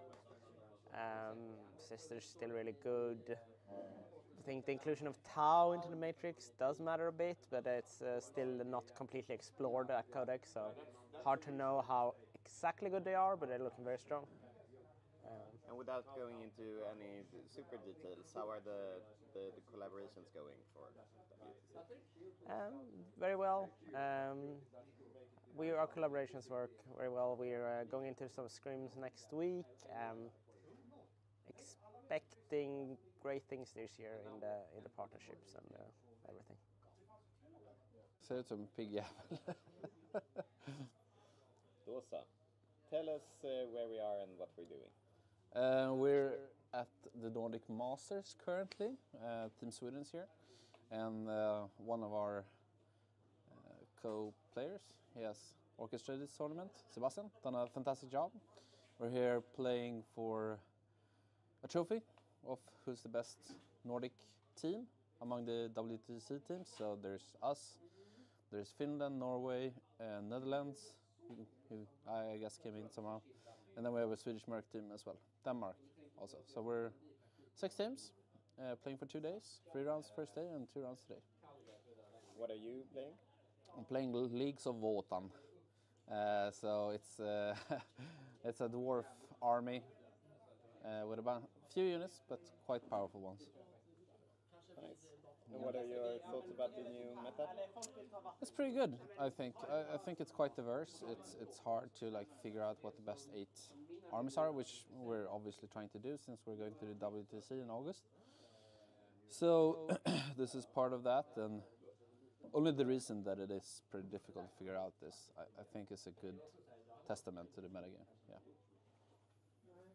Yeah. Some of us in Sweden talked earlier about putting together, Neil Kerr, me and Jonathan, putting together a Nordic Masters, but no one really wanted to step up and do the hard work, and nothing gets done by itself, so I thought, why not me? And I started planning, seeing if I can get a good venue and some terrain and all other things that's needed for this tournament, and I made it happen over a few months with a lot of help from other Swedish players, of course. And everyone being here seems really happy about the whole organization bit and such. How does that feel? I hope so, yeah. I think everyone's having a good time. Playing a quality Warhammer with other national teams is always fun, and experiencing something really fun just before WTC in autumn should be really good practice for everyone also. So I hope everyone's enjoying their weekend here in Västerås. We have been doing quite all right. We won the first game quite decisively. It was according to plan. Then we had a few quite close games until we met the Swedish mercenary team, which we won against as well quite decisively. For me as a captain, the most important part has been to see how our players react to stress and how well they're doing with the expectations when they're trying to give me numbers, how many points they will score during the game. It's quite an important part of my job as a coach to have a good view of the games and know how they're going. We haven't had to make big adjustments to our playing plan during the games, and the one that swung against Finland, it swung quite late during the game, so we couldn't really adjust to the changes that happened, and we got a draw against them instead of what we expected just before, which was a win. Such things happens, and it's enjoyable that we had 4 good games, and we have gotten a lot of practice here. Yeah. Our general preparations for the WTC are going well. We have chosen the last 2 members in the team, Björn and Olof. So the team is all done. We are having 8 players, of course, and then 4 coaches. The team are having lots of practice games, and we are adjusting to the quite new data sheets, the point values that were released a few weeks ago. We are trying to prepare for lots of different armies, and we're trying a lot of different builds currently. We are in the process of choosing armies for the players, which armies they are supposed to focus on in the weeks and months to come before the lists are going to be sent in. And what is the name of the new coach? Yeah, sorry, the new coach that was chosen is Dag. He is a former player of another nation's team in the WTC and has a lot of experience from the scene, and also he's also a very good player. So yeah, I think he is one of the good substitutes if one of the team members would get sick or so during the tournament. Yeah. And since he's not here, can you describe Olof as well? Olof is one of the older, most experienced team members. He's been to the WTC for, well, to the WTC a few times because that's how many there has been, but also to the ETC for many years before that. He is a very stable player who knows the game very well and is very good at predicting the numbers, how much he will score during the game. So, my name is Tag, I'm from Skåne, playing for a team called Xenophilona. I play for this tournament, I play Blood Angels. My normal played armies are like Sisters of Battle and Tyranids. I would say it's my two main factions. My journey towards the Swedish WTC started somewhere in 2022 when I played WTC for Team Belgium. And here we go. Nice. And what are your expectations for this year's WTC? My expectations is that we will pick a top 3 spot, hopefully win for sure, and grow as a group and become a better team overall. I'm playing Thousand Suns this time around. I think the Thousand Suns is one of the stronger codexes at the moment. It certainly has a lot of punch at least. And you had some sort of objective with 100 games? Yeah, I'm going to play until WTC. I need to play at least 100 games to actually get good with this index because it's so intricate. I still learn new things every single game, basically. Still, like 35 games in. Nice. Anything more to add? Do you have any... How are the rest of the preparations going for WTC? Oh, it's going good, actually. The preparations are really good. We're on our way. We are knocking out our matches. Everyone is doing their part. We're looking at another boot camp soon. It's going to be really good. I think Team Sweden is going to be really good this year. But we do actually have a winner. And as usual, it's the TO, because we can cheat with points. So, Team Sweden, not mercenary. Come up here for your diploma.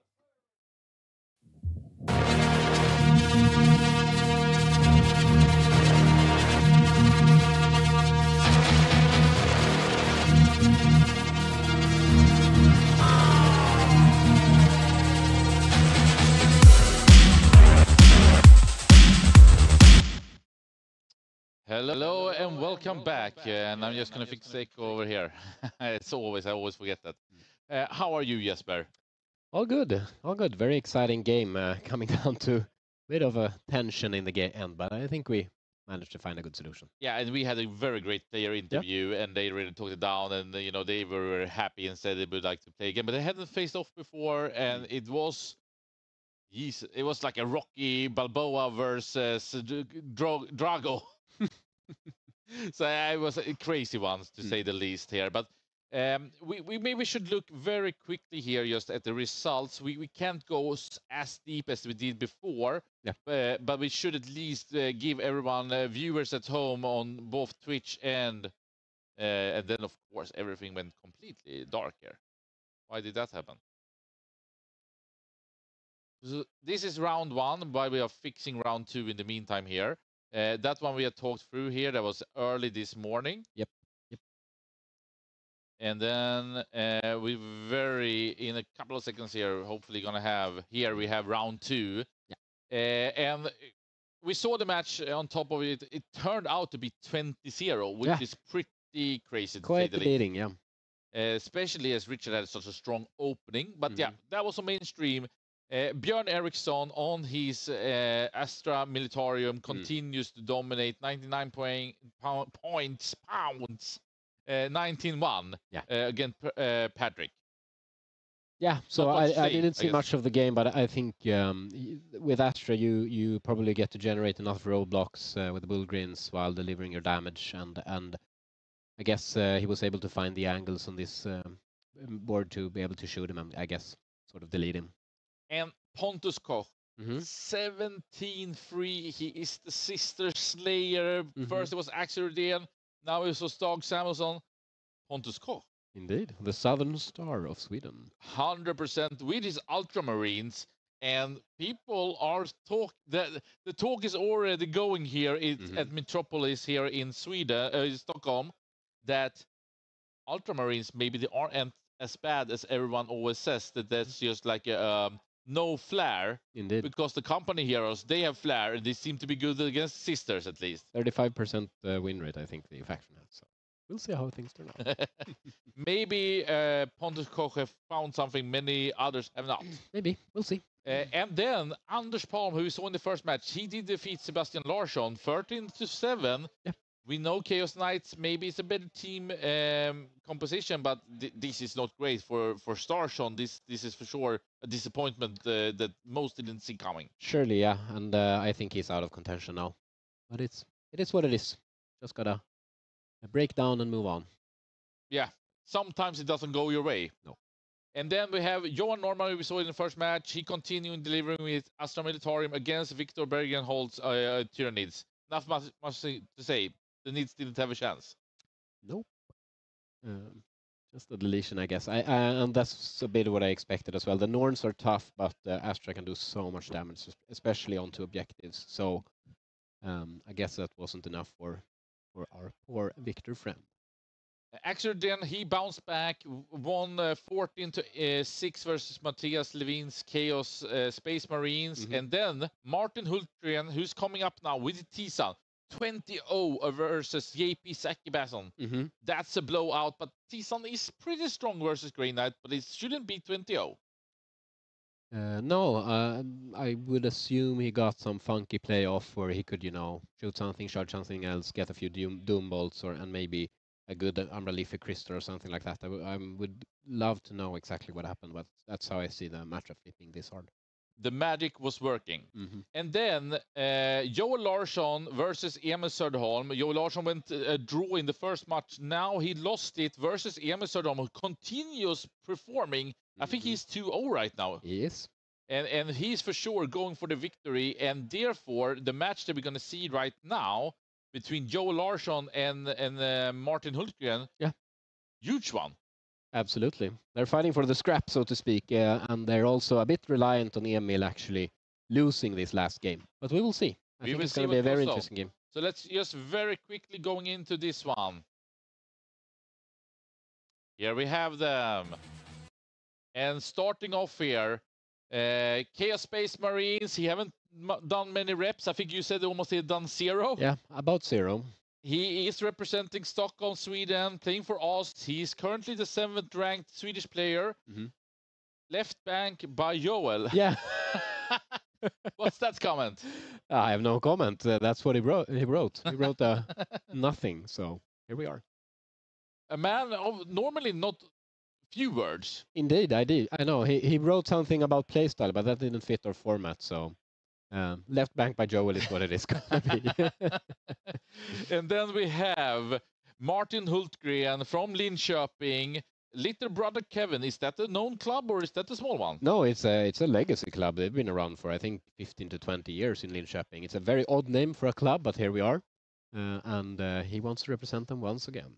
And he is currently ranked 5th in Sweden. Loves strange and obscure films, music, and army list. That seems to be magic for his T-Sons. Yeah. But maybe his list is not as obscured.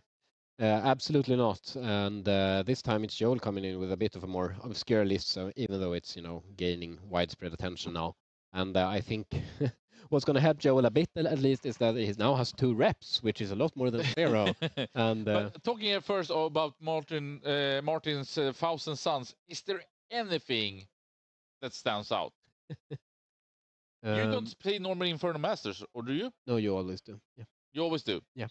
Not 3 Mutilate Vortex beasts. Indeed, he's gone down to 2, and that allows him to fit in a lot more both battle the line. Exalted Sorcerers and 2 Sangor units and a Cultist unit. But it's It is small decisions, so to speak. It's not something that's going to flip the game entirely. But I think it has quite a bit more battle line than we saw Anders Palm have.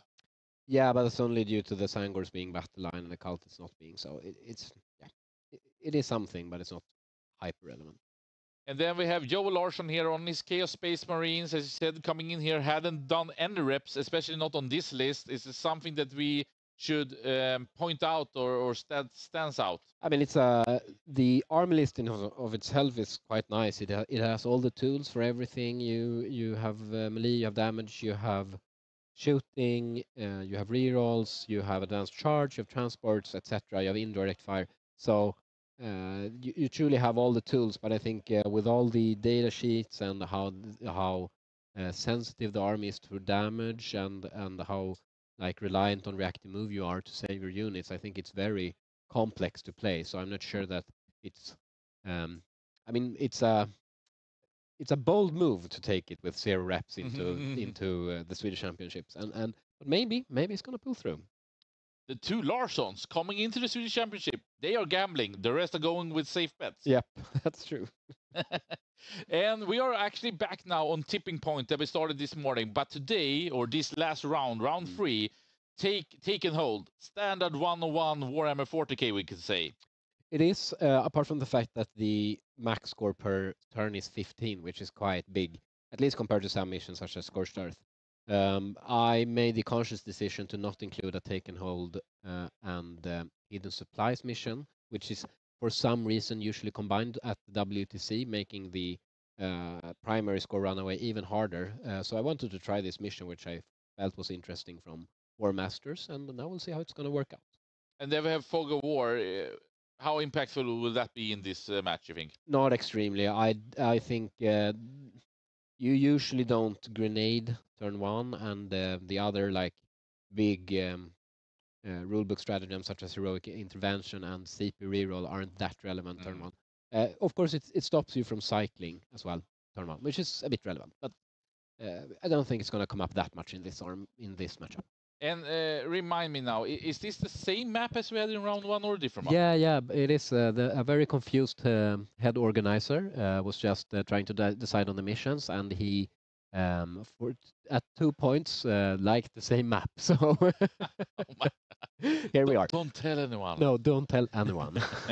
So let's look in here, because we have the players, and we're actually going to see here if we can get some of the player microphones working here. So we have Martin closest to the windows there on the other side, facing the camera, and Joel Larsson in the Swedish team jersey here. It might be so that they will speak Swedish. I've asked them to. Okay, allow me to.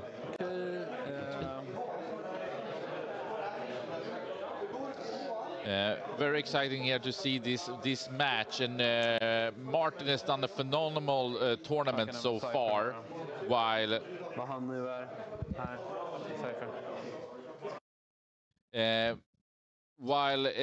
Joel did a draw in the first one. So for sure, Martin. Oh, I'm sorry, actually, Martin did lose against Emil. So from the first round, Joel got more points, and from the second round, Joel lost, Martin won his with 20-0, so Martin is ahead. Joel kind of needs to win this one, but it all will come down to Emil Söderholm, who's facing JP Saki in this current moment, because it might be so that Emil just goes 3-0, and then both of these are knocked out from the Swedish Championship, and that would be, I would say, kind of disaster and an upset, because this might be, or this is the group of death. But it was more, would it be Martin or would it be Joel that would win this one? Gonna see here with the player mics.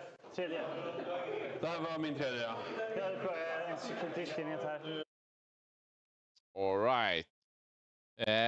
Let's see here in the Twitch chat and on the YouTube chat if you have any questions to the players or any thoughts, because they have started here to do a bit of the deployment. We can go into it on this side. We have the tipping point here, as we said.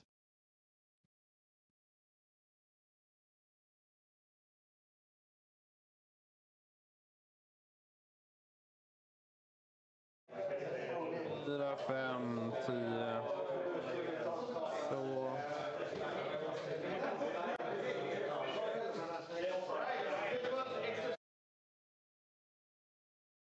So we started the deployment here. I'm going to double check also the overlay graphics for us so you can see actually who is on the screen and what is going on. But this might be so that both of those can't advance. With that said, this is a fantastic match with, I would say, potentially on the paper and seeding wise, the best match in this pod stage.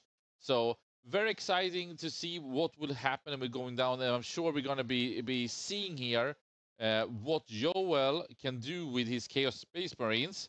We know that Martin is very strong on his Thousand Suns. Yep, and I think they're hyped up coming into it. I also passed by a very interesting game, which is Björn versus Holm. Oh, two big bangers. I was just saying that this was the strongest match of all the pod plays, even though both players might potentially already be out.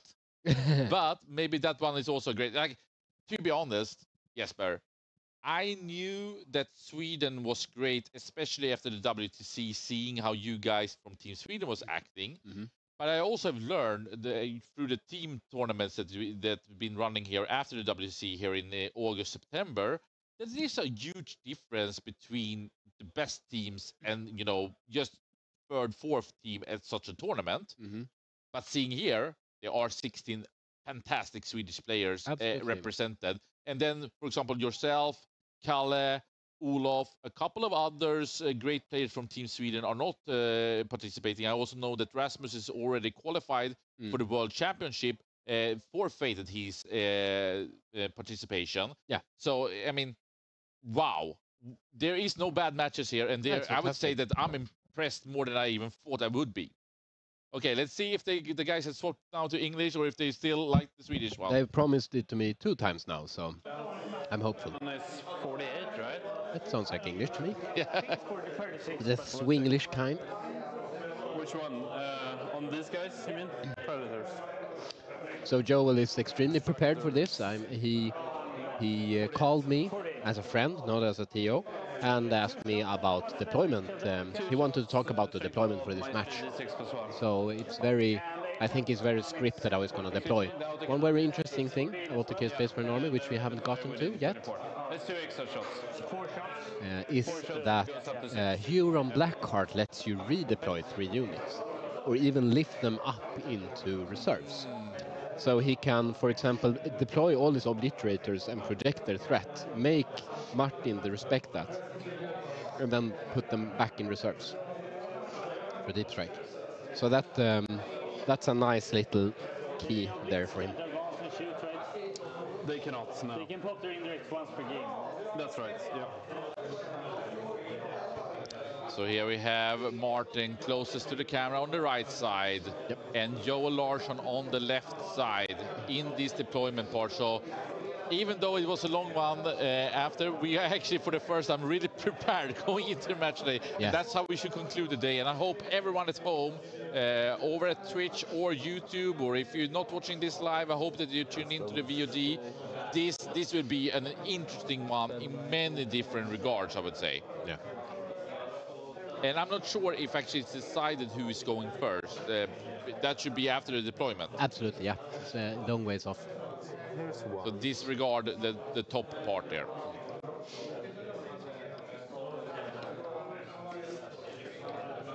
Maybe we actually can do this to fix it.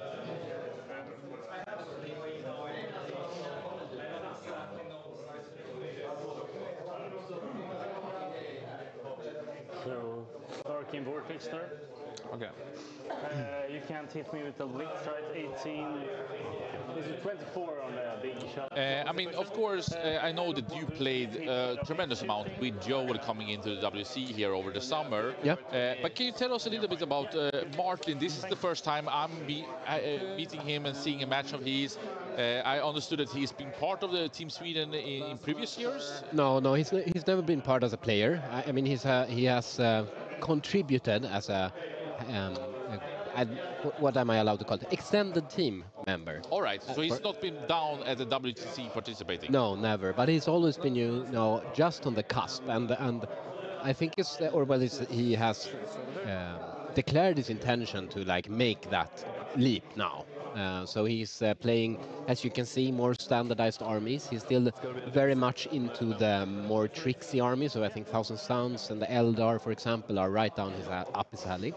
So a very smart and competent player. Exactly, yeah. He likes to find the interesting lines and the cool armies. But I think sometimes he gets a bit too creative in his army choices, and that's been a very strong point of improvement for him that he obviously has taken to himself. For example, he played Thousand Suns at the team tournament 2 weeks ago together with his friends from Västerås, and they won, and he made a great show. Wow, yeah. So you would say that he's been a strong player for a long time, and now he's maybe peaking in the way of being more stable and can use his creativity, but in a way that gives more consistency. Hopefully, yeah, absolutely. And both of these players, they, so to speak, like to use the entire clock time. And I think it's reasonable to do as long as you end up on the correct spot side of it. Yeah, I mean, it would be interesting to hear from Joel Larsson's perspective in the match. He was facing Emil, right? Yep. Because they must have been diced down, it was so down to the wire. Yeah. And he did a small loss there. Yeah. So Martin is ahead of here, but I would say that Emil, he has this tournament in his own hands. Absolutely, he is in control of his own fate. As opposed to these players. And Emil is playing World Eaters. Yeah, no, but he's meeting JP. Grey Knights, yeah. And that's it's an interesting matchup because Grey Knights, theoretically, I believe they have the tools to handle World Eaters with reactive moves, reactive going up. But from what I understand, the matchup is quite dangerous for Grey Knights still because you can just threaten so many Dread Knights at the same time that doesn't matter if you say one, the rest are flopping. So yeah, that could be a big score for Emil as well. Or Saki has a way to handle it. JP is a very competent player, and he plays Grey Knights a lot. We can fix it if it's... But you had a question for me? You can't really charge me turn one with those guys, right? No, I for sure. think so. It's 24, so it should be. So no. And Joel has a very pretty army, you can see, very coherent color scheme. You would say that I actually think I know who he has borrowed these Predators from. Yeah. A good friend of mine who I played Investors with, Simon, I would almost call out that it's his Predators, but could be that someone have this characteristic flair of Emperor Children. Stolen this amazing scheme. Yeah. But Simon is a 100% dedicated Emperor Children player, and he likes his own flair of it. And this is his time to shine. I can get lines from here, from both sides, just FYI. But it's loan up 18, so... Excuse me? It's loan up 18, so... But I mean... I didn't think I wouldn't he had a unit. He has a unit? Yeah, be too creative on the store, but you can say for sure that this gang... Can maybe see you from here? They have bet out on the battlefield and created an army together. I can probably make... It's a bit lore-wise correct, right? It's a warband, they come together for one mission, yeah. I'll accept it. Yeah. They are here for the mission, for the Swedish Championship, a golden ticket to the USA, and for sure to become the winner of this tournament. But both needs to win this one, and it might not even be enough. Yeah. No. But I think it's going to be a great match. These are two very strong players, and I'm sure that they're going to play it very well.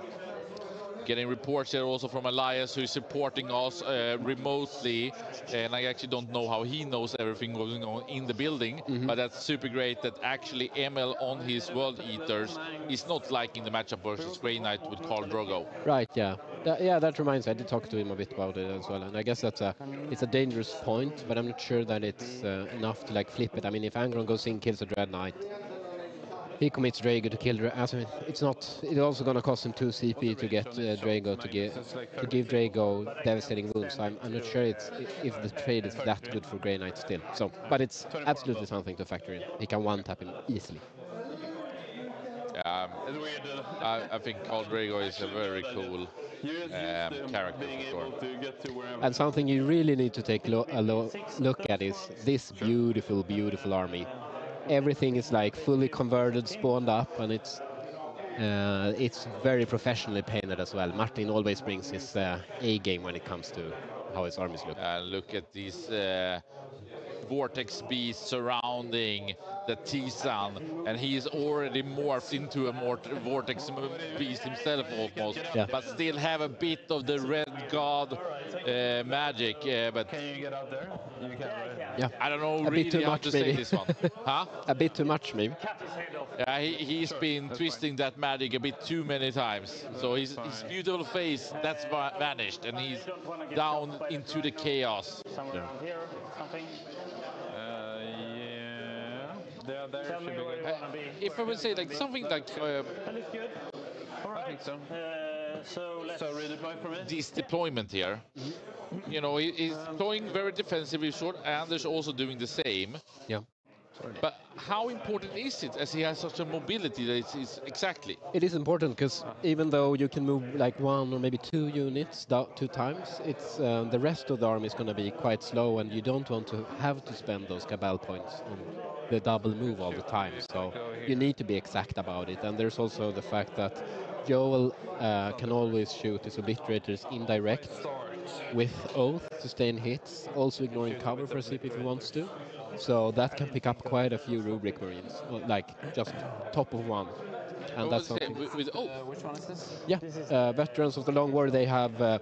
It is in every sense the same effect as Oath of the moment. Understood. The hard shooting one. Angry Oath. Angry Oath. Yeah. What's the range? 20. It's like Chaos Gladius. Plus 4. Plus 4, so. 28, right? Yeah. Maybe we should double check that. Here we have the two combatants on tipping point, going short side to short side. Only one guy though. He just moves forward, right? Yeah. Should we check if the other guy can get it as well? You can switch those units, then you get it. But let's double check that guy. Let's move in the ruin. 28. So yeah, I think you're good there. I move them forward if I start. It's going to be a great game. Do you exactly my point was what I was about to say? Do you know if these two have faced each other many times before? I can't come up with a time that I know that they faced each other. No, actually, you know what? They met each other last Swedish Championship. Really? Yeah, in it was still the 9th edition, just before WTC last year. And I believe Joel won, like quite late into the tournament, not the finals, but quite late. I can't really remember what happened, but Joel did win, and went on to the finals and won. That is great. So Joel is the reigning Swedish champion. He is the reigning Swedish champion, and that what made him coming into the World Championship last year in Atlanta. He didn't win that one, but of course, him winning the Swedish Championship last year, being the reigning champion, is a big thing.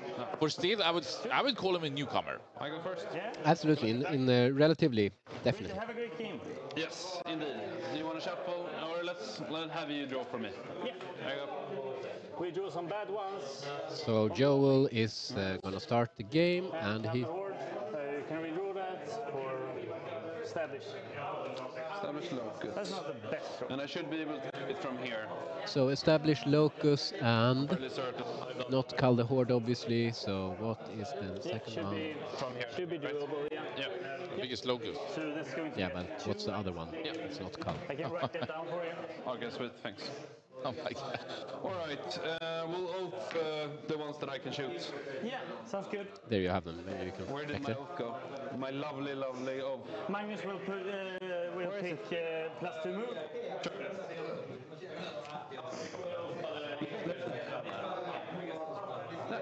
You know, riktigt.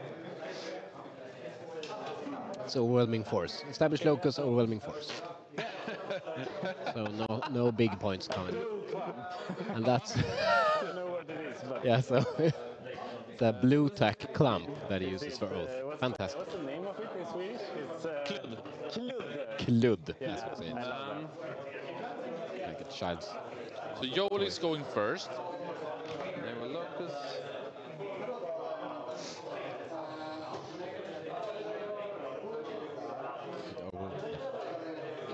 I went first every game. Not the best. No, especially when I'm losing, when it's like 10-10 and 12-8, then it feels much worse. Yeah. It's pretty decent to go first against world leaders, but still, Yeah, it is. I would prefer not to, either way. Yeah, yeah, it's because you see their role, so it's... Yeah, exactly.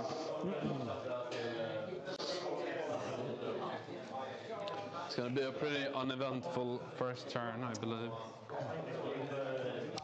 So this is a bit annoying because he basically has, I think he has to do the established locus for 2 points, which is kind of pathetic, but it still matters. So I'm gonna, put him where I want him. I would assume that he goes for the 2, throws away the other secondary, and moves on with his life.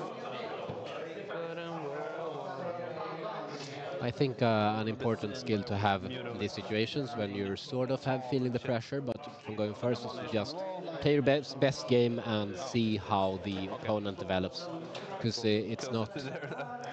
If you want to be 1 inch from, you can give the opponent a chance to make a mistake, basically. Wait, what are you saying? You have played some Chaos Space Marines, but I know that you played probably more Thousand Suns here in the last couple of months. Yeah. How is this matchup? From what I understand, I think the Chaos Space Marine list is built with this Thousand Suns list in mind, and I think the creator Liam thinks he has a good matchup in Thousand Suns. He did prove it on stream at LGT as well.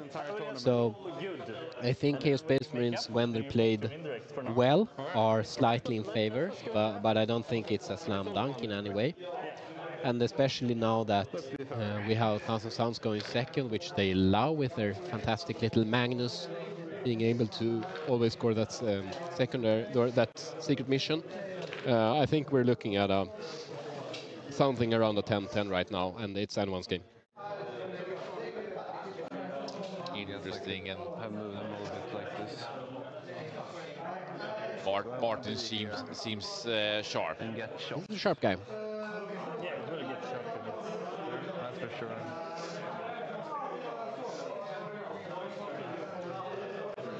We got some movement here. And I guess in this blue rhino is what we have, I would say, the queen of fight first. Lucius, the Eternal. It's a he. It's a he? Yeah. He's a very degenerated space marine. I actually thought it was a she. No. I mean, maybe it's undefined when you are at this type of mutations. Yeah. But a pretty important component in this part, because if you roll it into objective and the opponent has a charge army, it's beastly. But maybe against Tisan, not as big. No, not really. He's not going to be that important, and I think that's why he's rocking with some quite far back. That unit is not going to define this game. We got the scout here. Did he also scout? I know. Okay. Were we cultists? Okay. Yeah.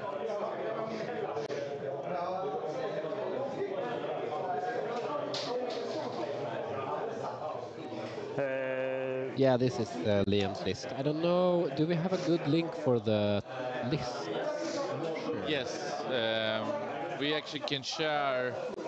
I think that Elias put out the document that we had publicly, so I can put it in the chat here. 2 obliques in reserve, everything else on the table. 2 obliques in reserve, everything else on the table. Yep. Yeah. That's right. That is right.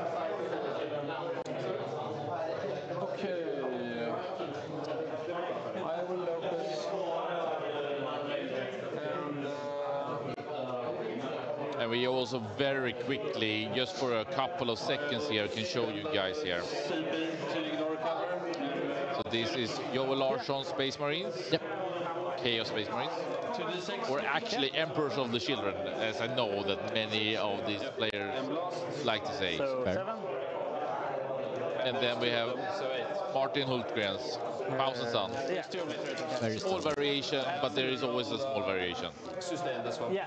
And what Joel is doing now is that he's firing into his oath target with 2 obliterators, shooting indirect, sustain hits from the Dark Pact, and rerolls from the oath. So could be some damage. Do you know what was his oath target? Yeah, 5-man rubric squad. But I think got quite a lot of hits there. Is it this one? That was Yeah. You can only flip on the leader, right? Yeah. What's the AP? AP 2 ignore cover, so you're gonna have 5 ups. That was horrible. Okay. I will remind them about the dice as well. So 1. 1 rubric remaining.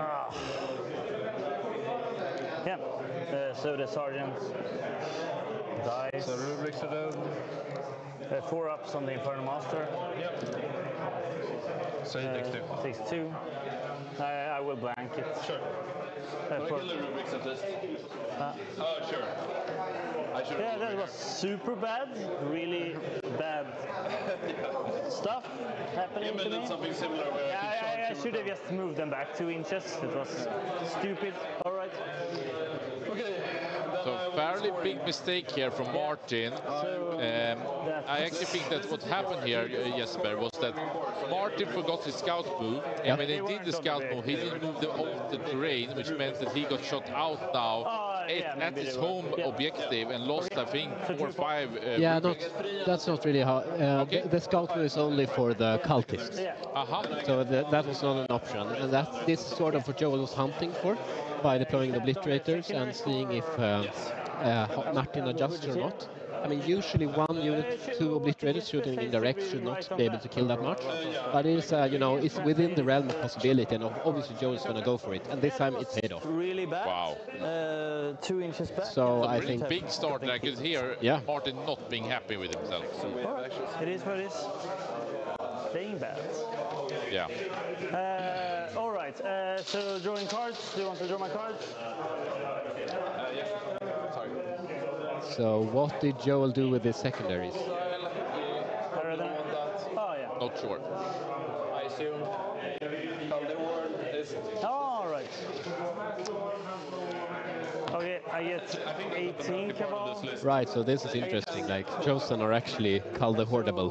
So because they have some big blobs. Do I get another one for the Sangors? No. So I would assume, did he kill the rubric squad on an objective? I think so. But we will double check. What was the other one in Kaldehord? Area denial I didn't is hear pretty easy. Area denial.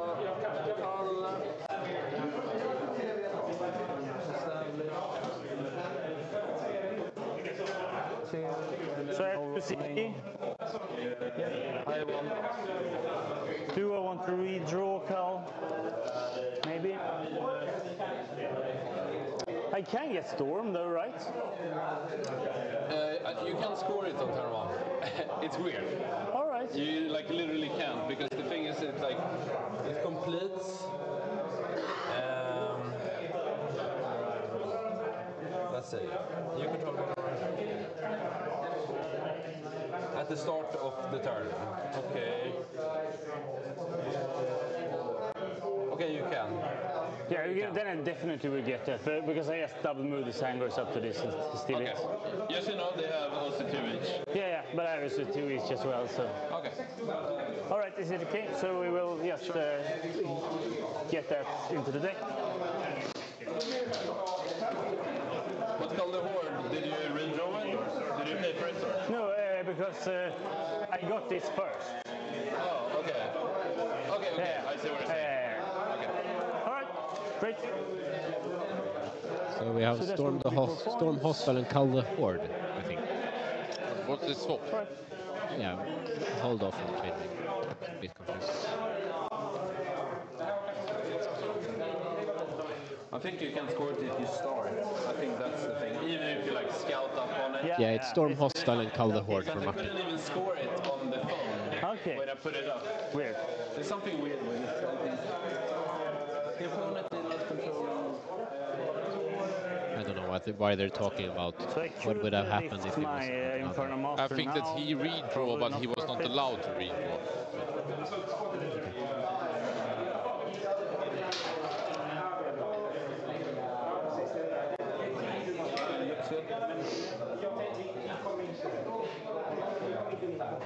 No, it's second battle round and onwards. That's what it says. Here. So here we have it. Storm Hostile Objective and Cull the Horde for Martin in his turn 1. Header. Above the. Is that correct? Here, let me show you. I believe so. See here. Better, I mean, it is the second battle round. This is the first battle. They're confusing Yeah, it's the second turn, yeah. Yeah. So that's why you can score it on turn 1. So why do they keep that sentence in then? I have no idea. Okay. Like if I had a game, I couldn't score 3 Emil on turn 1. All right. So you have Cull instead. Yeah, then it's Cull. Yeah, check that, yeah.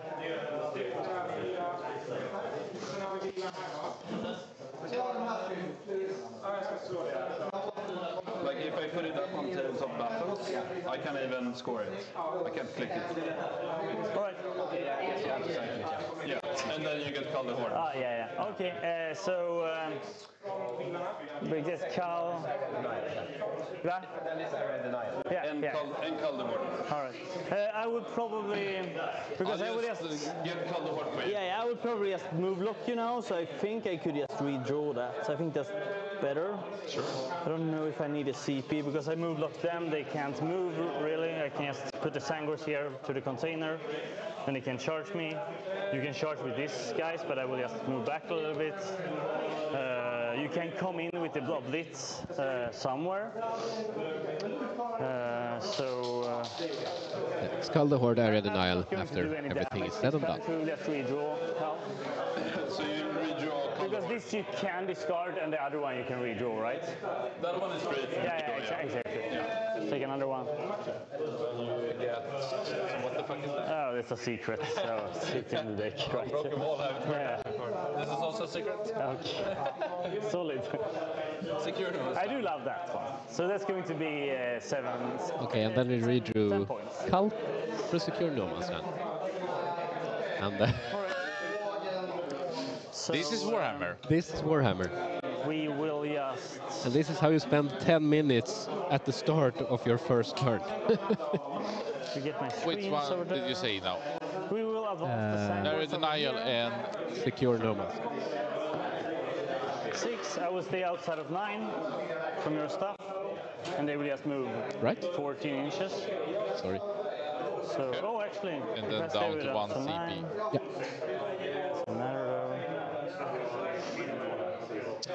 And I mean, should be said that I think in Games Workshop tournaments and at WTC, for example, you're not allowed to draw cards from the app. But at the same time, sometimes the app is almost like the explanation. Yeah, but they're not using the app here, and yeah, ergo the confusion. Do this and plan my double move. So I believe Joel got a small overwhelming force and didn't didn't establish. Did not. No. So he got 2 or 3 points. Try to say do this. I believe it is 3. How many OC? I have 12 OC. 12 OC, so I need 6 guys. I need 7 guys. You need 7 guys to take it, Yeah.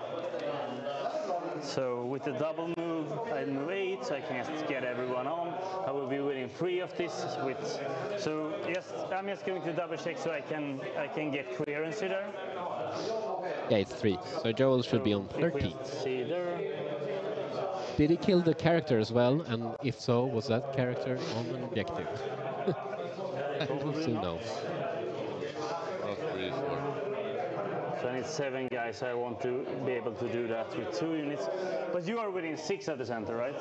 I am within 6. So it's only 2 points. Yes. Oh, he is within 6, so he probably did establish as well. Yeah, Meaning that Joel is probably on basically 15 like that. points. We will update. But it's it doesn't really matter then because I need 14 OC.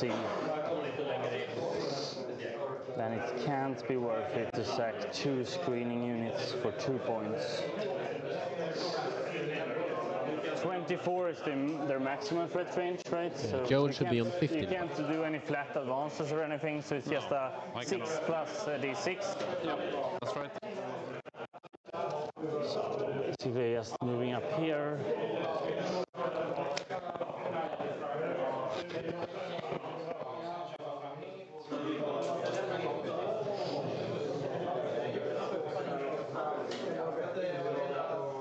I need secure movement stand. And just very quickly also here, while we are coming into Martin's first turn, just want to give big shout outs to our partners. First and foremost, Miniature Metropolis here in Haninge, south of Sweden, where we are being hosted this Swedish championship by Veizla. So thank you so much. I think everyone has been extremely happy so far with this tournament and the location, all the work that Robin, Frederick, and the team from Miniature Metropolis have been doing. Also, make sure to turn over to the secondary stream where SSG is broadcasting still Pod 1, and that has been Spice 1, I would Indeed. say. Or maybe it's Pontus Koch 1. Yeah. Secondary, of course, want to give a big shout out to Fantasia North, the legendary Warhammer store here in Sweden. They have been running their great tournaments, the longest in the world, over 20 years. Been hosting the Swedish Championship for many years. And in this one is a partner, of course, and also paying for the golden ticket, 3,000 Swedish crowns to the winner here, so you can go to Atlanta in November to represent himself and as a reigning champion and also representing Sweden in this tournament. Together with yourself, Jesper, and also Rasmus Haglund. Also, big shout out to Asus ROG for providing us with equipment, being a supporter of Warhammer 40k. I would say that if you're out there and gonna get any type of hardware, Asus ROG is the best, and they are big supporters of Swedish 40k. Amazing to have such a big company from the tech industry supporting us.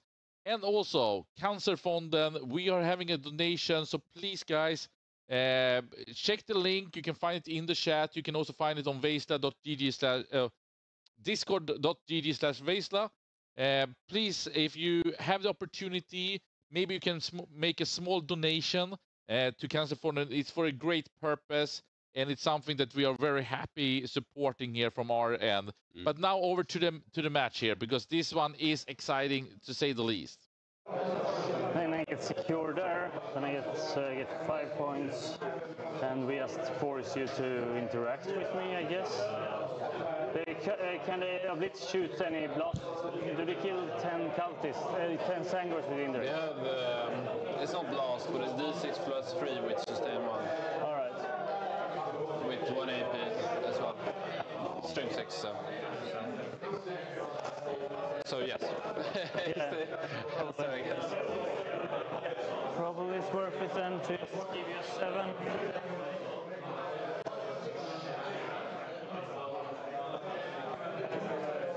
So what do you think, Jesper, about this match? Because I guess it would be a bit more of a standoff, but Joel has opened up and doing some damage. Yeah, I think Joel has a nice start thinking about the fact that he went first and still managed to, he drew, you know, quite mediocre secondaries, but managed to make them work. So now they're out of his pool, and like going first, you can't expect to get that much. So that's fantastic for him. He also managed to kill an entire rubric squad, which of course is massive.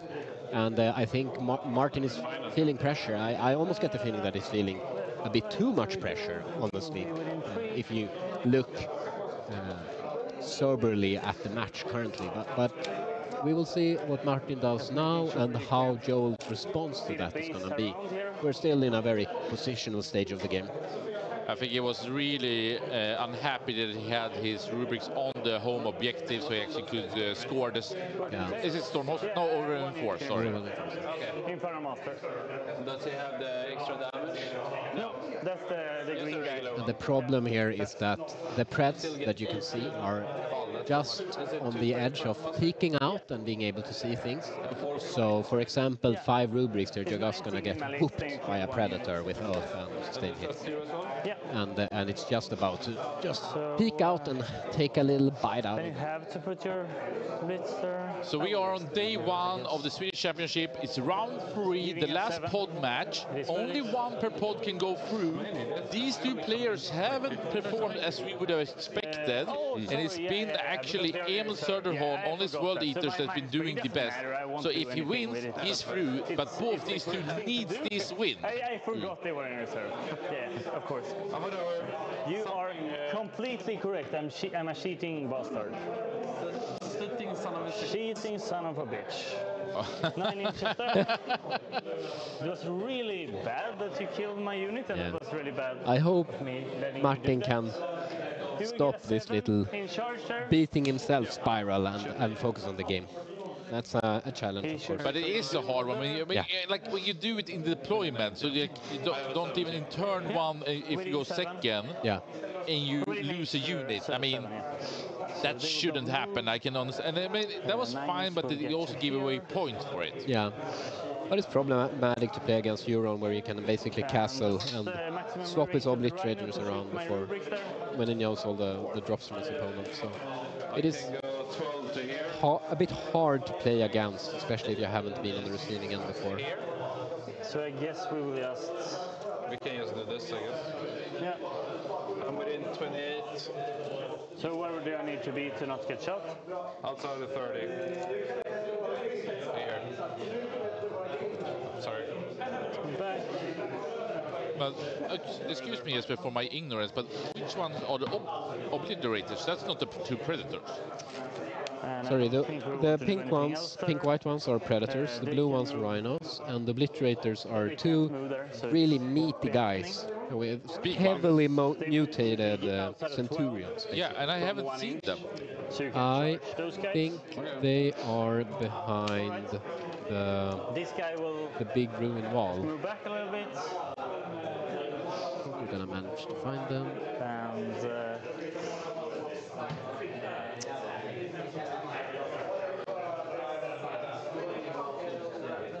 it's a nice sub-game to play. Find the obliterators. It shouldn't be a problem. Normally they're out in the open, just shooting every direction, right? Indirect abusers. to here. But they have a lot of direct too, right? Absolutely, but they can shoot in direct once per game. Yeah. Which is fantastic combined with those. They can charge me. Yeah, and like I said, I think Joel planned for this to have the option to pop a Rubric's God. I mean, it's not, like I said, it's statistically not that likely to do it with 1 Obliterator's God, but when it happens, it's fantastic. Seems unnecessary to be shot in this. Yeah, I don't really want to be shot. Like that. And there we go.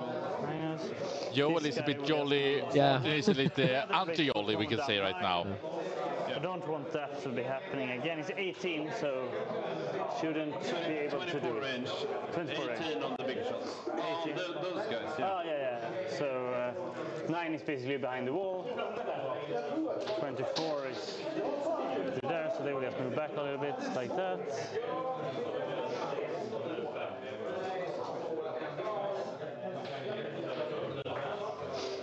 Alright. And he will just be there. Screening you out here. Can't go here. Can't go here, can't go here. He's pretty boxed in, even though it's tipping point. Yeah, I think he... I think you just gotta eat the Obliterator indirect, basically.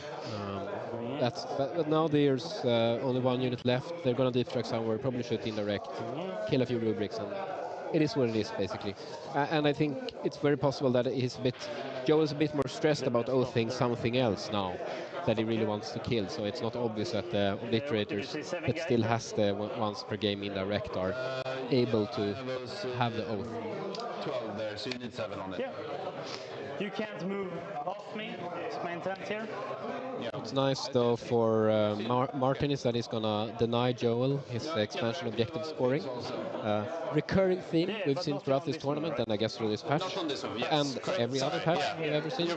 So I think Joel is only gonna get a 5 primary, which is it's gonna be a problem for him that he gets a 5 and has the first turn. But also, Martin's not going to be able to do this every time. Because he's going to run out of shaft units. But at this point, it also plays into Martin's secure no man's land area denial. What worries me the most is the rubric squad that is exposed in the middle. Time for Joel to draw some cards. He's going to get a 5 on primary. Okay. Bring it down, not fantastic. Looks like a sleeper to me. I'm up to 2. Can we zoom in on the secondaries? Bring it down and something. Toughness 4, 1 wound, 6 up 10 wound. Okay. We have 5 guys on there. Bring it down on sabotage. You get a 5 on primary. Yep. And I get 2 banner points. Sangors. Well, actually, is this a banner? I guess so, yeah. That's a 3 banner points then. Oh, right. 3 on secondaries there. Okay, so Martin got 13 points on secondaries due to all the banners. So he's on 23. Yeah, 3. It should be 3. My home and those 2, but they are not battle line. They're not battle line? No. So, yeah, so 3. It's 3, yeah.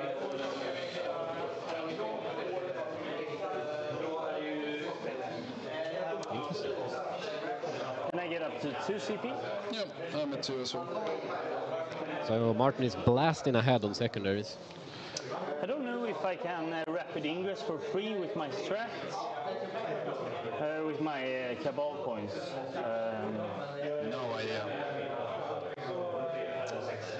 Read the rules or something. Yeah. Because you can use abilities in reserve, right? So should be able to do it. Maybe I can just ask Jesper about that. You can think about your turn.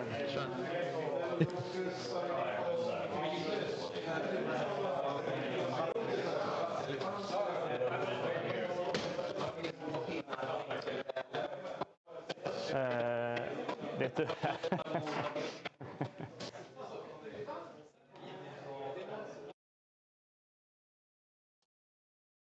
All right, so there's just a ruling here.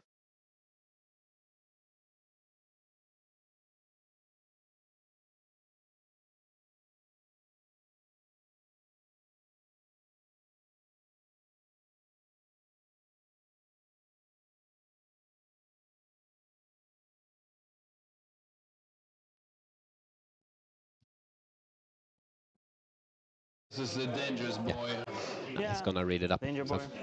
Danger boy.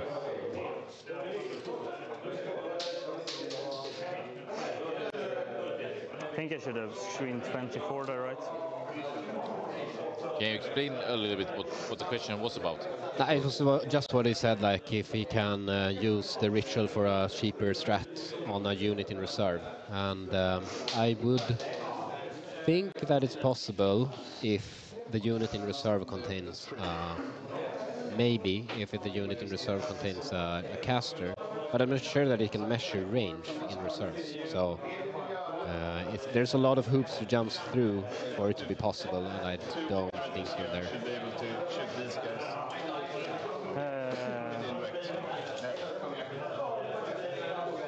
Double check that.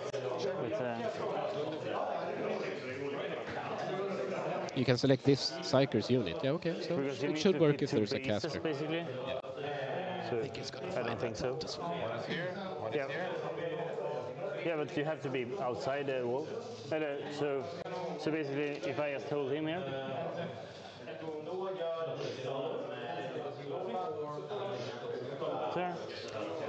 Paul, this is happening south of Stockholm in Haninge. It's only going to be one because In a pretty big risk. in a small house that's hired by Miniature Metropolis, very close to their affair. Vanilla Inferno Master, I believe so, yes. And this should be But we can. I think we should confirm that. I will get back to you, Paul. You want this line to be a thing? No, that line isn't a thing. Oh, maybe it shouldn't be. Yeah, I said that they were not getting shots. That one I will. Yeah, of course. But that's just stupid stuff, you know. We will get back to you. It's a very good question. So the mission is take and hold and raise banners. Ritual at the start of any phase. And also the deployment is tipping. Zero CP. Even if you already used the threat in this phase. Thank you for reminding us. We got halfway with improving the overlay. Now we have a way to display top of and bottom of turn, and soon we will also add the mission. That's true, but I think people want it shown on the overlay. If I can do a ritual with the unit. It's a lifelong learning. They are also slightly incorrect. It's raised banners, not foggle. Oh, really? Yeah. So you tell me that it's wrong? I will humbly tell you that it's wrong. Yes.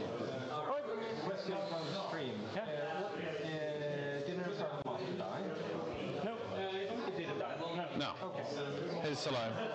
Okay, so no Infernal Master, right? Only the unit. Good enough. I'm a little bit... The Infernal Master loses his reroll wound support, which is very, very important for him. Or her. I'm kind of down to shoot him. It was so much fun last time. That was so dumb. Jolly guy. I actually measured it all the time, and then you just, the reader boy fucked my life. Playing bad on stream, doing bad stuff, bad people. Bad people, bad stuff. 24. I don't, because you had to be I'm thinking about, I know. We tried to fix the sound a bit. We've been working on it, but it doesn't really want to cope with us. A classic obliterator play. Yeah, you rolled really good last time. You did kind of stupid. And just for confirmation here that it is. Oh, ever again from you?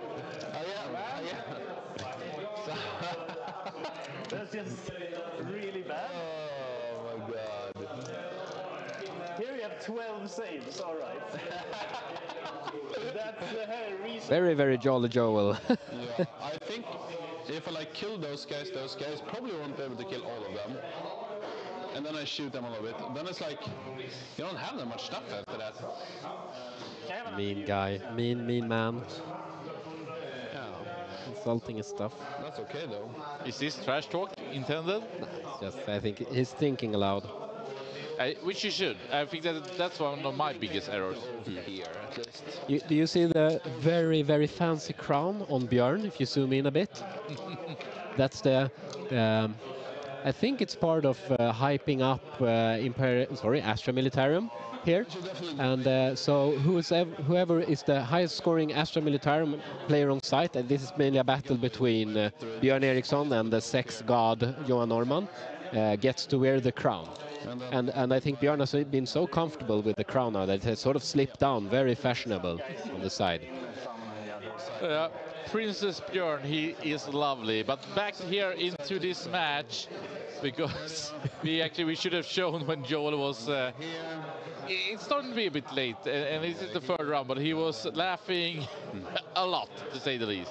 Something along these lines. So Joel is now positioning to tap out all the shaft that Martin exposed. And also there's the Rubrik squad that I talked a bit about that went out into the middle, basically. Quite far back, but still in the middle. And I think Joel is very tempted to give that unit quite the kiss as well. I'm not sure if that's the unit with the Sorcerer, which means that you can only shoot them within 18. But that could be dangerous. So we see here both actually on Twitch and on YouTube chats, people asking about the map. So this is actually the same map as we played round 1. Yeah. Tipping point, map 52 from the WTC, medium. It is from the War Master, this one. Yeah. But it's generated by the WTC team, obviously. Correct. So this year it was used in the singles tournament. Yeah. I can't remember which round in the War Master. It could have been from the Shadowrun, but it is from there. All right. Let's go back into the action. Actually going to try to restart the... Yep. Yeah, Ravitate, the Magnus is fantastic. All of Martin's models are incredibly pretty. Like, he spent so much time designing the conversions, and they're beautifully painted as well. You don't really get to appreciate that now on stream. Perhaps we can get some closer pictures later. But yeah, it's really pretty. Like, when he goes to a tournament in Sweden, it's like, yeah, just hand him the best painted prize, basically.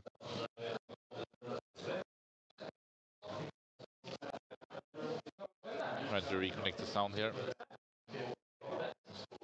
I'll fix the sound issue.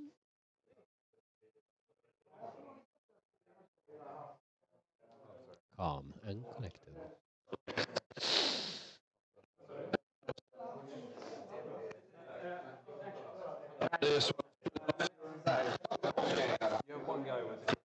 Yeah, so it's pretty small.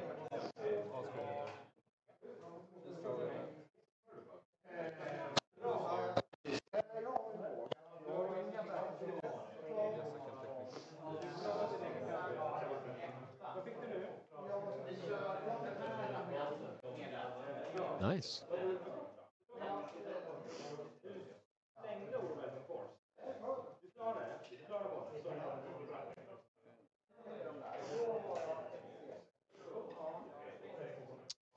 I'm actually thinking that maybe one of the microphones on Joel, but it looks pretty good, to be honest.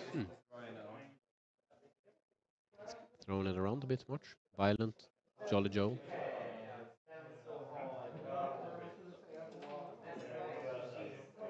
Looks guilty, like he threw away his microphone away. Does it change anything for you that I slightly longer range with? I have 3 more inches if I jump out with my dudes. Do you want to move back, guys? Joel, being a sportsman, realized that he mispresented his range a bit. It would be the same for this, but yeah, it's one Blaster Master, it's like 3 shots and strength 9. Giving him up, or offering him a bit. Probably just move them back 3, that's okay. Okay, yeah. Because I didn't think about the disaggregation, and I mean, I'm not gonna fuck you on that. That was my intent. So. It was crystal clear. It was crystal clear. Okay. Joel actually thinking a lot here on what is his next move. Is this Rhino coming along? Oh, Magnus will pick +2 move. +2 move, okay. No reason not to.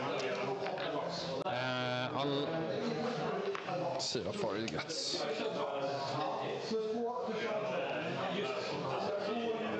That's good enough. Not on the objective. I guess I can move like so.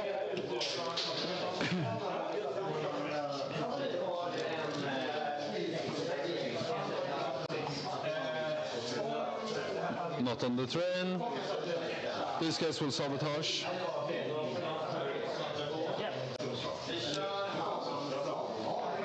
And then we start shooting. I will wrap it probably. Yeah. Then 6 for free strap. Sure. Just gonna double check, so this is good.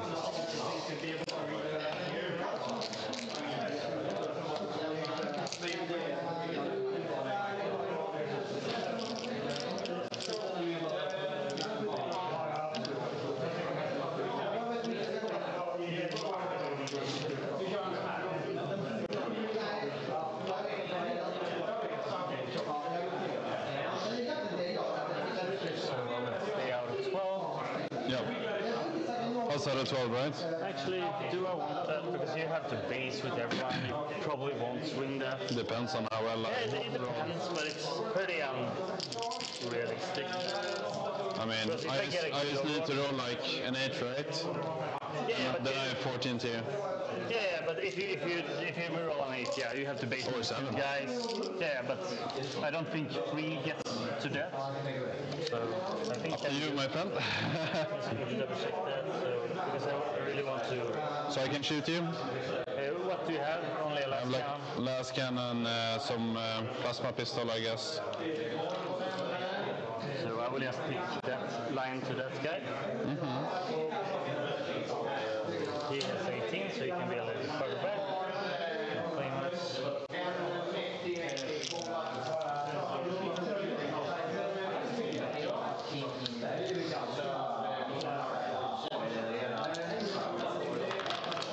Are you trying to be within 12? I don't think I will, because I don't think he will get me. Probably want Overwatch, maybe. So I will just be singing with that guy.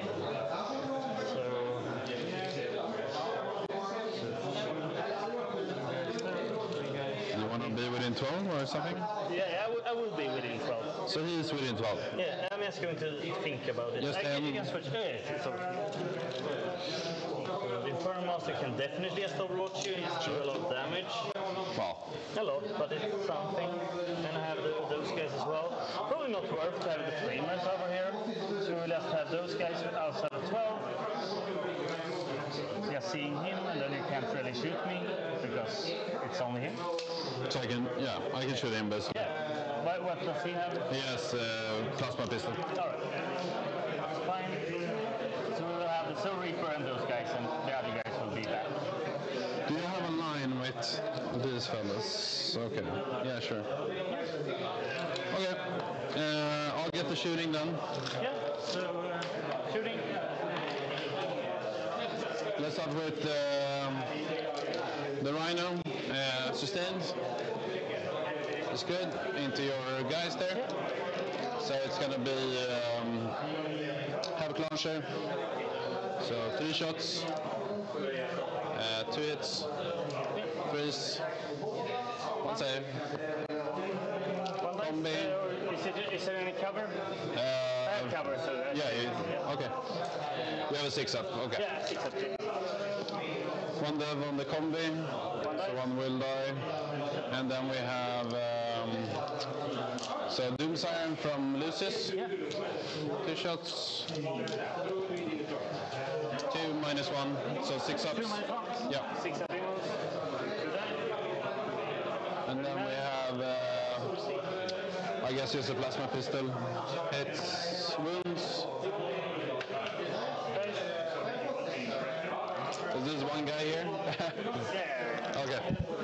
Yeah, we're going to town here, opening up the fire lanes. It's a really open mid, shooting it from both the left side with the Predator, from the bottom. Okay.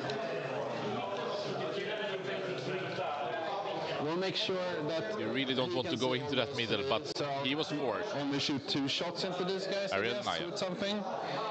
And that's going to be...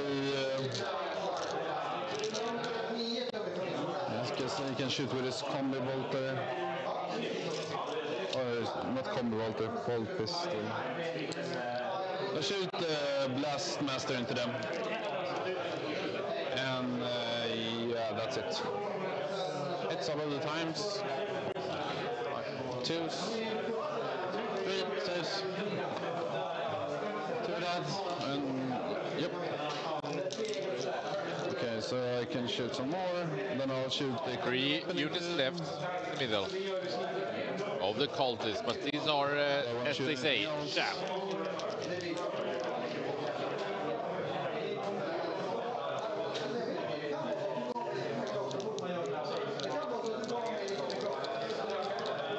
Now just let's do stand and then combi. Okay, now this is sustained. Now 4 dice. So I pick them so we can shoot them anymore. Right. I guess we'll do sustain into the Sun Boys from the Pred. Yeah. Or no, we won't do sustain. We'll just shoot him. Let's do autocannon. So smart. Twos. 5 AP2. 5, so everyone except this guy. Yeah. Last cannon. Hits both. Twos. 2 more saves. AP a million. Dead. Okay, so they're dead. They are so dead. Then I can shoot here, I guess. Yeah, with one guy. So let's do it. Hits. Wounds. -2. So 4 up. You good? Okay. Then I'll charge, I guess. Yeah, I will wait to Overwatch until you make your charge. Okay, yep. I'm in. Overwatch? Sure. So, Infernal Monster? Yep. 10. But this is damage 1, right? Yeah. 9, 10. Freeze. So, freeze, rerolling once. Yep. Looks very good so far. So, 5 dead wounds so far. Yeah, not bad. Rerolling once. And we flip that to 6, so 6 dead wounds and 4 saves, 82. You can do this too. Yeah, I can roll good. Okay, so one more. So that's So 8 guys. Yeah, so... Or 4 guys, Yeah, 8 wounds. so one left. Pretty good. Not bad. And we will have the Soul Reaper.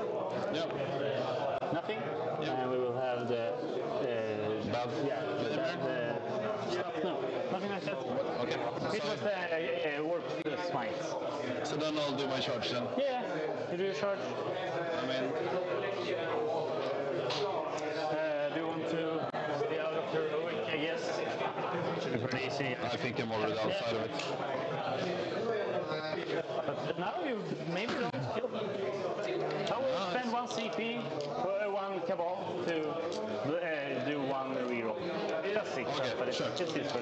Can you do it on this case? Yeah, you can, right? Yeah, but you can blank. Yes, on him or Yeah, but you can blank, right? That's no, not blank. Exactly. Okay, I will pop his hammer. Yeah. And so it's going to be 9 attacks? He will have 6 attacks. 6 attacks. Strength 9. Yeah. Okay. And then crit some 5 ups to wounds. And you dark pact or you can lose the squad? Yeah, but I have icon, so I'll do it. I'm fine. Yeah. Okay, so let's start with the fist. Yeah. You rolled. 3 hits. 2s. Rerolling to wound.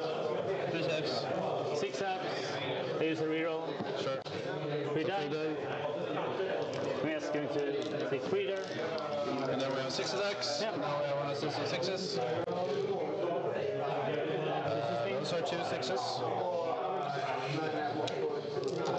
And then 2s, but 6s are more fun. How many remaining? I kill 3, right? You kill 3, yeah. So you have to... Okay, so reroll this thing, I guess. Why? Because I'm a legionary. You're an objective. Nice. So these are going to be devs. And then you have you have 5 because they're enhancements. Yes. So 4 saves. Yep. So I had lost 7, so I need to make 2 6-ups. Yes. To live. Exactly. Let's do it. Let's do it. Close. Almost. Then I will consolidate here. Yeah. Because I'm so smart. You are dead next time. Nah. Wow, that's a lot of damage. So angry with your voice. I think you're just dead, you know. And these guys are sabotaging. Yeah. So sabotage there, you will and I'll discard, bring it down for CP. So you can right here, and I can see, so I can see it a little bit easier here. You discard that, you will probably get sabotage. I won't be able to interact with that squad. So it's going to be 3. I got a 5. And I got a 5. They could have gotten a 10 there. I probably should. Sabotage is going to be a 3, and then discard bring. Alright. So I will get my Cabal. So now I have 18. Sure.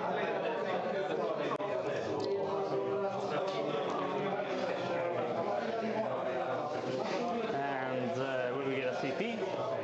Yep.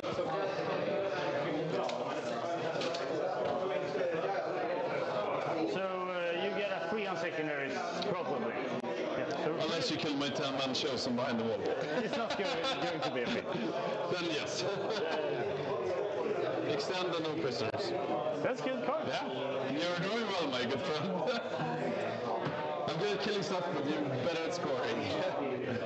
Yeah, and I go second, which is nice. That's also. So I could go out with Magnus and try to kill those guys. This is the 5-man with... The 5 legionnaires and Lucius. Lucius. Yeah. How hard does she hit? She has 8 attacks, strength 5. Damage 2. So really bad into Magnus. Yep. Yeah. Sure.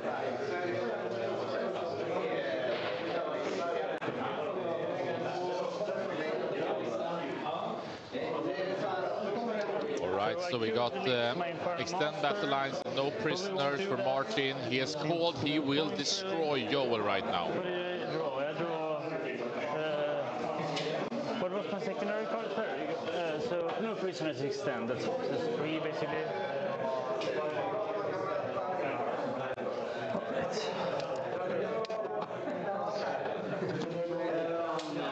So I will kill those guys. I will kill that.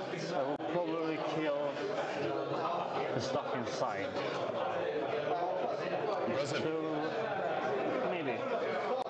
Because you can't really go out, so I can't extend the range with Arcane Vortex to 29. Should be pretty doable. I can have that guy. And if I do that, and Magnus can go here, kill that squad, I can get the Vortex piece onto the point. What's the OC here now? Administrators. If I kill this squad. If I kill this squad. Then it's going to be 6. 6. 2, 2, 2. Yeah. Just remember I have reactive move. Yeah.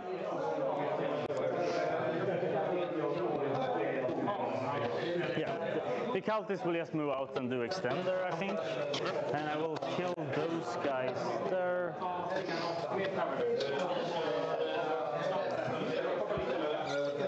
Double doom bolt with him. Pum pum. Martin is thinking through, but it sounds like he's planned out most of the action. Really good. Gotta have something. I don't think I really need to.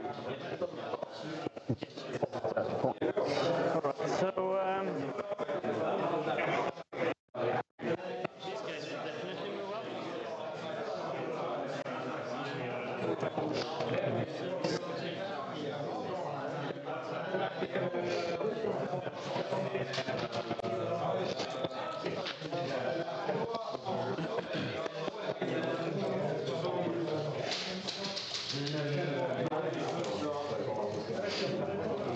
With a screen here.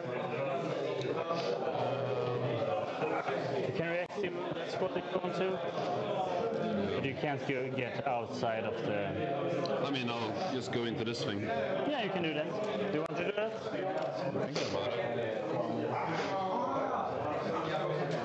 Can put it on me. Yeah, take that. Considering if he's gonna do a rapid ingress, I guess. He can't shoot you anyway, so it's going to change his there. Switch his there. No, it's fine. And I can kill those guys. We get extend, just block them out from there. They have to go around. Very cool miniatures across the board here from Martin.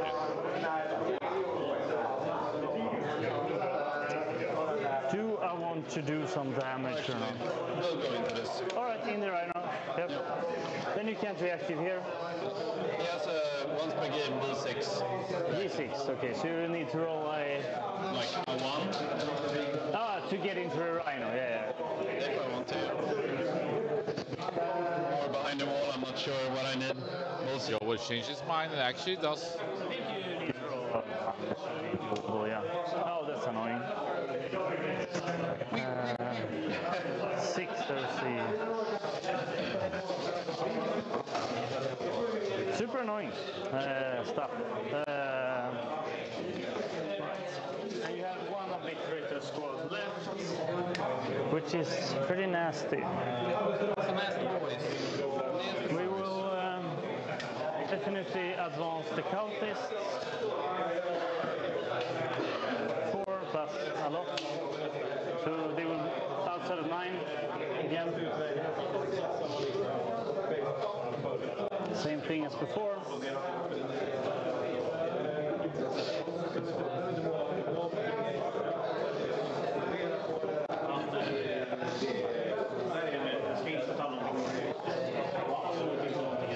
Let's extend. So I can shoot the rhino, those guys.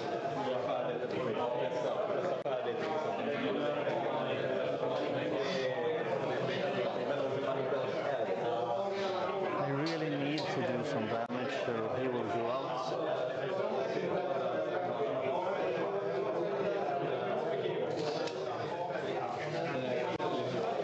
Martin have promised that he will kill Joel in this round, and now he's repeating that he needs to do the damage. It's very close. He moves 5, right? The Inferno Master moves 6. I am back with some updates. From the inside of it. Yeah. Let's see, it's very close. Yeah. We are in Martin going second here in round turn 2. He's called out that he will kill Joel in this round. Okay. And repeatedly said he needs to do damage. Okay. Exciting. But no regular flamers. I will kill you. I will do damage. I have some updates from the floor if you're interested. Maybe we can bring up the pairing sheet. Sorry, we can mute the players for a second. Nice Just and thinking calm. if we have it ready, but maybe we have. I think it's prepared, yes. Our dear friend Matthias has prepared it for us.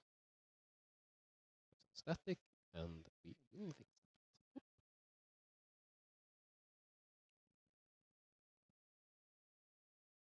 Game off. So, I believe this is the current matches. It is indeed, yeah. So I took a tour around. Björn and Andreas having a very nice game. They know each other well, and they play both armies, both of them. So I think everything is crystal clear for how things are going to turn out. I think, game-wise. Otherwise, they can't really make a call on who's ahead. I think Holm is slightly skeptical. So I would say that Björn is on trajectory to win that game. And these two players are 2 of 5 players who are undefeated right now. Yeah, and they're truly strong players in the same pod. So whoever wins that game is going to go into the semifinals. 100%. Then we have Richard versus Patrick. That game hasn't really developed enough for me to make a call, and it looked like they were very into their first round. Matthias and Pontus, very interesting game actually. I feel like Matthias has put a lot of pressure onto Pontus, and I think somewhere here is where there is going to be a slight problem, the fact that he's committed to so much points into Lancers, which is not going to help him at all into Accursed. But on the other hand, this is how all of Matthias' matches have looked, with him being at his opponent's throat turn 1 or 2. So I'm not sure that I can make a call, but it's looking a bit rough for Pontus for now. And Pontus is undefeated right now. He is, yeah. So if Pontus gets defeated, then that's a true upset in that group. I will talk a bit more about Axel and Dog's matchup soon. Then we have Sebastian versus Norman, where Norman made like a slit my throat sign. So not looking good for him, is my interpretation. Also a bit of a throwing some spice into that group. And he is also undefeated, so if he would go bad against Sebastian Larsson, yeah, interesting. Yeah, Sebastian might open the floor for someone else to move up. 100%. Then there's Anders versus Victor. Also, they hadn't really killed much as I watched the game, but I think the plan to stand on objectives and tank damage is rough against Thousand Suns, even though they have Mortal Wounds protection and Freedom Pain. But on the other hand, the pulse to make forced leadership tests in the command round for Thousand Suns is a huge problem, because then the battle shock units aren't generating Cabal points. So how Anders rolls his battle shocks on that turn is critical for the game. So I think we might have a better idea soon. Yeah. Then there's Axel versus Dog, and that's the Exorcist shootout, basically. They're just lobbing projectors against each other. From what I can see, Axel is getting help from the fact that he has 3 versus Dog's 2. And from what I could see, he had killed both of Dog's Exorcists, actually. Wow. Yeah. So I would expect Axel to come out ahead there, but we will see. And perhaps Axel might be saved also by how the Pontus versus Levine game is going to turn out, but we will see. Spicy. Very spicy. Then there's Emil versus Saki. Emil hasn't killed any Dread Knights so far, and he's looking a bit scared. So also Saki is killing quite a few, not of the important units, but he's picking up Jackals left and right. So that will impact the current match that we are watching, and we should go back to that one. But thank you so much, Jesper, here for the update. As we are in the 3rd round here, we have Joel Larsson versus Martin Hultgren. Martin going 2nd here, and it's his turn 2, and he has promised to kill, and he needs to do damage here. He did a bit of a misplay versus Joel with his positioning, and he did get obliterated. Yeah. And now we will see, can he strike back? He haven't done much so far, so this is a key round. Kill this, if I kill those guys. Have you updated his primary score? Probably not. Okay. You have this squad who will do nasty things, but they won't charge me here. Really, you have to roll really well to do that, and that's super risky. So, and Magnus, does he afford to go up here? Because you have to move around as well. I would think that he got a 5. Lord in that unit with 3 that puts him at 28. No, 5 is wild. Yeah, I don't know if those 5 plus 5 the secondaries. Okay. So not 5s. Only on 5s. But I'm not sure. Plus 1 to wound is not a thing? No.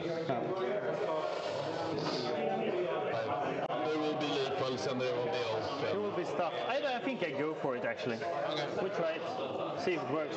So I will move up He's confused because Emil Söderholm, who's currently playing, he was in here looking at the stream and was already done? You haven't done any damage so far. Oh my god, he's scouting his opponents, adapting his plan.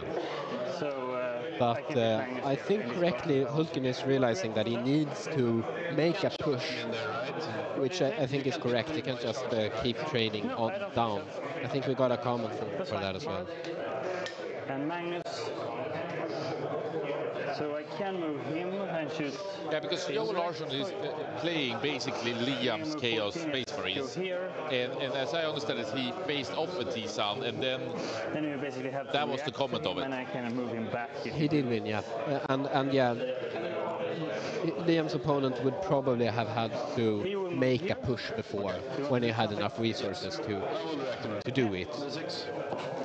And for people at home who are not so familiar with the international scene, Liam from Belgium, seen as one of the strongest players in the world, didn't do well at the WTC this year, but then now in Vegas, who just was here, was it last weekend? Yeah, in London. In London, LVO in London, of course. Did an amazing performance. Yep. And then Magnus will just move here. I can shoot him. Yeah, then I think Magnus will just move here. Here comes Magnus. The king is developing. I can see things. Or should I just move there and pop? So if I move here, I can see the obliterator. You can't overhang the ruin. But I can just move here, right? So. But you can. Your wing is over the ruin. Alright, so like that then. Okay, so I need to be here, right? Basically. Yeah, if it's possible. Yeah. If it's possible, it's possible. If it's not possible, it's not possible. Alright, so I guess I could just move him a little bit like that. Because that was my intent to just be here. Should be doable, right? Or can I can't overhang his hand, right? Not actually, no, but so this is Inchhammer at his prime. He moved 12. So. But it actually is important, these things. But he also spun around, right? maybe it's fine anyways, but... I think it's fine. Okay, sure. I mean, I don't know if I want to do it, though. It's and that's one of the cool things with the red, that many have actually an extra base plate just to measure because he has so many possibilities. I think that's something that Martin should have. Yeah. Can't convert and paint it beautifully though. That's his problem. Yeah, having two of those would be crazy. And then I have. What did you say, Jesper? I did interrupt you. No, I was just going to say that he can definitely play a bit with Magnus. Like Joel can't bring him down only with shooting from the predators. If he gets to do like close-range shooting with obliterators, throwing a grenade, getting some chosen in, then Magnus is going to die. But you can definitely show him and take some shots.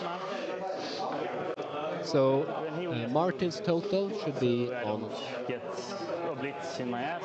27. Should be good. I think it's 28 actually. So we're on point there, and Joel should be on 23. Due to scoring his sabotage. He's expected out of it. It looks fine, right? I think it's fine. All right, like that. Do we need to ingress? Yes, I will ingress. Let me ask you to double check. Just thinking my turn here a little bit. So double move him back probably. I can shoot a rhino with this guy. I feel that this became complicated for Martin. He was very sure he would do all this damage. I think he can do, but not sure. Yeah. I mean, Magnus is standing in the back now. Can't shoot, can't charge. Yeah. We have one CP remaining. If you want to do that, I think that's fine, because they have a 2-up save. I get cover, right? Against him. Yeah, you get cover. The only way to ignore it is to use the indirect strat. Yeah. I think I want to stay here. Because, I mean, Magnus, he's not so aggressive. And you said, Chad said, he said he needed to go to town this turn. And Magnus is standing and hiding on his home objective. Yeah, he can shoot indirect though, so that's what I'm expecting. So, what do we want to Will that be enough? Probably. Doesn't hurt his output that much with the reloads. But it's going to cost him a lot of CP. Use one doom bolt and 2 double moves, which is probably what I will do. And I mean, he have 2, I believe. Double move him back. Can get more in. No, I think he has 1, to be honest. Want to really though. I will probably use a free strat. Yeah, that's what I will do. 765 is 13, 18, so that's everything. So probably a free strat and 1 double move and 1 doom bolt. Free spending in there. Yeah. So he will just move back.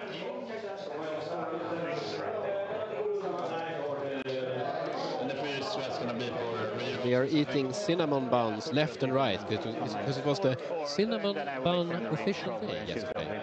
Probably. Depends. And talking about days, actually something I completely forgot. Today is actually the Warhammer day. Yeah. So we didn't celebrate that. I haven't really checked out what Games Workshop did, but today is the official Warhammer day. Congratulations, Warhammer. What an amazing day to also celebrate the Swedish Championship here. One more, no more double move. Interesting. So doom bolt time. We will doesn't look like a new patch though. That's what we hoped for this tournament.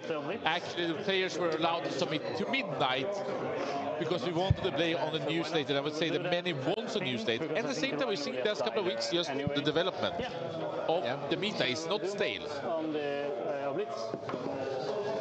and we get to see a bit of old versus new here already. And then we will shoot. We will shoot the Mutolis into the Rhino. Yeah. Funny gun. It's a big shot or whatever. Hits.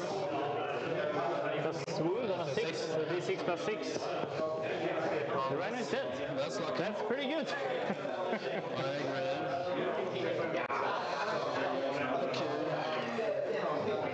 I agree.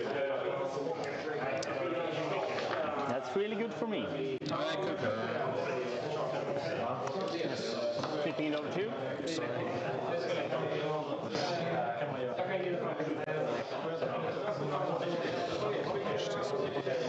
Can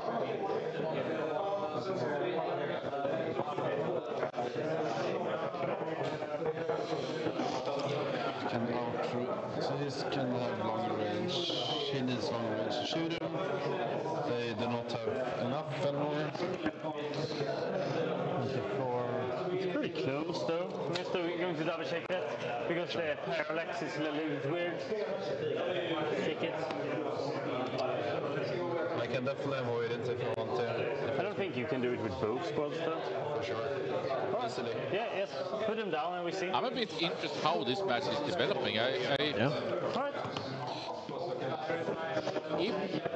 If Martin can do this damage he promised and needs to do, I feel that it's going pretty much in Joel's direction right now. I mean, it's not like you're gonna see me anyway, so, right? Yeah, we'll see. You are in the terrain, right? I am in the terrain, but you have to see through this thing. All right, yeah, you can move those guys on the other side there, basically. Yeah. What's dangerous is that you can extend the range of Magnus as well to 9. Of course. It's insane that you can do that, actually. Can do everything. Mortals on the Legionnaires, fine. Mortals on the Noise Marines. Takes 1 damage. Yeah. So the Vortex pops the Rhino, makes some damage, but not too crazy. But they are out. They are hamstrung. Indeed, now they're stranded where they are, basically. And he doesn't have a Rhino close to it. He has it at the top, so it's not something that can roll up for them to escape into either. No. It's only the Noise Marines, basically. Yes. Yeah. The next Vortex now is just having an open line of sight into them. It's good time to be a Vortex, please. I have not used anything else. I should have no, a reactor mode. So 2 CP. Yeah. So this 6 plus 3. Sure. 8 plus 1. 9. 3s and 2s.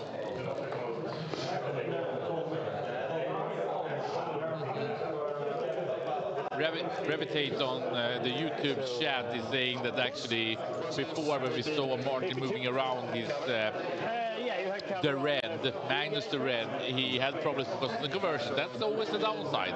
Yeah. I think Jesper, you don't play converted. I do. Have you seen my Magnus? It's quite cool. It's not my, obviously it's Matthias who's done the conversion, but I am a co-owner. I always do the easy part. I can dry brush, I can apply layers, I can attempt to highlight and have Matthias redo it afterwards. And then I am also able to wash. That's my expertise. So Magnus has to extend. I am his factory slave when we make our armies together. I can extend with those guys as well. It's amazing that part in just the painting and the assembling part, and you guys doing it together always. I think it's pretty cool. Yeah. We've been sharing armies for 18 years, I think. It's crazy. Yeah. Like when I came back into 40k, I asked him like this, would you like to reinvigorate the deal we had where we shared armies? And he was like, did it ever end? So. He knew you couldn't stop. No. Okay. Yeah, Magnus will spend a strat. So 1 CP because 3 strats. I think Martin is doing a lot of damage here, and he still has he has his Mutalisks, he has a solid chunk of Cabal generating rubrics, and he has his Magnus. So I think Joel is very far from having this game. The damage is coming in right now. Blitz. Yep. 3. Pretty good. Jesus. 9 big juicy shots. This is gonna hurt.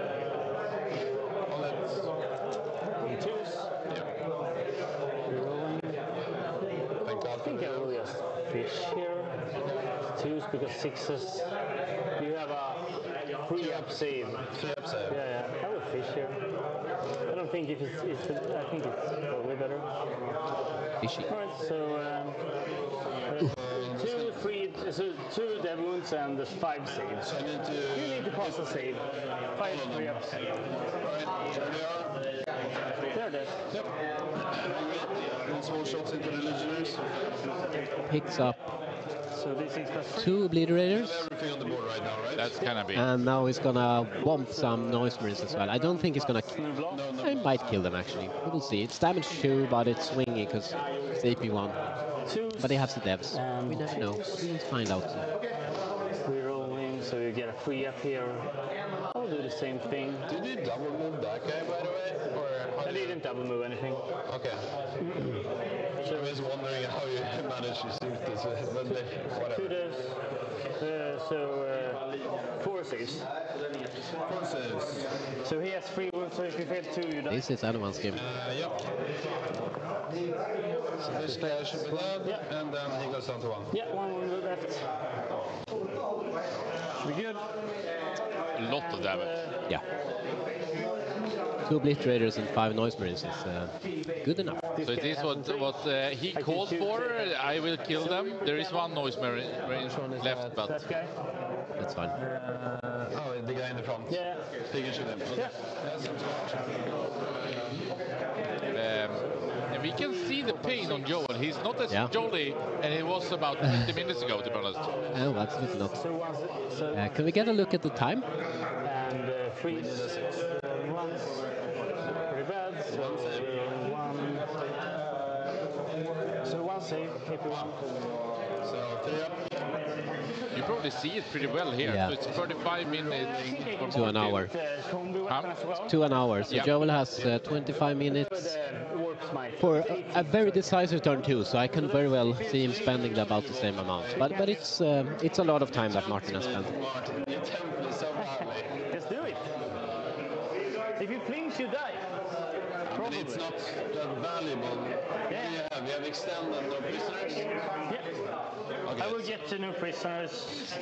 Pretty good. Is Joel trying to talk him out of it? To 1 point on I don't know. But you have 0 suit. He's auto dead if he moves up, but you can charge me through the wall, but it's a little bit dicey.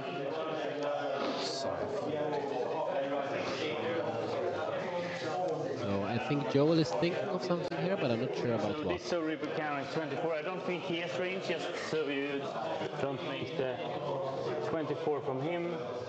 He can shoot those guys, but not him. Actually, maybe he can shoot him. Can see him. Just double checking that. I think I can. Is this 24? Yeah. Okay, yeah, you can shoot. Okay, he's dead. So he's dead. Nice. That's my turn. I will get 5 for extend and 5 for no prisoner. Yeah, you can add 10 points for our friend Martin. Put it over to you. Oh yeah, it's all right. I'm gonna get an 8. Okay, I gotta sit bit. You're losing 31. Put back your Trentis. And yeah, so this is we'll see how Joel manages if he can deal matching amount of damage, because that's, I think he needs to at least kill the Mutalith and pick up 5 rubrics and an Infernal Master for in order to equalize.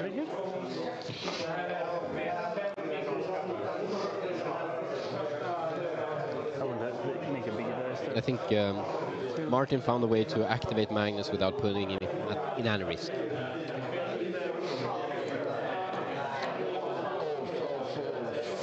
100%. I mean, that was... I didn't really get it.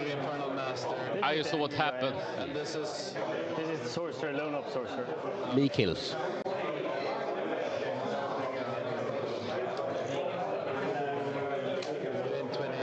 to this guy and not that guy.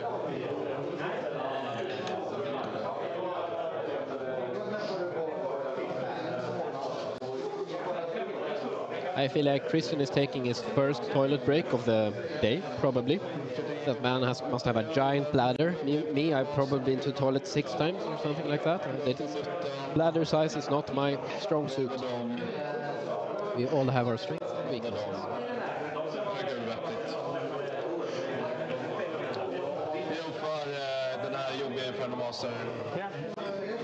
And now he's slipping up, talking some Swedish, but they are hopeless, these people.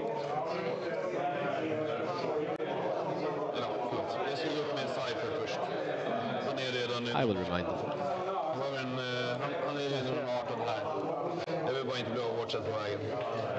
viktigt. Okej. Ja, absolut.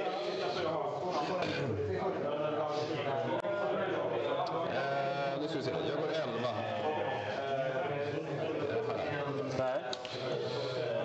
English. English, yeah. Sorry. Inglés.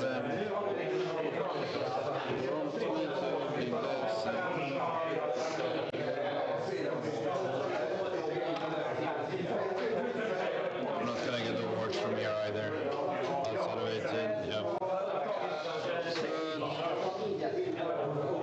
I can overwatch with that guy there. Which guy? Those guys. You're almost taking the tape meters as sabers. Or is it chainsaws, maybe? In your turn. You use the free strats. That's true. And then you score 10. So that's impossible. Yeah, that's impossible. Yeah. I don't know why I have. I probably have forgotten. It's all good.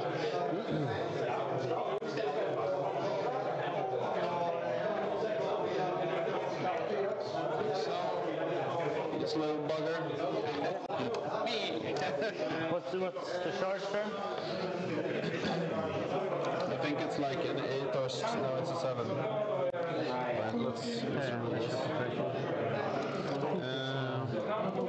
think it's a 7, right? Yeah, it looks like a.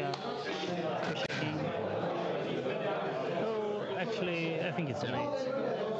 It should be. I think it's an 8. Right? It's not an 8. Now you're pushing your back. All right. Okay, 7. Sure. This is an important charge. It would be really nice if you missed that 7 in charge. I hear you. That's really bad for you if you do that. I agree. I completely concur. But you haven't missed 7 in charges before, right? Well. You never do that. No, but I missed 6 in charges. I believe that Johan drew. What if we have balls out here?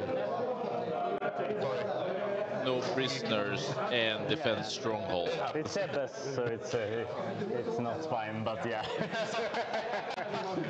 It's a fantastic match. Both of them are kinda in a good jolly mode. To try to snipe these fellas. You can do that. I can do that. Right. We're definitely going out here.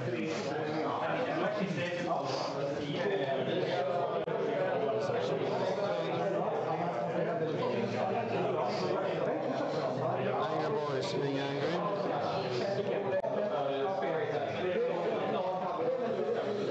Good dance for these fellas. So Joel to the left is going around here in the Swedish jersey, and we have Martin Hultgren here in the grey jacket. But let's say that he's T-Sons, they are everything else from grey. It's going to be an 8 because you have to message your base. Right? Yeah, absolutely. Yeah. If I want to charge him. I can overwatch with him, but it's not that good. I have the Inferno Master as well, though. I can do it with him. That's also fine. Yeah, I probably would do it in the charge phase. I think it worked.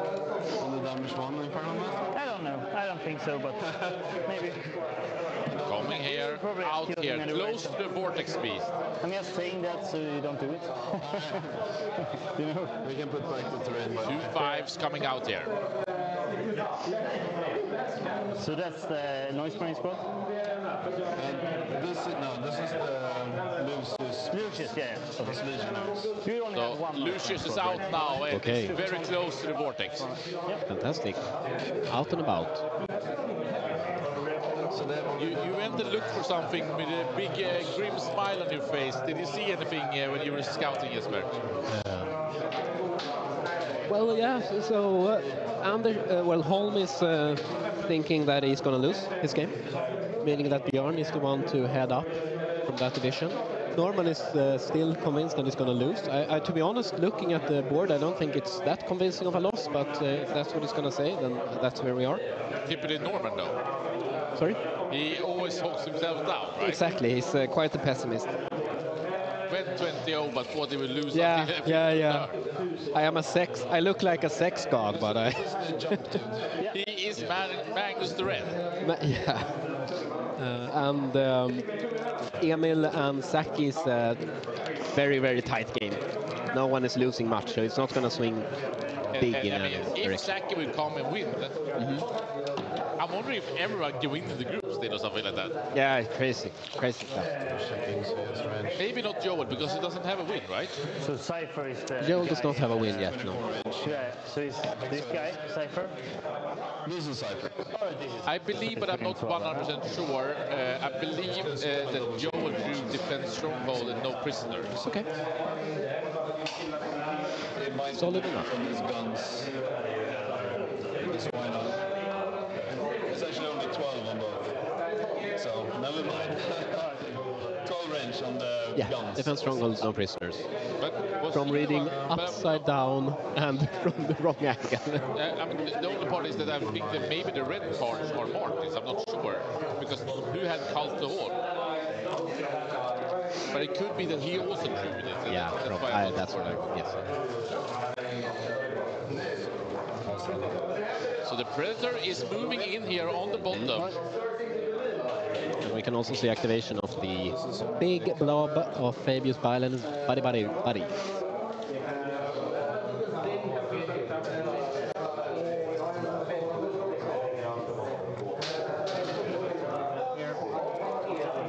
Coming in here, the Predator lined up.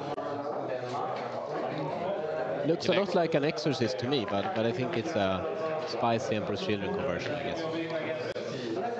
I believe so. Yeah, that's organ pipes on top Five from on the the Exorcist. advance, or That's cool. was the advance for him? Yeah, because he went to double check, so he didn't overmove there. So it's going to be from this spot, right? Overmoving. No overmoving here on his watch. Yeah. And I think it's a very important point too. If you have a friendly baseline, much easier to take these discussions. So no one is annoyed by him. Okay, Joel is trying to tear down our building. Yeah. Fixing it. Yeah. Pull down Joel Larsson. You are supposed to wreck your opponent on the battlefield, not the studio equipment. Probably out of contention as well. So Perhaps we should remind him. it's an awesome time. Having fun. Like it. Warhammer. This guy can actually get out. I'm not so sure about this guy. Get him out of here. So. This is behind the base. Joel's time to lick his opponent's blood. I will kill him. Quote of the day.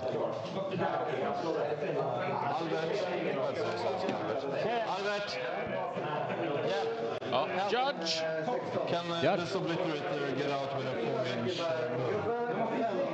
Does he get to the other side of the wall? The other side, which one? This one? Yes. Alright. So we have 4-inch move. 4-inch move. Looks like so, yes. Yeah, that's good. It looks like it just gets And he can move to that spot as well, because otherwise you lose coherence, right? Yeah. The other one might be a bit. Because I think he has to move here, and then the coherence will be quicker. At least I can shoot. We're down to the inch hammer right now, and every inch matters. And it matters right now, the millimeters. Hashtag every inch matters. But it's that you need to move through the terrain and on the outside, but you also need to stay within 2 inches of your unit. Yeah, and with the obliterators, it's very important to pre-measure this and plan it out a couple of turns ahead, because they only move 4. And they have big bases, right? Exactly. 40 millimeters. I don't speak millimeters anymore, so. Okay, but the bases are in millimeters. That is correct. I don't speak bases. That's base. It is what it is. Yeah. So you can pick Do you think that it should be changed to inches? I think it makes 0 sense to have both in the same game, but maybe it's some kind of model standard that they're adhering to. I have no clue. Adjusting to the world. get rid of the freedom units would be my suggestion if I wasn't sure. Might go in there. maybe. I just like this that it balanced like 1 inch, 2 inch, 3 inch. Otherwise, it could be like 5 centimeters, 10 centimeters, and it becomes very wonky. How is it wonky? Because if something has 1 inch or 2 inch or 2.5 inch, I don't think there is halves anymore. Okay. And what I'm saying is that 2 inches is like 5 centimeters. Okay. But why is it not? Why is it 5 and not 6? In inches, it can't be 6. 2.1. Okay. So I think there is some balance that the inches creates how they have done the game. Okay. Yeah, that is true. Yeah. Yeah, it would probably. Yeah, I see what you're getting at, but the freedom units need to go.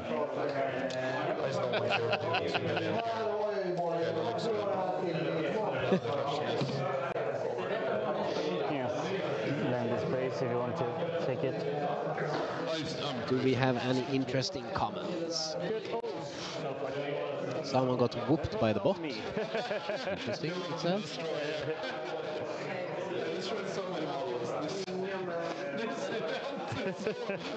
Just smashing models to the ground.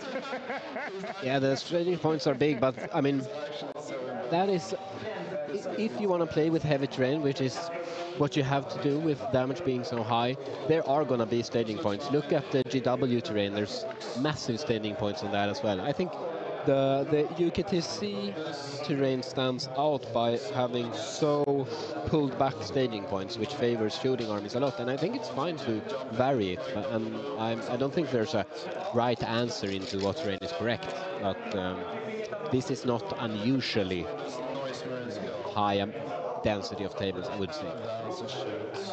Might be wrong. I really like here the Predator in the bottom, we have the Predator to the left, we have the push in the top. I kind of like how Joel had utilized these Predators, and they are good on this map, I gotta say. Yeah. But at the same time, maybe he is behind right now. Yeah, I do think so, yeah. Time to fuck you up. That was English at least.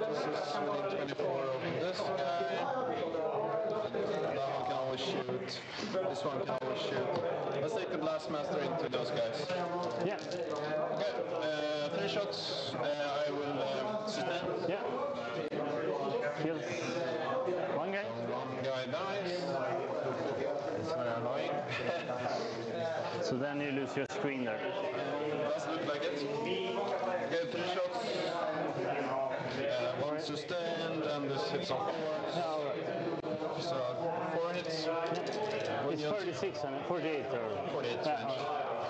Within 2s, 4 saves. Pretty good. 4 5 ups or AP. AP 2, I think. So 4 ups. Yes. Kills 2 guys. Yeah. Just double check. Nice Marines, Mage Weapon.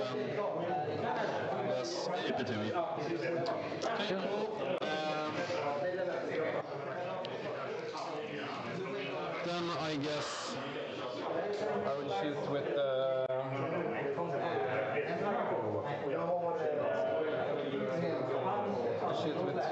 this guy. We'll do the Havoc in here and combi weapon, and then we'll do the toughness 10, right? Yeah. We'll do the auto cannon here. Yeah. Was it 24 on No, it's only 4 shots on this guy. Okay, I finally were able to fix Joel's voice because he has been cracking up more and more. Okay, so let's start with the auto cannon. Yeah. 4 shots. Oh. Larger than life. That's 3 extra, my friend. That's reasonable stuff. 2s. AP2. 5. 6. You don't have cover here. From him? I can definitely see your entire base. Yeah, probably. Yeah. 6 hits. Should put them in a little bit. 6 saves. I should roll here. I always forget. Oh, he adjusted to himself. Nice. Impressive. Yep. 2 dead. 2 dead, 1 time. 3 dead. Dice. And What's this? Is this the... This is damage 3 shots. Yeah, because you... Yeah, 4 shots got 6 hits. Yes, correct. Alright, so 4 ups on him. He's fine. I should also do the hazardous, or you know what it's called. You're fine. Pact. Okay, 2 last cannons into the same guy. Oh. 2 miss. Yeah. Oh, that was bad. 1, 2, 1, 1. Guys. Yeah. I think I'm within 12. No. So, Havoc. 6. 3. We have some score updates. I think it should be, we're probably a bit in the wrong, so Joel should be on 33 and Martin on 32. Apologies for the confusion. And then we have the combi weapon into them. 33 on Martin. Okay, and 32 on Joel. And that's Martin going second. Then this guy.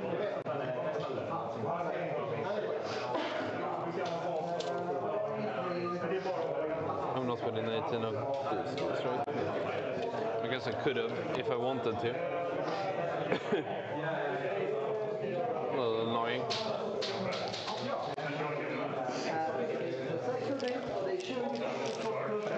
Let's do the combi and the havoc into here. Yeah. And let's do the big shot into last into this guy, and then the auto cannon here. Alright. Okay, so last into the disco sword. Yeah, sustain the course. Yeah, it's fine. An extra, and then 2s. This is on the disco sword. Sorry. Yeah. Probes. Takes 1. I can't blank that. If I want to. You need to roll a 5 to kill me. Does he have 6 wounds? Yeah. Doesn't it? Okay, that's a lot of wounds. It's a lot of wounds, my friend. It's really good. But you can't shoot me with those guys. I have like combi weapons and shit. So it's not worth it, so you can just do your thing. Okay, so rolling. Yeah. Take 4. Yeah, 2 left. And then we have the Infernal Master. It's gonna be the auto cannons. 1 extra, 1 miss. Predator taking their toll. 5 saves. 4 ups. I will flip 1. So I will and he's dead. And then he takes 6. Yeah, I could take. I could blank it. So this is a flip with his ability, and I could blank it for if you want to. It's probably not worth it. So you have. Oh, it's on my time. Okay. Yeah, but you're thinking a lot on whether you should blank or not. Yeah, sure. So how many guys can shoot him? So this guy has not shot yet. And you can see him? I think so. Now they're standing on top of each other. Doesn't look like it, right? Maybe? I don't think so. So what's the other guys? Okay, sure. It's gonna be... He doesn't have one. He has a combi weapon. Or no, he has a plasma pistol. In combi, have his bile, has 18. And he can't shoot the other sorcerer. I will just kill him. Okay. And the other sorcerer has 3 wounds remaining, right? 2 wounds remaining. 2 wounds remaining. You did 4, right? Let's go let yes. play out this out. Blast Master goes into him, this goes into here. Yeah. As a Blast Master, we're gonna do 4 sustains. We're good. And 3 shots on 4s. 1. And nothing. Not rolling hot right now, Joel. And then we have Sonic Blasters, which is, I think, 3 or 4 shots, but I'm not sure. Yeah, I played really bad. I didn't need to go out with that squad. I don't know why I did that. I just overkilled. I didn't think I did do. Oh, he's beating himself up again. Poor Martin. Yeah. And then here's into the cultists. Yeah. 1 extra. 3s. Yeah, 2 saves. 2 saves. 6 ups. 1 lives. 1 lives.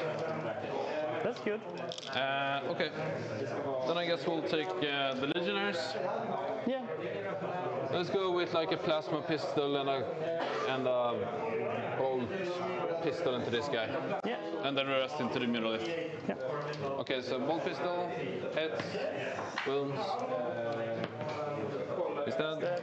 You got a CP? 2 up. Whoa. Then I can Overwatch.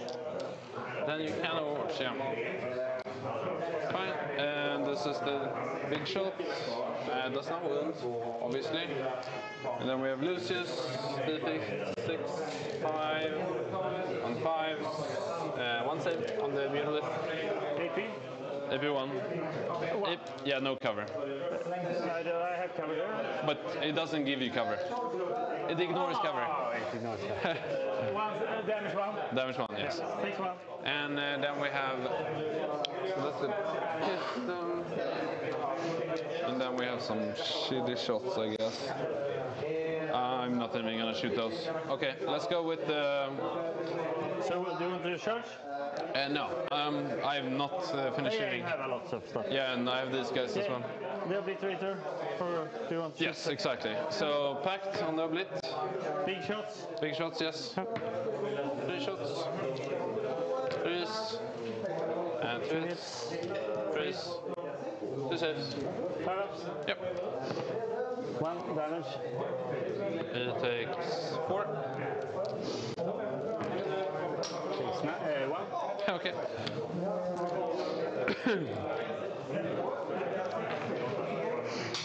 Fabius. Fabius Vine. 18-inch range. I placed myself like a...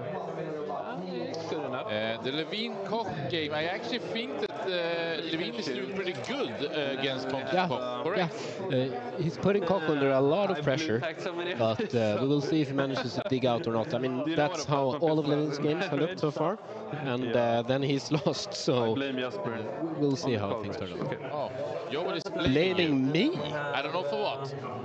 Bolt pistol or a bolter. And then we have... So what's the range? 24 on the bolter. He asked me what I would play at this tournament. My answer, Chaos Space Marines. He didn't ask me, should I play Chaos Space Marines with 0 reps? Plus not him, I guess, because he has... In the fashion of Jesper, you can't help that he is not good in it. Exactly.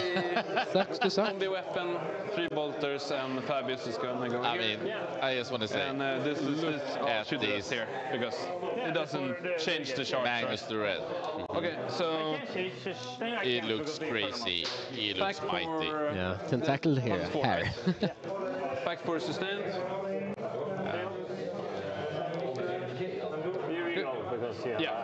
Icon. Okay, so we have the bolters, gonna be 6 shots. Rolling outside again. Fantastic. Hit 4. At least it's in English. He's rolling in English. Take 1. English dices. And then Fabius Vile. 2s. 1 save. -1. And then we have the combi weapon. Let's look at the time now, because Joel is catching up in the race to the bottom. We can see that it's 32 minutes on Martin and it's 39 on Joel. And then now we have the shots here. We're also going to shoot there. Reasonable. So here's 1 plus. But this has been a slow round for Joel. That should have been a bit more, maybe direct, or? Maybe, yeah. But there's a lot of hard and interesting pivotal decisions. So the combi. Not unreasonable. Hits. I should roll it here. Save. Take 1 damage. And then we have the combi. 2 hits. 1 damage. So 1 rubric dice. And then we have those guys. They're gonna shoot everything into your disco stork. Into this torch, sorry? Yes. Sustain. Good. So that's gonna be 2 combi weapons. No hits. And then we have 1 bolter, hits once, doesn't wound. Then we should have 2 plasma pistols. If I'm not mistaken. Yeah, 2 plasma pistols. Nothing. And then let's check what Euron shoots with. Yeah. I believe he has a pretty nice flavor. 6 Doom Siren. Tyrant's Claw. The Jimmy here on the Veizla Discord, we did have a pretty big walkthrough like 15-20 minutes ago. Yeah, no cover. If you have any particular match that you're looking for, but we did do it, so if you scroll back maybe on YouTube with the rewind, you can actually see that one. I think we're in the charge territory. Let's start with this charge. 7, I yeah, you can roll your charge first. Absolutely. Ah, fuck. I will CP, 2 CP for the... Sure. There you go. So you have these 3 can shoot, basically. Yeah. And we see here Jonathan Slade, Jonathan, who is one of Team Sweden's captains together with Jesper.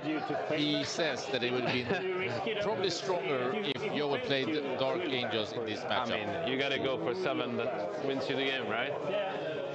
If it wins me the game, I'm not sure, but it looks pretty good, I think. It's good for you. I think I need to do the damage now because you just stay there and be annoying. Yeah, I will do it. Okay. I don't know if it's worth it, but it's a lot. It's kind of a lot of damage, maybe. Okay. Aerial wounds as well, so. So he has the highest damaging one. What's that? The Warp Smite and the Flamer Pistol.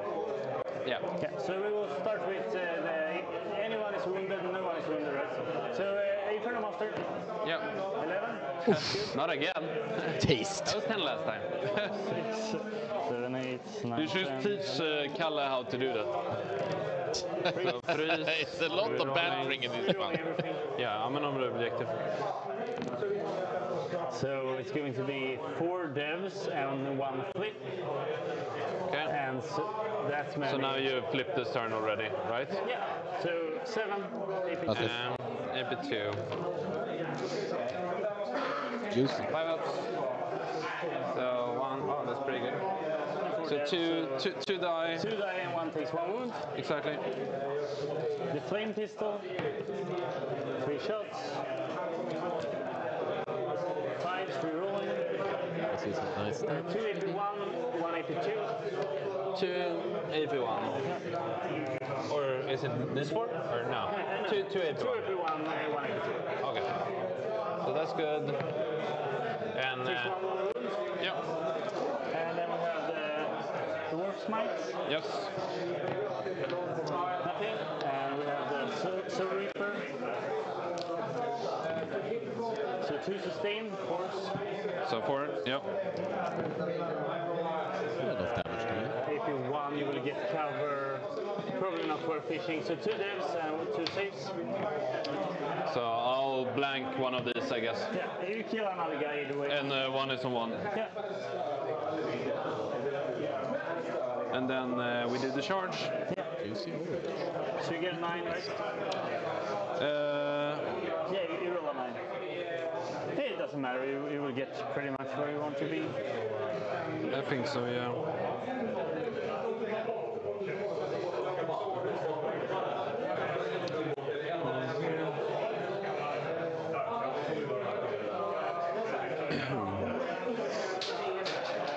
It's really nice first points with the redeploy and the advanced charge and the reactive move and everything. Fantastic. Fantastic. Indeed. Okay, let's do the Legionnaires into the middle. Yeah. 7 is good.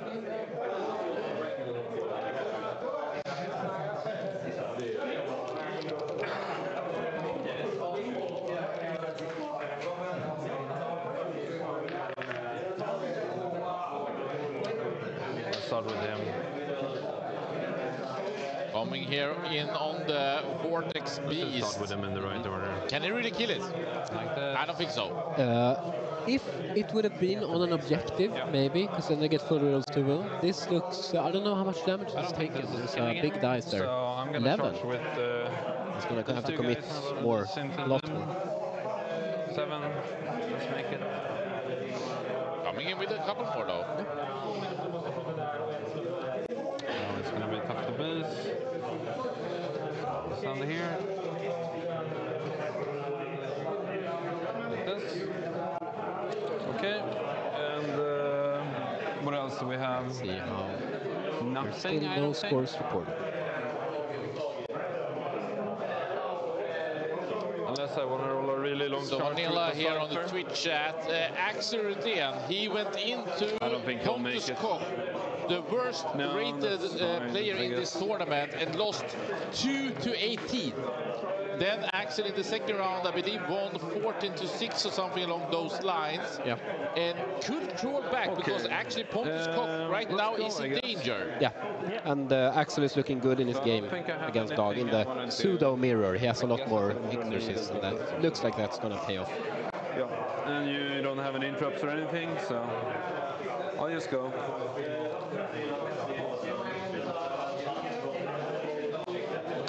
Like this. So he will be able, the back guy won't be able to. Yeah. And not this guy either. No. Chirurgen. The guy without that? It's Chirurgen. That's Chirurgen. Chirurgen. Yeah, it's nice. Okay. I will pack them for sustain. Yeah. We did it. Okay, let's see. So I have one double edge, two double, and I have one fist. So let's start with the one fist first. Two hits, two. One dead. And then we can do 10 accursed, twin-linked version. Also swinging. It's gonna hurt. Oh, that's really bad. So one extra here. And threes. Twin-linked. Maybe two? Yep. So two more die? Two more die. And then we have 1, 2, 3, 4. 4 guys times 4, which is 16. This is the regular accursed. Yeah. It's the fight down in the right corner, right? Exactly. So the big blob of Fabius Isle and his friends are charging a rubric squad. Yeah, strength 6. It had to eat an Overwatch, but it didn't hurt him that bad. So I'll leave one in. Please. AP1, AP2. AP2. Not really bad. Oh, that was really bad roll. So 1.5? Yeah, and then we have Fabius Bile himself. Fabius is using them. So 4 hits. Do I want to reroll that? Do I want to give you another? This is Fabius Bile. I'm thinking about if I'm going to reroll this. Yeah, absolutely. Is this the last swing from Yes, the squad? Yeah. it is. That's why I'm wondering. Yeah. Is it 2 damage? This is damage free. You should be at 1, right? I had AP2 on the last attack. Yeah, he has 3 wounds. I did roll it. He took 3, right? Yeah, he takes 1. Only 1? You did 3 to me. Yeah. I had 1. So what the last One rubric, so okay. He has 3 left. Okay. Yeah, I'll reroll it. So one more. Yep. Okay. Rolling bad. I mean, so did I. Yeah, you did. But So you did roll the shark. It goes down I to did the exalted sorcerer. Move with 3 inches. I don't think they can get outside the wall. Right? Was that important? That's fine. Yeah, okay. Expected from eating that charge. They hurt a lot, so I think Joel flunked a bit, but in the end it was fine. Sure. I mean, on this side I'll touch the terrain, but not on. Yeah, you have to be here somewhere to shoot me. Okay, let's go over here. Let's start with the Legionnaires. We're gonna go with lethals. Reroll. Good. Fists. A lethal. 5. 2 saves. Oh, sorry, reroll once as well. For the Legionnaires. Oh, nothing more. So 4 damage. AP2. So 2. Then we have a normal combat weapon. Ace twice, 6s, reroll ones, nothing. And then we have chain swords.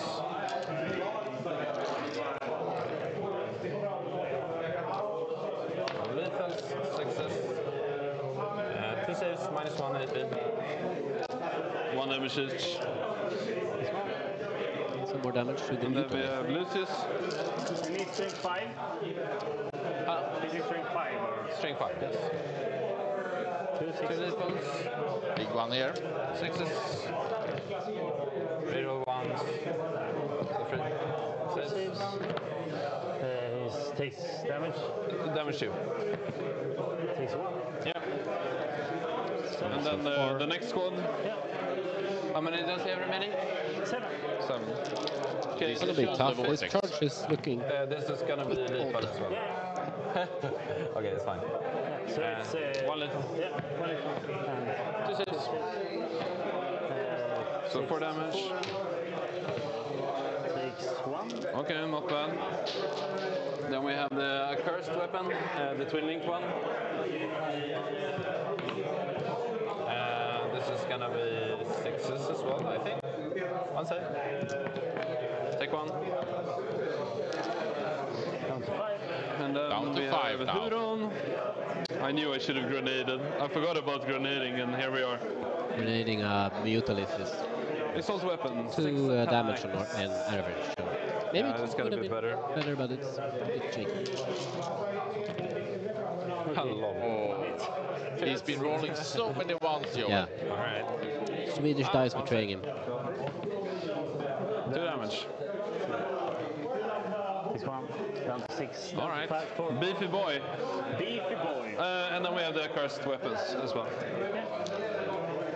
So there should be 3 accursed weapons. Yeah. 12 of those.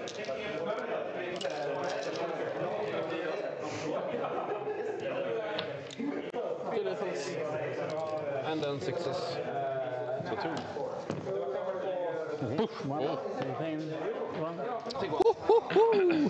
One is rolling hot and one is rolling not hot. The same dice though, to be fair. Absolutely. This further squad? Sure. Thank you so much, Elias. Yes, you can see access match there, Vanilla. What did I even have in terms of no prisoners in there? 1 save on the who? Squad here. Lucia squad. Okay. So 1 dead. Okay. Yeah, Flamen, we try to not interfere too much with it. To be honest, it's less than optimal because of our issues. We try to improve it for tomorrow even more. I killed 4. Yeah, 4. Yeah. So We have our first result. Sebastian Starson beats Norman. 6 God, 14-6. Oh wow, so Johan was right. Yeah. It didn't go good. And that spices up this part Definitely. pretty well. Yeah. No double move here. Yep. All of the pods are very interesting. Let's see it. Command and search and whatever that is. Jesus. Containment and class. Containment and class. That Yes. should be pretty doable. Not bad. And then you have battle shock from me. And I would assume Martin gets another 5. That's pretty close. Putting him to 30. It's going second. Did you win? Don't know. He's running away primary, I'm running away secondary. Okay. Same here. So 27, so... You need a battle shock here, my friend. Battle shock on the Mutalif. And you already auto passed. He's battle shocked. And Joel, how much did he get on the no prisoners? I would assume he maxed it, so that would be 37. Cleanse is pretty annoying. I'm not gonna lie. We get 1 CP. Yeah, I got the 3. 37. 2, 3, 4, 8, 9, 10, 11, 12 cabals. Sure. And Martin still has quite a lot of resources left. And a lot of points, and he's going in now into his 3rd round. Yeah. Joel has 28 minutes on the clock. Martin is down to 27. Of your Inferno Masters. I actually think did it roll so much on Martin's time, He but rolled pretty good though, so it's... Yeah. he was considering some points. These are pretty good at killing... Super unnecessary. Yeah, I think these are pretty good at killing Marines, right? Yeah, it was bad. I was just... I'm getting tired and kind of feel... Yeah. Sure. Alright, so... yeah, I'm not out of it though, so No. we'll see. So they will move here, probably Magnus will pick... he already picked it up to move, so I can shoot here, can get to here. I guess I can... Consolidating here doesn't hurt, I guess. Yeah. You don't have that many units. units left. If I kill those guys with Magnus, the obliterators, I will kill them with those guys. He will probably... You wrap him, right? Yeah. I will probably just desperate him. Sure. But I'm not sure yet. So you can reactive move, but not the free reactive move, just the regular one. 6 inch. 6 inch with 1 squad. Yeah. All right. So they will move. They will move. They are within 6 of Magnus. They can move 7 and 7 again, and then shoot those guys. Are they within 6 currently? Yeah, should be. And I mean, you talked about Björn before. I think he is in the total lead right now. Yeah. And if he would win against Holm, then he probably is seed 1 going into the semi-final. That's all good. Yeah, definitely could turn out that way. We can move there. And it's so hard to try to understand the brackets apart from that. But yeah, Björn is looking ahead. Is that surprising to you? Like Not at all, no. You think that he maybe should have even a higher rank than he has currently? Yeah. I mean, you could argue for that, definitely. But it's tough, you know. All the seed ones are also very, very strong. So we're inside of 9 now. But Björn is truly on the rise as a player. So it's great to see him. It's great to see the effort pay off for him as well. I mean, he played for long. I remember. Now they're hugging each other, Holm and Björn as well. Great showing. Probably worth it. So. You can see Björn there with the Princess Crown, behind there with facing Andreas. Making sure I can do it. And this moves 7, right? Yeah, they move 7 right now. Let's focus on this one because it's a very interesting match. Maybe that's the problem, basically. So 9 there, so I can be a little bit closer. How do you get a 9? Oh, you mean? Yeah, I had the movement. I can just do that. Okay. And then. But yes, about Björn to finish that one off is that he's been a good player for a long time, but he played maybe not so much meta builds, more fun orc builds, and he didn't maybe have a big variety pool. Yeah. I mean, it's gonna be maybe still not super deep, but he plays Imperial Knights, arguably best in Sweden. He plays Astra, obviously very good. We know he can play the orcs. We know that he can play somewhat good Votan also. Yeah, and Chaos Knights. No, but Astra is a new army for him. This is really, really new. Something he picked up like after WTC almost, or well during the where you were standing exactly. But showing his strength. Absolutely. And the fun story is that he's a part of a southern Swedish team called Xenophilerna, and the general impression has been that they're sort of been overperforming in team tournaments for quite a few years, and no one has really been able to figure out why. But I think all along Björn was their hidden gem. Yeah. And then there were. Yeah. How many years do you need to overperform to just be a favorite? Yeah.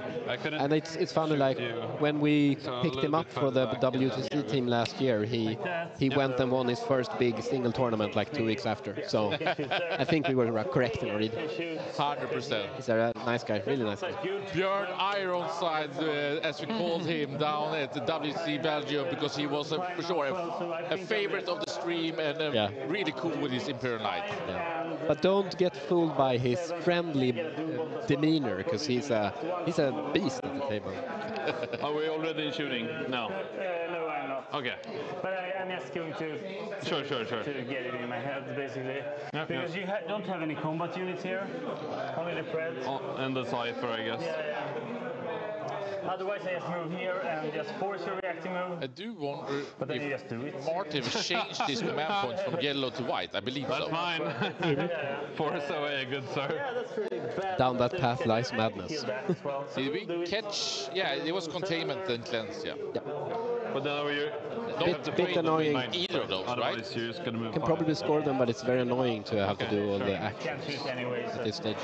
And he's starting to be kind of low on time with 21 minutes. Yep. Those guys will just. But should still probably be on the safe side. Yeah. And I like how they've been interacting. I think it's been a fair division of when they flip over the clock for saves and all. I won't take nice that objective from you either way, so... no, I don't think so. We will just try to shoot those guys with as many people as we can. You finished moving with those? They will be outside of 9. Yeah, but I have another unit here. I can... It doesn't matter, because I still, with 7-inch, I can still shoot you with those 3 guys. So Okay. outside of 9. No, maybe not. I think so, alright. You're inside here. Yeah, can I get it to shoot those guys? That's basically the question. I mean, yeah, sure. Yeah. If you so go then here. I just stay outside of 9. Okay, that's fine. Alright, Magnus will just tuck in. I can't see through his. How does this work? What do you mean? See here. If I can stand here. Yeah, you can't Go back to the overhang Magnus. though. That's the I can't problem. overhang that one. So basically can't really do anything there. He'll just be here then, I guess. Hate having him Perhaps there. I should take an update tour now as he moves his Magnus around. I get a feeling it's gonna. Yeah. Otherwise I can't shoot those guys. They can move 5. So I guess the 2 guys can shoot. So just 1 guy. I have to move Magnus. So we will do that. He will move here.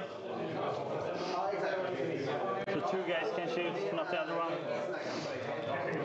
You can't react to moving to combat or anything like that, No, right? not when I'm inside of combat. Let's stay here, I guess. Sure. That's a pretty far charge though, but I think that's worth it. I can shoot him as well. He will desperate. Sure. I will move Magnus to 2 predators can shoot me. And those guys, I would probably be here. That's better, I think. Okay. And he will desperate. Yep. So it's fine.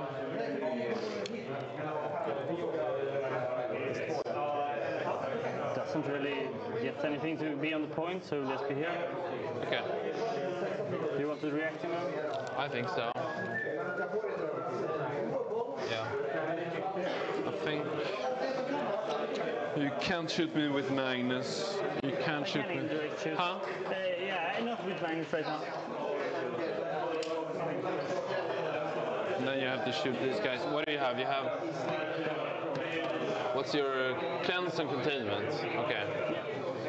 So if you're not gonna get a 0 on that, on containment, you're probably gonna have a tough time shooting me. The question is, do I care about you shooting both my legionnaires and my Actually, I will shows? move him here because I will still charge probably. Yeah. You will move in there. Yeah, I think so. Because you can't react to move both units. Where are the other units? Is this? It's the different colors, white and purple. They're different units, right? I mean, they're totally different colors. Yeah. This one and this one, yeah. So it's still a 4-inch charge, otherwise it's getting a little bit shaky. It's going to be a... I love there is some small banter. Okay. Yeah. Can I get to the side? I should. Okay. I'll react to move the legionnaires. Yeah. I'll just move them behind, and you can continue to move. This squad, right? Yeah, exactly. The legionnaires. Yeah. Just move them here. She will probably containment. And go over here and.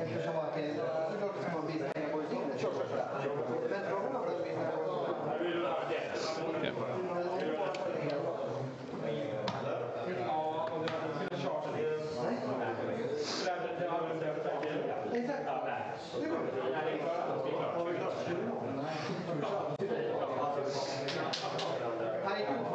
Maybe I shouldn't have moved him back.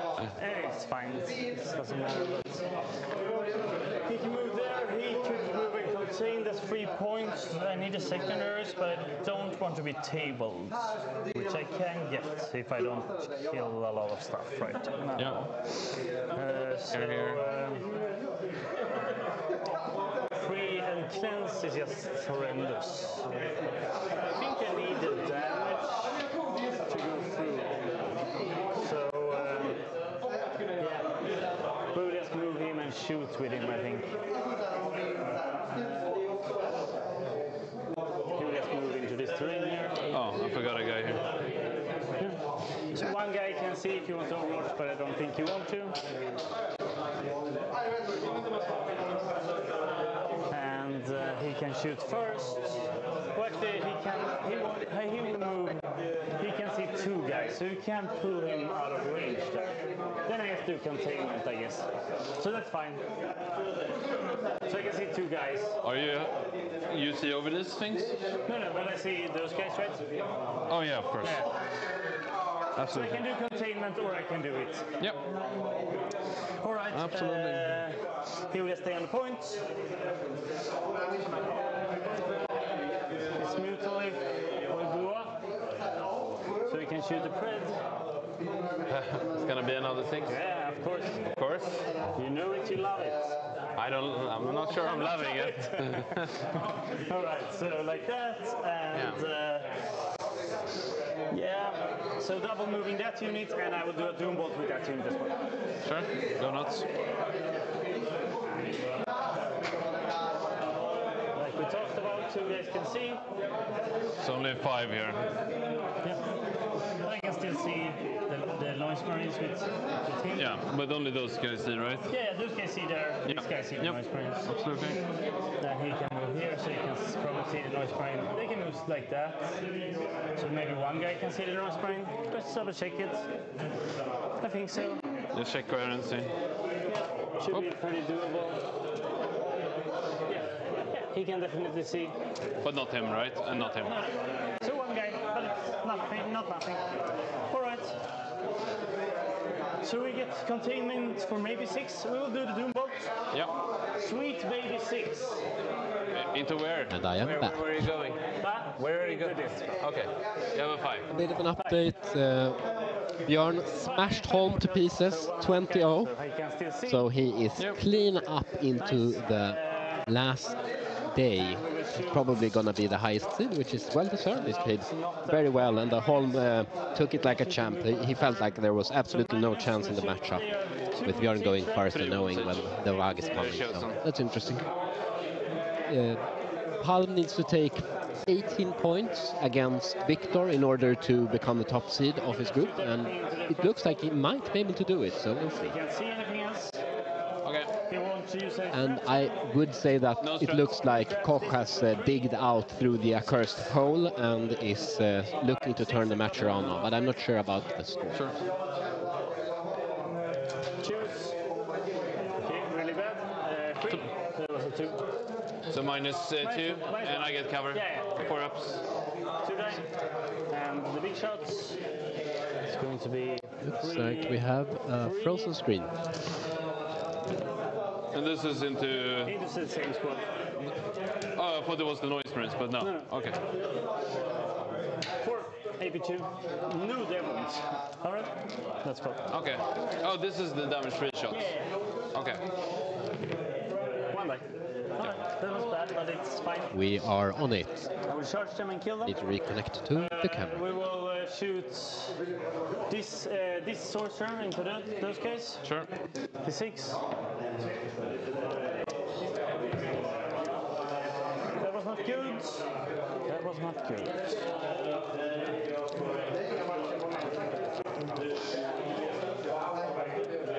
I don't love that, but it is what it is. That was a waste of 3 points. Yeah. All right. They will shoot rear hits and wounds. They will have full rerolls. Yeah, but on the. Christian looks away and it starts lagging immediately. Oh, this is we need you here. Is it like damage 3 or something? I mean, it was insane actually. I think it was the second time I even left the chair, and then it just freeze. Must have a giant bladder. Talked a little bit about it before. Okay. Speculation ran wild in the chat. Check his profile. I think that's worth it. How long was the camera dead? I'm sorry for it. What's the AP here? Can't have been for long. Okay, so I'll have cover and be fine. Xenofina overperforming is a quite provocative statement. How's it going? Yeah.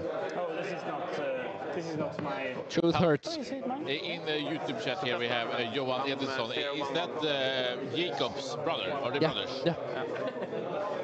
I see. So 2 really strong players. So, I hope I roll well here. 2d6 shots. 6. It's not 11 or 10. But it's sustain 3, so I'm just going to fish here. Sustain 3. Degenerate lifestyle. Come on. So 1 miss and 3 extra. Yeah. 3 rolling everything.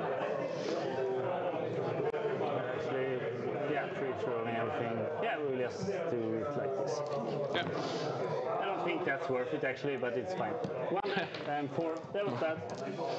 So 3 ups. Yep. So pretty good. And 1 dead. Yep. So 2 die basically. There will be more shots, right? Yeah. So. I need to go and fix the dice tray. I've been I have annoyed one the whole that thing. one They waiting. will come at the end, yeah. Okay, so Reaper. Sure. Oh my god. The 3 hits. Yeah, no, he's not the Inferno Master, so it's a lethal actually. Okay. Rerolling. 1 AP1. One save. 2, it's a 2 AP1. So Okay, so now he's dead. Yeah. Warp Smite. Things are dying. Maybe you should look a bit at the board instead. 5. What did I do there? Just re-roll it, it's fine. This was 5 shots, right? Just 1 outside. No, it's This is the hand flamer from this guy, right? because I got 2d6, right? So I did it the wrong order. Huh? So I had to re-roll it. I did it wrong. The Warp Smite hits and 1 re-rolling. So 1 dead on those guys. Okay. And then we have the warps and those and the regular flamer. For I did roll 2d6 for the flamer, and that's because it's strength 3. So 3, 2 AP, 2, 1 AP1. Okay. And I'll blank this one, I guess. It's on this one. Oh. Okay. So I take 1. Yeah, and it's a dev as well. So. Oh, okay. Sure. And the d6 on the regular flamer. Okay, but then so you're finished shooting here with this guy. Yeah. Okay. I rolled really bad. Then I will blank before that. I thought these remaining shots were this as well. So 1 AP, 2, 3 AP1. And this is where? Into those guys. Martin is down to 10 minutes and 23 seconds right now. I don't know if there is any extra time on the clock. I don't really think so. Okay, and then we have I don't know. They here, tend right? to miss about 1 minute or 2, but I don't think that's too much right now. We'll see. And Jesper, and where do you think this game is heading? I think given more time, Martin would be in the lead here. 11 or 12. I guess. We'll see. But it's tough now. It's still very hard to call it because both of the players have quite a few resources left. They have 2 turns left, and the secondaries are a bit of a throw up. So yeah, it's Animal's game still, which is amazing. Yeah. Yeah, I think that's super I think Martin is down to 0 CP and Joel at 2. Yeah. Sure. Yeah. 3, so 6 shots. But we can say Martin got really punished by the secondaries here. 2s. Yeah. 4. They're dead. Yep. They are indeed. We will charge Magnus into them. Yep. I was getting to charge with Magnus, which is my favorite part of the game. When that gets to happen, it's usually problems for the Then you're going in for the yeah, kill. when he's picking up another unit like that. How many attacks does he have? Like 6? 7. Shoot 1, charge 1, consolidate into third. I will probably have to pick the other squad. No, it's fine. Just go nuts. Yeah. Play with the king. 4, 5, 6, 7. The king is in. Hitting with those 2s. And then 2s. 1 dev and 5 AP, 3. 4 AP. 3. So 2 guys first. They're dead. And then the Imbull saves. Is that? Can maybe re-roll it to try to keep him. Yeah, you Doesn't can see even if you want matter. to. No, it's fine, I think. No, they're dead. It doesn't really matter, I don't think. I don't think so. They are calm. This is pretty bad. But it was not big ones. We will this is... No, but it's every 5-man unit of Chaos Space Marines really count because they always hit way above their pay grade. Yeah, I mean they are elite units, 100%. 15. You get containment for free, yes. Yeah. And you throw cleanse, I guess. Yeah. So Martin should be at 41. Okay. So I have got 3. And he gets 2 CP. 4. This is my turn 4, right? Yeah. And I scored 10 the previous turn. Yeah. So and now I scored 15. Yeah, you scored 15. This is turn 4, right? Turn 4, yeah. Yes. Top of 4. So it's 52 on Joel. Yep. Do you want to pick one? Yeah, probably. Yeah, because he gets the fan. Where were they? They were here. Heading up. I'm not sure. I just. So you could. What's you could kill Magnus here, but it's pretty unlikely. You could get him. Yes, it doesn't matter because I would probably get a 5 this turn. I will get a 5 this turn and get a 15. So then it's possibly 30 primary. It's not my only chance to win, I think. So we will do it. You'll get a secret mission. Yeah, because otherwise I don't think I can win because you will get probably a 10 next turn or a 15, and I will get 5 and 10 or 15. Just remember your clock. Yeah, sorry. So yeah, we will. Nice of Joel to remind him. These are a battle line. Those are battle line. Yeah. I don't think you'll have any battle line. Considering if he should do a secret I think it's going to be minus here. Or bust. I have a hard time seeing you holding 3 objectives. Yeah, probably, but still it's probably not worth it that you can. Because if they die, if I can keep this one, I am probably cooked here either way, so probably have to concede soon. But we will not do it, I guess, because I no secret. No. Okay. Then you can select missions from me, my friend. Yeah. I got defend stronghold as well. Extend. And sorry. Containment. Yeah. Those we can do. So 3 on defend. Defend, yeah. And then containment. And extend. I don't think I have any battle shock, which is crazy. Battle shock. No, it's a 5-6 man there. Yeah, and they're 12 to begin with. I rolled really bad on those shots. That was. Yeah, that was bad. I shouldn't have killed the squad, but you should have. Yeah, 2 CP, right? Yeah, 2 CP. Okay. I will oath Magnus.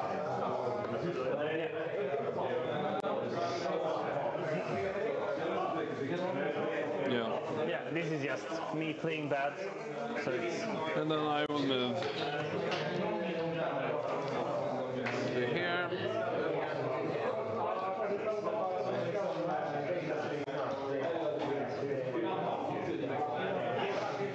Not on the objective yet.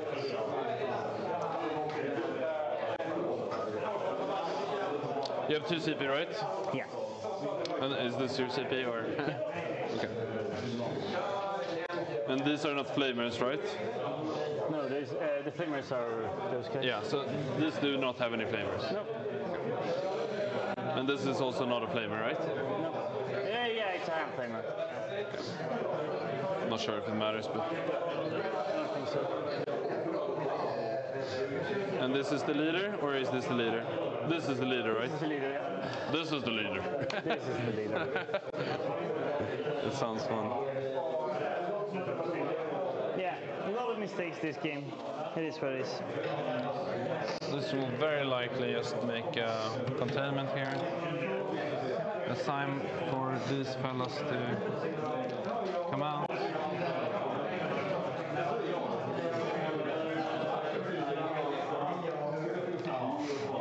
So, it's time for these guys to finally come out.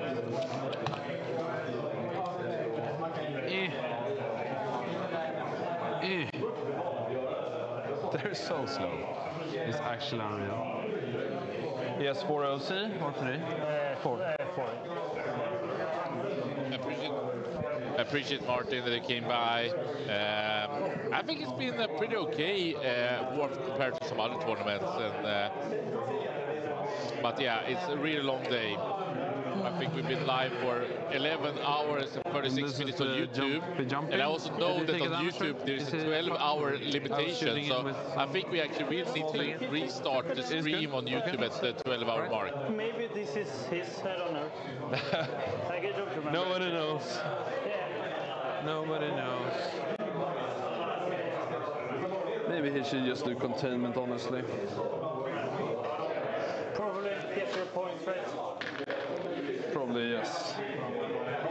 To containment for 6 straight? Most likely, yeah. Unless something weird happens. Yeah. Unless I feel like I have to shoot. Which is not... Looks to me like Emil is pulling ahead quite a bit in the JP Saki game now. So I think he is going to go out as the winner in that pod. And actually is extremely low on time against Dog, like 1 minute left or something, but we'll see how that turns out. And of course Björn is set for going forwards. I also think Mr. Patrik Koch is heading for a win. Okay. This guy can stay still. That's probably smarter. I think it's gonna be all my moves. So let's cracking. Yeah. We're gonna do these two guys into Magnus. Let's do lethals. Hey, -1 damage, of course, on Magnus. -1, yeah, that's fine. Take 3. 2-1. Okay, 3 shots. They stood still, so hit on 3s. Oh. 2 hits. 5s. 2 saves. It's fine. And then we have 3 shitty shots. I think I might as well reroll this for lethals. 1 hit, 1 wound. Take 1 damage. 0. And you have 2 CP. We can do here, sustain. Reroll for the icon. Good. And then we have the leader. It's on 2s? Yes. 1 save, -1. PP stretching? 1. Anything for 2 up. So he's dead. He's in cover, right? He is in cover, yes. So you're fine. So combi weapons. 1, 2. 2 combi weapons, so 4 shots. Hit 2 of them. Need a 6 or a 4 up. He's dead. Then we'll do the legionnaire, or not the legionnaires. Let's do the obliterators. Yeah. 3 shots each. So that's 4. 4, yeah. 3s. Rerolling. Always rolling dice. 4 saves. On Magnus? Yep. D6 plus, what's the damage? D6, no, it's 4 flat, plus 2. 4 flats, plus 2. So it's going to be 5 if you miss it. Is it Melta? Yes, Melta 2 and then 4.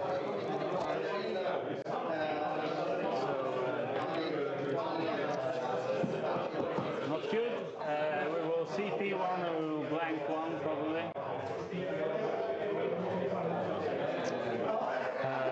Yeah, CP that's 1. So, And blank 1. Yeah. So you take 5? Yeah. Okay.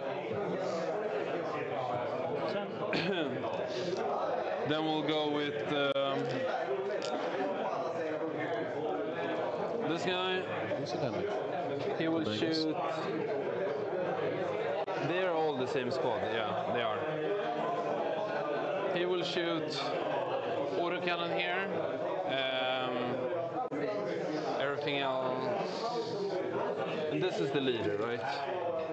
Let's just be closest to him. The leader is the blue guy. Is this guy, right? Let's do autocannon here, and then the rest is Magnus. Grind him out. So autocannon. Looking tough for the TS House of Cards with all the Cabal points going away. 1 extra. 2. This many into your rubrics. AP2. 5 You're gonna get cover. You have force. Okay, force. So yeah, then it's everything force. Yep. So 2 instead.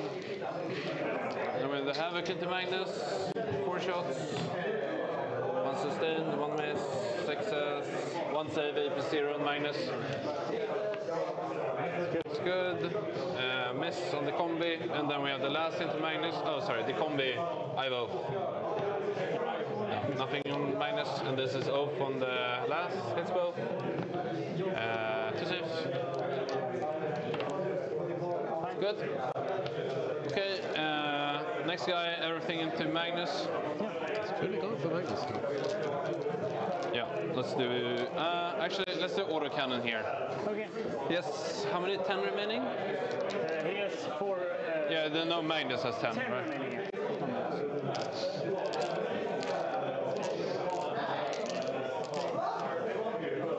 Granat. Charge. Let's do. So what you're saying, Jesper? I guess you don't looking get like a cover going on 9. Joe's way, or? Yeah, he's putting a lot of resources into hurting Magnus, and I don't think it's going to kill him. So, but it's a bit interesting. But maybe he couldn't do anything else with But that. you're in the terrain here, right? It's a bit of a juicy Okay, charge sure. from Let's do autocannon here and the rest into Magnus. Pile into Magnus as well. So he could kill him, and then it's lights out. Yeah, let's do lethals. Lethals good. 3 lethals. 3 saves. 3 saves on the Mutilate. Yep. Takes 2, so 6 damage. Yeah, 6 damage.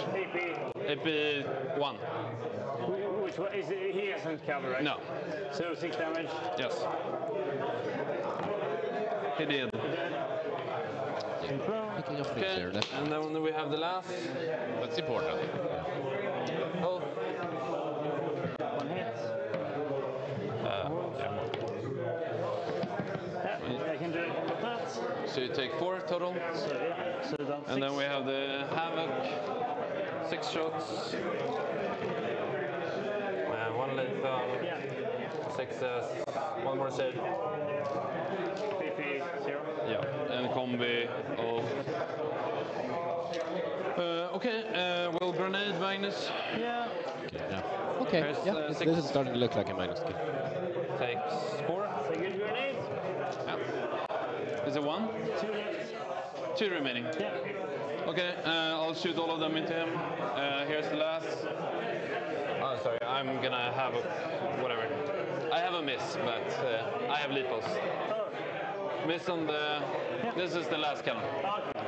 Sorry. Yeah, it's very confusing, but Doom Siren. 3 shots, 5s, 1 save. It's fine. And then we have 1 plasma. Oh, no, never mind. And then I have like 2 bolt pistols or whatever. I think that's it. Let's see, I shot Doom Siren, that plasma. I should have 3 bolt pistols. Fuck. Okay, here we go. 1 lethal. Yeah. 1 save, please. 1 save. Emil went in, looked happy from looking at the score, so I guess he wants a close game. This guy has already amazing. And that's because Emil is in the same group and he's on 2-0 currently. But I guess he's unsure about how his last game is going to turn out. Yeah, and Björn whooped Andreas Holm, so Björn is through probably a C1. Definitely. With the Legionnaires. Or maybe it could be even, but I don't think so. Don't have any CP, right? It could also be Pontus. Exactly. This is I think Pontus might lose. Absolutely. Yeah. Maybe he can crawl back, but...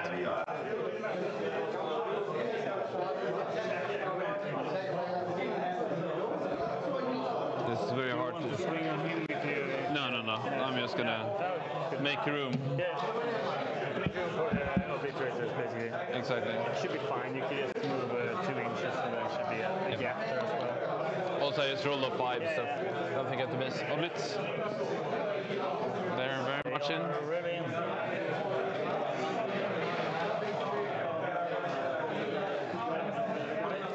You can go here. So. Here. Charge. That's very, very in. Okay, yeah. So we have a lot of results coming in. Yeah. It's very beautiful. I just played this game so badly. It was just so tired and so. Anders getting a small win, so that means Norman is still pulled ahead that group. So we have Norman and Björn are through for sure. Okay. And then we'll see how things turn out between the rest. Let's do Leaples. The place where I make all my saves. Leaples is fine, yeah. Let's do Lucius first, because he's cool. You have to get 2 through at least. Yeah. And this is for 8 attacks. Leaples, yes. Do I just reroll this so no 6s? I think so. Yeah, of course. They all hit. No, this is damage 2 only. So which becomes 1. Yeah, but you have 1 wound remaining? Yeah, save this. No, it's -2. Oh yeah, it's -2. Yes, you're right. Yeah, you're right. Yeah. Sorry. Because I have 2 wounds, right? Yeah. Doesn't blow. And that's the most GG I've ever seen. Yeah, now this looks bad for you. Yeah, they can't move anything. I see. I can tag your guy, right? I probably wouldn't move Magnus there, but I was Pontus is through. anyway when you Oh, is he? I'll tag your guy, I think. Yeah, sure. I have no idea how dangerous it is, but I will. Jag har i min låda. 43 total and Axel is currently... Sure. I'll go here. Leta efter en plastlåda så har jag ju dina exactions kodgubbar. Yeah, so Pontus is through. Bara här, där. På sidan. It's probably looking like Emil is the last one. 2 saves. Har du någon AP eller? Ja, 81, so one goes through. Okay. Sen en där eller? Ja. Du kan ta killen längst bak. Ja. Ja, tack snälla. Det syns det. Okay, time to punch you here. Yeah. So we have one fist gentleman remaining. Yeah. We'll do sustained. It's good. So Pontus seed is looking good. He's currently second. And yeah. Sure. Let's do. How many more attacks we have? So this is basically the squad except the leader. Yeah. Then we have Fabius. Raise. 4 saves, -1. He's dead. Take 6.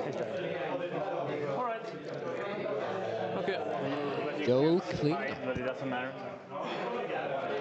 Alright, I will just take my turn. This is super cooked. Yeah. Cooked. So we will just play bad on stream for you, guys. I get extend and containment. Playing bad.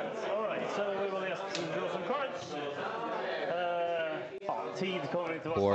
Poor man. I still like Martin in some way because he is salty, but he's not really like salty upset. He's no, like, no, he's a likable. He's honest that like he didn't play as he wanted, and he's been suffering from it. Yeah. We will redraw Sabotage, I guess. We all suffer with him.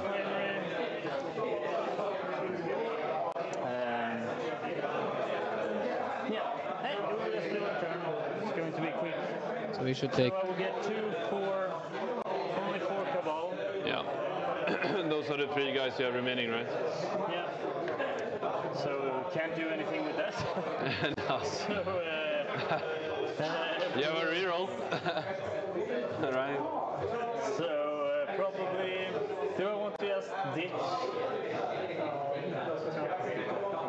Yeah, just I have 3 CP. Okay. So the character is there and there, right? Yeah. Okay. And he blanks and whatever. It's like gonna be pretty annoying to kill those, I think. Yeah, maybe Mutalif can do something, I guess. Sure. So can I get within 12 of Cypher? Excuse me? Can I get within 12 of Cypher to shoot him? Yeah, probably. Let's move the Mutalif there, right? Yeah, I will probably absolutely. try that and charge them, I guess. Sure. You can react to me if you want. Yeah, I will. I will react him. Just to be an annoying Yeah. Can't do anything about that, unfortunately. Well, it's nice to be an infantry. I will just check if he has a pistol. I don't know if he has. I don't think so, but maybe. Yes, he has This is a disc sword, right? Yeah. He has a warframe pistol, but that's pretty useless. But otherwise, he will just fall back and die. That's not that good either. So you can. I have fight first also. Oh yeah, fight first. Yeah. Not that it matters that much, but if you charge me, exactly. it matters. So he can teleport the last turn, I guess. Do something. You can just shoot him, so it doesn't matter. I need to go forward, otherwise I just die. So we will just move forward, I guess. Oh no, my guy. Oh, you have it on there. Oh, you dropped my guy. Oh, sorry. You picked him up in your band. Smashed him. Okay. That's one way to take revenge, I guess. Yeah, exactly. Do you have glue? Yeah, this was fun. This was one of my worst games I played in a long time. Alright, so we will just... they have a lot of wounds. I guess I will just fall back with him. Maybe he lives.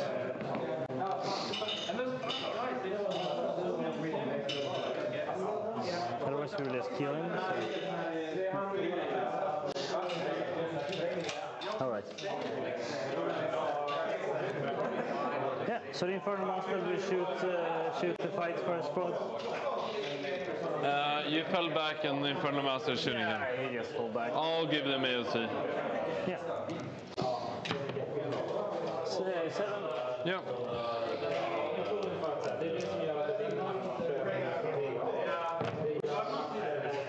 Okay. Flip 1. Sure. 3 saves, AP2. Yeah. Do I get cover? Yeah. So 3 ups then? Yeah. You're fine. Take 1 damage. Yeah. Awesome. Fantastic. Shoot the Vortex Beast. How many wounds does Cypher have? 5. 5. 4 up Immo. 4 up Immo. And if you shoot other guys, I can shoot you back. It's true, actually. Yeah, I get it. I've never seen that happen before, but we will. Then again, I've only played this free game, so what do I know? I guess we have to finish the game for the stream, so we will do the big shot. All right, I'm ready, buddy. Let's kill him. All right, fuck me up. You can't blank, right, or anything No, like that? no. You have 4 up with your reroll then, but otherwise I need to get 3 through. Does he have 2 up save? No, he has a 3 up save. 3 up save. Then it's just better. I really like how this match has been all through, and they've been laughing, having a good time, but of course, Martin hasn't been so thrilled about this. Actually, you can't do that. Ah, yeah. So you have 1. Awesome. Cypher is within 12. Free saves. Oh, free hits. Sorry, it's not even a flavor. 2 saves, so you can't die. Awesome. Okay, and I take 0. If I would get the other one, hits. This would have been the classic. Okay, yeah, that's super bad. So, yeah, basically I'm cooked there. So I will... how hard does the Blitz hit in combat? They have 4 attacks each, strength 9, AP2 damage.